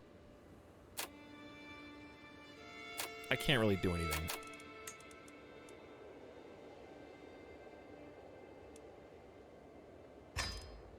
Oh yeah, and this is the peasant leader. Bye. Burned him at the stake. That is for your insurrection. We deal harshly with traitors here. Abhorrent King Quirtle, I accept your ransom offer and hope to someday show you the same hospitality. Well, that's a bit of a tonal whiplash. High Chieftain Erder has been swayed. He's up to 51. I took Dondi out playing with a bow, and to my surprise, he ran into a wounded doe. He lashed out at me, thinking I had staged the whole encounter, some kind of test. Young Dondi is starting to grow up a little bit. Yes, it was certainly a test. Well done, Dondi. Just paranoid and shy. Then show me that you could have felled an animal yourself. Ambitious? Oof, that's a little scary. Someone always suffers. Make certain it is not you. Let's just let you keep your suspicion. It's better than sadism and ambition. I invite you to a feast at my court in Vasyugan. Thank you, Chieftain Kazetti. You have not that big of a opinion of me. I think I would say decline the invitation, but my character is a known reveler and is quote-unquote eager, so we will go. Every guest is gathered in the great hall, and our gracious host, Chieftain Kazetti, has welcomed us all to the feast. This better be worth my time.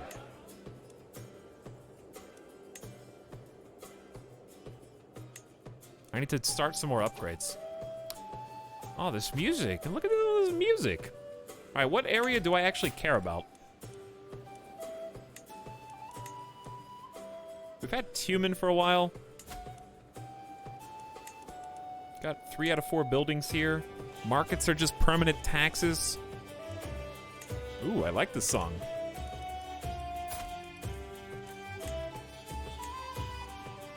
Narim has all 4 buildings and 100 control.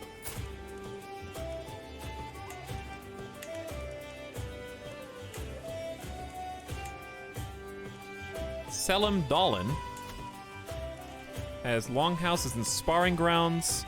Let's go ahead and get the market because my next heir isn't gonna make as much money as I am probably. So tax buildings are nice, and that's all we can afford. Is this modded? Nope, it's just part of the feast, I guess. Low control in counties.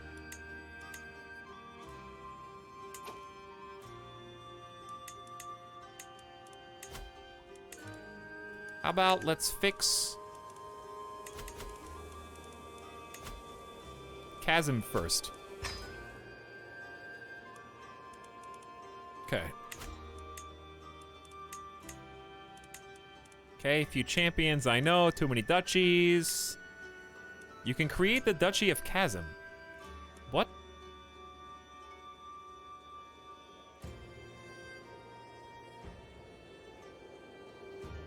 I own all 3 counties. Okay. Well, now I gotta give this to someone else. It's almost like not worth creating, but I need the prestige to make more buildings, so I'm gonna do it anyways. I just have to give it away. Potentially. And I'm not giving it to my brother. Too much power. She could be a duchess. Chiefess Tanya. Maybe it's a feast song. It has to be. Hey, good morning, pages. What's up? Give it to your son. They'll get plenty after I die. He's gonna have plenty of titles. Oh, yeah. Godless villain. Content, cynical, sadistic, though.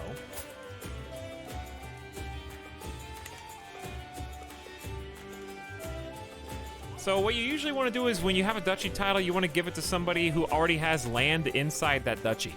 So in this duchy, there's 1, 2, 3 counties. I own 1, my brother owns 1, and this random vassal owns 1. So if I can't keep it, and I don't want to make my brother more powerful, then giving it to her is kind of the only option. Because you don't want to split up you don't want to give the duchy title to someone who lives way over here, or it's going to create internal strife, basically. It's gonna cause some friction. So I think just making this chiefess a duchess makes the most sense.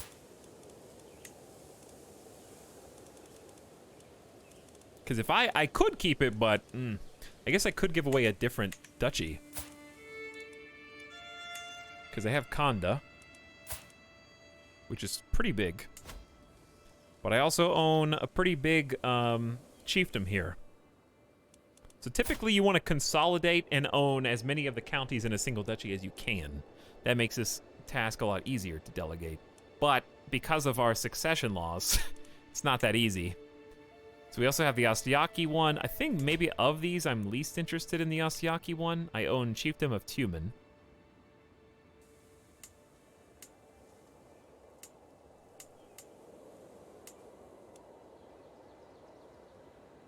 Making all these my vassals. Of these people, are any of these my family? Evil antagonist. This is my steward. I like the idea of giving my steward some land.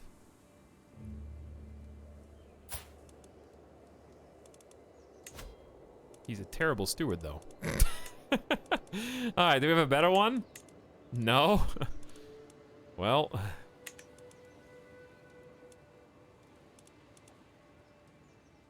it would increase his opinion of me. Chat, what's wrong with you? You guys dancing too much? This is the king at the feast, but busy on his cell phone dealing with business instead of talking to anyone at the party. True.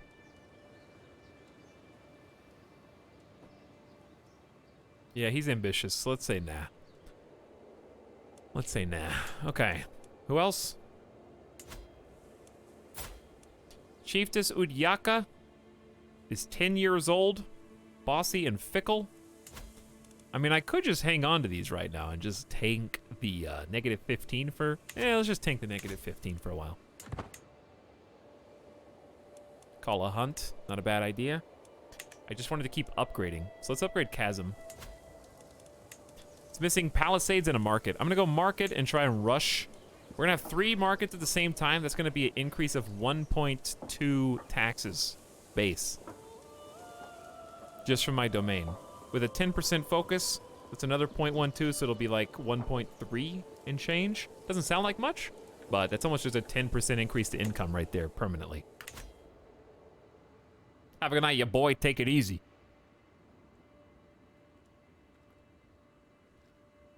Is European crew online yet? Americans have gone to sleep. We all know that. Yes, it's a negative 30 instead of a negative 13 garlic salt. My total is just negative 16, though, so it's not that bad. My spy master has come to me with grave news. While we do not yet know who, someone is plotting to kill my niece, Ashava.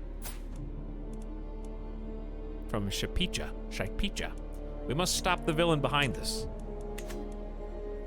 But because of my counselor opinion and direct vassal opinion, I'm very much offsetting that negative 30. My council, by and large, really likes me. So since you don't need to manage domain, we're just going to go assist. Because we don't have that 7th holding, so we may as well get the benefits of the other perks. I hereby invite you to a feast at my court in Cheech. It'll be a grand affair. Am I not already at a feast? We're going to 2 feasts at once! Every guest is gathered in the great hall, and our gracious host, Chieftain Vokan, has welcomed us all. We're going bar hopping, chat. Party to party to party. I am an eager reveler. Vokan is a classic partier, too. We've been to like 2 or 3 of his feasts. All right, where's the EU gang? I see Smudgeon, Gary Gray, Corvus is online. I'm here, my lord. 1 USA chant in chat. West Coast gang. What's up, West Coast gang? USA here just woke up. Time has lost all meaning. That's fair enough. The pleading gaze I receive from my cousin Avte is taking on a desperate tone. A group of guests are approaching the corner he has hidden all evening, and the walls hinder his escape. The poor man has never been good with people. Daughter of Chiefess Tiksheka. This is my cousin. Come now, Avte, tell us a story. I want to improve my opinion and also hear a good story. I'm gregarious and I'm a eager reveler. So of course that's what I want. As Vergava's eyes widen at my words, I realize what I have just said about Dondi, the marshal of Chieftain Beer. I struggle to push my tankard away. I have had too much. I try to get up, wobbling a little. Don't trust a word I say. What have I done? She's not buying my excuses. Vergava learns of Dondi's lover secret.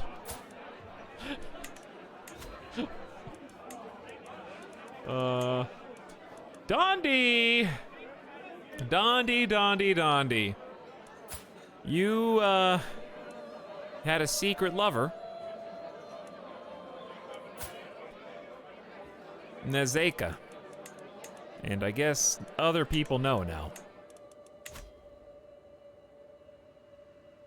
Tried to save him and damned him instead. I don't know which party I'm even at when these come up now. Excuse me, I'm still awake here. Hey, Cosmo Bob. What a feast! I will remember the days spent in Chieftain Vokan's halls for a long time to come. Now, to wash off the traces of merriment and wine and once more resume my duties as Lord of the Realm. 72 stressed down because you're gregarious, and Vokan loves you, which he actually didn't like me that much before. I think I can hold my own feast and or hunt. I think, even though I want to spend this on more upgrades, it's been so long since we invited champions that we should do that. We need some new choices. New faction created against me. Kamek Tingri Populace targeting you. From the Chiefdom of Sebekul. Oh, that was the new one we literally just took over. I wonder if I should get my council?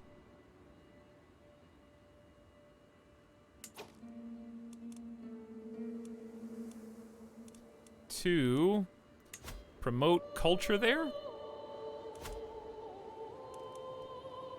6 years might be a good idea. Might stop the faction and the discontent.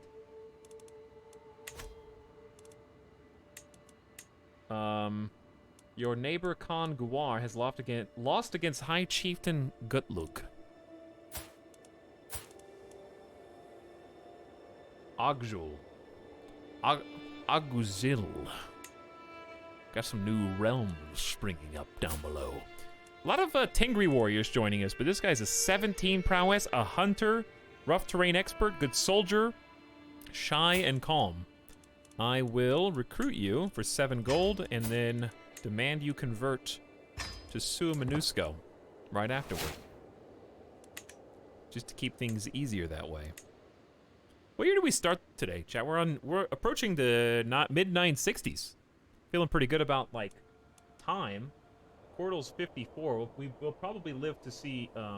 He won't live, but the stream will live to see the end of Portal's life today for sure. Unless he becomes like 80. We're getting Fought Thirst for 3 more years. Close Family Opinion for 5 more years. And Diplomacy +2 for 4 more years. In my attempt to align High Chieftain Urtur to my interests, I have found an opportunity, I think. I could argue that our goals are in fact the same, as I dictate my next letter. I emphasize those shared interests. Only a 35% chance? It's not good enough. For a diplomacy challenge, he's very diplomatically talented. Also, look at this guy. Here was Dad. And this is his son.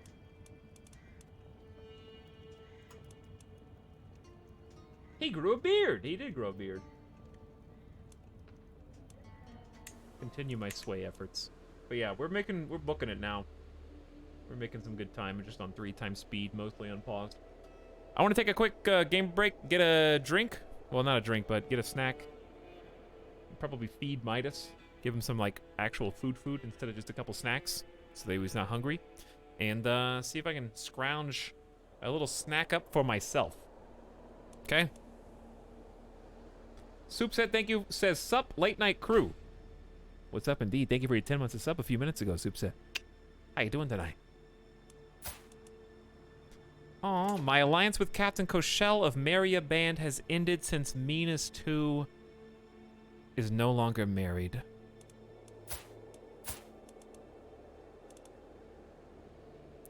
They got divorced?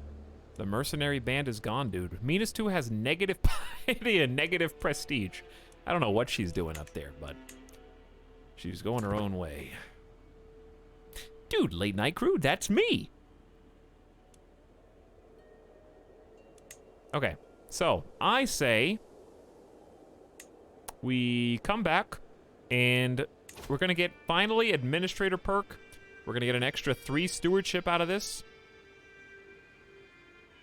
and vassal opinion up to organize, administrate, and raise efficiency. Cordal will get it done. I would like to go to war and just max how many counties I can have. Because look at this. This is easy.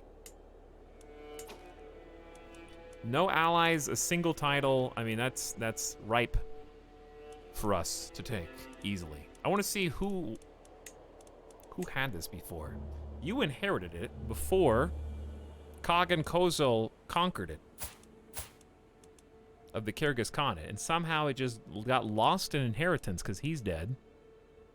I have no idea who's the leader of the Kyrgyz Khanate now.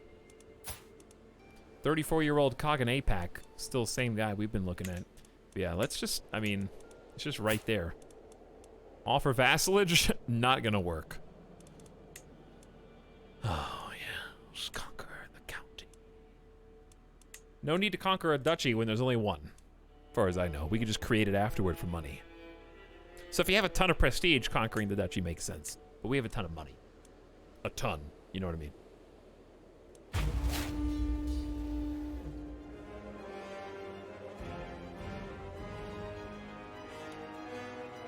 I'll be here until 5 Midwest.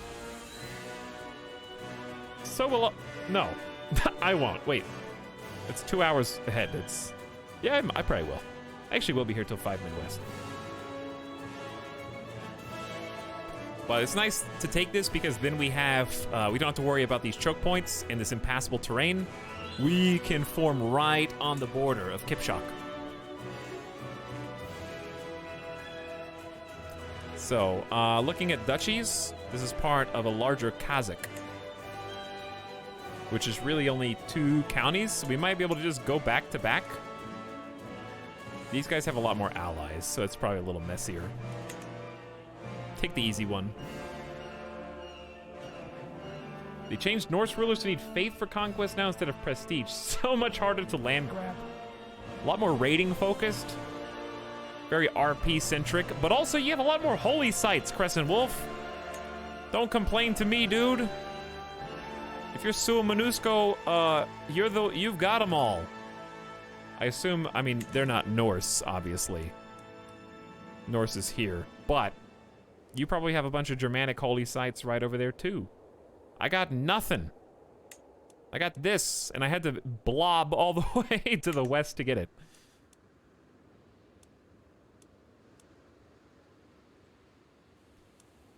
Let's move this rally point up. Raise my local army, and then get ready to conquer. Okay, I'll be back in just a minute, chat. I'm just gonna take a quick break. Get maybe a snack, feed Midas some real food. Gonna go BRB right here. Thanks everybody for hanging out tonight. Looking forward to seeing how Dandi's son dies. Hopefully he lives a good life and unites more of Siberia without going overboard. He's certainly been doing a good job building infrastructure like we planned, so we're doing good. Good morning, Lieutenant Campbell. Now, I am going to leave you, and I'll be back in a couple minutes. Thank you for waiting. BRB.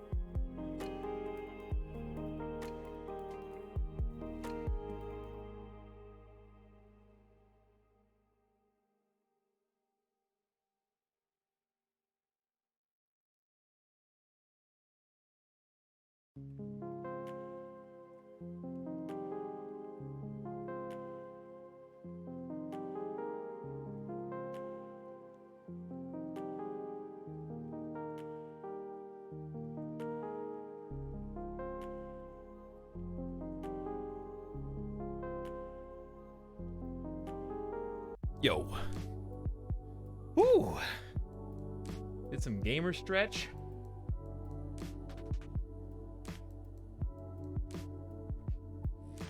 Did some exercise.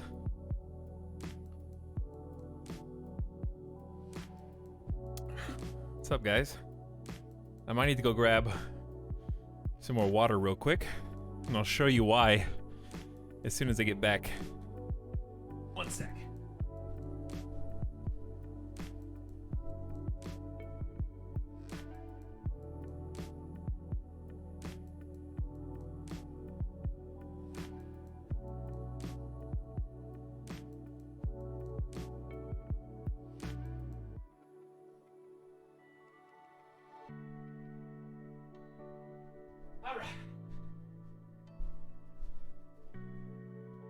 People arrive, people leave.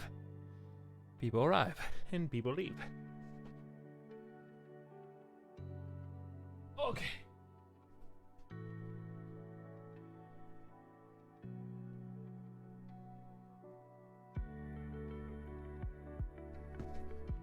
Whew.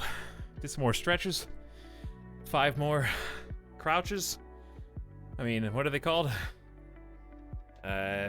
Lunges? Yeah. Those ones. Ooh. Thank you for your patience. All right, you want to see why I need more water?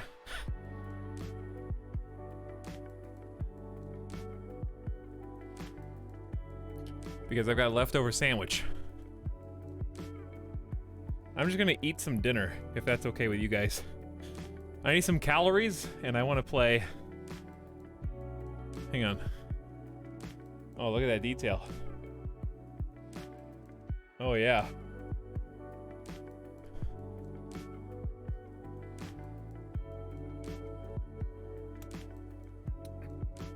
Here, you drop this king. Oh, Minus two, everyone. this is gonna be messy. Or actually, Here, you drop this king. okay. Minus two, everyone. Okay, all right then.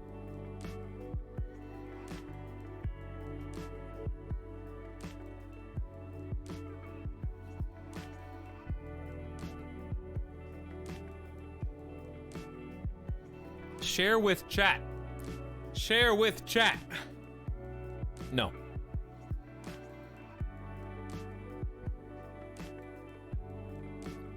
Got a special guest appearance by Wooldor and Woodrow Wilson. It's a lookalike. Thank you for your subscriptions. For stream food. Now that I can eat, since we've been here for 9 hours, I just need some calories. Midas has been fed. You can call on your ally Prince Lel. I see why you guys were memeing Lel earlier.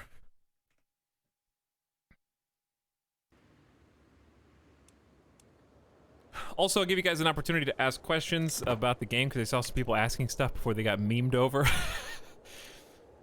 We are in a little war right now. And hopefully we don't need anybody else. Oh, we got a new champion. 15 prowess. Greedy, fickle, shy, misguided. Organizer. Finally an organizer. With decent prowess. I've been waiting for this.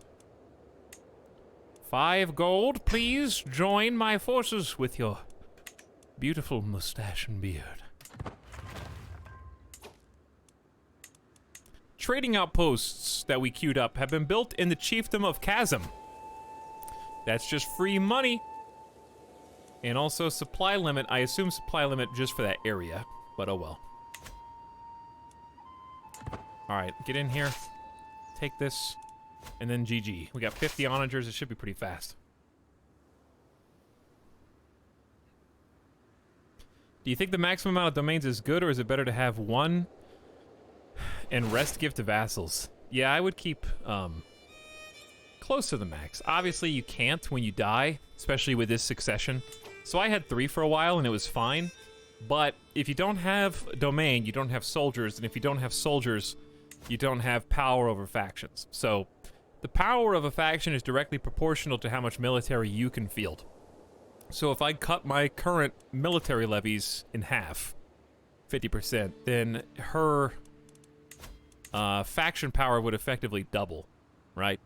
So you need to have your domains with levies generating so that any enemy factions that form within your realm aren't just instantly crossing this, whatever this threshold is. Does that make sense? So yeah, I would say, like, you should probably be keeping a bare minimum. I wouldn't go down to 1 on purpose, unless you just want to roleplay that.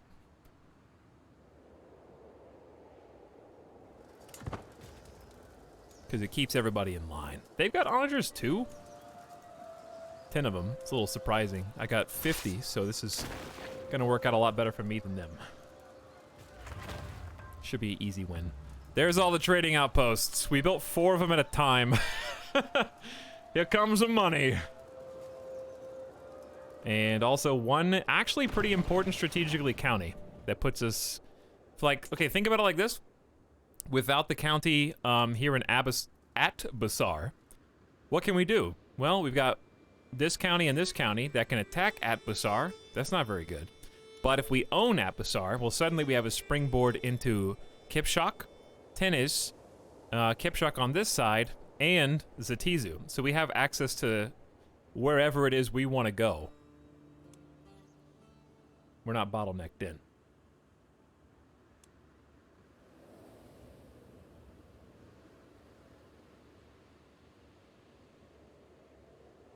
Where's Syntax Squid? Syntax Squid? We need you! Good morning, everyone. What's up? Must still a day? How are you?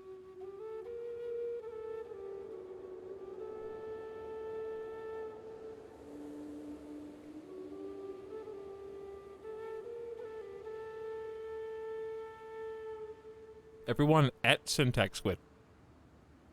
Until they appear.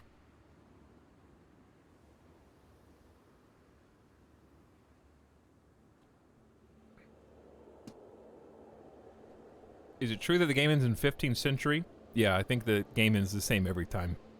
It's like 1497. Yo, what's happening? I have found your Alex Twitch channel. Thank you, Sawdust Bunnies. I hope you enjoy your stay.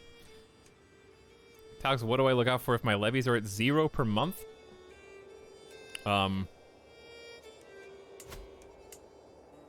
0 per month? Make sure that you have control over your county, first of all. You talking about from the military screen? Like here? Then you've hit your cap. You can increase your cap via control and other means, but just means that you've hit your temporary cap for whatever reason. 1453, excuse me. I don't know. I said 14... What did I say? 1492? What do I have, like that school year Columbus bullshit stuck in my head? All right.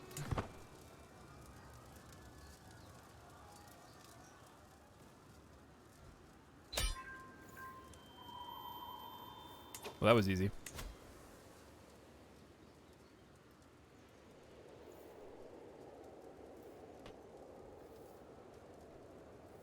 I'm eating a sandwich.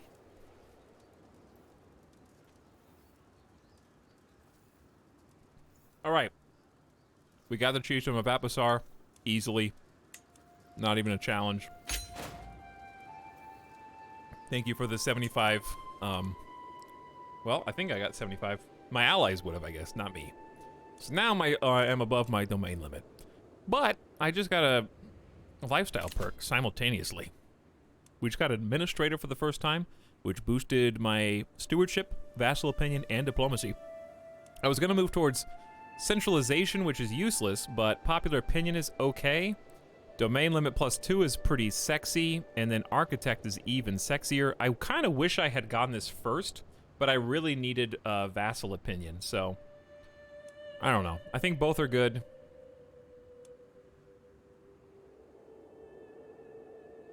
These are fine too. Not as helpful. I think we just continue down centralization right now and get see if we can get these before he dies. You can continue after the game though, I think. I think the game ends. Can you keep playing or no? I don't remember.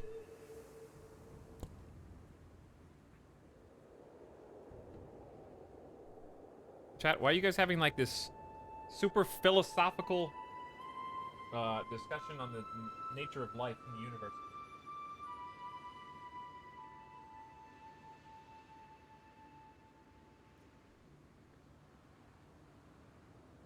I'm kind of like reading between it, Leota.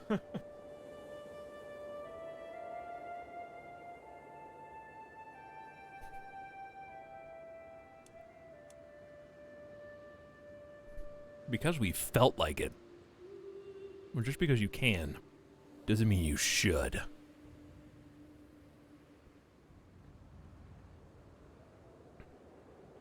Is that a crime, Etal? Yeah, it's a crime to be wrong. Around here. Prisoners taken in siege. Onara Katargan.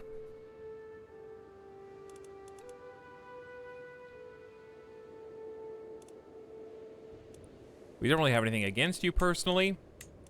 I'm excited about my quad tax buildings all popping up at the same time. Okay, even if they are tier 1, there's still just big boost to income over time. It's going to help out my next in line. We can go ahead and disband our troops. And since I do have my domain issue, I think, even though I am content, I'm just saying, I could hold this one. Because what? It doesn't belong to anybody. Certainly not anybody in my kingdom, so nobody will mind if I hold on to it, you know? Alright, council members, you've got 2 years left on control of Chasm, which is quite a long time. Chasm's up here. Chasm's got 68 control. Why don't we just start bringing this 0 control one?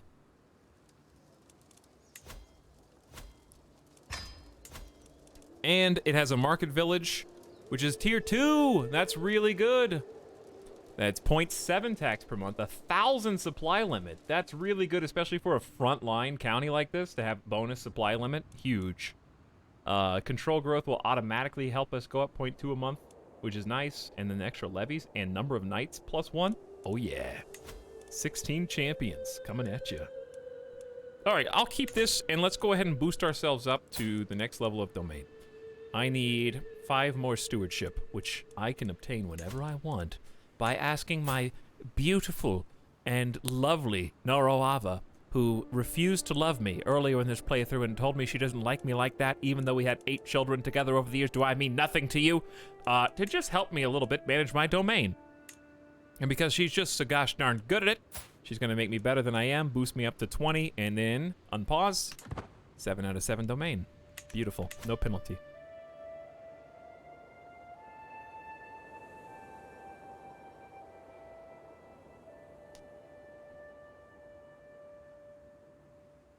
To be fair, it's actually a very calm and well-reasoned discussion for a bunch of strangers on the internet, Alex. Well, it's easy. I don't even know why you guys are arguing about it, okay?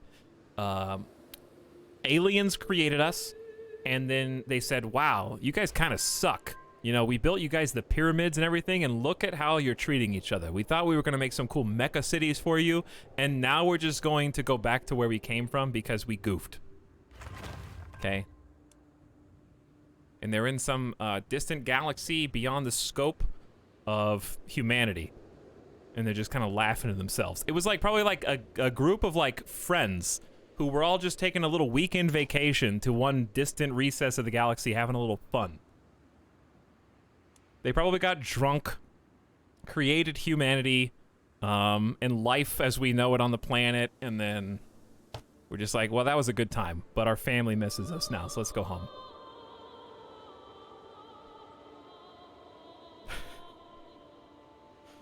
Alex, are you describing the plot of insert sci-fi property here? There's like 5 or 6 of them.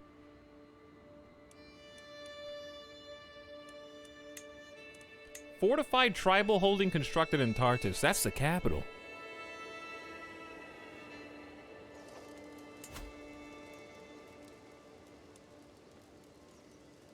So, we have our first ever tier 2 tribal holding.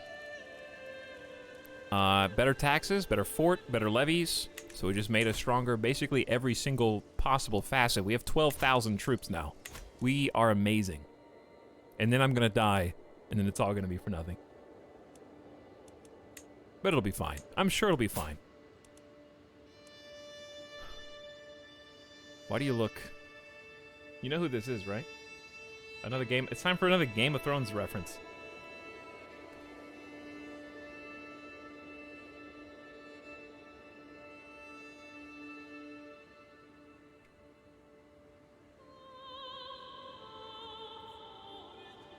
Can't find a non-WebP image. Someone can you go back in time and delete WebP? Please? I had 4 images already lined up. Finally.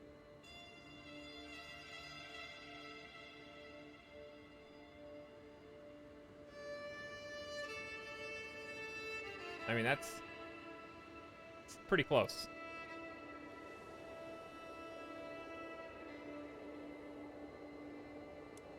He is a treacherous villain. Arbitrary, fickle, and sadistic, chat. Come on.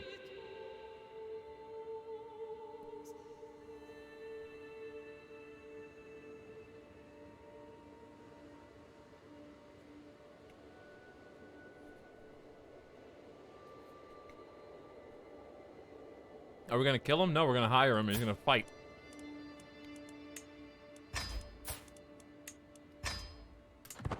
And demand his conversion. He's got the eyes, the narrowed eyes. All right, we're almost at 1 year off from 265, cruising through time. Good music, good ambiance in the background, having fun. Call a hunt, take concubine. Anara, I'm really sorry. It's not my choice, but you're literally the only person in the entire kingdom where this is possible. Oh, chat. I see. I see what you're doing. She's the only concubine. Will not accept because her opinion of you sucks. All right, well, guess what? I'm at least a nice person.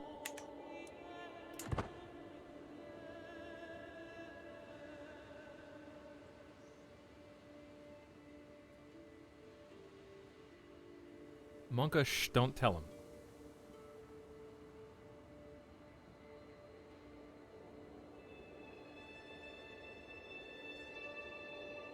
I'm doing the, like, eat on camera, but off camera at the same time.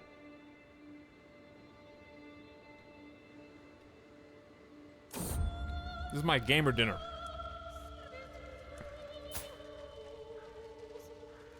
Nyalka has decided that her time in Tartus has come to an end. The servants have packed her chest and she has said her farewells. With Nyalka goes her claim on the chiefdom of Kazmskoy.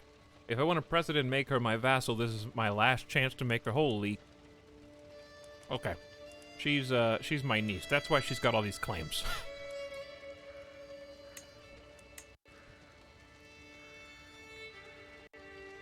I don't think I care about this.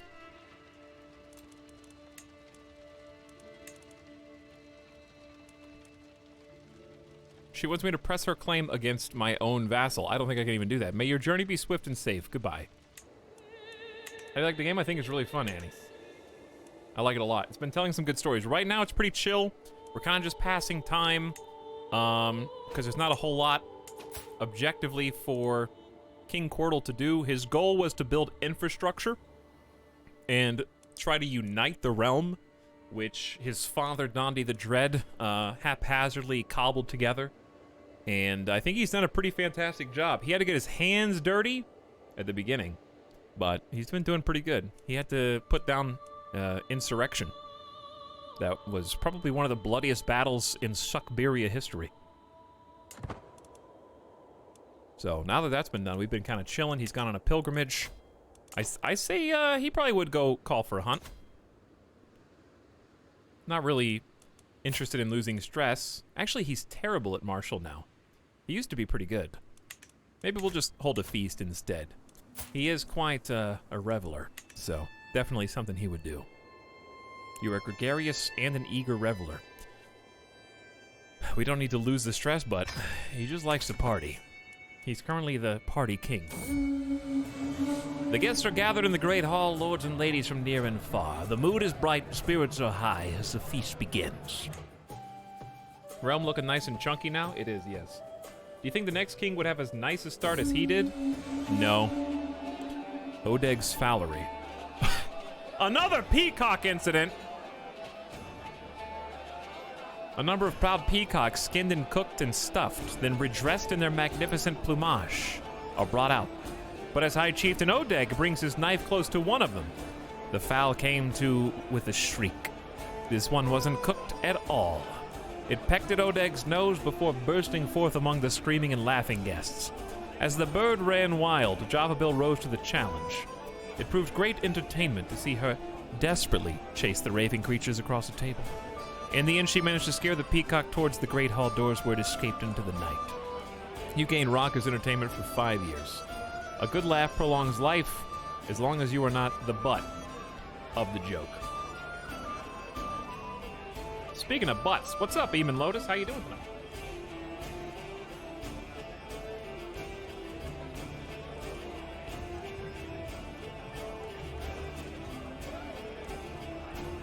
Did someone put venom on the peacock's bill? The last guy that, the last person that chased the peacock out of the feast hall died.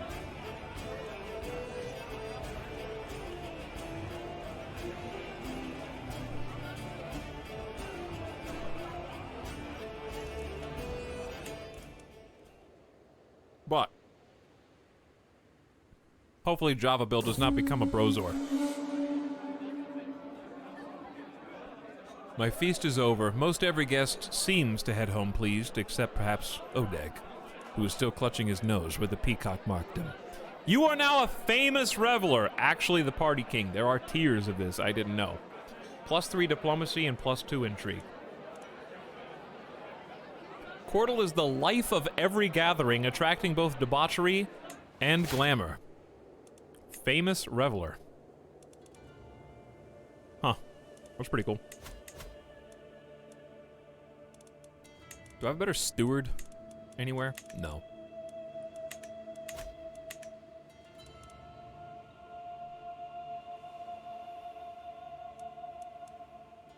Let's take a look at the rest of the world. Well, well, well. West France is bulking up, dude. Sweden wants a little piece of the pie here in Western Europe. Bavaria still holds Italy. East France is just hanging on by a thread, making a claim in Norway.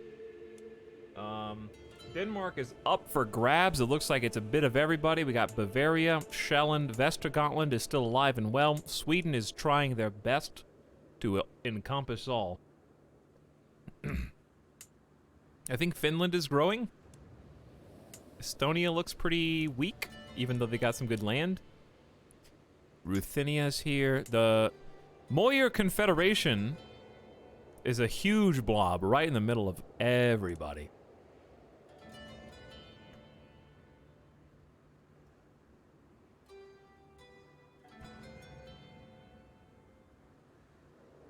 Sorry, I had to close the windows. All right. I still have I have like a full webpage for Will Ferrell with gray hair up. Okay, close that. I don't need to look at Will Ferrell off to the side anymore.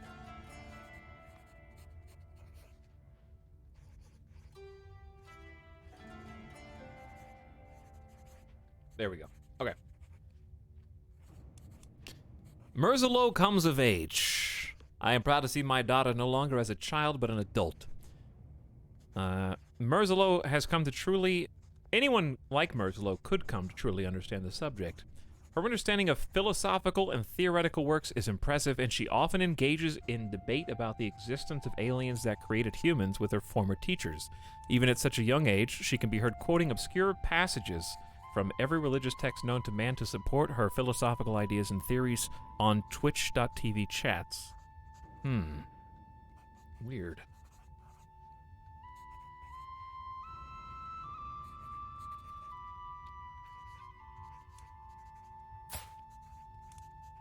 Mastermind philosopher. They grow up so fast. 17 is impressive. My ward Dondi has also come of age. Displaying a thorough understanding of the flow of gold and the wanderings of people, he even expresses a remarkable creativity in dealing with these matters. Until we meet again, Dondi. We made him into a fortune builder like us. Maybe Dondi was the son we never had. No, don't say that. Don't be mean to Brozor, just because he's an adequate bargainer. The Byzantines went bye-bye. Oh. The Byzantines did go bye-bye.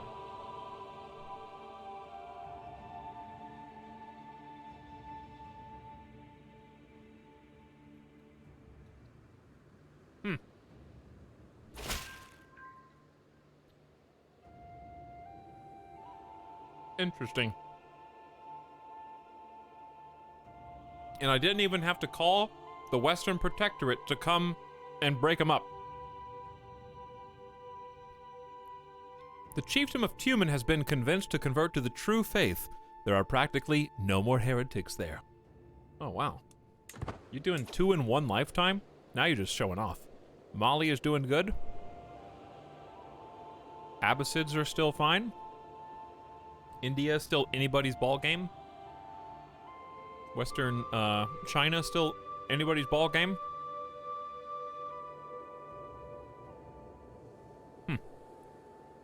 I think Brozor is patient, forgiving, and gregarious. It's gonna be an interesting match. Let's see de jure See, like, I can't even go to war with Sabir for our RP perspective, because none of that is my land. None of that is even my de jure land. Though Tennis exists, and maybe existing is enough. Maybe the fact that they exist is reason enough to take Tennis.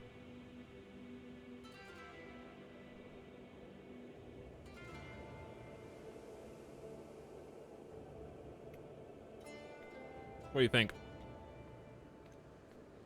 Getting a little into uncharted territory there.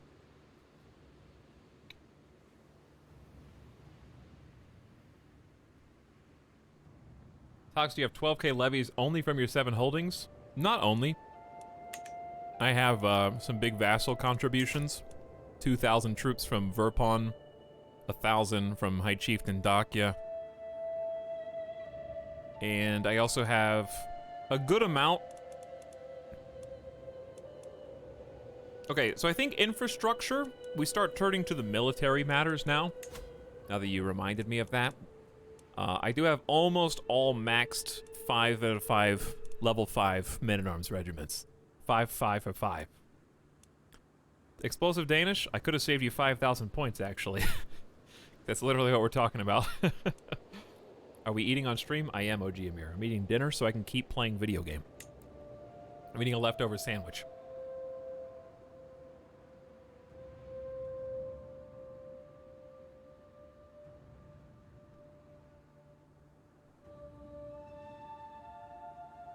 Do you think they'll do other cultures for this game? What do you mean, other cultures? Like, keep adding more? I would assume so.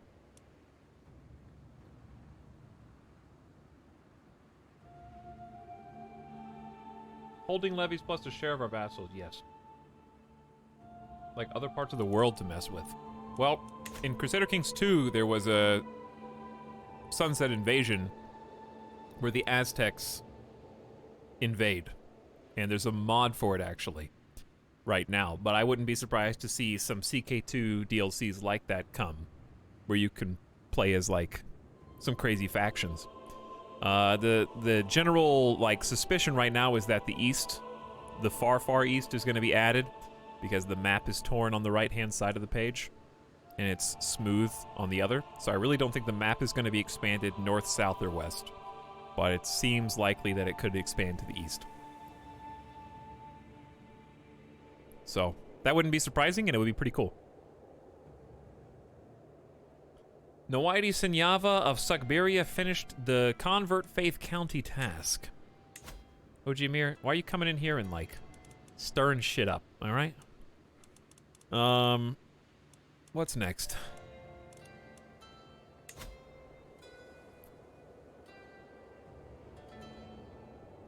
Out of nowhere. So it's all of our edge counties, basically.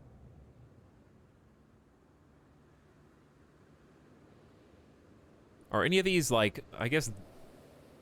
Which one of these belongs to me, if any? This one does. Okay, well, let's try and convert that one, then. But if you convert faith, it's better to convert faith in a county where they already have your culture.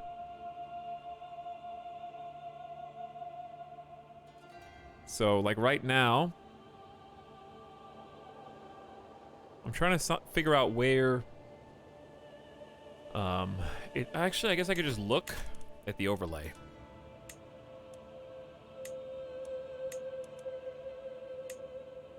Yeah, we got, like, a bunch of, potential Ostiak spots.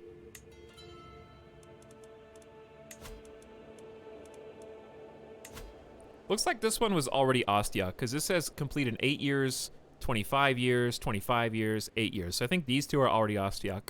It says it on the screen if you get communal identity, I think. So either one of these is good. Let's do Petropavl. Okay. What do you want? Raid? I just don't want to. I don't want to raid. For 15 gold. Maybe we should. Merzalo can marry. Okay, 16. Let's go. Age difference 5. Sort by religion and prestige gain. They'll probably add republics. Yeah, I think they'll add republics for sure. Has claims on Ishim and a potential alliance with Ishim. Is this the brother of the current chieftain of Ishim? Is there any blood relation between these two? Not that I know of. Yeah, I mean, the other chief of Ishim died in one of our wars, so this actually is a pretty reasonable thing that might happen. We can also make it matrilineal. He's not an heir, as far as I know, so we still get a ton of prestige. It's not any danger of inbred, and it makes sense because it's a close ally.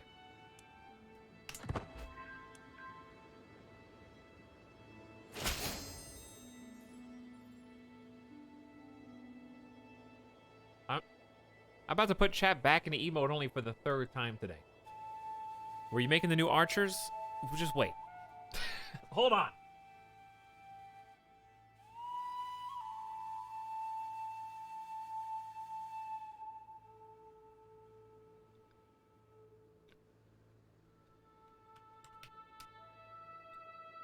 At least I can look at cute emotes instead of having to read like 7 lines of chat in a row that I am not going to talk about.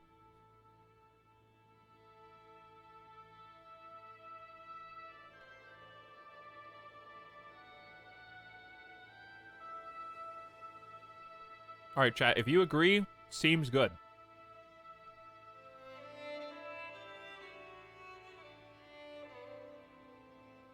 Leota says nay.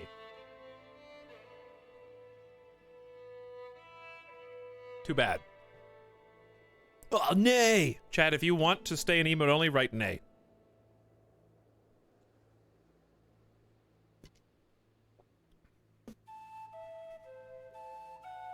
Got him. Easy.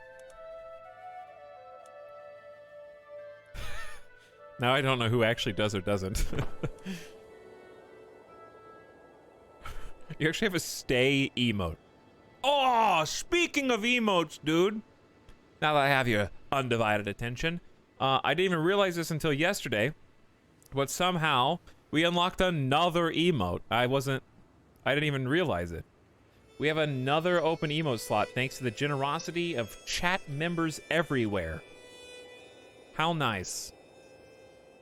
Oh, well played. I did not anticipate having 3 open slots back to back. Chat has been too generous lately. All right, we don't want to sway you anymore. That's the bare minimum. That's the bare minimum. I need to focus on probably my brother Verpon. High Chieftain Odag would be a good sway target. I'm swaying so many people that it really would have been nice to have some diplomacy, but I was just so dedicated to stewardship. We're gonna unpause. We can just unpause it 2 times for a minute while I fix this. Let's go ahead. I have 300 prestige. That's enough to get us started. We're gonna destroy this regiment, and we're gonna create a new one. We've been wanting to do this for a while. Metsanvartia. I don't know how to say that. That's my best guess. It's 166 prestige just for tier 1. They excel in the taiga and forest. We fight in taiga all the time. Plus 10 damage is insane as a bonus for that. 36 damage compared to the 31 of regular bowmen. But the biggest thing is they not only have 4 extra defense, but they have pursuit and screen perks where regular bowmen have none.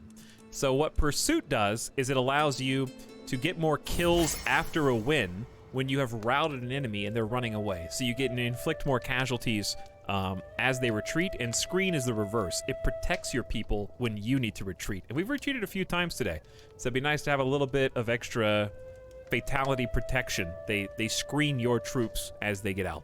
So just so much more functionality for only a little bit more, and it was like a special research a long time ago.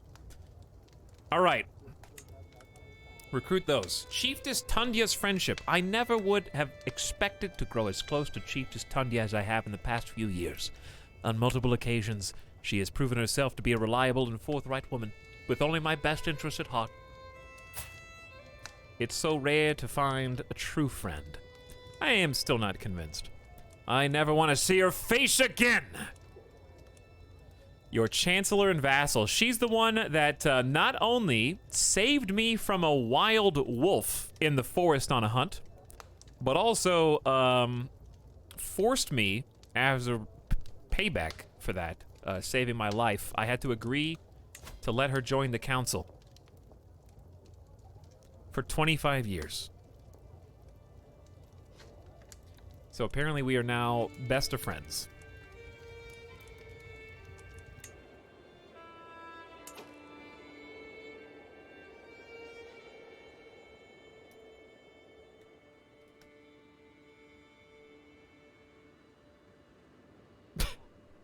There you go. You're free. Friends, the king's only friend, for that matter.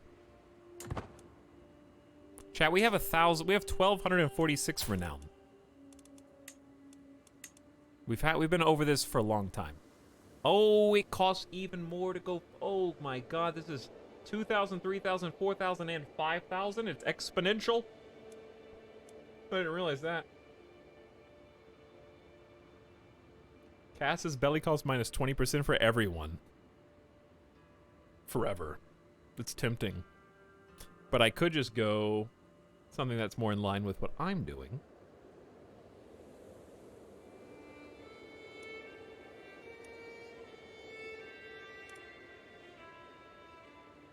Courtier and guest attraction or opinion, and better guests will be attracted.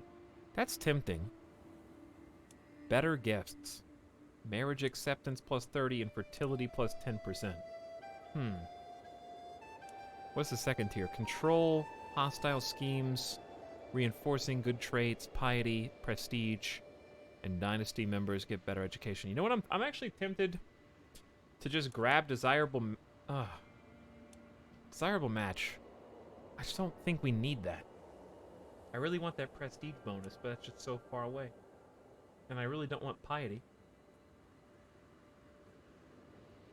I'm thinking about getting vibrant court though.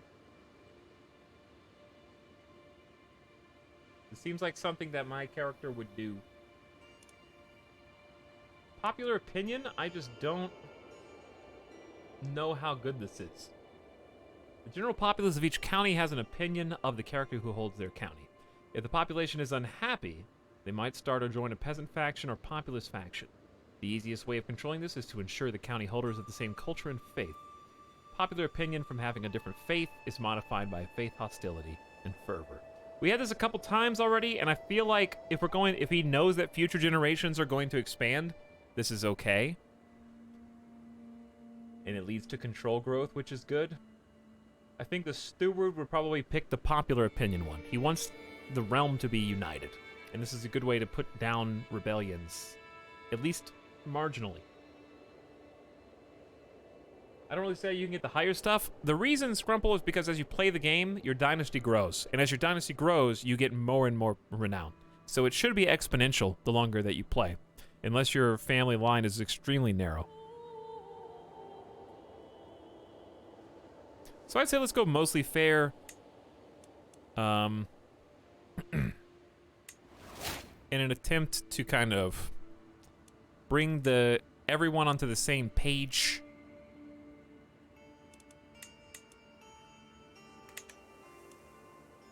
I'm curious of my chiefdoms. What is popular? Popular opinion is really, like, +5 is pretty good, because it seems like it starts at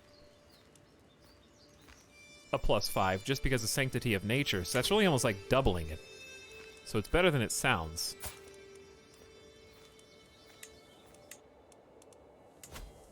Yeah, so I'm not getting like +10s. And then, like, this is a -5. So it doesn't apply to, it only applies to ones that I hold. Like, I'm a -30 here because of fervor and Sua Minesco's hostile. But it's still a start. How do I stop killing my sons when they try to kill me? Why don't you just... teach your son better.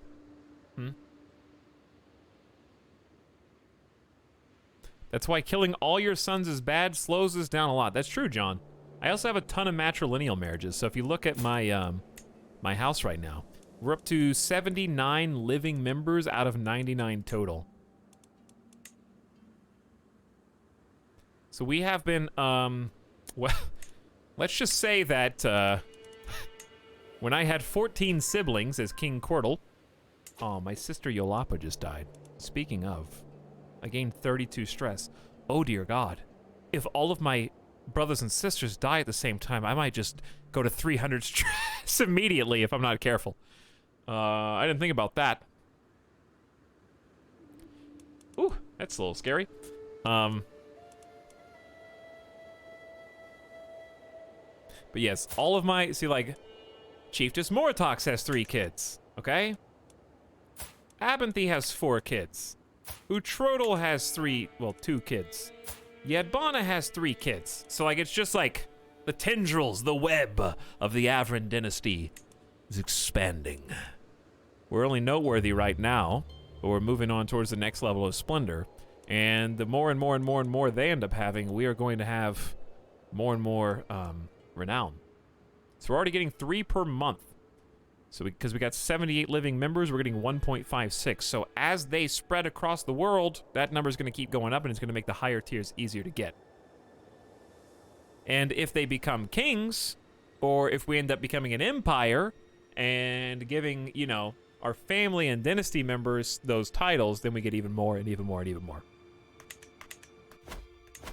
Speaking of, let's go ahead and save.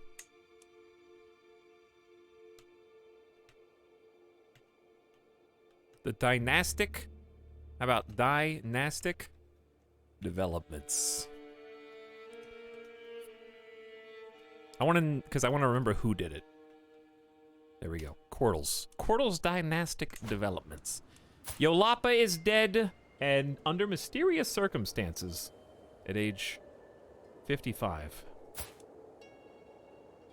This is a dishonorable villain.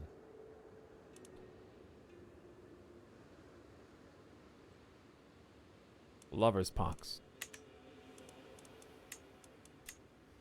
Your queen and wife gain major architectural expertise. What a super genius. Keep it up. Did your son get his loot box wife yet? No. 4 more years. 4 more. Okay, what should King Cordal do at the end of his life, chat? He's content. He's just kind of doing his thing. I really just need prestige, so why don't we go ahead and go on a hunt? He used to be very martial-minded in his youth anyways. He does lose some stress, maybe get some prestige. We spend some money, which we have a bunch of. Let's do it.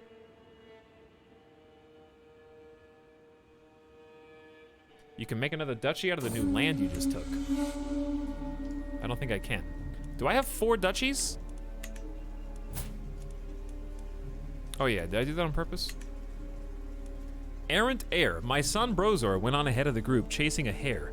I follow close behind, and I find him standing above a commoner, tugging an arrow out of the poor woman's chest. As soon as he sees me, he hides the arrow behind his back. It was the hare, father. I swear. Soon enough, the rest of the party will catch up and demand an explanation. Did he just kill? Murdered by Brozor A. Avran.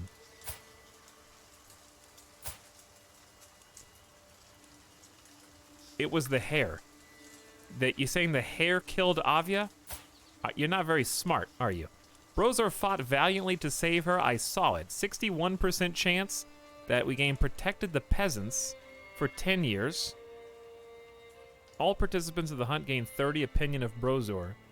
38% chance that Brozor's murder secret is exposed by Annika, your champion. Monty Python? Is this a Monty Python reference? We must cover this up. An intrigue challenge. 55%? Brozor must answer for his crime. I expose him. Too bad the hair got you both. You kill your son, Brozor!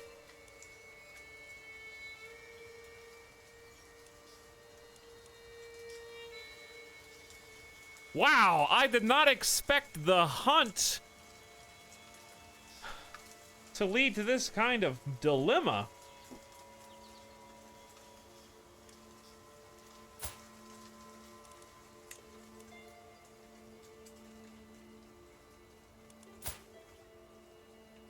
He's supposed to be patient, forgiving, and gregarious. Does this look like something a patient... You have a dark secret, Brozor.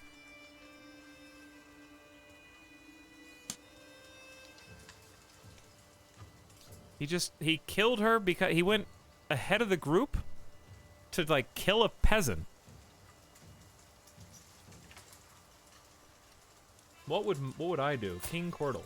What would the humble, content, and gregarious King Cordal do? The famous reveler, the religious pilgrim. You probably think it's his fault somehow.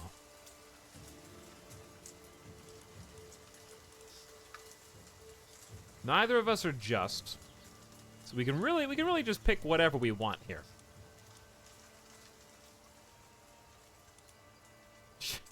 She stepped in front of my arrow.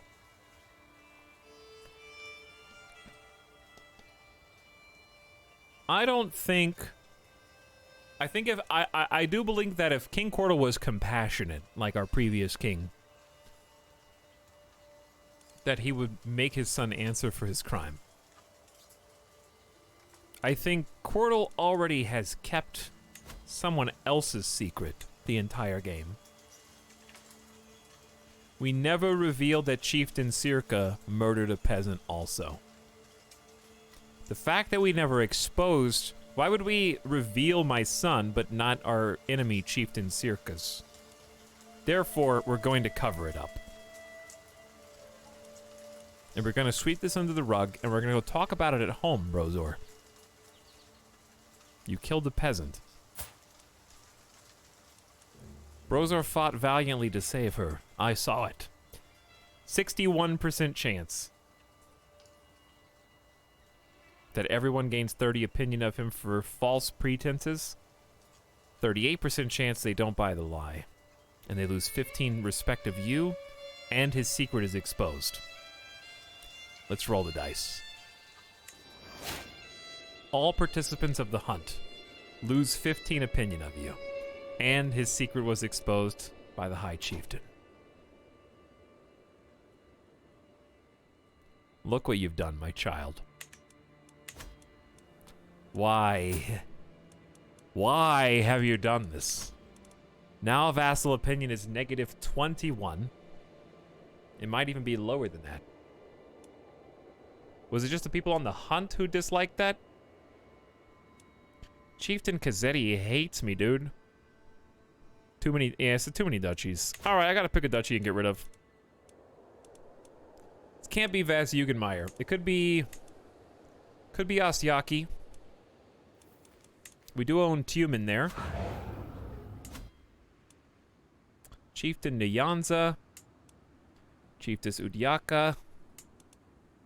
Your steward, vassal, and champion. This guy's just not, he's not the best steward, but I still think just because he's not skilled doesn't mean we don't reward him. He's done his job faithfully, and I don't think he's ever been part of a faction. So, we're just gonna hook him up. I'll make him a duke. He is ambitious, but I'm not gonna metagame, okay? It makes the plot more interesting. He's astute, he's extremely smart. He's got pretty good stats all around, and he's got 2 kids. Alright, go for it. I don't care if he's in... We haven't seen what ambitious characters are capable of in this game yet, and I'm curious. I'm not gonna metagame from CK2. Your friend, though? I do have a friend, but I can't give her land that's not in her area. She's not getting any land. She's just getting a title. So, I mean, you're right. I do have a friend, but that's someone to give a county to. I don't have a duchy up here. Who does have the duchy here?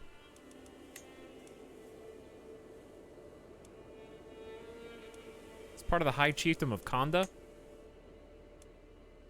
I have the High Chiefdom of Konda. Okay, I'll give my friend the Duchy of Konda. You're right. I do have that. Good call. What Kondan territory do I have? I think it's Selim Dalan. All right, I'll give my good friend and also Chancellor. So that's a good RP suggestion. Here, you drop this, king. Relative -2, everyone. I actually have 2 separate pieces of land there. But still, you can be the Duchess, okay? You can be the Duchess. She gained 60 opinion of you for 50 years. She's 37. It's not really gonna matter. There you go.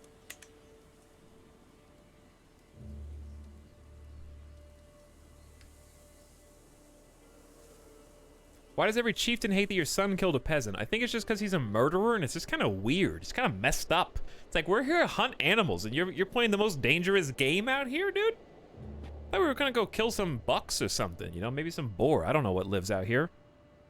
Wolves, apparently. How do you make your heir's relationship higher? Die and play as him, I guess. Are you still going? Yeah, welcome to my stream. Meyer, you must be new here. This is not unusual.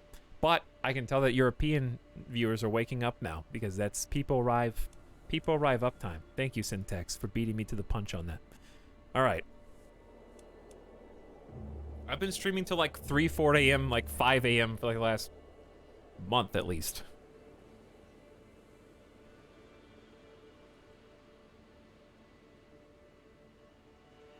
You did just push your heritage towards being fair for royals and peasants, at least on paper somewhere. What, just giving a duchy away to save face after that? Basically, yeah. I mean, it's technically written down. Like, I just gained 15 reputation back with all my vassals for giving that duchy up, if you think about it. And that's good enough. We'll keep the 3rd, but 4 is too many. The hunt is drawing to an end. We mount our horses to leave the wetlands behind as the servants prepare the hare and other game for the journey back. Everything that could go wrong seemed to. That's the 2nd hunt in a row where everything's gone wrong. I don't think the feast went well either. And we get a teensy bit of prestige. So we're going to spend that prestige improving infrastructure in the form of making sure that we have a good, strong standing army of specialty archers that are quite expensive. 166 a piece, and we're going to do it again. I'm just going to go straight up to tier 3.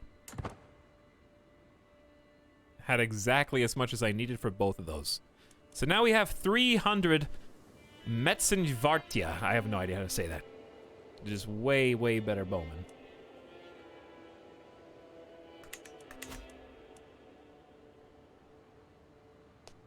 Why can't we land our heir? There's no reason to just die.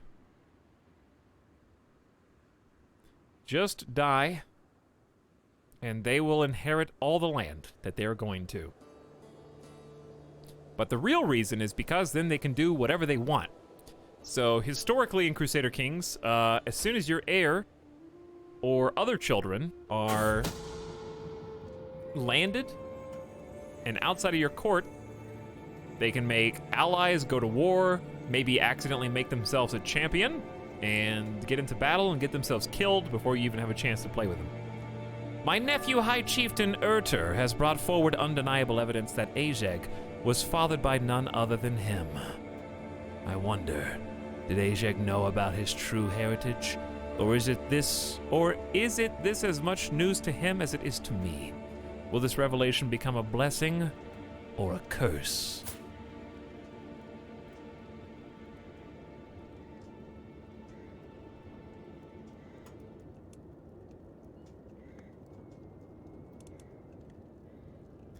Who did we think was Ajeg's father?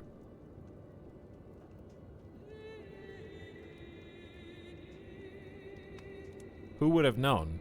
What has happened? Putyaka lost 30 opinion of High Chieftain Erter for 20 years. Expose my secret. High Chiefess Vezhas loses 60 opinion of him. It's a crime. What?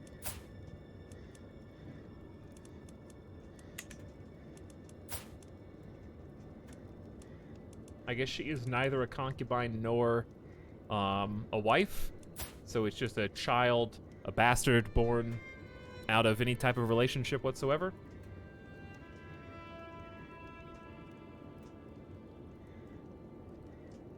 Potentially. Thundunker, thank you so much for 6 months of sub. Welcome, Thunder Dunk. How you doing? Thanks for being here.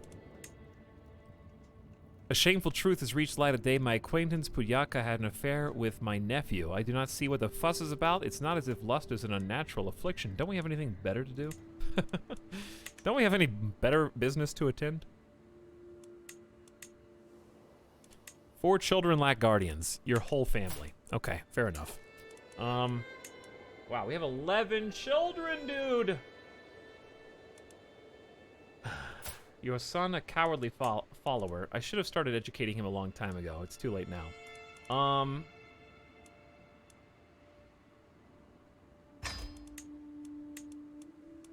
I'll educate both my boys, since they're going to inherit. Then, my daughters, I will send you to the smartest person in all the realm.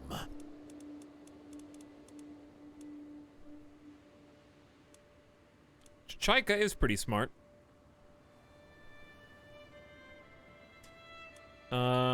Chiefess, Nazeka, maybe even more so. Herbalist, a scholar. Okay, that's the one. Negotiate an alliance. She only has 200 troops. Who cares?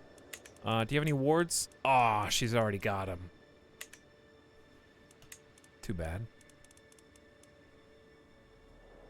We have a wise man, Chieftain Bure.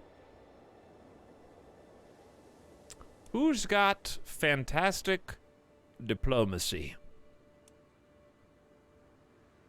High Chiefess Tundya, my friend. That's true. Why don't we just let my friend do it? She's got terrible martial skill, though. Hewlin the Poet is a blade master, a hunter, and a lunatic. And also Tengri.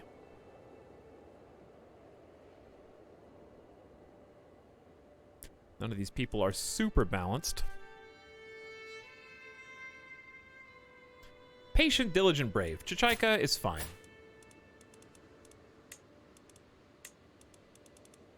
How many people am I responsible for warding here? Here you go. And then one more, please. Oh, she's already considering an offer. Let's let her finish. Okay. We are happy to accept your proposed arrangement. Oop, not guardianship. Offer ward. Your daughter, Denoptilon. Okay, there you go. Spouse meditates with Suamanusco kinswoman. Queen Shimei gained 10 opinion of you. Who? Foreign ruler. Oh, from Vladimir. Interesting name. She's a Hashishaya and a diplomat. Has 18 diplomacy. It's almost 970, chat. We're approaching year 1000. Who is your heir? Yeah, it's the peasant murderer. So much soap opera material this generation. I'm curious how this is gonna go, because now they all know he's a murderer literally from the second he takes the king's chair. Popular opinion plus 50, at least for me. Then we're gonna go divided attention. The following faction that targeted you has disbanded. Look at that.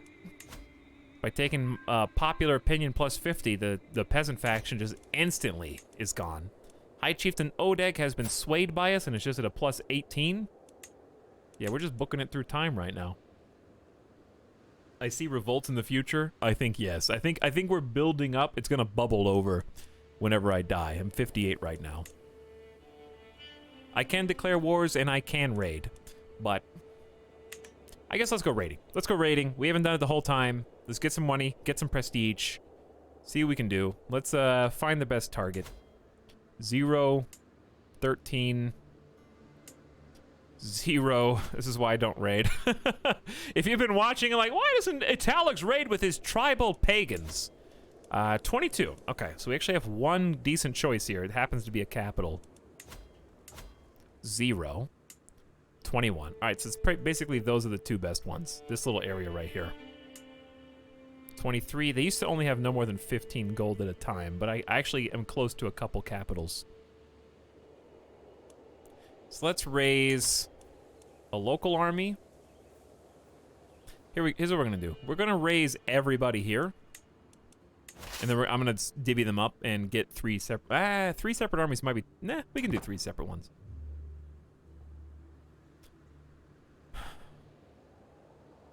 Why he didn't take administrator perk? Because I forgot, but also because it doesn't really matter. I know this is gonna sound like I'm. Well, I could change to domain focus, but my +3 stewardship doesn't actually do anything yet. Because I need 25, and I only have 21. So that doesn't happen. But also because right here is +2 domain limit. This is effectively like giving me 10 stewardship. I was really interested in the tax contribution and levy contribution first. And +2 domain is like a +10 to stewardship. Whereas administrator's good, but vassal opinion +5, we're at peace. So we're really only doing it for 1 diplomacy. So I'm more interested in this, and then maybe architect just before he dies. Oh yeah, I need to raise his raiders. Thank you. Raise local raiders. That is true.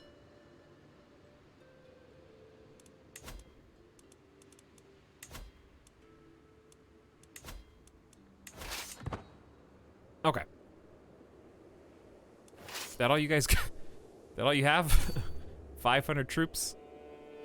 900 troops? All right, raise all. Hello, raiders. Some of you have way more than others.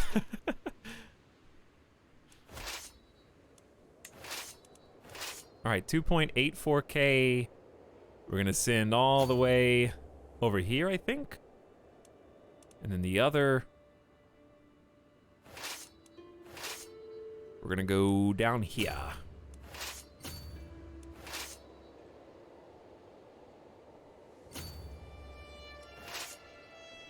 Who are we raiding again? I know we're raiding Sibir. Eubens only has 7, 15. Tomsk has 0, so this is kind of...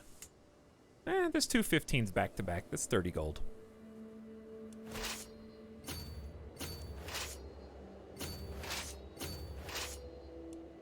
Okay, sorry, I had to click that multiple times. Should be good. Now we just gotta let him move. Welcome to Suckberry Bob time. So when you're raising as raiders, do we have any specialty? This is the specialty troop group. They could probably go by themselves.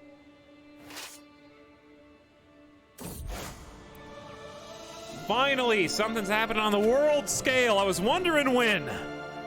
The House of Islam is under grave threat from the onslaught of heathens and infidels in its very heartlands. In response, His Magnificence, Caliph Salahuddin, has declared that an era of renewed jihad is upon the world. The core regions of the Dar al-Islam must be retaken at all costs. All righteous Muslim faithful should prepare to join the ranks of the Mujahideen. How do you say this, chat? Mujahideen. There you go. Mujahideen. For the upcoming struggles. This could be the beginning of unprecedented Muslim aggression. So, Christians have already said, hey, everybody, we're gonna crusade eventually. You hear that? We're gonna crusade. We haven't done it yet, but we're gonna, okay? Just be warned. We're coming for you. We mentioned that 50 years ago. Maybe we announced it a little too soon. Was it too soon?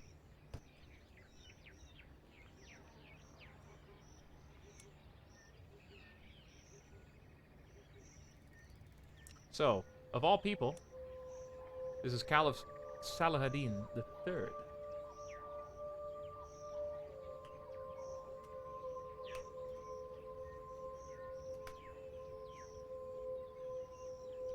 which is not the same as Saladin, who lived in 1193.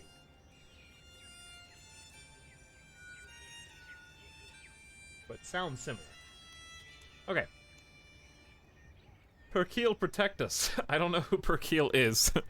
Muslim faiths now have access to jihads. Okay, so the jihad is basically the Muslim crusade. They're the same basic principle.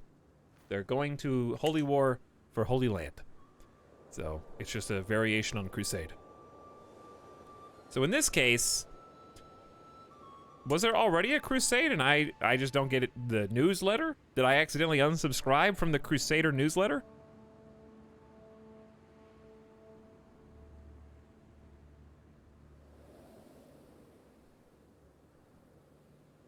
Perkeel is the Finnish devil. Interesting. How did it become from a Finnish god to a curse word? I have no idea. It's actually over my head. But why do the Christians already have Jerusalem? Let's find out. Kingdom of Jerusalem history, literally just now. Last year. Chat, this is brand new. Okay, I thought I missed something huge. No, this is less than 4 months ago. We just happened to look over here as the Christians have claimed. No wonder they're no wonder the Muslims are upset, because Christians kind of just bullied their way in and took Jerusalem, and that's it. A liar's pay. I was shocked when I caught Kloptod trying to steal from the travel chest of the visiting High Chieftain Urter. He blamed a game another child had invented, but I could tell he was lying. Loptod looks exactly as his name suggests. You have to learn to get away with your lies. Keep the trait deceitful, be honest, and you will see others open to you. We are all guided by greater rules than ourselves, child. Become humble, like your father. But yes, this was conquered in a holy war, literally just now, by King Ivanus of Jerusalem, who himself has no family. This person literally came out of thin air and instantly has a truce with so many people for 5 years. He's wrathful, gluttonous, and fickle. What a guy. But a Crusader King and a holy monarch with 20 martial skill, 24 intellectual learning, and only 4 prowess. How weird. You gain 30 opinion with your marshal for 5 years, respectful conduct, and 75 prestige. Thanks, Marshal. That was very nice. All right, chat, what was I doing before Kloptod? Oh, I was raiding. That's what I was doing. So these are just peasants. This is going to have to take some micromanagement, okay? Because peasants aren't the best at sieging, as you might guess.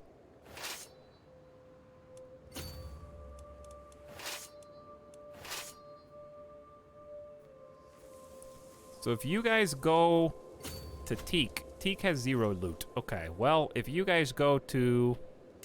There's 17 gold here. You guys go over there. And then at the north, we're gonna merge these armies and try and take the 15 raid loot there. And then you guys... 23 gold, but there's only 962. Chat, this is some... this is like organized raid parties.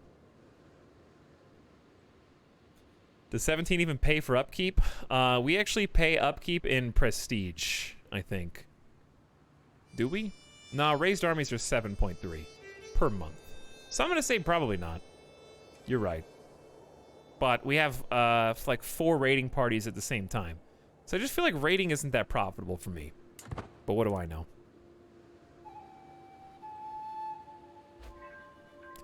I thought it was just prestige. I think it's prestige as well. Because we have minus 4.89 because they're raised. I think it's both. You also get prestige and prisoners. Yeah, you do. Chiefdom of Petropavlovsk gains support for conversion for 5 years. Your court chaplain's excellent learning led to this. And then High Chieftain Odeg has been swayed. Let's check the realm again. And keep trying to make peace with our vassals. We have a hook on him. Wait, demand conversion. Why is it 10? Why does it go from might accept to 10%?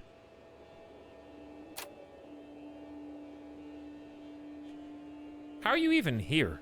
Temperate, arbitrary, and fickle.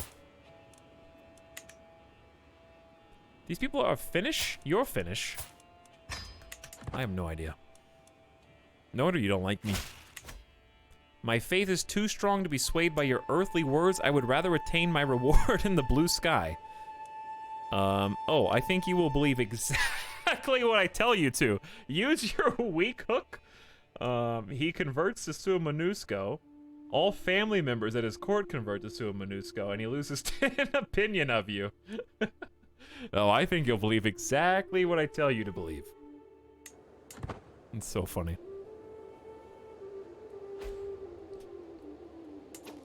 Your neighbor Kagan Apek has won against High Chieftain Buddha of Eastern Siam. In what? Oh. In the Kyrgyz Khanate. Okay, so here's what we gotta do. We gotta look out for bad, evil forces. We got a hostile army up here. Maybe they're raiding us. You captured Khan Eldasiuk's courtier during the siege of Casca. Are we already done sieging? They got 22 gold. Well, that was fast. Okay, who else? 7, 15, 19, not bad. 0. 15 up there. Maybe we just go... That mountain is gonna kill us. How many people are gonna die? 166 casualties. What do we split?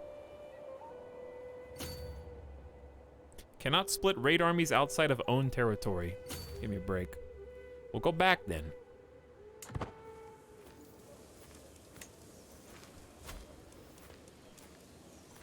I can't tell if you guys are raiding or not.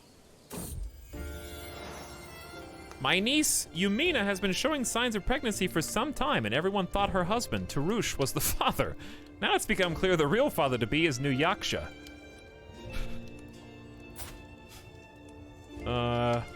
Your niece, your nephew. Chieftain Erters and High Chieftain Verpons. Kids. Not my thing, I didn't do that. Might accept never works for me when demanding? I haven't tried it too many times. Alright, we brought back the loot. Now we're gonna split. I'm gonna send one all the way there. Oh god. It's just so far away. Why don't we go just to this instead?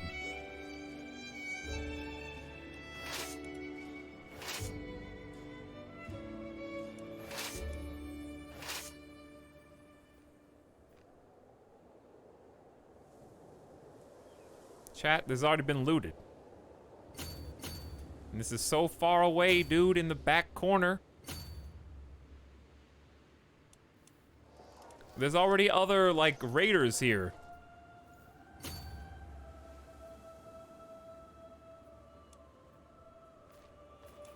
Okay, anyway. You're going the wrong way. Why don't you just stop, like... That's only $3. We can't go that far. Just go back home.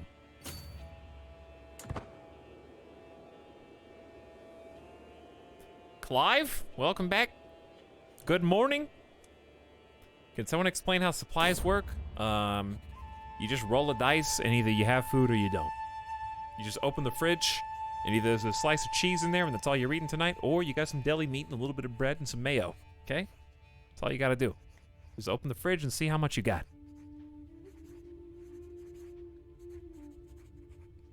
I'll explain in a sec. It is my right and responsibility to determine what coinage. This is the third coinage thing. Weird.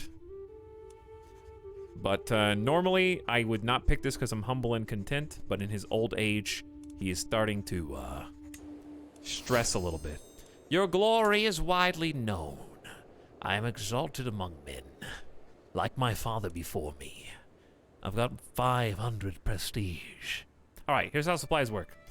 You mouse over a spot and it says supply limit 2782. This spot's 2257. This spot's 2257. Each supply equals 1 soldier. So in your own territory, as long as you're under soldier count is under supply limit, you will gain positive supplies and refill. If you are over a supply limit, you will drain supplies over time. The more you're over a supply limit, the faster you drain, to the point where if you get 0, then you start suffering attrition because they don't have food and they all start dying. So it's basically a representation of how many people the land there can support, and you can build certain buildings. Like, for example, on my front lines, Atbasar has a market village that provides an extra 1,000 supply limit. So in Atbasar, we have a supply limit of 4290, so it can support that many troops. The further you get away from your home, the harder it is to maintain those supplies, and you can only go so far without incurring casualties from trying to march somewhere where you really don't have any supply lines to be.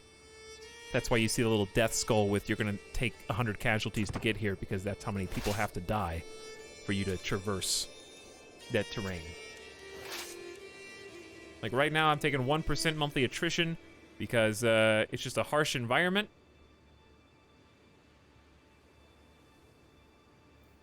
But we are still doing the raid. I think we just got the gold. I wish... Oh, it didn't tell me. I wish it would tell me when these sieges were done.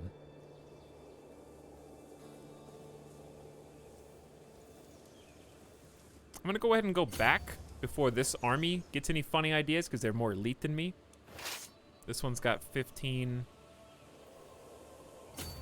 Go there. Sacrifice 100 troops. Probably worth. This one's already been looted. So yeah, I'm having trouble finding some targets. This one's currently raiding. And the 1600 is going for the 15 right there.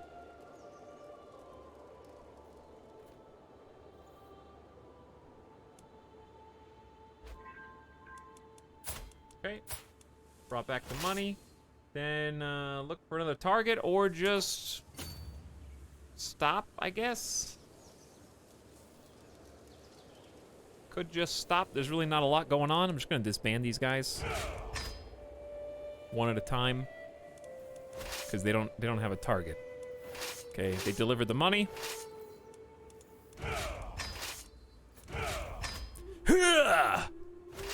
They just picked up 17 gold from here. We're gonna bring that back. And I think that's basically it. Sacrificing 100 troops means you have to pay less. Then you bring them back and you have to pay more to train them again. So yes, we get 17 gold, 17 prestige. So depending on how much we bring back, it's gold plus prestige.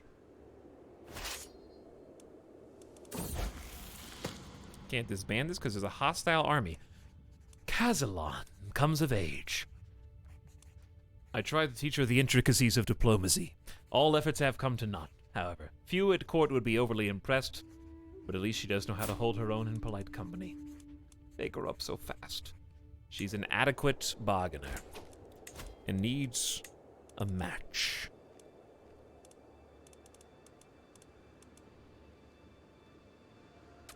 Osh Udmert.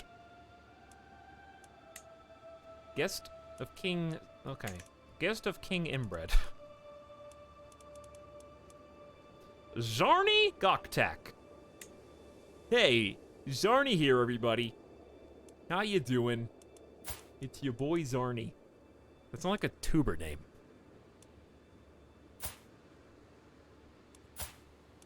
Zarni lives in Kachu. No thanks. Okay, I guess we're going sum of all skills again. Impatient, temperate, but deceitful. Lazy, zealous, and generous. Patient, ambitious, and deceitful, and a giant. Oh, you're gonna lose so much prestige.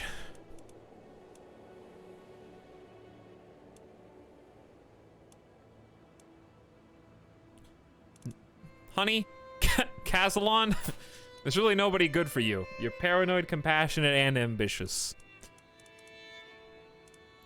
Zarni has... I don't want an alliance. No inheritable traits either. Well, You're just gonna have to settle, I think. Here's an honest, brave, and compassionate person. Terrible with intrigue. They'll never hurt you. You will lose 300 prestige, though. And we'll get a matrilineal marriage. Our dynasty will continue to unfurl. I accept your marriage proposal. Thank you. The spy master has... Hang on. Why am I at 5 times speed all of a sudden? Queen Norava has become an architect. Stewardship up, building and construction time. She beat me to my own objective. We are perfect for each other. Spy master has discovered that Circa Avrin had a lover. Your nephew and champion. What is the secret? We have a lot of secrets, dude. Your lover is Ezrava, who is my guest and a spineless lackey. How are you still alive, Chieftain Circa? You've been in my prison for 13 years, dude.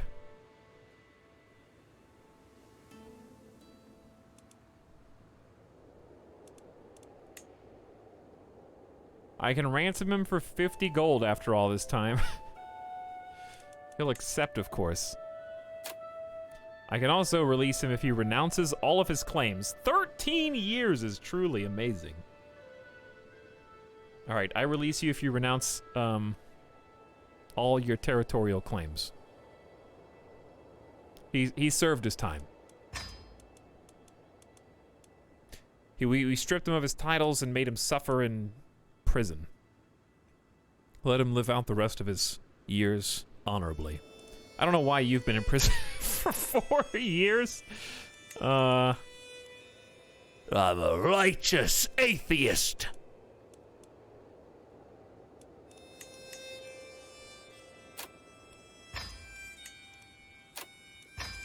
You're 9? You don't even know what demand conversion means. You just agreed to do it anyway.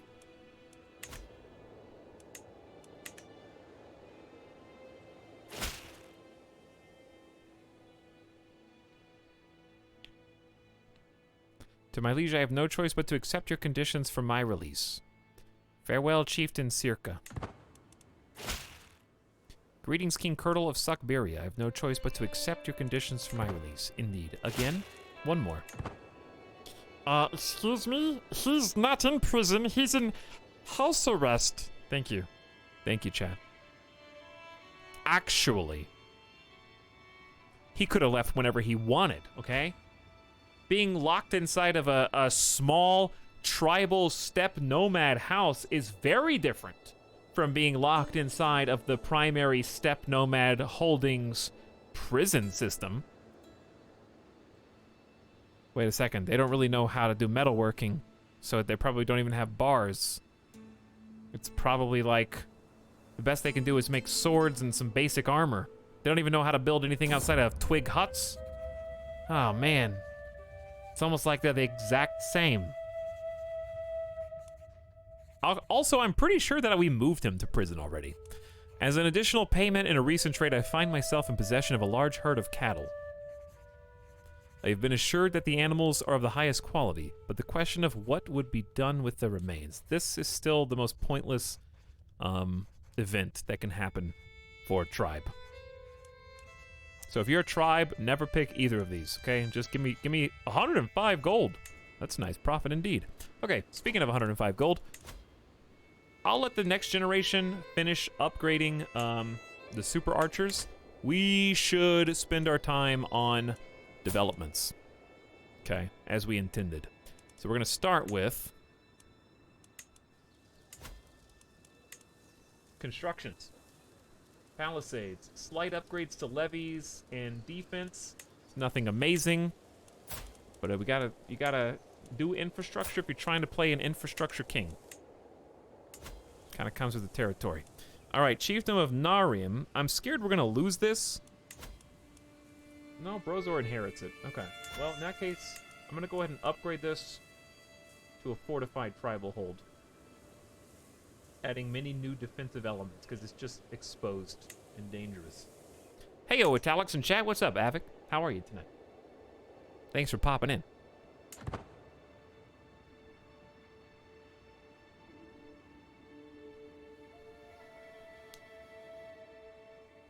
Etal Plain. You tried, Fedora. You tried. High Chieftain Odeg is not swayed. You'll make another attempt. I think we can forget about you and turn our attention to almost all of our vassals.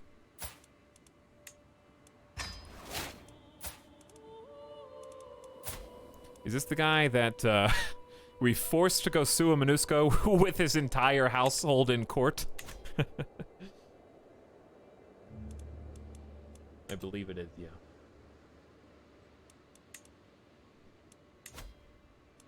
Your granddaughter Nezaika can marry. Am I in charge of this? Odeg is brave and zealous. You won't lose anything. I know you're at risk of being inbred. I'm sure it'll be fine. He accepts. Low county control in Atbasar. Are we not working on this right now? We are. We're building control as we speak. We got 64. Calm down, game. Speaking of, how's the council doing? Proposed alliance. Modest King Cordal of Suckberia. Despite our lack of bonds by blood, I think we can both gain from an alliance. Interesting. You have how many troops? 700. Now, how do you propose to help me in this alliance, exactly? Get out of here. You're part of, like, a rival nation, Zatizu, which, by the way, did that just... No, they didn't break up. They're fine. We got 911 gold. What should I do? Well, the money does pass on to inheritance, so that's fine. But is there anything else we should do with it?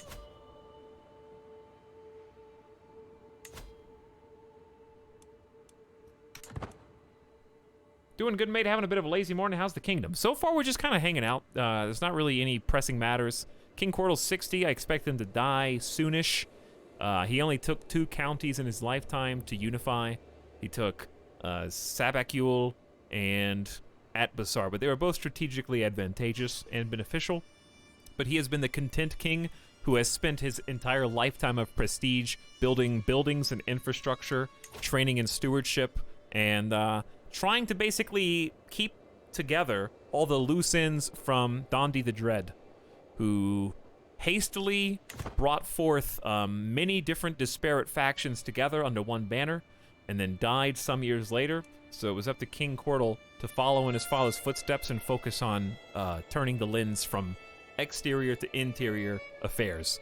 So he's been just trying to get everything kind of, not necessarily a pacifist, but just internal affairs in general, and making sure that traitors are dealt with swiftly and with great justice. He's had to strip one of the former kings of the area of all of his titles, except for like one county, and he's just worked on integrating all of his subjects into a peaceful relationship. And it seems like it's worked, because remember, like, early in the stream, there were a bunch of infighting and vassals at war. Now we've held some feasts. Stewardship has been paying dividends, in my opinion. We're making bank. 13 bucks a month is huge. Yeah, just totally restructuring the realm. Which tree do you think is best overall? I don't have an opinion on that, Fisher. I've used a different tree. This is my 3rd leader, and I've used different combinations depending on my needs. I haven't seen one that I think sucks. Building your main cities? Already have, Indy. That's what we've literally been doing for the last 10 hours or so. But welcome to the stream, Indy, with your first message ever in my chat. But no, I don't think one is necessarily better than the others. I think they fit different roles and circumstances depending on how you need them. But how's your progress going, Avic? Tell me about your kingdom and your stories. It has come to my attention that some local commoners are moving to Vasyugan, the capital of my vassal, Chieftain Kazeti. Locals, newly settled or not, praising me can surely do no harm to his perception of me. Take this gold and make sure you're heard. You lose 55 gold, but you gain some progress. Yeah, we got money. We're trying to sway him because we're trying to make all of our vassals happy. Is there a good reason to do that, even if you are close to death? It's because the opinion of your vassals of you actually does bleed over some into your heirs. So because Dondi the Dread was somewhat feared, some could say, with his 100 dread-having self, and did some acts of tyranny in his time, I had a really big negative stigma when I first took the seat of the king as Cordal. So I was wearing kind of the opinion that they had of my father on my sleeve. And it did harm me. So if everybody likes me when I die, I can hopefully make everyone forget that Brozor is a known murderer who killed a peasant in the forest during a hunt for fun. Thanks, Brozor. Greetings, my charming liege. With Ostiak's settlement and the installation of a full administration, the people of Sabacule have fully embraced Ostiak traditions. Very nice. So, we've got cultural spread. Well done. And we can unlock a new perk. We were going to go for Domain Limit 2, which seems a little pointless at this stage in my life. I probably should have switched off of income a long time ago and just gone Stewardship +3, but there's no time like the present. Let's go Stewardship +3. Lose a little income, gain a little stewardship in general, and then take Administrator just in case I die soon. I would like to be known for something. So the Administrator is another +3 stewardship and another +5 vassal opinion. To organize, administrate, and raise efficiency, Cordal will get it done. It was an accidental murder, nothing more. How far are we from an empire? Pretty far. Siberia goes really far that way. I have 26 out of 45 de jure counties. But I have plenty of money for it. We're gonna go for, in my next in line for the throne, we're gonna go for Defenders of Ukko. I think. Plorgod comes of age. With his coming of age, my tuition of Plorgod is at an end. As an avid learner, Plorgod has become quite the purveyor of knowledge and has proven himself fully capable of structuring advanced theoretical and theological arguments. He's become an astute intellectual. They grow up so fast. So he's 14, dishonorable follower, shy, humble, and deceitful. Interesting combo. And is in need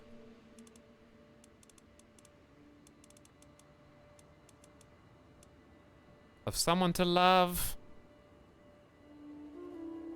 Avik says, so far, I'm seesawing between being very military-focused and very scheme-focused, so my stories seem to be bouncing back and forth between gritty band of brothers' war stories as my ruler's children fall in battle and he hits the bottle to cope, and tangled webs of intrigue as they discover who's bonking who and using that to force them to murder people in my way, only for people to find out and go on a witch hunt. It's glorious drama. True. Right now it's pretty chill.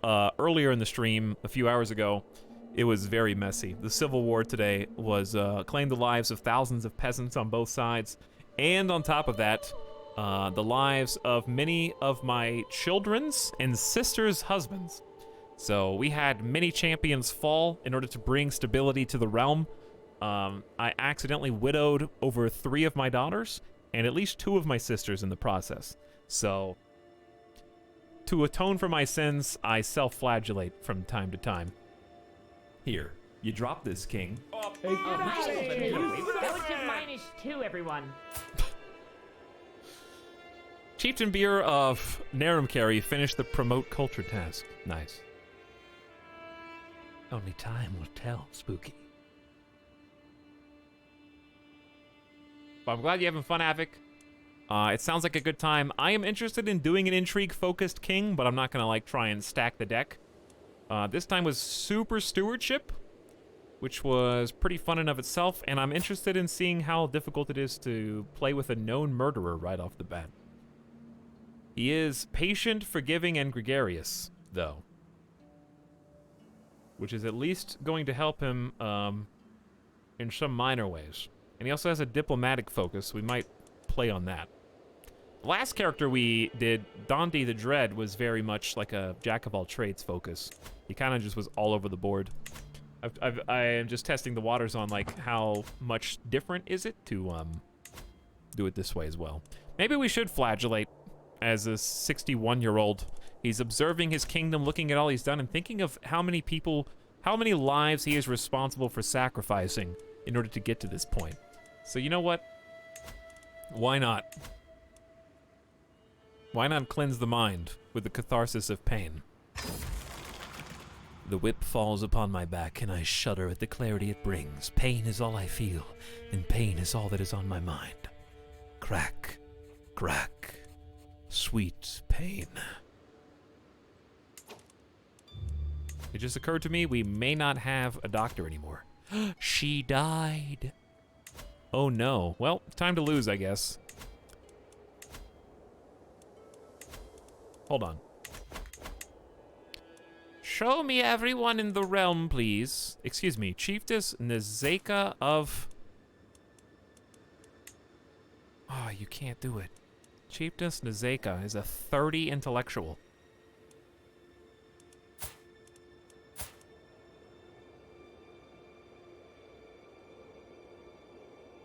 That's really impressive, but I don't think I can make her, my court physician. Initially, I was super cautious of stress, but I'm finding that the stories are amazing if you let them hit a break now. Yeah, I'm pretty much the same way. And in that case, I didn't even need to do the flagellation. I just thought it would make sense because he's hitting a certain time frame in his life where he's realizing he's done everything he can really do. And, he still regrets not raising his son to be better.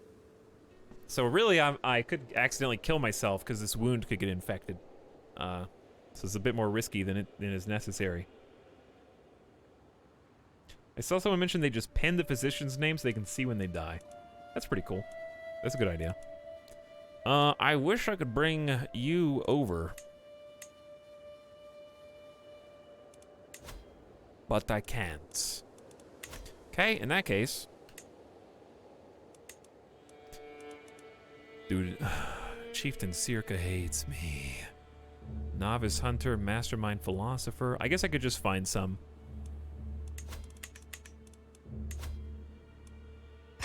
Alright, start the search.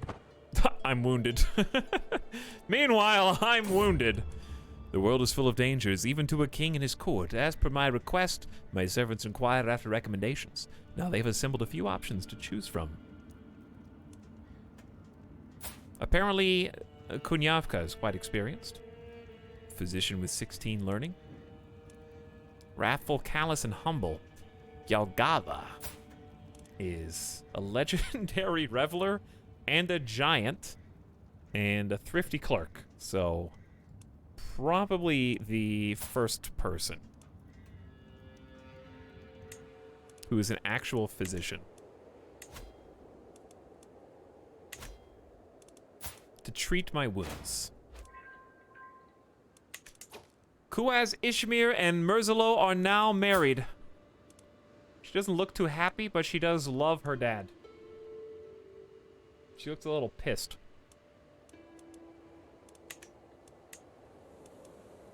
Grant title. High Chiefess Tundia is the de jure holder of Chiefdom of Selim Dalan. So? Okay. I'm keeping it. Plorgod can marry. Right, Plorgod. How could I forget? Chiefess Tundava. Not a very good match. I don't really want an alliance inside my own realm. Your son and champion. All right, Plorgod, here's what we're going to do. We are going to see if there's any inheritable traits. 0. Okay. Then in that case, I'll just sort by sum of all skills and give you what we usually do. Ambitious, diligent, gregarious. Calm, generous, and gregarious. Really good at diplomacy.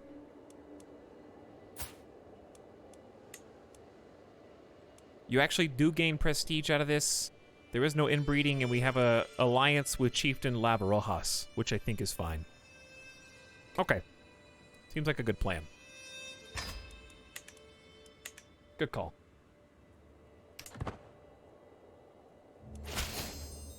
There's the Alliance, which I don't think will carry over after I die. 61 years old. I'm at 4 times speed on accident. Oh, it's time! They've married, chat, the loot box! And, the murderer. Let's see how, she has grown up. Alright, Brozor. Oh, God. Wrathful and sadistic. Oof. Level 3 charismatic negotiator, though, so you've got some diplomacy skill, some martial skill. We originally, chat chose to marry because of the robust medium health boost trait. And we're gonna see if it can be passed on to the next generation.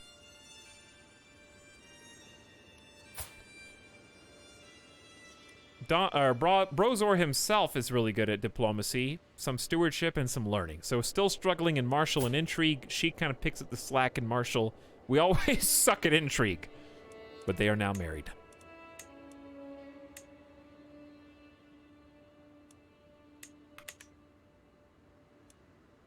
Did she have 17 prowess? I just somehow didn't even notice that.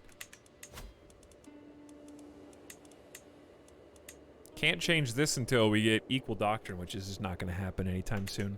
For like 150 years.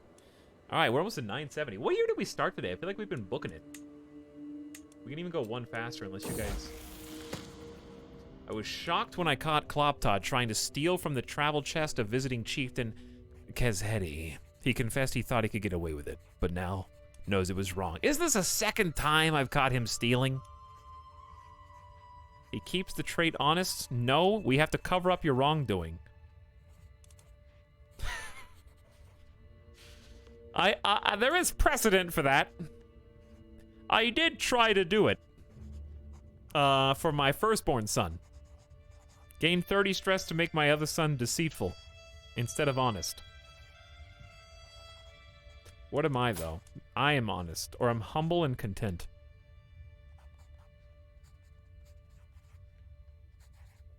By the...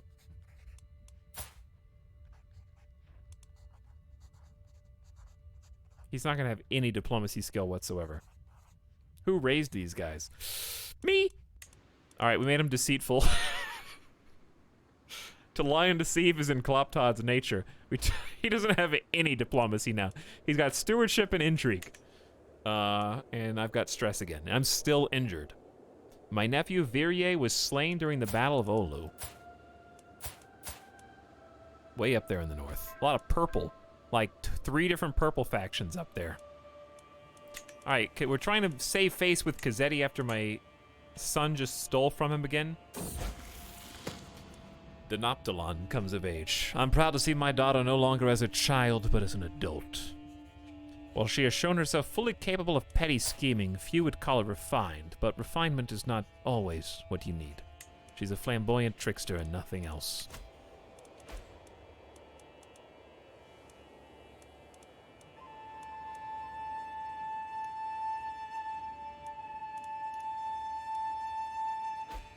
Alright, hold on. House Mordvanid. Honest and trusting. Alright, let's pick the honest kid. 600, 600 is pretty good. They are related? On whose side?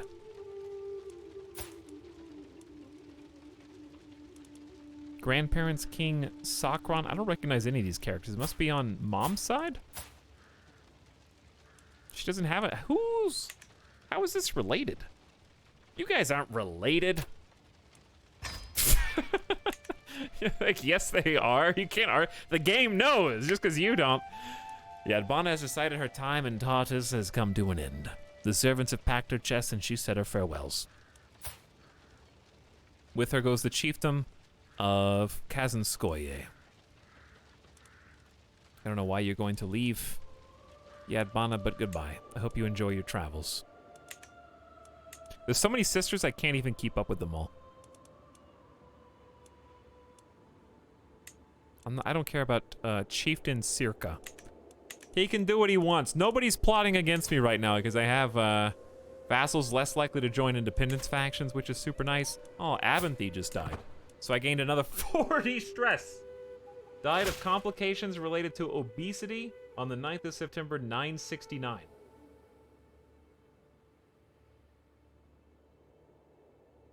So she died on 99969. Interesting. 11 out of 10 parroting, thank you. You're a bad son for doing bad things. We will make it right by confessing your crime, or you're a bad son for doing bad things and failing. Teach you to be better. I gladly accept. All right, let me see. Where are you? You're the Moyer Confederation.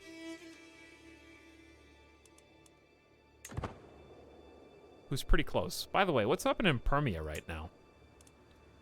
3 separate defensive wars at the same time. That's what's happening. Also, Abinthy was captured during a siege and then died of complications. Nice, sad face. Bavaria's back, baby. They said East France? Not on my watch. That's right. Get back in my belly. Mali is still doing its thing. Over 10,000 strong. Looking like some sick crowns down here. Abbasid Empire.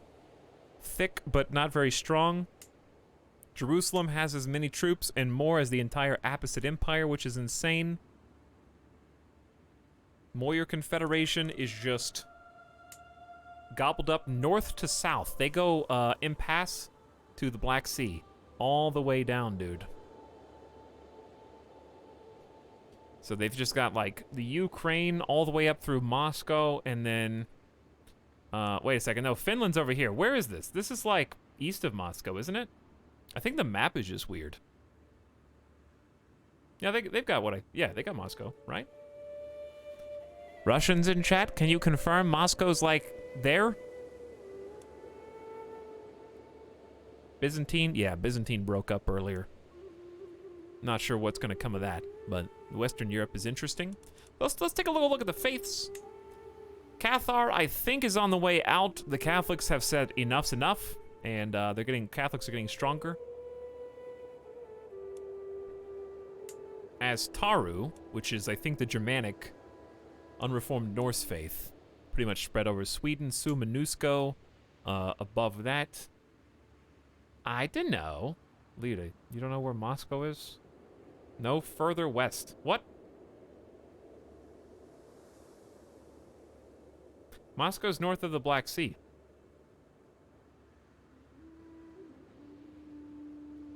I know because of Microsoft Flight Simulator now. Thank you, Microsoft Flight Simulator. So this is the Black Sea. And it's somewhere above it.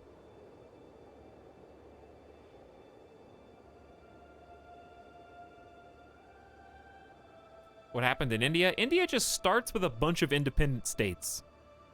So I don't really know how... They just have border gore. This looks like Crusader Kings 2 area.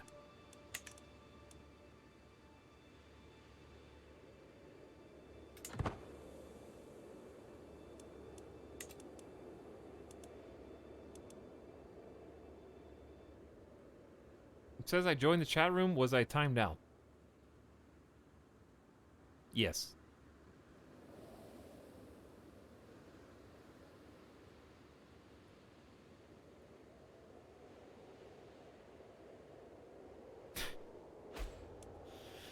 Your neighbor, King Shirpuz, has won against the other chief. Permia has won one of their, like, 18 wars. Dude, I forgot we were unpaused. We're just chilling. I can't make enough prestige to, like, do the things I... Ooh, we could do one final revelry feast. How old am I? 61? I'm old enough to party. Let's do another feast. Get another peacock in here. I want to be the party king. Last gamer, this isn't even my final form, dude. The guests are gathered in the great hall, lords and ladies from the near and far reaches. The mood is bright and spirits are high as King Quirtle is kind of still injured. Quirtle, what happened, buddy? Yeah, I fell down the stairs. I tripped and just hit every single... I'm not, like, flagellating or anything crazy like that. I'm not like whipping myself in the face. That would be weird.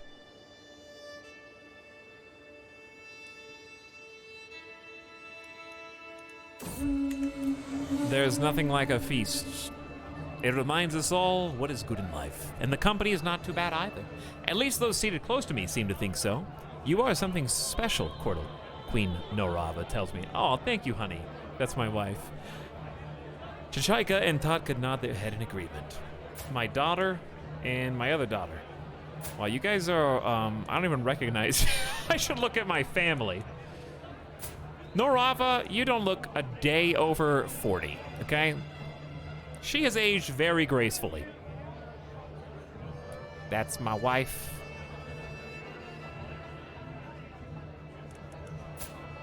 Chichaika is 37. Odeg always looks so depressed, dude. They've got 4 kids, though. My beautiful grandchildren. Nazaika, Valdava, Cordal, Chichaika. Oh, I know what I want to do. I want to look at the family tree. I don't know, well, why did I just do that? What time is it? Maybe it hasn't been too late. I don't know what time it is. All right, one more round for everyone, please. Everyone seated close to me gains 20 opinion of you, and you lose 52 stress because you are a famous reveler and gregarious. Oh, thank you, everyone. Hello, Tatka. You're 36 as well, and you have 3 beautiful babies. A 15-year-old granddaughter, Nalka is my 8-year-old grandson, and Shirpus, another. You married Nalka the Giant, who has a 19 prowess. My nephew, by the way, I should check on my champions. We have 17 champions. Look at this list. Finally, we have a champion list to draw from.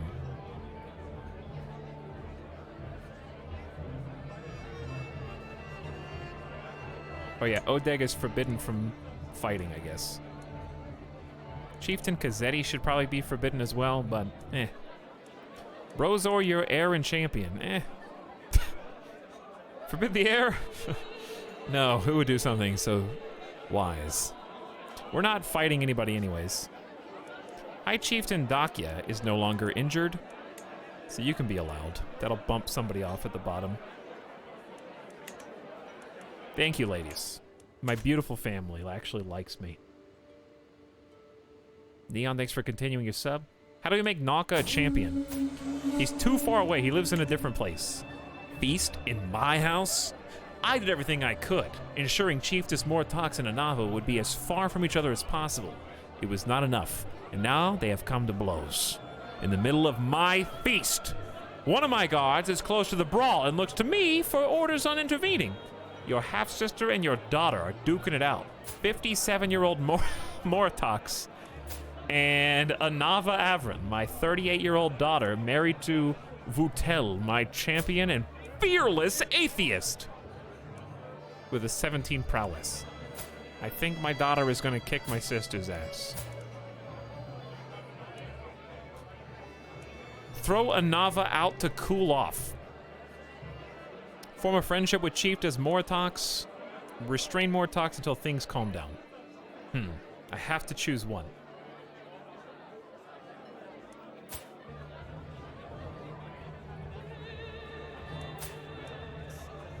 My daughter does love me more than my sister. My sister's also Tengri Ostyak. How is this? You guys, how do you even get to my feast? You guys live in Mumo. I side with my daughter. Anava gains 20 opinion of you. You guys had to cross the whole Kyrgyz Khanate to get here. A laudable effort as the feast is underway and our guests eat and drink merrily. High Chiefess Serge approaches Norava and me at the great table. This is a marvelous feast. All of my compliments to the hosts. Thank you, High Chiefess Serge. That means a lot with your sadistic, cynical webweaver personality. And High Chieftain Uchva, my vassal and champion. Thank you all for attending. Yes, I have done a great job, haven't I? You gain 35 stress because you are humble. I think I've lost my humility at the end of my life. Or Norava deserves all the credit. You gain household effort for 5 years. The head of the household is doing a stellar job of managing the relationship between guests and the court. Direct vassal opinion +5, courtier and guest opinion up. Well, sure. I don't want to deny credit to my beautiful wife. She deserves all the credit. +99. I'm still not looking so good. As my guests depart, with everyone headed home, I am proud to say the feast was a success. I have my wife Norava to thank, and I feel nothing but gratitude as she sees the last few off.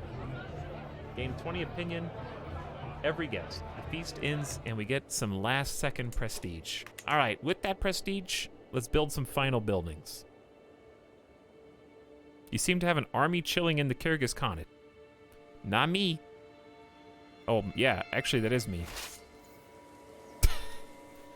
You're right. I thought I disbanded everyone. They're just like, what do you want us to do with this 30 gold, sir?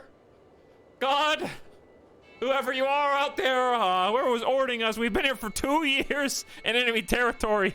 We're going hungry. 3% attrition for the entire time. We started eating each other.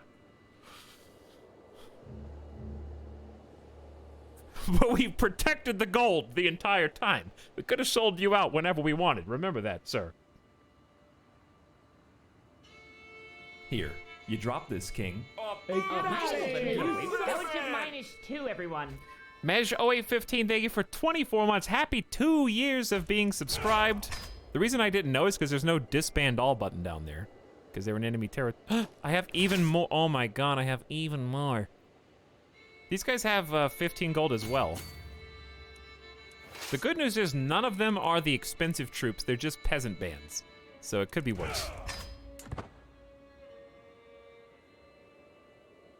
Yeah, I should have had Outliner open, and then I would know. There is a way to do that. Open the Outliner, you can see standing armies, and then you won't forget. Nephew taken prisoner, High Chieftain Dondi. Is there infighting? Attacking High Chieftain of Ishim. Oh, well, you got what's coming to you, it sounds like. War score's at negative 100% because he caught the ruler. Ishim just won. Cousin killed in siege. Aww. My cousin Anava just died. During a siege, she had lover's pox and was suffering from melancholy. It's sad. But we delivered the raid loot. Let's do some last-second upgrades, chat. While we still can. I don't think I can upgrade a single building. In Tartus, at least. Narim, we got converted to Tribal Hold Tier 2.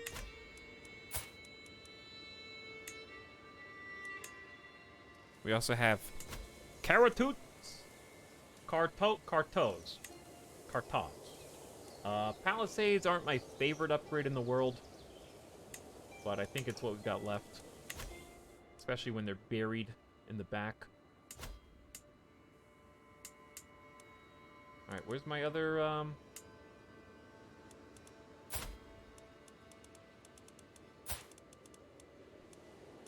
Selim Dahlin.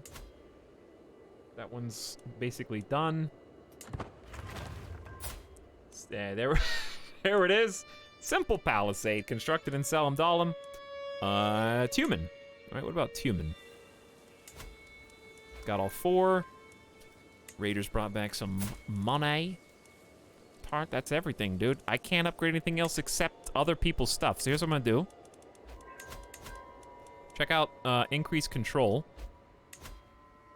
Find the worst one. And help them out. Alright, Vas Yugen. What's the problem here? You guys have buildings? Did you guys just... how'd you lose this?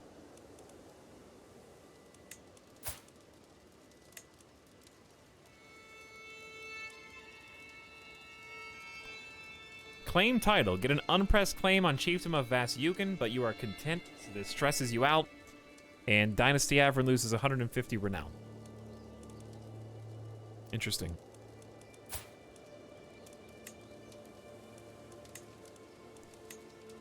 An act of tyranny?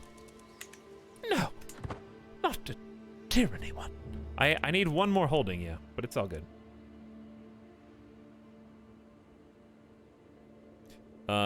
Because my next heir is not going to be able to do it anyway. The 7 out of 8 one. What are you talking about? You mean the domain screen? I can't build holdings at all. So, that's kind of irrelevant. Well, I guess it's good to know for the future. We are actually researching holdings right now, as it happens. City planning is my focus. My tribe is too dumb to build any of these particular holdings. But as the cultural head for a generation, actually 2 generations, we have been hard at work becoming fascinated by... Hold on, are you telling me that on this big empty plot of land we could, I don't know, build something there? And that might somehow be beneficial to the expansion of our peoples as a cultural icon? What about like a prayer hall? You guys like your ancestors. Trading, that might unlock some opportunity for us to exchange goods and services. Yes, I think we'll figure that out in about 25 years. The building that I can construct, by the way, is the tier 2 holding of the default holding. So when it says can construct building, that's what it's referring to. Which I'm not 100% sold on. Oh, this one actually does have 1 empty spot, but I think... How much does this cost? $380. Maybe they do have an empty spot. Oh. You're right, they do. Cool. Good learning experience. Still, though, I'm excited to get holdings. And that is going to open up a lot of opportunities for us going forward, especially with vassals, levies, and income. So it's going to be really fun pushing those forward. Shmei and my other son, Floor God, I'm married. Alright, so Palisades again, I guess. It's not very fun. What was the other one? Were they both Palisades? Yeah. I think this is the one that makes the most sense for a Palisade, because at least it's on, like, a frontier. So it might be useful. The Palisade is just an extra fort level, makes it harder to siege. Archer damage across the realm, though. That's valuable. That's not to be discounted. This game better than CK2? Yeah. Next question. I'm just kidding. I like it a lot. I give you the same answer I give everybody else. There's obviously less content because the other game's been out for 9 years. But this is just way smoother. And just a much more pleasant experience to play. A lot of the changes that have been made, I think, are for the better. If not most of them. Alright, Kazetti, thank you for liking me now. Conversion fervor. Levy size plus 25% since they just got converted to us. Plorglod and Shmei, also married. Good for you guys. Hagen Kozil's dead. Let's unpin him. It's a good idea. Your granddaughter, I think I arranged this marriage. So I'll go ahead and accept it. I can call a hunt again. I'm wounded. I still haven't healed. The fact that that's a thing is an issue, I believe.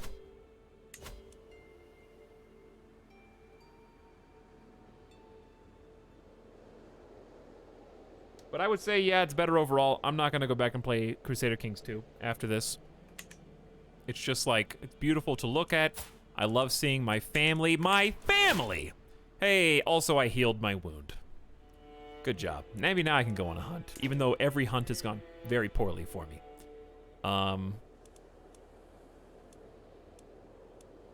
I hope that one of the first flavor packs for this game adds even more decisions down here for you to do. Or even more variations on the events that can happen in the feast and the hunt. I think they will. I think that's one of the things that we'll see.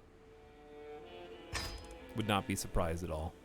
Because CK2 is loaded with decisions on this type of page. Oh, my family. Don't get distracted.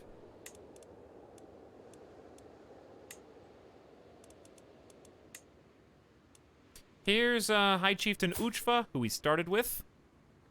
He was not a king, but he was a duke. His claim to fame was getting a chiefdom. Good for you. But you know what? You started it all. We only got to play as you. I like that it even says played for 24 years, 49 years, and this is you. We're almost as old as Dondi was. Look how much more mean Dondi looks. Compared to Cordal. Doesn't Cordal look so much more approachable?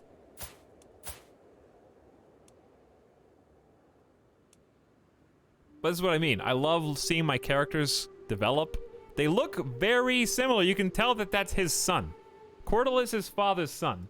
And that's what's crazy to me.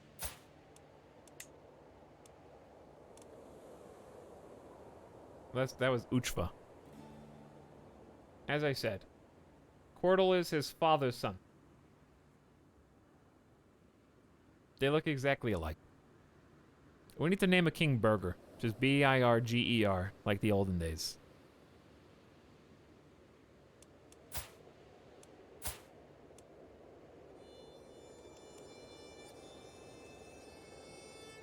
That'd be cool if Dread made you look more mean. Kind of like dark side, light side points in SWOTOR.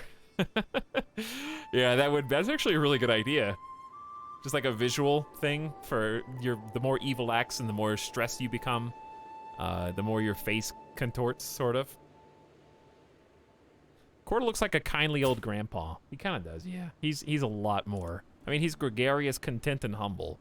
It's like apple couldn't have fallen further from the tree, but it was kind of like Dondi wanted his children to be better than him. He loved his family, even though he was dreaded.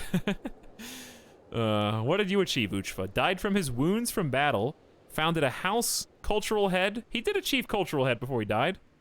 Became distinguished, he was faithful, and fought in 7 wars. 3 offensive, 4 defensive. These are cool stats. Died of old age, was a cultural head, was dreaded, exalted among men, a devoted servant, stewardship, fought in 19 wars! Dear God. Dondi the Dread indeed. I'm a cultural head, exalted, devoted, stewardship, fought in 11 wars. We've also got, of course, the house dynasty tree. If you wanted to see this. Woo! Hello. There's Chieftain Uchva, where we began, victorious with axe in hand. Look how wide this is.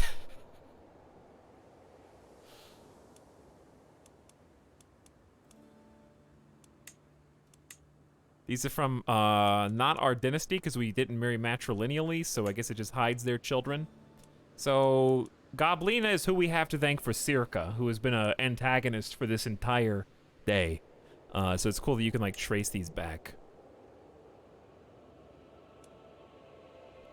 And then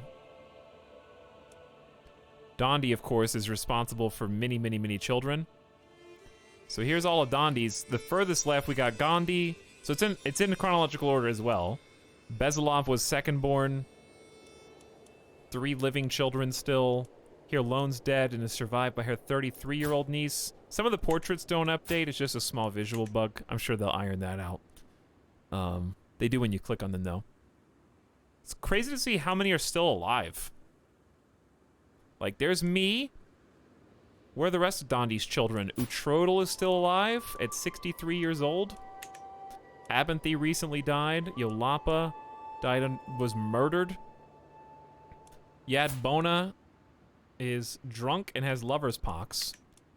Driven to her cups, just like her mother. Chiefess Moratox is still alive and is living elsewhere. Minas 2 is the one that recently left home or something. She divorced her mercenary husband. It's weird to see this. Brozor died, of course, after the Peacock incident. Java Bill is 51 and still kicking around with her own family, including High Chieftain Erder 2, High Chieftain Dondi. So I'd say very successful, even though you're in the Ishimir dynasty. Still, it's cool to see how Java Bill has led to, like, multiple High Chieftains, because that means they're duchies.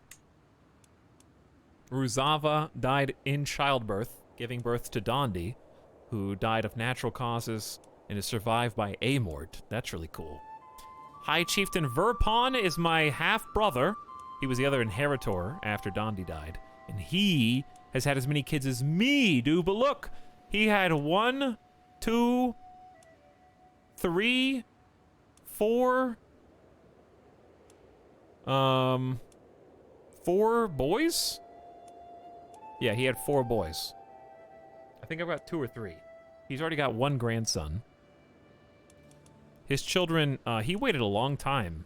I guess he was just much younger than me, right? Because he's 43, and I, as Quirtle, am 63, so he's like almost 20 years younger than me. I have like 3, 7, 8, 9, 10, 11, 12 grandkids. 13 grandkids. A lot of my children are still growing up, getting married. It's so weird to see their faces, because it's like, those are all my kids, man.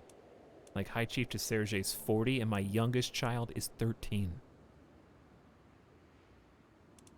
There's Kloptod. Who else from Dondi's line? Anyone? Florinol. Never had kids. Never got married, I guess. Which I guess is normal when you have that many brothers and sisters. Alright, then Rada was from Uchva. And, that line's gone. Sad. Chieftain Vokan. Complications to obesity recently. Had some grandkids. So his line is... The Rada line lives. Even though all of his children are dead. Hawklaws. I forgot about Hawklaws. And then Gorbel. Gorbel went way out. Dude! My aunt ended up having a king. That's... No way. That's the king of the Magyar Confederation. Huh. That's insane, dude. Uchva ended up betrothing Gorbel, right? Did he betroth Gorbel? Well, no, she probably did. She might have done this on her own. But she ended up getting married, and somehow, among her offspring was King Sakron. I can't really look at this until I close this. He inherited it from King Varmampaz. It's kind of scary with the mask. Huh. Yeah, he inherited it. That's really cool. Is he even his child? How did you inherit it from him? I have no idea. That's how you're related. Yeah, that's how I'm related. He died of smallpox. That's crazy. This is really cool, dude. I love the new Dynasty, like, page in general. Super fun to look at. And that's just what we've gotten after 100 years. By the way, happy 100 years of gaming in Crusader Kings 3. This has been really cool. A lot has happened in a relatively short amount of time. There's High Chiefess Kanyava. These are my nieces. In some cases. Okay, anyway. Onwards. I just wanted to check that out. Plus, Snide Kerfuffle's gonna be really happy. He's gonna, like, see this part of the VOD and be like, yeah, now I can update the other tree. Illegal prey. Poachers here in the High Chieftain's woods. They huddle together as I ride up with my guards, making a poor job of hiding the dead stag behind them. We did not do this, your mercy. Their blades and bows belie their words. They will hang and the villages will pay. You all seem excellent bowmen. Can I have some training? The animal is mine, along with fines for their lives. Stewardship challenge. You gain 63% chance, you gain 55 gold and 150 prestige, or 36% chance. Popular outrage. The county is upset. Give me the gamble.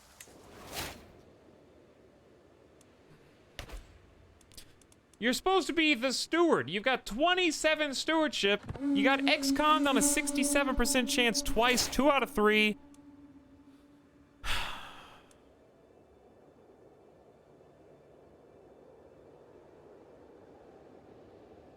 You gained the trait Novice Hunter.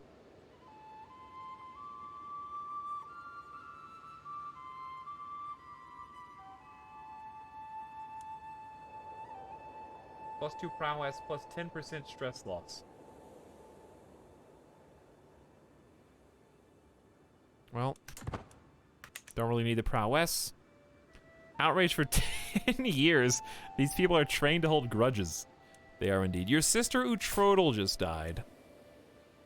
on the 27th of August. We were just looking at the she drank herself to death. Chat, what do you see in this face?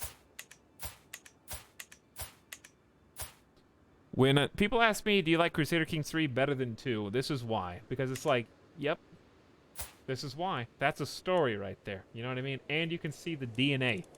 That just, it has enough features of my character and different. It's really cool how it's molded. I like it a lot.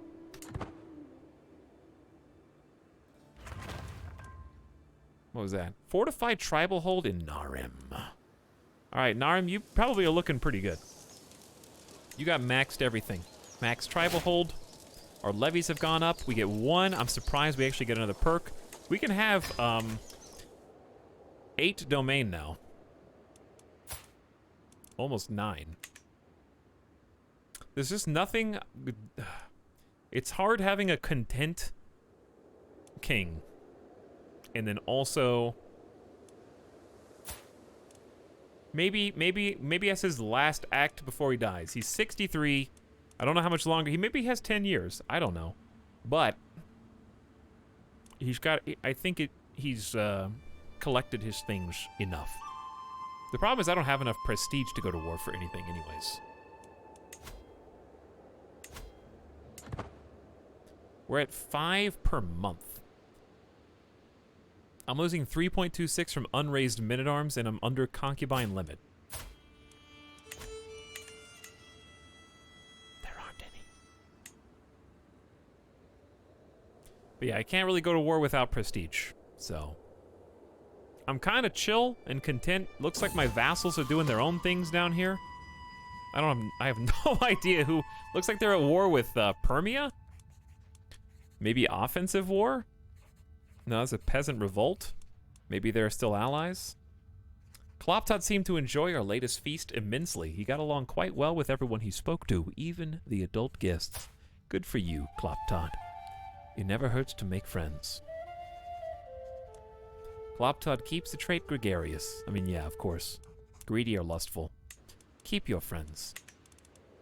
People arrive feasts? Can you check if you can get duchy out of the last place you took? If I could, it would be here. If there's a title to create, it's here. Clop Todd.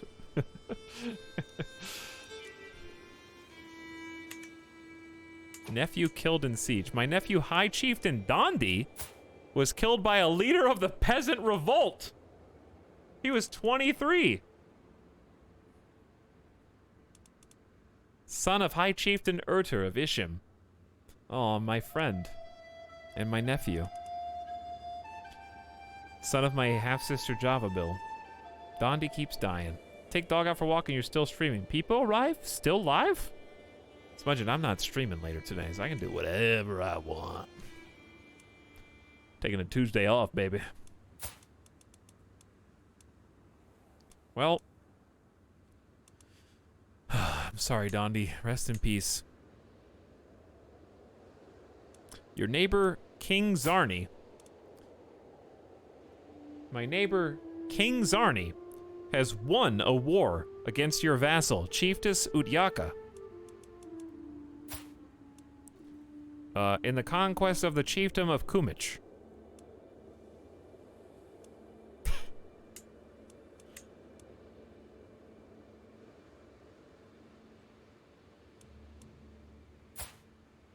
Does that mean we just lost a piece of land for no reason?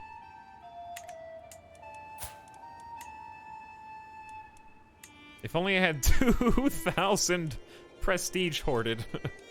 Go to war for all of Permia.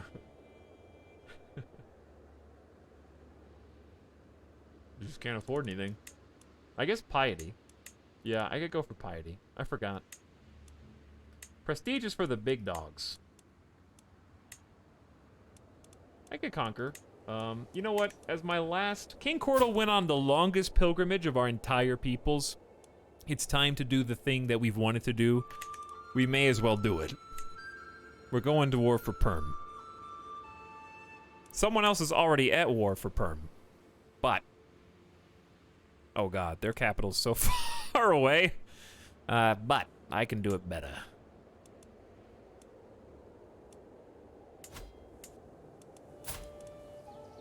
Defending against leader Paksheka of the Peasant Revolt. I guess we could just wait a little bit longer until these 2 wars are over. And then just go for the whole thing. I think the real... Oh, we actually... Hang on, let's just look at the... Who controls all this? We want this piece of perm right there.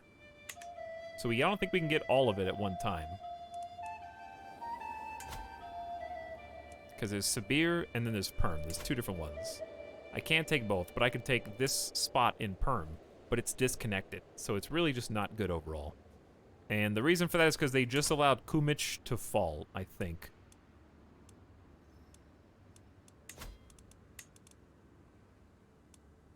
No? Tengri's owned it. Okay, well, we could just go to war for a little piece of perm. And or a duchy. I mean, we have 1,800 piety.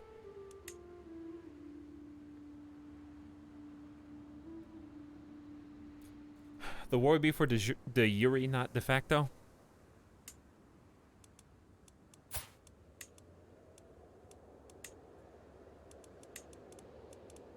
Yeah. I guess you're right. It doesn't include... Who owns this? Oh, that's just not piece of perm. Okay, well, I guess we'll just do that. Are we, like... They're allied to only one person. This should be pretty easy, then. All right, everybody, buckle up. King Quirtle, even though he is content and humble, he needs the future of Suckberia and the Suamanusco faith to finally ride for glory and conquest at the end of his life. He needs one legacy to hold on to besides uniting peacefully all the vassals of the realm. Everyone except the traitor Circa is on the same team as one. And so we will fight. The oldest man in the kingdom, 64 years old Curdle, versus King Zarni, the wee baby lad at 2 years old. Yes, it's like taking candy from a baby. Give perm.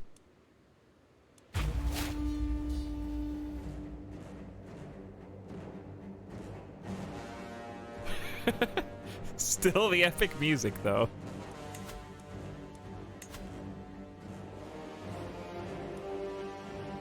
All right, everyone. Supply limit here sucks. Raise the army and then split as fast as possible.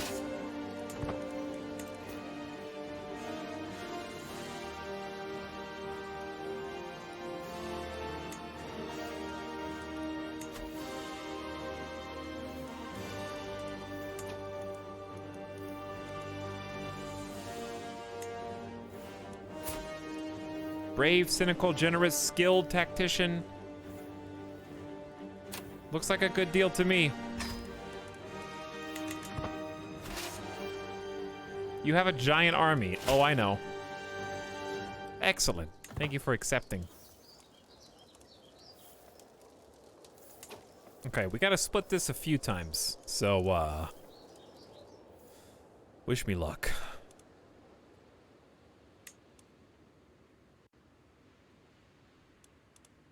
I don't even know. I honestly, I might... I don't know why it always keeps every single night together. I think that's the most annoying part. I'll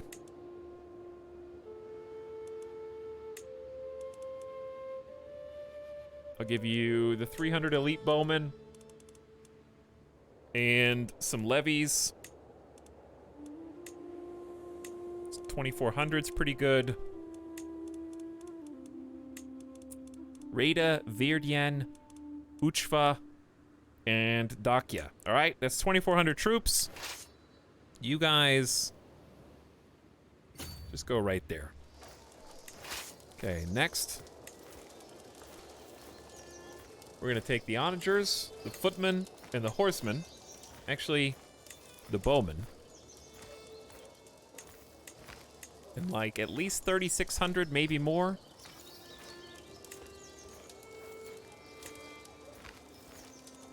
$42 is probably a bit much.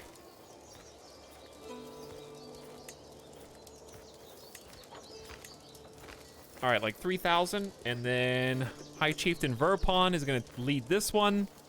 Odeg, Kazetti, and Nalka. Okay. You guys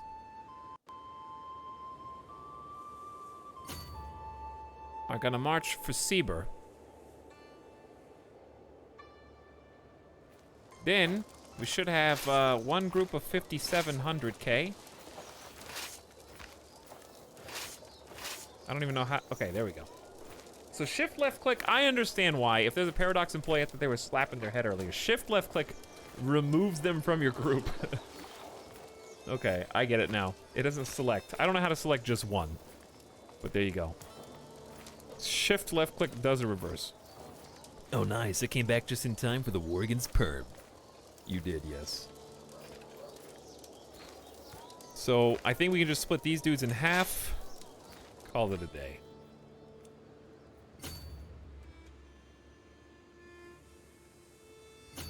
You guys go up there. You're gonna lose 146 in the hills. Gotta do what I gotta do, chat. Who's the only one that doesn't have a goal?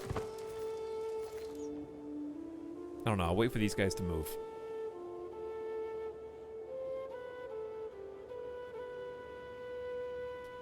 How do you get elite troops? Oh yeah, I did a cultural research on forest wardens. That was my first thing that I did.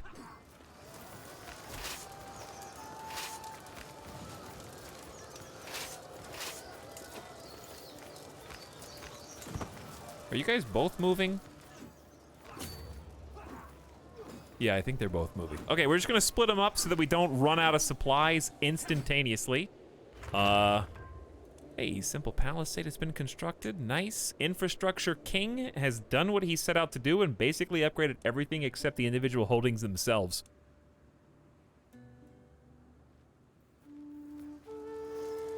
So siege number 1 is in progress. I don't know what to do with you guys. I think we're just gonna walk it out. Looks like we got really good supplies. There's a ford there. I like that it tells you that with an icon on the screen. What we're doing is just watching for bad guys. Watching for any enemy forces that may just appear out of nowhere.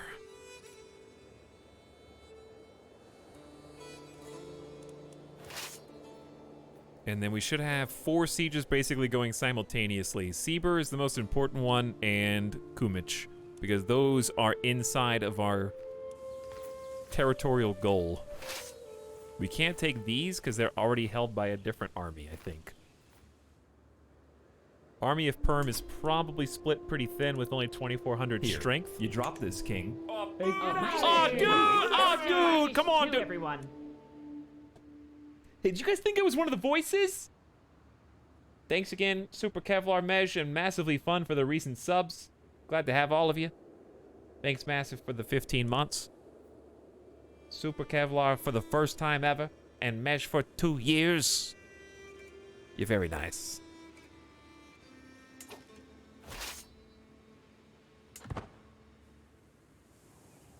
Oh, boo! Snowy, Monka, shh. Don't tell anybody. All right, that was only worth 6%, but now we have to hold this. You captured Chiefess Terhi's daughter and 2 others during the siege, and now we're gonna move up. Because I saw the enemies here. I don't know which way they're gonna go. But reinforcements are on the way. Okay, we are going to lose decisively, I guess. Battle in 19 days. Why does this always happen to me? We don't have a commander. All right, half-brother Verpon, you are the leader. That's probably going to change For the better. We gotta make sure every army's got a commander if they're gonna fight.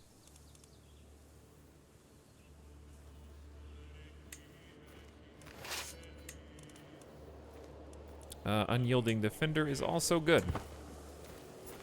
All right, you guys want to duel right there? Didn't think so. I put a commander in. They saw the battle and were like, I don't think so.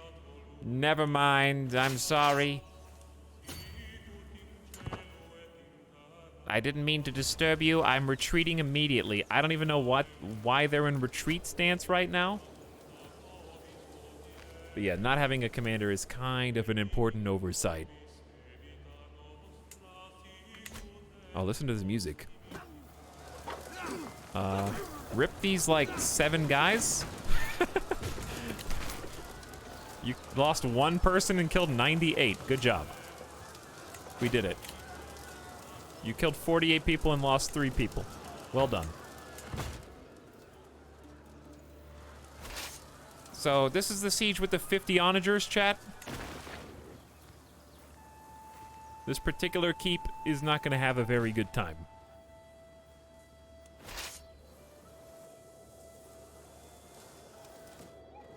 And they're not going to be able to spread thin enough. Perm probably should have been trying to appease us this entire time, you know what I mean? Like, they should have probably been trying to get on my good side and sweet talk me and stuff, but they, instead they've been warring some of my vassals, I think.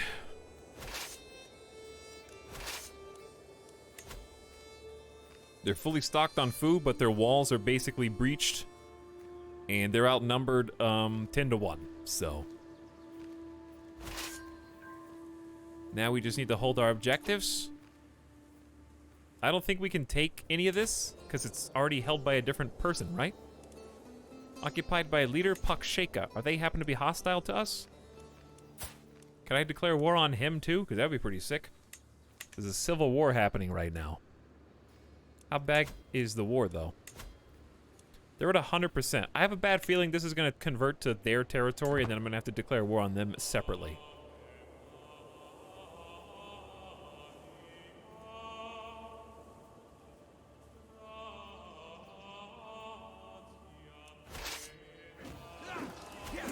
Was there a big battle or a small battle happening here?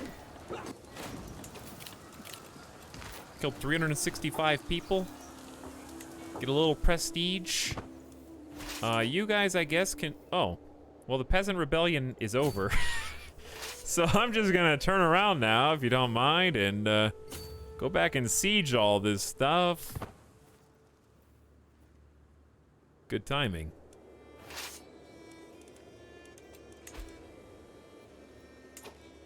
Chieftain Kazeti is not swayed. You will make another attempt. You took a prisoner in the siege and won.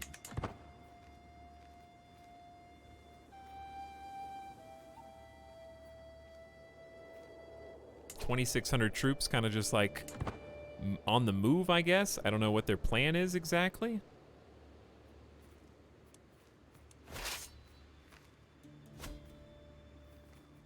I think they're going to try to get back this little area. It's going to take them a while, though. Meanwhile, I'll have already sieged this. Greetings, King Quirtle. The people of the chiefdom of Petropavlovsk have finally been convinced to convert to the true faith. There are practically no more heretics in the whole of Petropavlovsk. How about that? You're doing... That's 3 counties in 1 lifetime. I think she's 62 years old. I feel like this is going pretty well. I guess I should be a little bit worried about these 2,600, but I don't know. They just seem fast. We have super elite troops here, though. This is, I don't think they can hold out. Plus, we're sieging. So they want to fight here. Potential battle, you will lose decisively.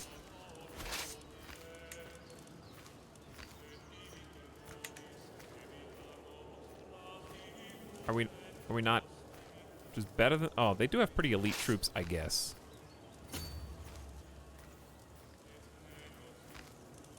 It'll take 58 days to get there.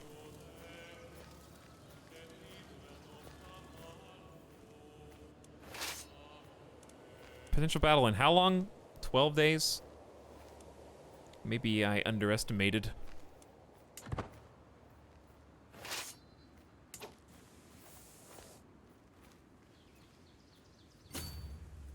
We'll see.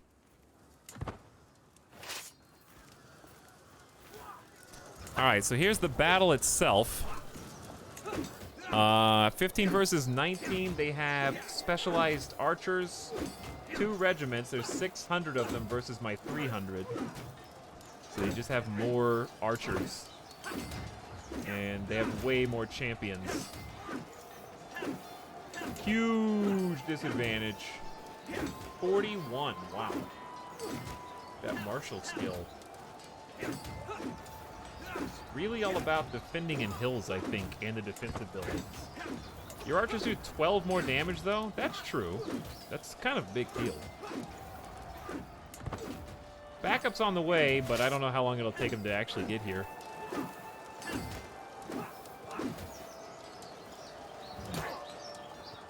This is a long run, dude. Holy crap.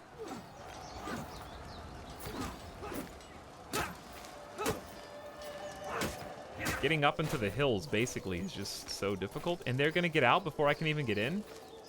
Are you serious?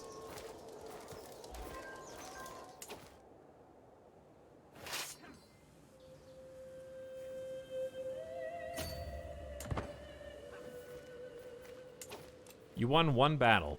You want a pat on the back? They killed 775 of my men versus 382. My champions killed 4. 144. I mean, we have 4 total. My levies just got destroyed, and my archers did okay. Mostly it was their archers. They just had 600. Numerically, it was insane. We got 2 injuries. High Chieftain Uchva was injured, and Verdian got 44 and 40 kills each. Good job, boys. You tried. You did what you had to do. Typhus. Today I was given grave news. My daughter Merzelo has fallen ill with typhus. The future is uncertain. Death lingers close by her bed. Yet she may survive. Only Rocco knows. The physician wants to know how my daughter should be treated. It is up to...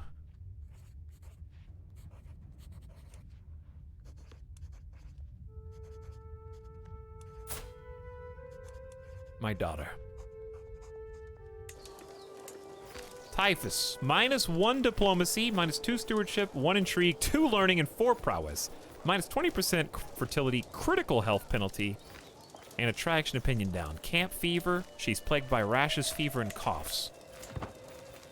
These guys are fast, dude.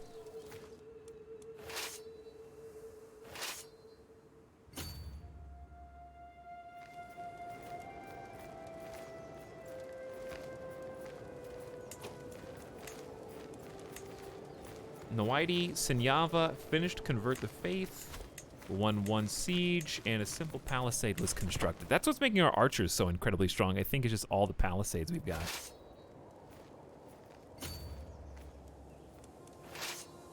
These guys look like they're going to hide on the mountain.